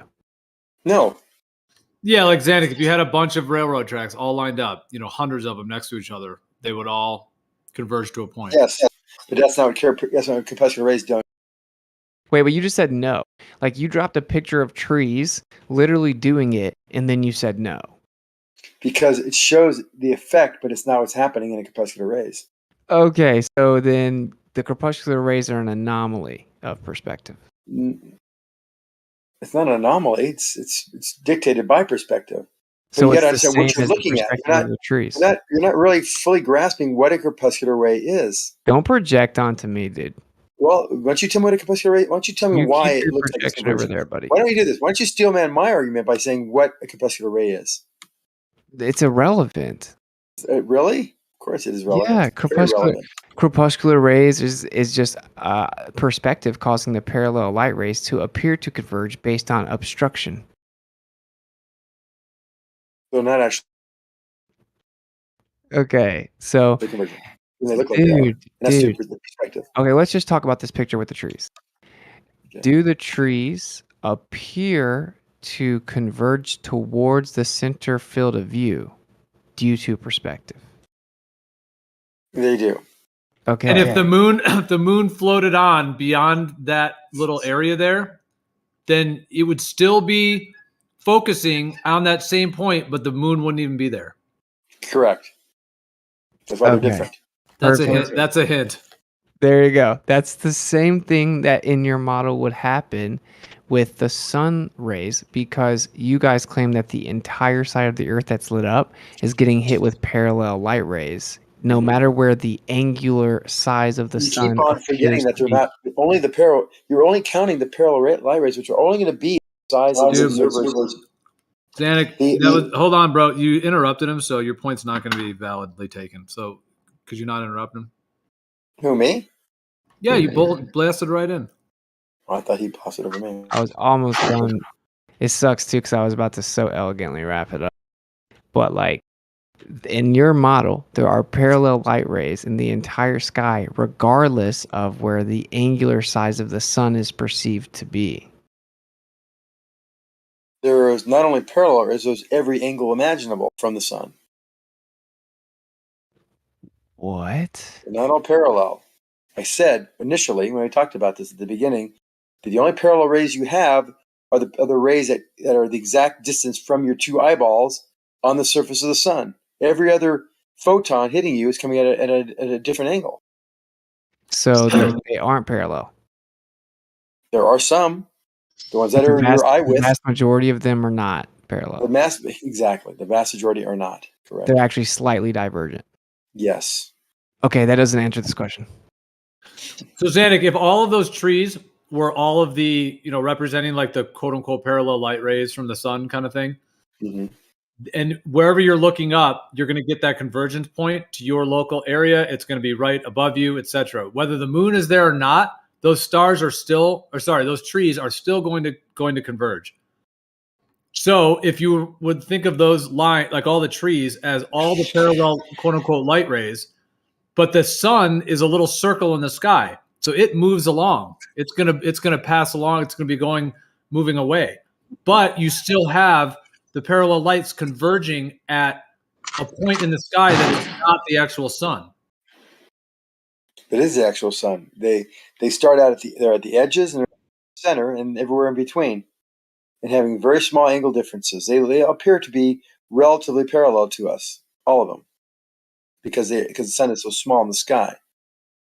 Due to perspective. Due to perspective, yes. So when that little perceived sun moves away, there are still parallel rays coming down to me. Mm-hmm. Okay, so then I should still see crepuscular rays in the center of my field of view, regardless of where the little sun moves away. Yeah, you can't bend the trees. You can't bend and make the trees all aim off to the sun, off to the right, or wherever the sun is, which is way right. Just see it on a just low like- surface. Yeah, those trees are still there. Those light rays are there. They're almost like permanent, you could say. Well, no, because they're not coming from the light source. Are you It's a saying the little sun different. knows? But the point is, it's just the sun would have to.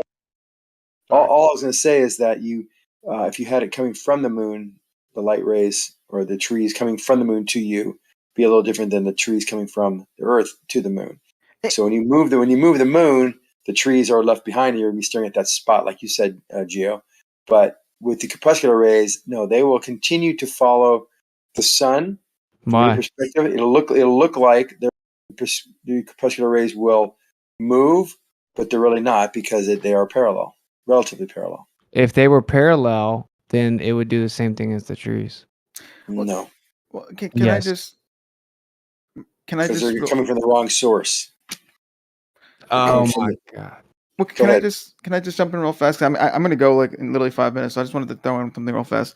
Yeah, with the trees in this moon picture, right? The reason why like this picture kind of works in the first place is because, from my understanding, you're looking straight up, right? So we could treat the moon's position in the sky as, I guess, roughly zenith, right? Is that appropriate to say? Sure. Who cares? And the Yes. trees would also be pointing zenith, right? Because they're shooting upwards, right? So they're Mhm. yeah, right. So if now the moon was to move, right, its position in the sky, right, now the moon's actual like its angle, I guess its elevation angle, right, that's what it's called, that would change, and so the trees would have to actually mirror Bend. that, right? Basically, so yeah, something like that. Well, What? they would angle. They would basically be angled. They would no longer be pointing zenith. They would be pointing, facing the moon. And at that point, we would get a totally different thing than this picture. All right, here. Arma, Yeah, answer this I question. think Arma's kind of got part of it there. Well, I agree with wait, Arma. let me ask That's Arma. great. Let me ask Arma a follow up. Okay, Arma, look. Imagine that these trees are the light rays coming from the sun, Mhm. and the moon is the sun. Now, as the sun, which is the moon, moves away, but it's still daytime, you agree we still have the trees that are parallel light rays. We still have the trees, yes, but they would be angled to to the sun basically. But we still have the trees, yes.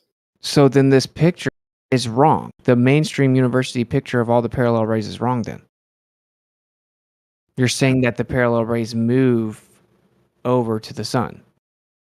Well, they would have to That- be coming from the like from the sun, or at the very least, like if we're using the tree analogy, the trees would have to be no longer angled zenith, because if the moon moved, right, then it's no longer zenith. So whatever its elevation angle is, the trees would reflect that as well. They would be tilted towards that elevation angle, I guess. Yeah, but the light rays are always coming in and hitting the whole Earth parallel. Exactly. Okay. So as long as it's daytime, as long as there's light, then your model says it's coming in parallel straight down on me. Right. I guess. So even if the sun's off to your right, those quote unquote rays should still be converging in an area right in front of you and above you, not over where the sun is, which is what we actually see because it's a local effect of the sun. Well, Just no, like if because the moon moved in this picture.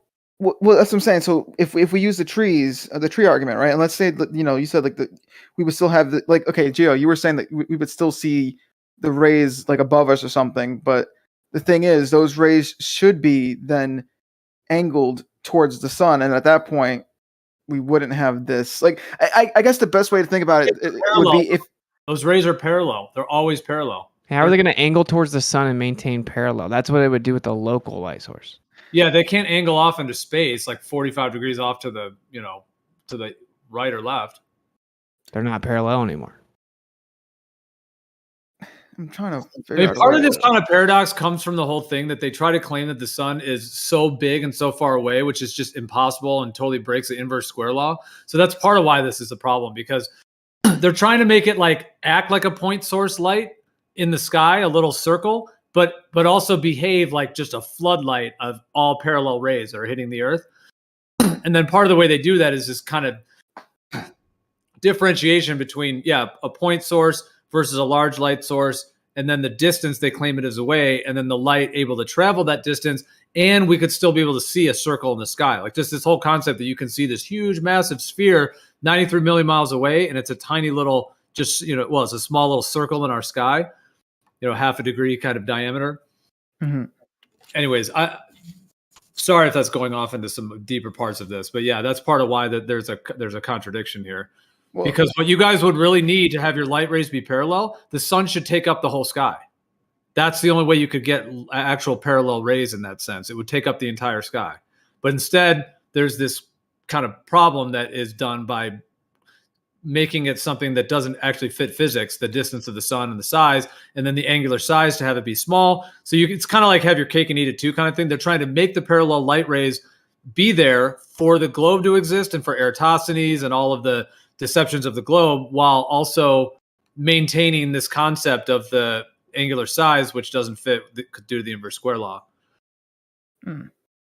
Okay. Should I address that, or should I go back to like the tree thingy? No, you can go back to it. So I know because Okay. those Dude, are what's so crazy, those bro, are is like like those are like additional components to this thing. I know I'm going over it too quickly, so it's not. I'm not trying to lay it Dude, on. you know what's funny, Gio? Is like I just came up with this argument like on the spot very quickly. I just like thought out loud like 3 years ago in Jim Panda's room, and like no one like even responded, and so I just like it got lost in the sauce. But I don't really think there's an answer. Armor, you got an answer?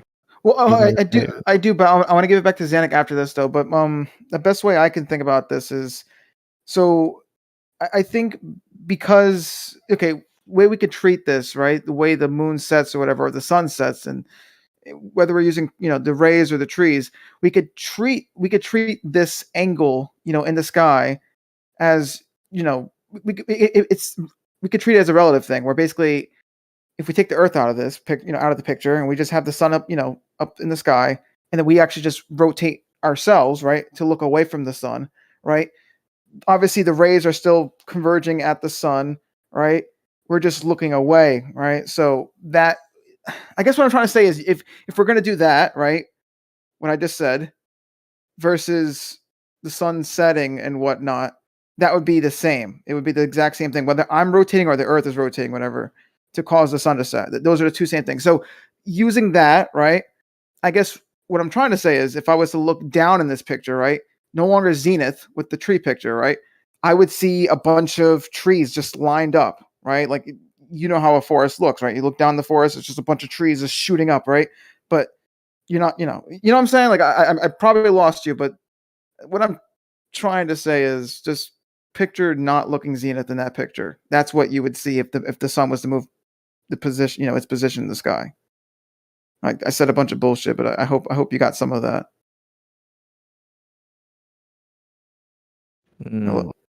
Like just, I guess, okay. How about this? I'll just give you the short. Just instead of looking zenith in that tree picture, just tilt the camera down a bit, all right, and that would pretty much represent what we would see if the sun was to move in the sky. And if you tilted it down to where you're looking like levels, whatever, where you're looking straight ahead and not zenith, that would be what you would, I guess, kind of see if the sun was sort of like at the horizon or something, and you're not looking towards the sun, but looking maybe like 90 degrees or perpendicular to the sun, I guess. Once again, I hope that made like 10% sense. And once again, I'm going to hand this over back to Xana because I didn't mean to steal this from him. You're good, man. I didn't really follow what you were saying. I was also reading though. I guess, okay, once again, just the short of it, if you had the camera, you could point at Zenith and you get that picture right there that Xanax sent. But if you were to move that camera around, right, you would get the different angles to, those rays and whatnot. Obviously, looking up gives you that effect, but if you were to look straight ahead instead, then you don't get that effect. You just get a bunch of like straight lines. And I guess using that, you could sort of like represent what it might look like if the sun was to set with that, because whether I'm rotating the camera, right, or the Earth is rotating, right, it's relative. It's the same thing pretty much. So It's not though, because the parallel rays stay the same relative to your observer position. You can always look up and see parallel rays even when the Earth is spinning. All right. Well, I guess my point kind of, like, my whole point was just that if you take the Earth away and you just have, I guess, trees or something, or just rays or whatever, right? If you look away from that, those rays are still there. Obviously, you're just getting a different angle to those rays yourself.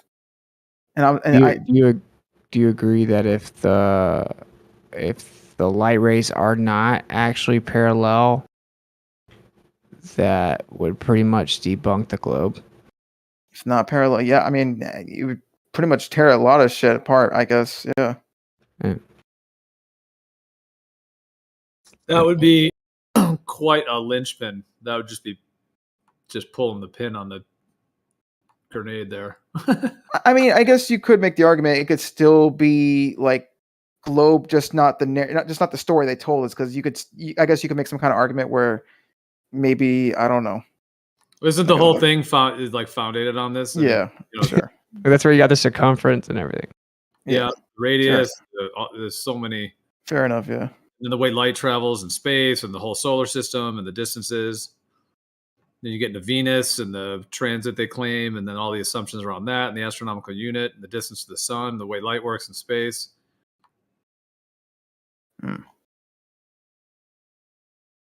I guess the not to like gloss over that, whatever, but because yeah, you guys make a good point. Yeah, obviously, if this whole parallel rate thing isn't the case, then yeah, like a good like a 95%, maybe even 99%, or even the whole thing is pretty much fucked at that point.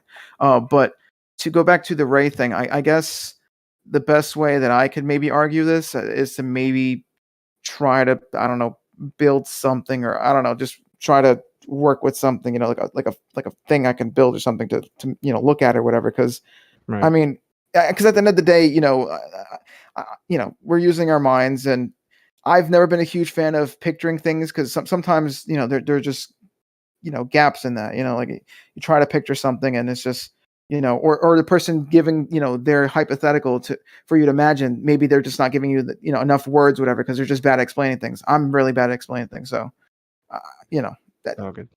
Yeah.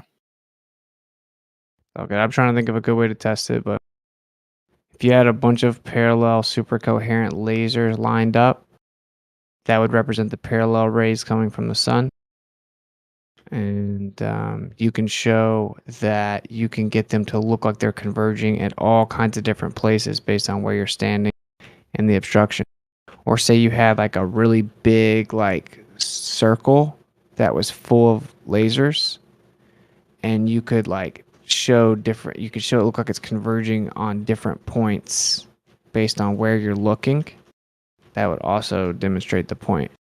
We already know the point is true, though. We can just use railroads, which is why Zanuck has reverted to, or more so like stumbled upon the claim that they're not like railroad tracks. Which is what we've all been told this whole time, right? Yeah. Zanuck, are you still there, by the way? Because I mean, I'm still here. Yeah, they're not like railroad tracks. A little different. Because you can actually determine the distance of something by the angle to that object. So what is different about them specifically regarding perspective?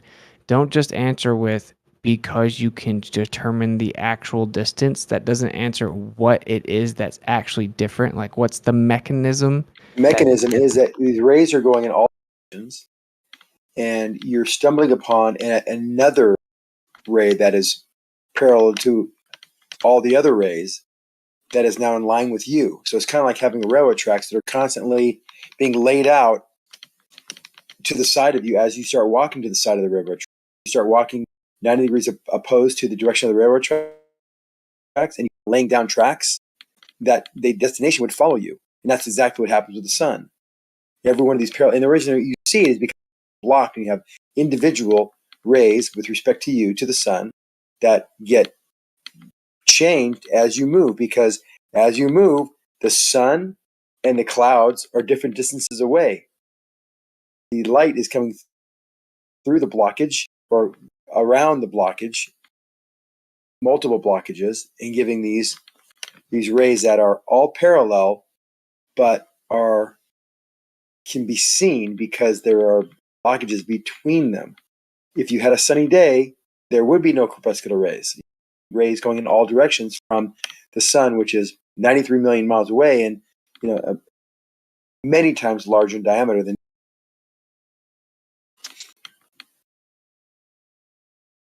So Zanuck, could you recreate this in terms of like with lasers in a field or a warehouse or something, where you could also add smoke so you could see the actual path of the light? I mean, this all kind of assumes You could recreate this. I would do this by a very bright spotlight or lasers miles away, and some type of picket fence or something, or a obstruction, some type of irregular, like a barn or something with holes in the barn. And you could then see, as you walked across, that light stay in its position, yet you would run into these corpuscular rays type if you had smoke and things in the barn, you So could you see think, this. you could get a bunch of parallel lasers that are pointing at you in a wide array, let's just say miles to the left, right, up, down, or hundreds of feet, whatever it may be. And you think you could move along that path in different positions and have all of those converge to one little circle, like a circle of like an angular size of the sun? Yeah, it'll look like a headlight. Even a headlight could do it. Not even a laser could do the same kind of effect. A real bright headlight on As a you car. moved upon the different lasers, and you're looking down them, or they're in that sense, you're going to see a convergence point that's always in front of you. It's not going to center on a little circle, a little angular size No, circle. well, it'll always center on the circle because the circle won't move as you move 10 or 15 steps left or right. But if you have a barn that's in between you and the light with holes in it, those lights will appear to have a convergence, which would be different than as if you had no barn and just looking at the headlight a mile or 5 miles away or however far the light is. I mean, just look at the picture I just posted. Common sense tells you that if you're sitting there at one of those light spots, that it looks like you'd be pointing in different directions to the sun. But in actuality, if that sun is due west and is 20 degrees above the horizon, everyone would be pointing 20 degrees to the horizon. It wouldn't be pointing, guys in the left pointing up to the right, guys on the right pointing to the left. You wouldn't see that. Everyone would be pointing straight up. Or let's say straight ahead.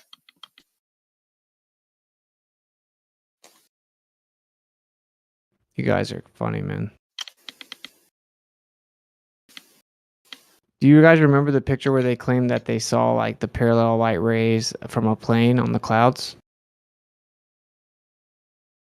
No. You don't remember? Are you talking about how the airplane, when you fly over clouds, you can get that ring in the shadow? No, like they actually have like light rays coming in where there are shadows cast by different clouds, and they claim that those shadows cast are all parallel. And then when you actually look at the picture, they're not parallel. They're not even close. No Glober has it. Anyway. The argument is pretty simple, right? I feel like we've beaten it to death, and then it doesn't have a response. So, would you just concede you'll have to think about it or something? I mean, No, Geo has been posting good pictures about corpuscular rays, and you can actually look at the street light having a corpuscular ray effect. Would you like to? Yeah, it's a local light source, bro. Yeah, and that's the same kind of effect, but it's not true for.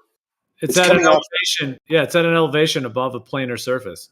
Right, and you could actually take those rays and actually determine how high the object is via the angle to the ground. Right? It's different for the sun behind clouds. Completely different. Why is that? Wait, why is what? Like the sun doesn't ever help you guys. Okay. It doesn't. Like it seriously doesn't. Look, like okay. Look. What height is the sun at in this picture? What height is it? What do you mean height is it? Well, I mean, how many angles? I mean, how many degrees above the horizon do you think that is? Probably like 10 or 15. Okay. So if the sun is 15 degrees above the horizon, then how many miles would that be? Well, how far is the horizon? Look at how local that looks. It's incredible. Doesn't matter. You mean on a flat Earth? How high would the sun be? No. Using trigonometry? Based on the globe. You know how far away it is. Wait. 3 million miles away. As in how high above the surface is it? Well, 93 million miles. Okay. I think he's saying how many angular position. You already said it's 15 degrees, right? Yeah. So what's the angular position and like distance? What do you Like a mean? degree would be like about around 1,000,000 miles or something. So it doesn't even matter. It's Why would a way degree be a higher. million miles? Look, it's way higher than the clouds, right? What do you mean higher than the clouds? If you measure the distance, the angular distance from the surface to the sun, based on the actual distance to the sun, then how many miles it is above the Earth, like angularly, is millions of miles. With respect to a level horizontal or on a horizontal line from the Yeah, if you observer. want, it doesn't matter. Sure, that's how we get Well, elevation angles. it's in line. That's how we get So, elevation angles, right? well, Well, yeah, okay. but that's not what we're talking about. We are literally talking about the elevation. Is the sun higher than the clouds? Looks like the bottom of the sun is actually peeking through the bottom of the cloud. So the bottom of the cloud looks at the same elevation angle as the sun. Okay. The clouds are obviously much lower than the sun. Just like Brian Well, brings up about the that's bottom of the obvious. clouds being You lit can up. see. The I bottom can of the see. clouds being lit up doesn't help the globe. Well, yeah, No, it it doesn't. does, because you can't have, if you're seeing the sun illuminate over the clouds and also you're seeing it illuminate, it's at the same elevation angle. The distance could be a lot farther, obviously. So then it would be higher if that's the angle. Is that what you're saying? No, I don't even care. I don't want to get into this other argument. Jesse, since you're here, can you Because answer it's the above. question? None of the Remember, other ballers it's can above. answer the question, It's Jesse. above level. If it's above level, you can't determine. I'll try. Okay, Go ahead. Jesse, do you agree that if I'm standing in between in the middle of railroad tracks, and I look down the railroad tracks, they're going to appear to converge due to perspective, even though they're actually parallel? Yes. Okay, if I had like 100 railroad tracks all laid beside each other, and I stare out in the distance, you agree they're all going to appear to converge to my center field of view? Well, it depends on where you point your eyes. You know, if you look to the left, then they might be appearing in the right of your field of view, but they'll all appear to converge to the same point. Whether you center your field of view on that point, you haven't told me. But yeah, if you center your field of view on that point, then they will all appear to converge to the center of your field of view. Yeah, that's the point. And like even further the point, it'll change based on which direction you look. So if I move 20 railroad tracks over, so like I'm, again, just to reiterate, there's 100 railroad tracks. I'm standing in the middle of all of them, and I look straight out. They're going to appear to converge to the center. If I move 20 railroad tracks over to the left, and then I look straight out, they're still going to appear to converge to the center of my field of view, right? Assuming that you're looking in a direction that's parallel to the railroad tracks. Okay. So it's going to converge relative to my observer position.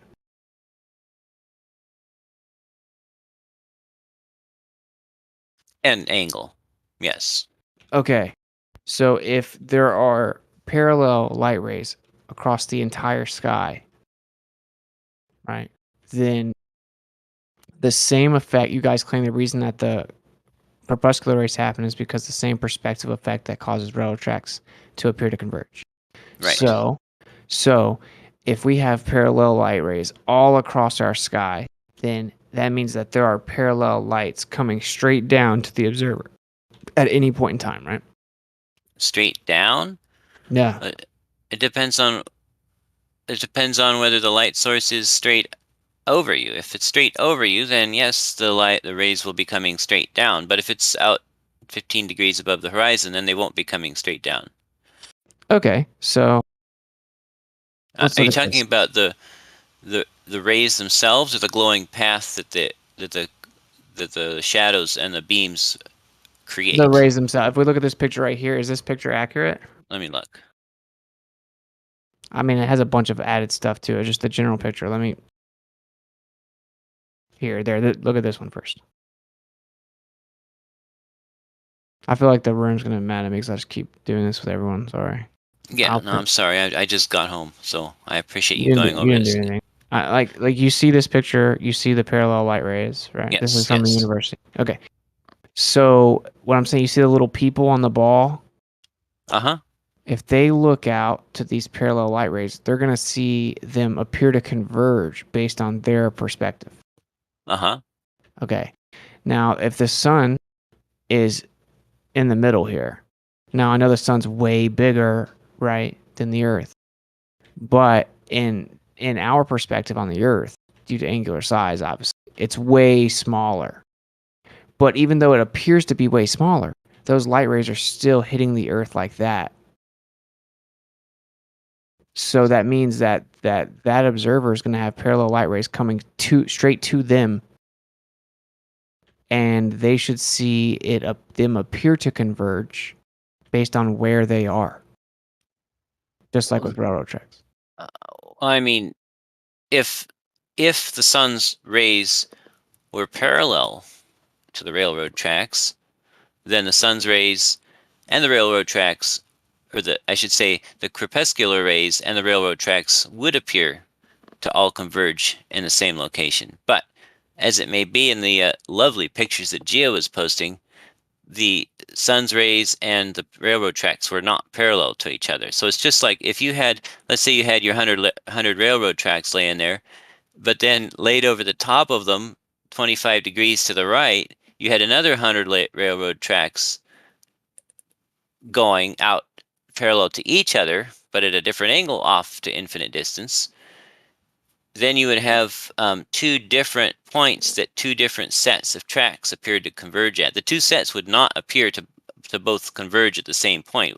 One set would converge at one point, appear to converge at one point, and the other set would appear to converge in a totally different location, right? Where are you getting different angles, though? Like, the light from the sun is so wide that it's enveloping the Earth. Okay. Okay, so there are parallel rays hitting the entire side of the Earth that's lit up. Coming from the sun's direction, parallel rays on that entire side of the Earth. Okay. So, like, are we talking about the little guy on near the North Pole? Yeah, the north and the south. Yeah, they're going to both have parallel rays. He's still thinking that it only happens during noon that you get these parallel Yeah, I light don't rays. He's not understand that. understanding. Yeah, we're like that's a huge disconnect. That's not what your model says. I don't think he's saying that. He did say that. Who said what? You said that only whenever it's directly above you. No. What I'm saying is he's still not getting that it parallel light rays don't just happen when the sun's at 12 noon, right? Right. It happens always. Exactly. No. I did not say that parallel light rays only happen at noon. I said that because you said that you asked me if I agreed that the sun's rays were coming straight down on you. And, yeah. And I said only when the sun is straight above you. That's incorrect. You're talking about the only whenever the sun appears to be directly above you due to angular size. So, are you talking about the rays of the actual light rays of the sun, or the apparent positions of the crepuscular rays of the glowing haze in the air? We're talking about the actual light rays of the sun right now. So you're saying right in the morning when the sun just rises and it appears out on the horizon that the sun's rays are coming straight down on top of me? That's what your model claims, yeah. It's like, so where would my shadow be if they're coming straight down on top of me? And how can they be coming from a direction that is at 90 degrees from the sun? Well, they are hitting a slightly different angle of the Earth. No, they're leaving a shadow though. The shadow gives you an angle. They're not coming in directly above you. But the entire Earth is being hit with parallel rays if it's lit up. Well, sure, parallel, but that doesn't mean it is coming straight down from above you. If you're near the terminator line, sunset or sunrise, then they're still parallel, but they're very acute angle. They're coming in from a horizontal angle nearly, right? It has a really cute angle, just like your picture with the guy on the top of the North Pole there. Yeah, tell me, the guy on the top of the North, the guy on the top of the North Pole there, is the sun coming straight down on top of his head, making a shadow directly under him, or is it coming at him from the side, from his, even if he were standing up vertical there, plumb? Okay, yeah, it's going to come from an angle.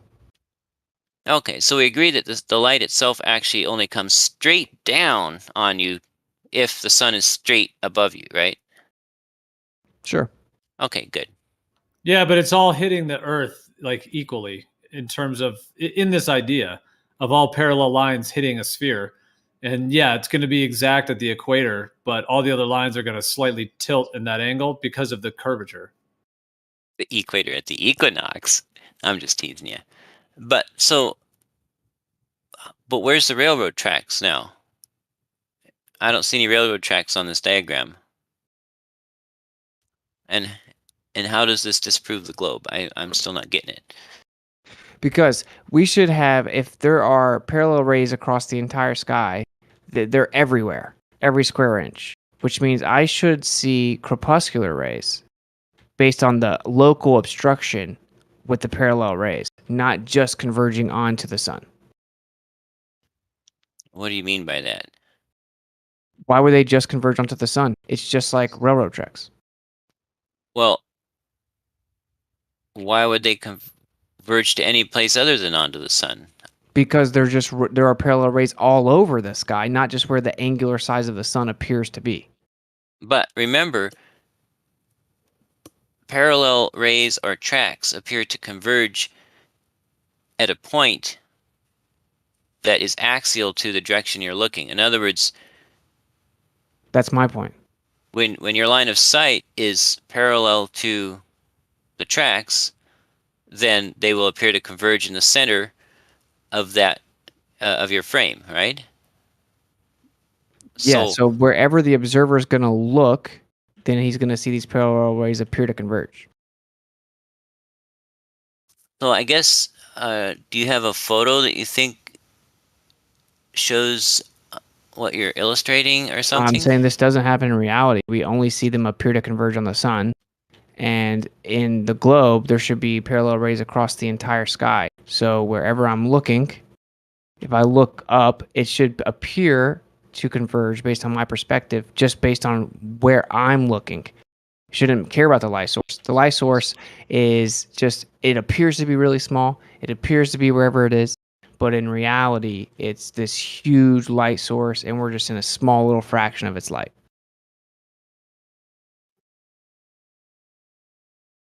So, I don't get it. I honestly can't see what why you think. So let's say, let's look at a particular picture. Geo posted some great ones. Let's both look at the same picture and talk about it. Do you have a preferred one, or shall I pick one? No, none of the pictures aren't going to do anything but make my point. My point is that they always appear to converge on the sun. Well, okay, let me ask you else this. would they?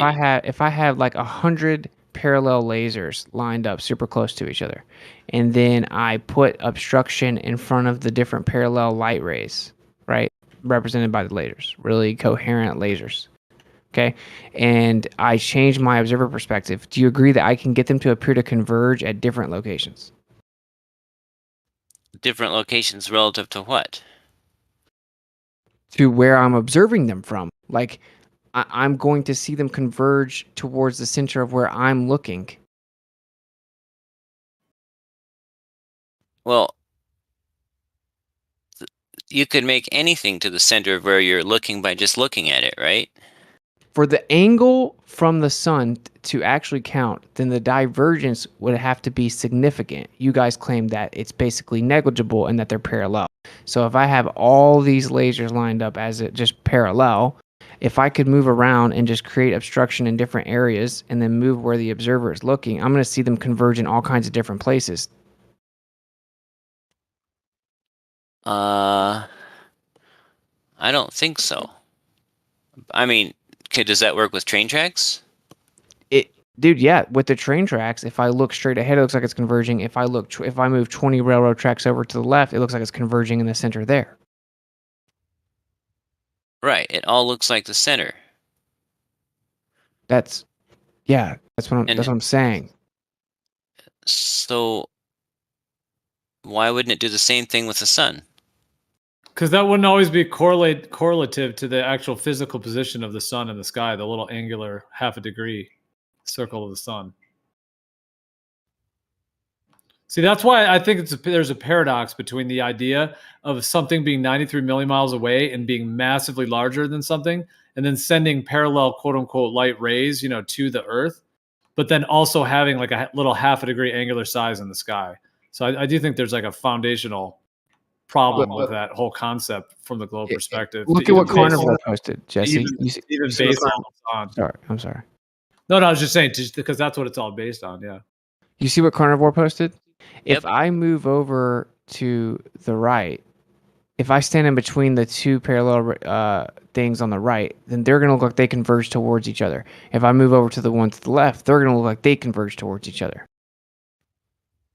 And why shouldn't crepuscular rays do the exact same thing on a globe? Okay, because when you have the parallel rays across the entire sky, it wouldn't care about where the apparent size of the sun is or the apparent position of the sun is. It's just you have parallel rays across the entire sky. So wherever you look, you're going to have parallel rays. So if you have obstruction there, your perspective will cause a convergence based on your personal perspective. So in other words, let's say you're on the equinox, the sun rises, you're on the equator, just to make it super simple, and it's due east, right? So you suddenly run north 100 miles, and you look, and it's still due east. Isn't that what we would expect? That isn't relevant. I don't know, man. You don't seem to be forming a very useful argument here. I don't get it. Oh my God. Yeah. What would? So both Jesse and I are not getting it. So maybe you should start thinking about what you're talking about. I mean, I understand you're making your. You're using the logic that if we You have guys all are these trying to pretend that the light rays are divergent while claiming that they're parallel. Are you talking about due to the sun's diameter? Angular diameter? The angular diameter is relevant only because it's so much smaller than it actually is to scale. So then bringing up that it would cover up the whole Earth or something is all irrelevant. We're talking about No, because where those we rays see are the so sun and what the parallel. sun looks like, and we're talking about the size the sun looks like, and then where the light rays are. Like, okay, if the sun is a little bit to my right, there are still parallel rays on the Earth. Are you saying that they're diverging away from the sun? You mean due to the 93 million miles? They're basically parallel. Yeah, but not exactly. But for many practical purposes, they are. For this debate, that doesn't matter at all. For like, it's so negligible, it doesn't matter. Okay. I think I know what he's saying now, Jesse. I think he's saying that because the angular size is a half a degree, that we should see these rays apparently converge to the sun, proportional and equal to that angular size change of the sun in the sky. And the crepuscular rays show that there's a much closer sun in the sky because there's a much greater angle of convergence than there should be for an object that is half a degree yet 93 million miles away and a million miles across. If you have a bunch of parallel, something what you just said. I don't know if that's exactly addressing it, but yeah, that is you're onto something there. I think that's what he's talking about, Jesse. He's thinking that these light rays naturally should diverge due to perspective, due to the angular size of the object that's emitting these rays. They would be parallel, but with perceived converge to the sun. Well, yeah, they converge to a local area. Yeah, they're not. Well, like, I mean, I'm not speaking for anyone other than myself. So I'm not speaking for Whitsitt in any of what he's describing, but I am kind of resonating with it and also sharing my perspective. But there is one thing of where do you get how do you get parallel light rays and a 0.5 degree angular size position in the sky? Yeah, okay. I think we just broke through part of the barrier that I've had. Understanding. That's it right there. Oh, because I don't know who you're responding to, because I mean, Whitsitt's obviously presenting something. I'm sharing some of my viewpoints as well. So, You'd have to say who you're referring that to. I'm responding to you, Gio. That's a good point. You understand my point, and I'm presenting it in a way that in line with what you guys are trying to say. That it's such a small little dot in the sky, half a degree, yet we're claiming we should see a convergence or a parallel lines will show a convergence. You're saying that should be that is representative of half a degree. You're cutting out, man. I don't know what's up with your mic. So what's it? Is there some way we could create a scale model of this and test your claim? I really don't understand. I mean, whatever the sun is, it's still making these crepuscular rays, and I really don't even see how that has anything to do with the shape of the surface of the Earth anyway. Oh, you don't see how if you don't have parallel light rays, then your entire model falls apart? It just immediately implodes. Are you arguing that there's some evidence here that the rays are not parallel as That's they what would I'm be? saying, yeah. So you mean they're less parallel than they would be at 93 million miles? Yeah, I they're mean, not parallel. Well, I Well, mean, like, even, how about this? Like, here, I just found this little. It just shows a little two-point perspective kind of drawing. But let's just say one of those on the left. Let's say that's when the sun's rising, because crepuscular rays can happen in the morning and in the evening.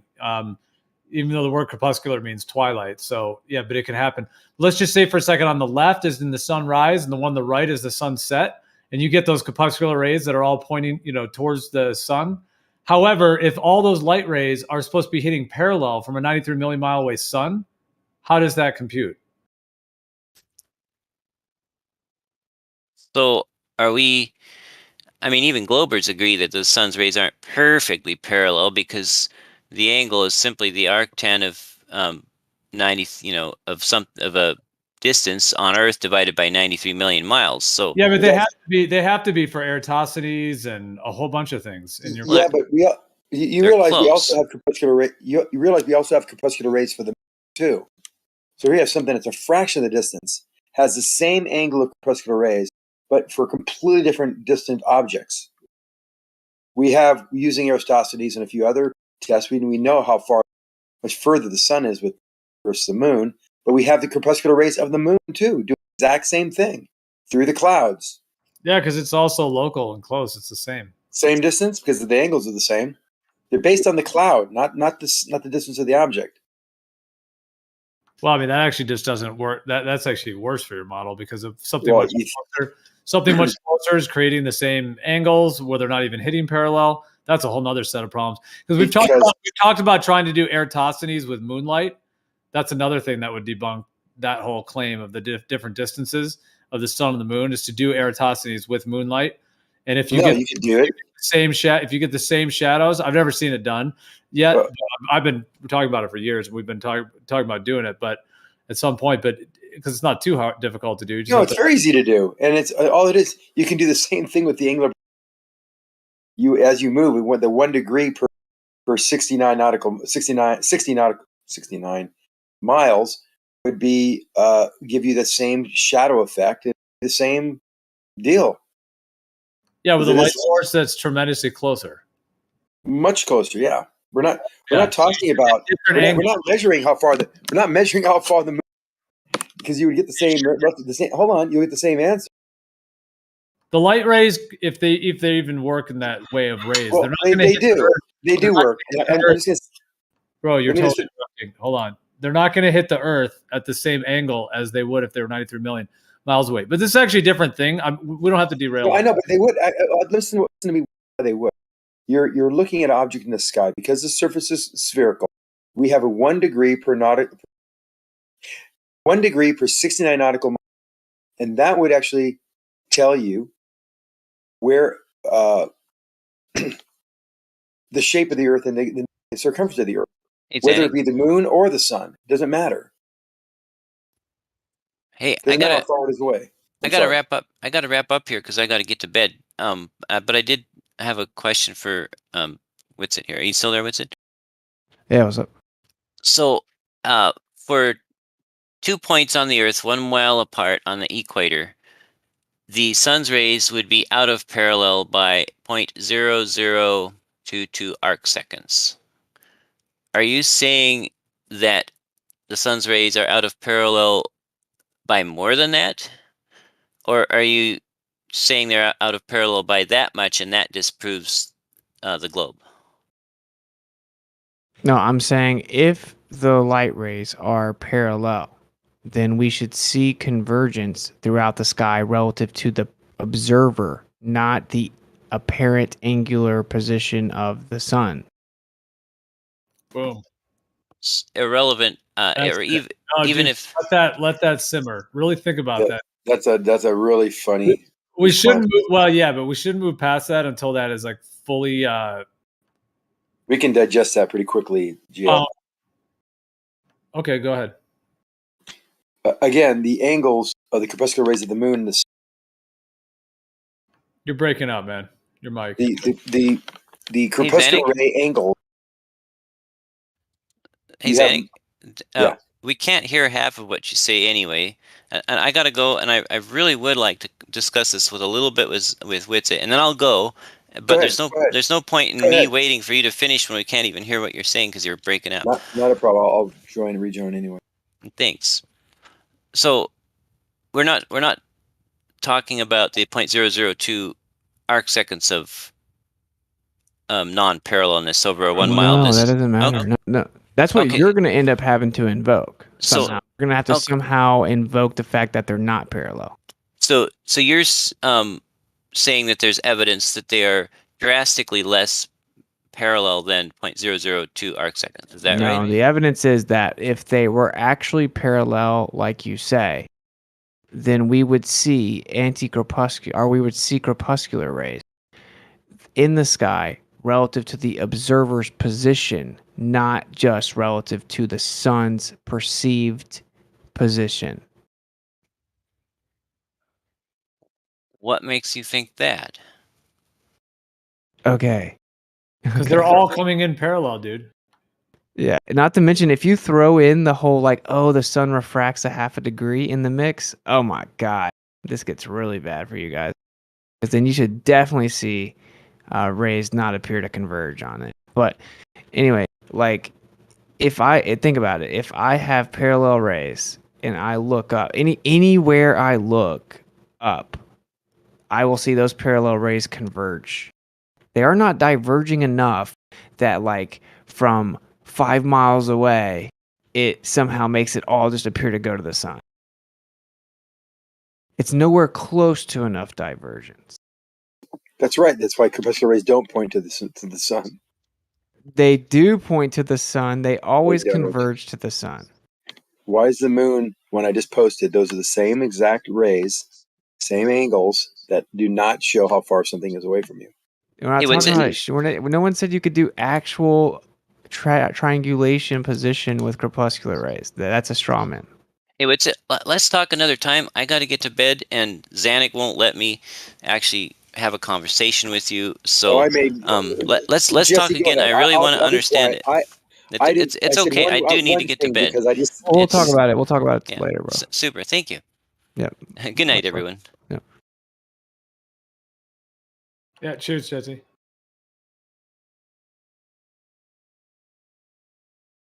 I hear what they're trying to say, that based on being on the surface of the ball, that you're going to be curved, so the angle from the sun is going to be different, right? But the span of the light is so wide, right, that you're just getting parallel rays all over the Earth. You have to imagine the scale of what they actually say. We're a tiny little speck. The sun is huge. It's super far away, so the span of the light is so much bigger than the Earth that it's just parallel rays hitting it. We're just getting a little bitty portion of it. Anywhere we are on the lit side of the Earth, we're just getting parallel rays. So Look at the moon. It should be evenly distributed in the whole sky. If I look up, I should see crepuscular rays if there's obstruction based on my field of view. Look at the moon, which is much smaller than the Earth, yet those rays look identical. They're not caused by the things you think they're caused by. That literally helps me. It doesn't help you. You think that the crepuscular rays of the moon and the local reflection on the water hurts me. Yes. That's goofy, bro. Well, I know you. A lot of things you're saying is goofy. This goes to This show. shows you how a corpuscular ray actually is created. It has No, to be this shows created that both by. the sun and the moon are local light sources. It has to be created by a blockage. You have some blockage of the That's light relevant. source, and that is shown into the sky, into the particulate, the dust, and the water droplets that are present in the air. That's irrelevant, bro. It's not irrelevant. It is relevant. It's the answer you're looking for. It's literally not, though.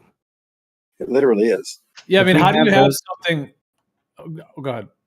If we have those conditions that you just said directly above me and there are parallel rays, why don't I see convergence relative to where I'm standing? Why does it always go to wherever the sun is? You're saying there's not corpuscular rays when it's right above your head?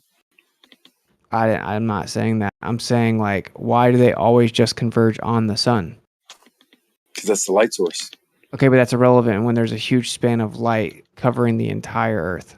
It's not. The moon is much smaller than the Earth. That doesn't help you. It does help me. Helps you me tell you or show you how corpuscular rays are actually created and why they are where they are, why they can look like they converge to a point, which is not representative of the angles of these rays, because these angles are an illusion.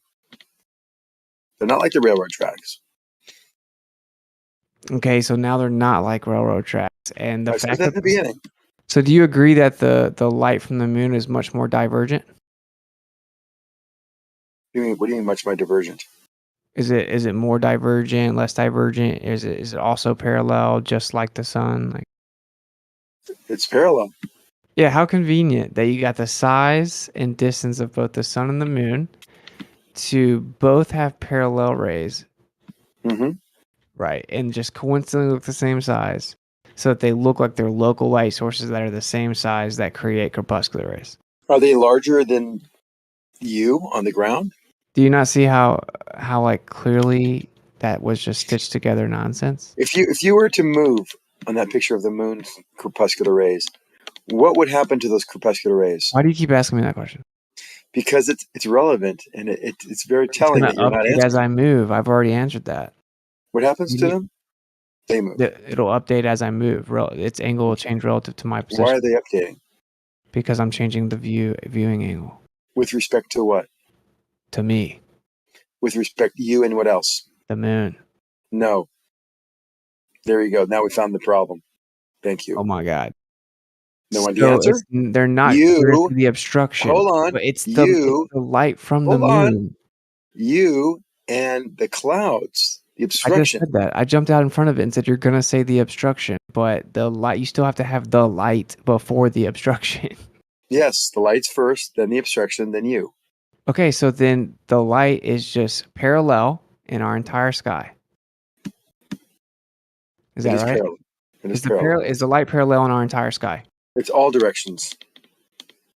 And okay, so all directions include straight to me. The only straight ones are going to be the spot on the moon that is the size and distance and width of your two eyeballs. That'll be the only two parallel lines coming out of it. The rest are divergent. The rest are convergent to us. Okay. Wait. Okay. Or So divergent to the moon. Yes. So they're divergent and parallel. Mm-hmm.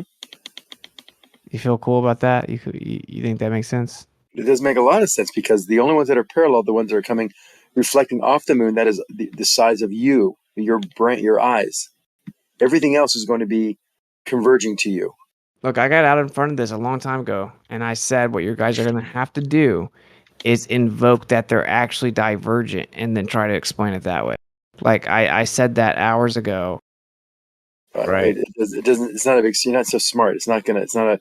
I mean, I great. It's great that you're getting in front of this, but well, then it's just go ahead and say it like a big boy. Say they're not actually parallel; they're divergent, and that's why their corpuscular rays appear to converge on the sun and the moon.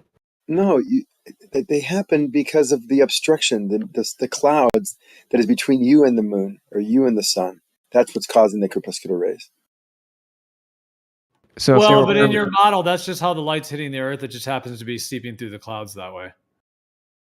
Well, the seeping through the clouds and the particulate that's reflecting the light is what's giving you the crepuscular ray. But why would that As have we any know, and as what's directional starting to preference? explain, if we were to travel left to right of this moon or sun, with the crepuscular ray showing, it would be a dynamic transition of these. It'd fan out and it'd be fanning to the opposite direction that you're traveling, showing that those angles are not indicative of where the object is. It's just a representation of the light traveling through and around the obstruction. All right, we beat this into the ground. We did. No, I mean they're good. They're good questions and objections. I think we're just not really looking at what we have to probably do a smaller scale simulation to see these effects because they're interesting. I mean, it's like a. Well, what is your actual response to the main thing of when you have, these parallel light rays, if you want to call them that? Here, I'm going to post this image. I know you don't think that's on the one on the bottom, but that is kind of how you're trying to say the light's hitting the Earth, right? No, that's more like the railroad track. No, the one on the bottom. The one that says big sun big and far away. Right. Right. So that's like having a shitload of railroad tracks, or sort of like if you have like trees in a forest and they're all pointing up. And anywhere you walk in the forest, when you look up, you're going to get a local perspective point of convergence. Right? Yeah, I think that's accurate. Yes, because they're all parallel. Now, but if the sun is over here, over there, wherever it is, that should be independent from the fact that the parallel light rays that you're in should always converge to your local region because they're all parallel coming to you evenly. If you flew down to that bottom picture, the city, and you flew down like you're hovering right now on a drone, and you zip down to one of those golden light rays, you would point directly to that sun. And if you moved out to the water, you'd be pointing the exact same direction. They'd be parallel. Because the sun would move with you. Right now, you see the moon reflecting off the shoreline, almost exactly on the shoreline. But if you were to move to the left, that reflection of the sun would actually move out to the middle of the lake as you moved. And thus, so would it through the clouds as well. So that's a good representation of the sun, showing parallel light rays. And the proof is in where you going to any spot on that at any moment, multiple people would see the same parallel light rays. Whereas the upper one, you wouldn't. The crepuscular rays that you see there are actually they were. I thought they were superimposed. But actually, it's both. You're actually seeing both. You actually drew on the light parallel bars, which is cool. Anyway, yeah, you wouldn't see the light converging like that. That you only seeing that from this one perspective, this one position. The light isn't, and these lights don't converge to the sun. In actuality, they're parallel.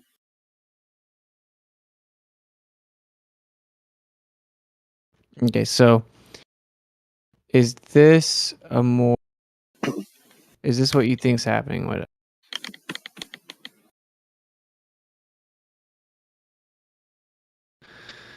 Because I'm about to have to crash, man.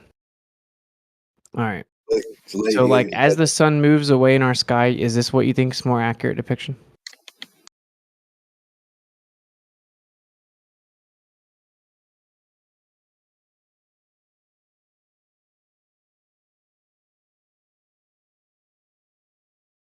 Well, which one's more accurate? Not really. Not really. I like that one. It's creative. Which picture's more accurate? Well, they're both inaccurate. Which one is more accurate based on the position of the parallel light rays? If you're talking about diffraction, then Which one is more accurate with the actual path of the light rays? Well, I think the upper one, the with the diagonal light rays, is better. Okay. So, do you agree that the light rays extend way out beyond the perceivable sun? The light rays extend beyond the perceivable sun. I don't know what that means. like the picture shows. You have the little sun right there, the perceivable angular size of the sun, but the light rays go way out beyond that. Way out beyond that. I mean, way out as far as width. Yeah. Yeah, of course. Okay, so then if I'm way out beyond that, the light rays way out there, those should converge on their own.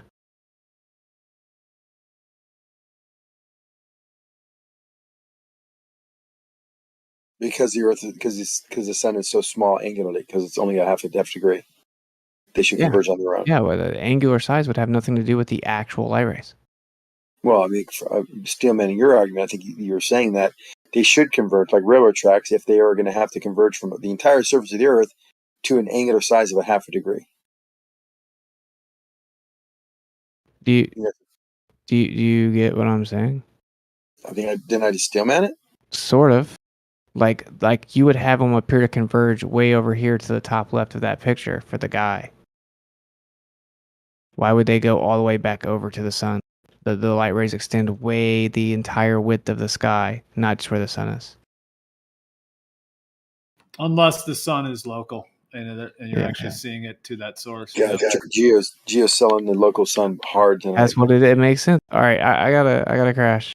All right. Like Jesse helped a little bit Yeah. by pointing out that the illustration isn't perfect because I wasn't detailing that obviously based on like the curved surface that they're at a different viewing angle. But that still change my argument. No, I think it's a good. It's interesting. I mean, you're good for bringing it up. I never thought this would come up, but I guess it's interesting to talk about. It would converge where those parallel rays are over there, since it's way wider than the angular size of the sun. Like it'll Right. appear to converge all over the sky. We would have crepuscular rays all over the sky. Right. All right, man. I'm going to crash. I'll think about that a little bit tonight, and maybe I'll get back to you tomorrow. All right, bro. Much love, everybody. See ya.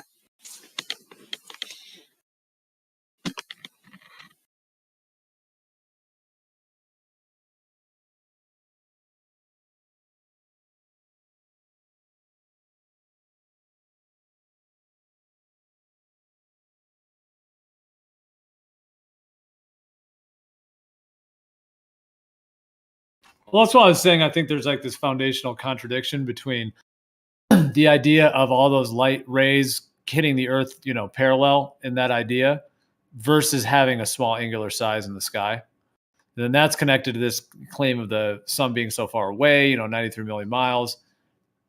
So it's already a contradiction just based on that alone. How do you have parallel light rays that are all focusing to a tiny little 5 degree, or 0.5 degree angular size in the sky? I think your drawings were good, and I think it's a valid question. Okay, but you do see how that this does break down the parallel light ray things with the globe Earth, which is like foundational for Eratosthenes, and to get the radius and the circumference and all these other components. No, because it's just more of a perspective. A rise over run will explain part of it, but the crepuscular rays are actually specifically coming from the cloud. No, even on the globe model, the only reason that the crepuscular rays is because you have clouds and then holes in the clouds. So you're able to see, that little area that's peeking through the clouds, as it were, to make it look in that way. But that doesn't, that's kind of, that's a little bit irrelevant because it's just that the clouds are making it look like that as kind of a display, sort of like it's peeking through holes or whatever. But in your model, they need to claim that the light rays, quote unquote, or the paths of light are all hitting the Earth parallel. So how does that correlate with a 0.5 degree angular position in the sky when you have parallel rays all over the Earth? And that's what Witz is partly saying, is that like when you're in a particular position, you should be getting a local convergence point based upon your perspective on those parallel rays, not something that tends to focus all the way to this little half a degree angular size of the sun in the sky. I know you guys in the past have said, oh, the light's coming from the sun. Yeah, that's fine, but that's not, on a planar Earth or some kind of Earth with a close and local sun, that actually does work. So it's like, oh yeah, they're going right to it. There they are. That actually does make sense. But you can't have a little half degree angular size in the sky and have this huge, massive parallel light ray things hitting the Earth evenly all over. and have that actually match. Well, then it's a paradox because you can move left to right, and you can have that light, the sun, not change its position in your field of view. Yet the crepuscular rays will start going mental on you. They'll start changing and fanning out. So it obviously it is a paradox, but it's an incongruency with the globe model. No, it's congruent with the fact that if you move, that position of the sun doesn't change. That would say that it's not local. It's not close and local. But why are the crepuscular rays moving, dancing around the sky in your field of view like nuts, like going crazy? Because the blockage of the clouds and these parallel light rays give you a perspective shot of that light being angled between you and the cloud, and then the cloud to the actual sun. So if it wasn't for the clouds, there wouldn't be any crepuscular rays.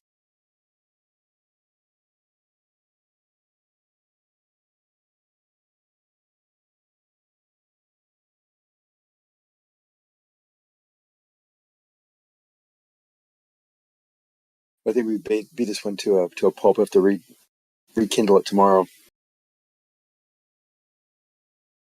I gotta think about a couple ways to explain it.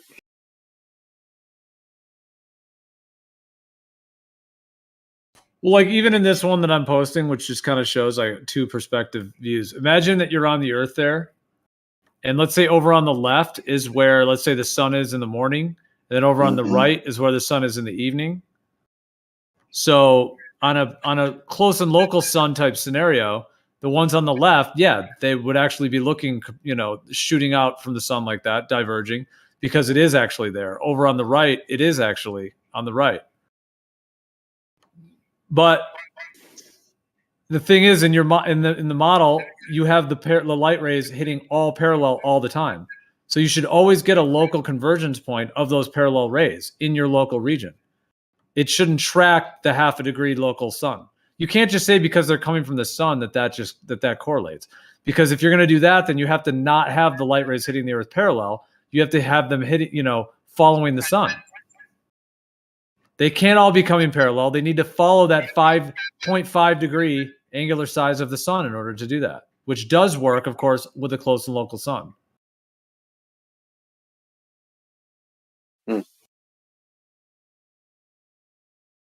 I'm gonna make a drawing of this and see if I can make some sense of. It sounds like something's clicking in your mind that at least you're like, yeah, there's something to what's going on. Because you haven't, normally you always come back with your very quick, like, oh, it's this, it's blah, just with like the thing that you have. But this one, you're like, oh. It's good. I mean, it's good that you're willing to think about it more. And I'm not sure that I've, whether I've communicated what my thoughts are or not, is I'll continue to work on that, but as well. But there is an inconsistency here. Yeah. I think the answer is in the clouds in between the two, but I'll have to figure out a way to graphically show this. The answer's in the wind for Coriolis. Now the magical wind, magical clouds. It's out there somewhere. Okay. Oh, yeah. Well, the thing about that, though, is the crepuscular ray part of it. Isn't that a Kansas song?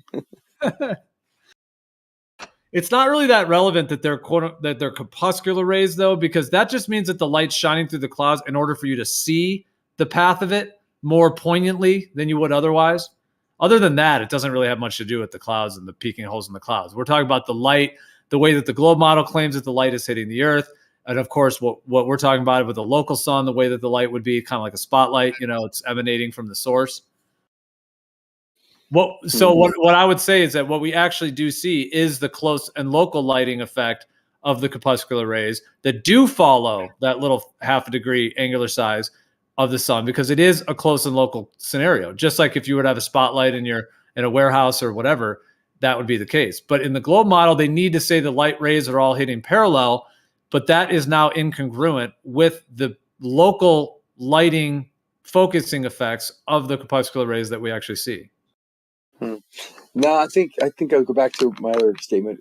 We kind of show evidence for that with the moon, but then if your response is going to be, oh well, that's because the moon is the same angular size, it's going to be the same distance away, and that's makes sense with my with the idea you just presented. Oh, I'm tired. I gotta think about this some more.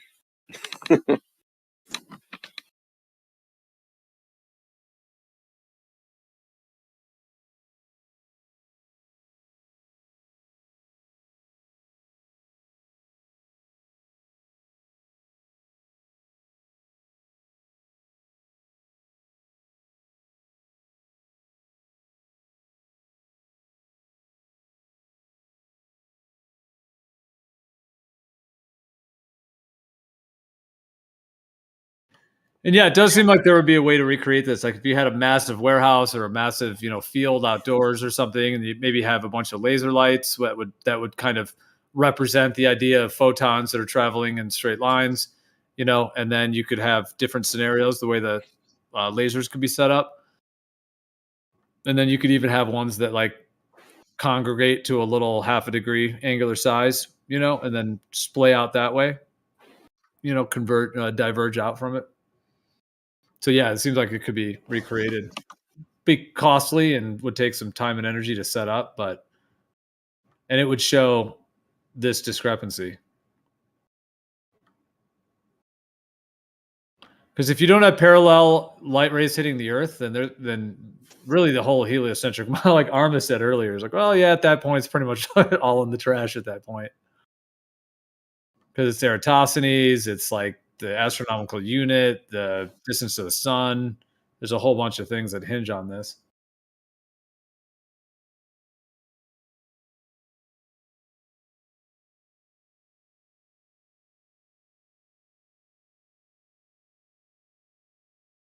As far as stumping Xanac goes, I think that's one of the closest I've heard you to being actually stumped. Well, it's tough to put into words a lot of the ideas that you intuitively have in your head. The angles and there's reasons why corpuscular rays happens and how they're different from diffractive effects is subtle but important difference too, because it looks like a diffraction almost. Let me ask you a quick question. When we see the sun, okay, on the horizon, or far away, pretty close to the horizon, and all we see are the local clouds lit up, and then what Austin's talking about with these parallel rays, man, I've got my own way of trying to describe it, and I came up with the equinox and the cloud, the underlit clouds, but also the local clouds, we see them lit up, the whole cloud, but the clouds way off to the right aren't lit up, bro. That is proof, man. We should have to do no experiment, bro. That should tell you right there that it's a local light source, bro, because all the clouds on the horizon should be equally lit up, bro. Yep. That's another good one. Exactly. That lighting effect of the sun, absolutely, the moon and the sun, absolutely. No, the ones on the side are going to be further away, and they're going to be hidden by the curve. They're going to be more in line with you, if it's that's not latitude, but longitudinally. So that's not correct. Well, the clouds above the horizon. I'm talking about when the sun's above the horizon, bro. And the clouds are out closer to the sun. So, according to the clouds' perspective, closer to me. What do you mean closer to the sun? I'm saying if I'm looking out at the sun on the horizon, from the clouds' perspective, the sun's even higher because it's way out in front of me, closer to the sun. So it'd be probably another half a degree higher. It's beneath the clouds, but the ones to the right of you and left of you are dark because the sun is being hidden. Clouds, bro. I'm talking about the pictures where the sun's way above the horizon, like 10 degrees or even 30, 40 degrees. And what? And all we see is local clouds lit up. I'm not talking about the underside of the clouds. That's a different argument. I'm talking about we just see the cloud excuse me, the clouds out in front of us. Like the only ones lit up are the ones in between us. In between us, your eyes and the sun. All the clouds off to the right and the left, they're not all lit up by the sun, and the moon does it. Yeah, Geo's right. The moon also does it. I've never got a good explanation to that. They start talking about the angular size of the sun. Then for another argument, they want to make the sun all massive.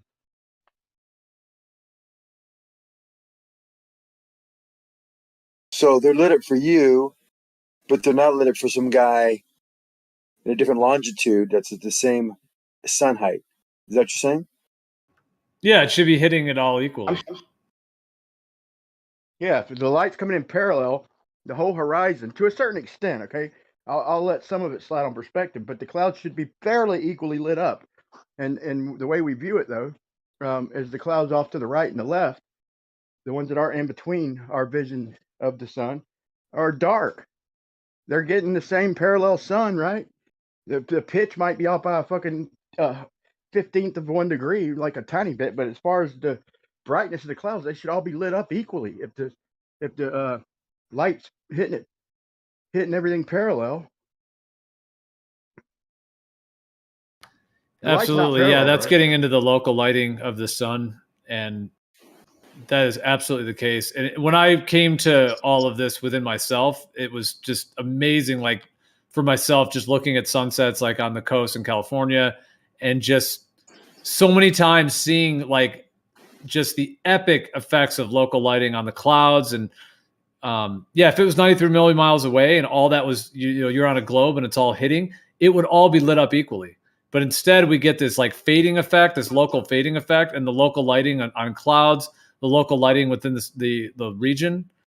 It's a complete dead giveaway. When I've seen some of them in real life, you know, after coming to this realization, I was like, wow, I can't believe people are walking around every day looking at sunsets and just completely missing the fact that it doesn't fit a globe Earth at all. I was mad at myself, bro. I mean, I was disappointed. I come to terms with it, but I was very disappointed. Like I was like, even if the Earth ain't flat, just noticing the possibility of it and all the things that I'd never noticed before. That was a major one, bro. I was upset myself for not seeing it sooner. Walking around like a zombie. Doop-de-doo-doo. Well, you might want to equate it to the reflection of the sun on the water, for example. You say, well, there's the reflection of the sun on the water.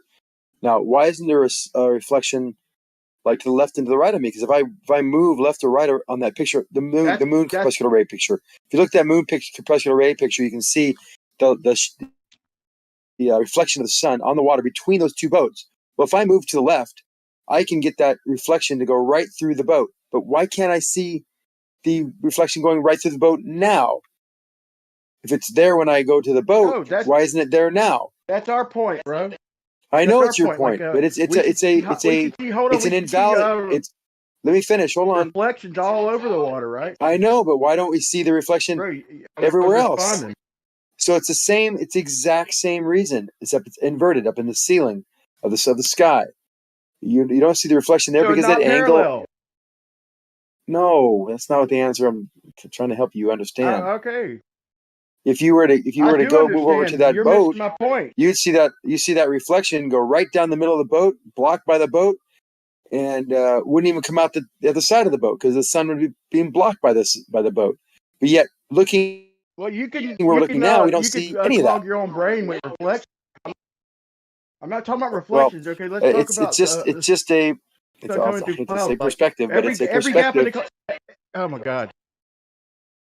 Every gap in the clouds, bro, we should see on the water. We're lucky to see a couple of them off in the distance, bro. But if the light's coming in parallel, if we can see like 50 miles out, we should see little hot spots all over the water, dude. Every gap in the clouds. Every gap. No, that's not how it works. The light bustling, bro. Because the reflection is a specific point. The light parallel. No. That's a good one that I just posted showing some local lighting. I mean, I've seen ones even more pronounced, but look at how local it is to the sun. Look at how it's just dead black off to the right, dead black off to the left. And then those local clouds being lit exactly in that way. If that was 93 million miles away and this whole environment was being equally lit by a big blasting light source out there, it would not have that local effect. Absolutely would not. It would all be much more equal. Now I understand there's clouds, so you're gonna have different cloud coverage and things. So that's understandable, but it still doesn't explain this local lighting. That picture kills the globe in a No, different way, bro. If you gotta, angled shadows, this is the problem, you guys. Hold on, man. Ryan. The underlit cloud. Bro, why do you keep interrupting? Please quit interrupting me, bro. The underlit clouds, the angled shadow, and the local light.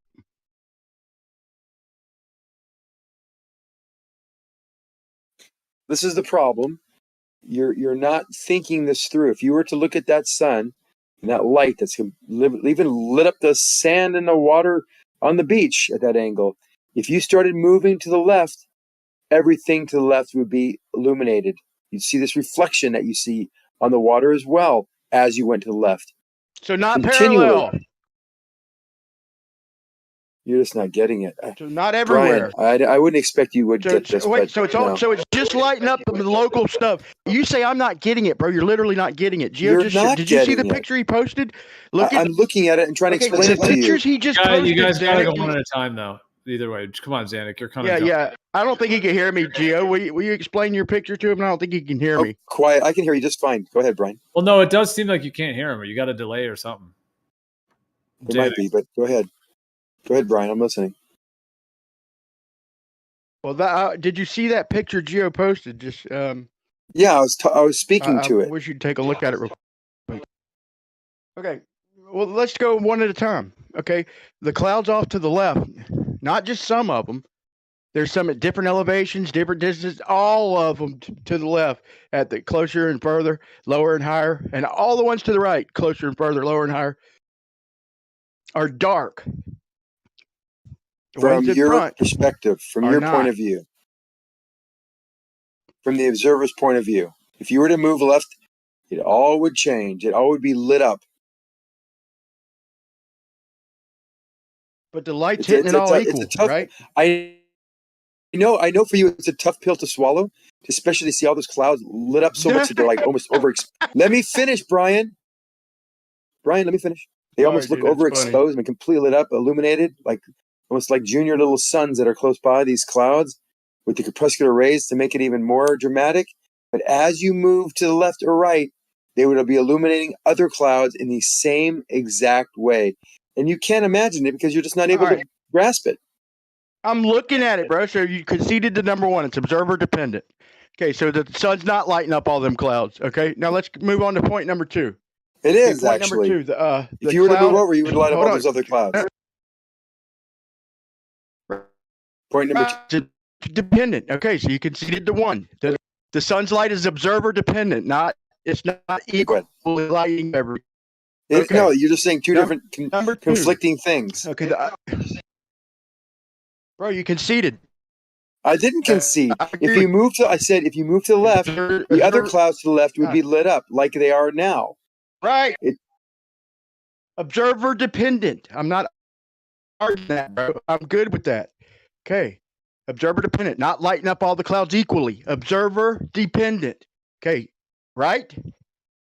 From that position, yes. Check this one out. I just found. Look at that! Wow. Look at how local that. It's like a hot spot on the clouds. It's amazing looking, like a big hot spot. And that again would be transferred as you went left to right. The sun would move, and that hot spot would move as you move left to right.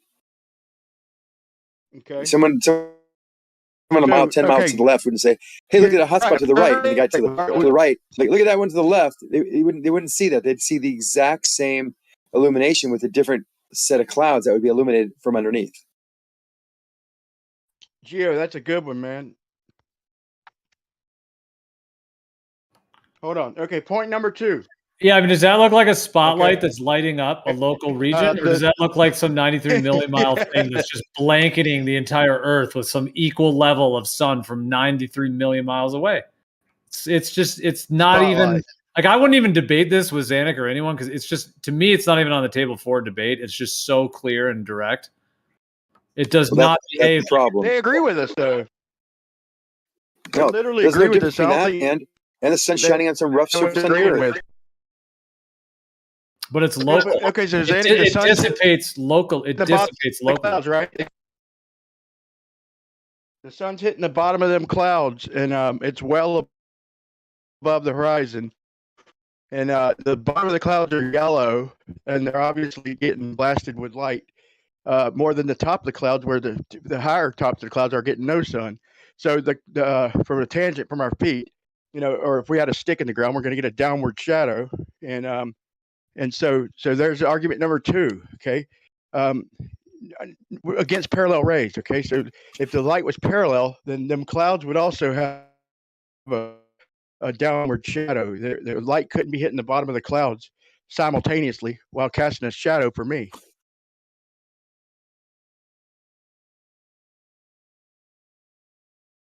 So not parallel rays.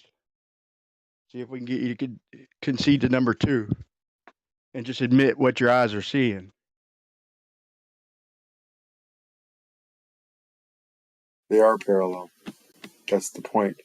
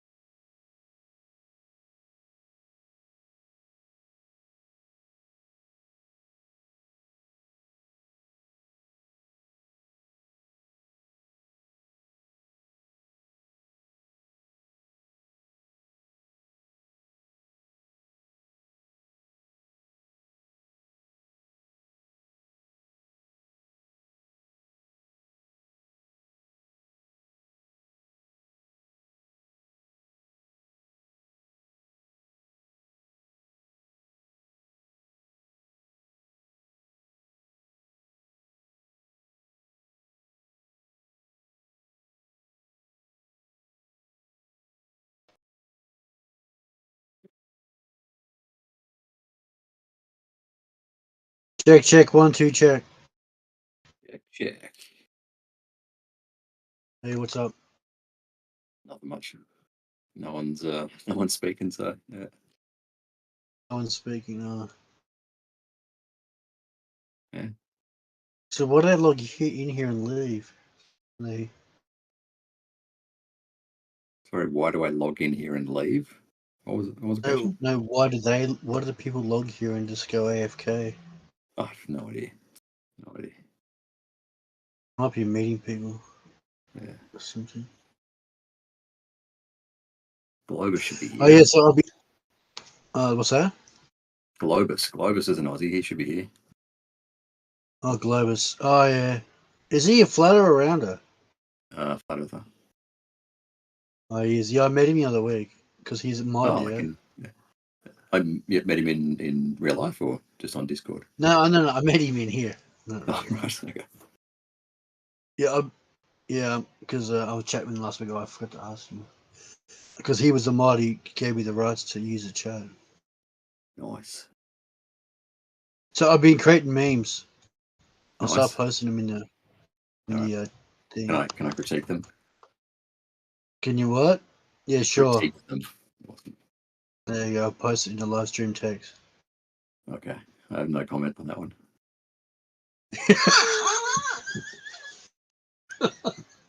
I know it's kind of crude, but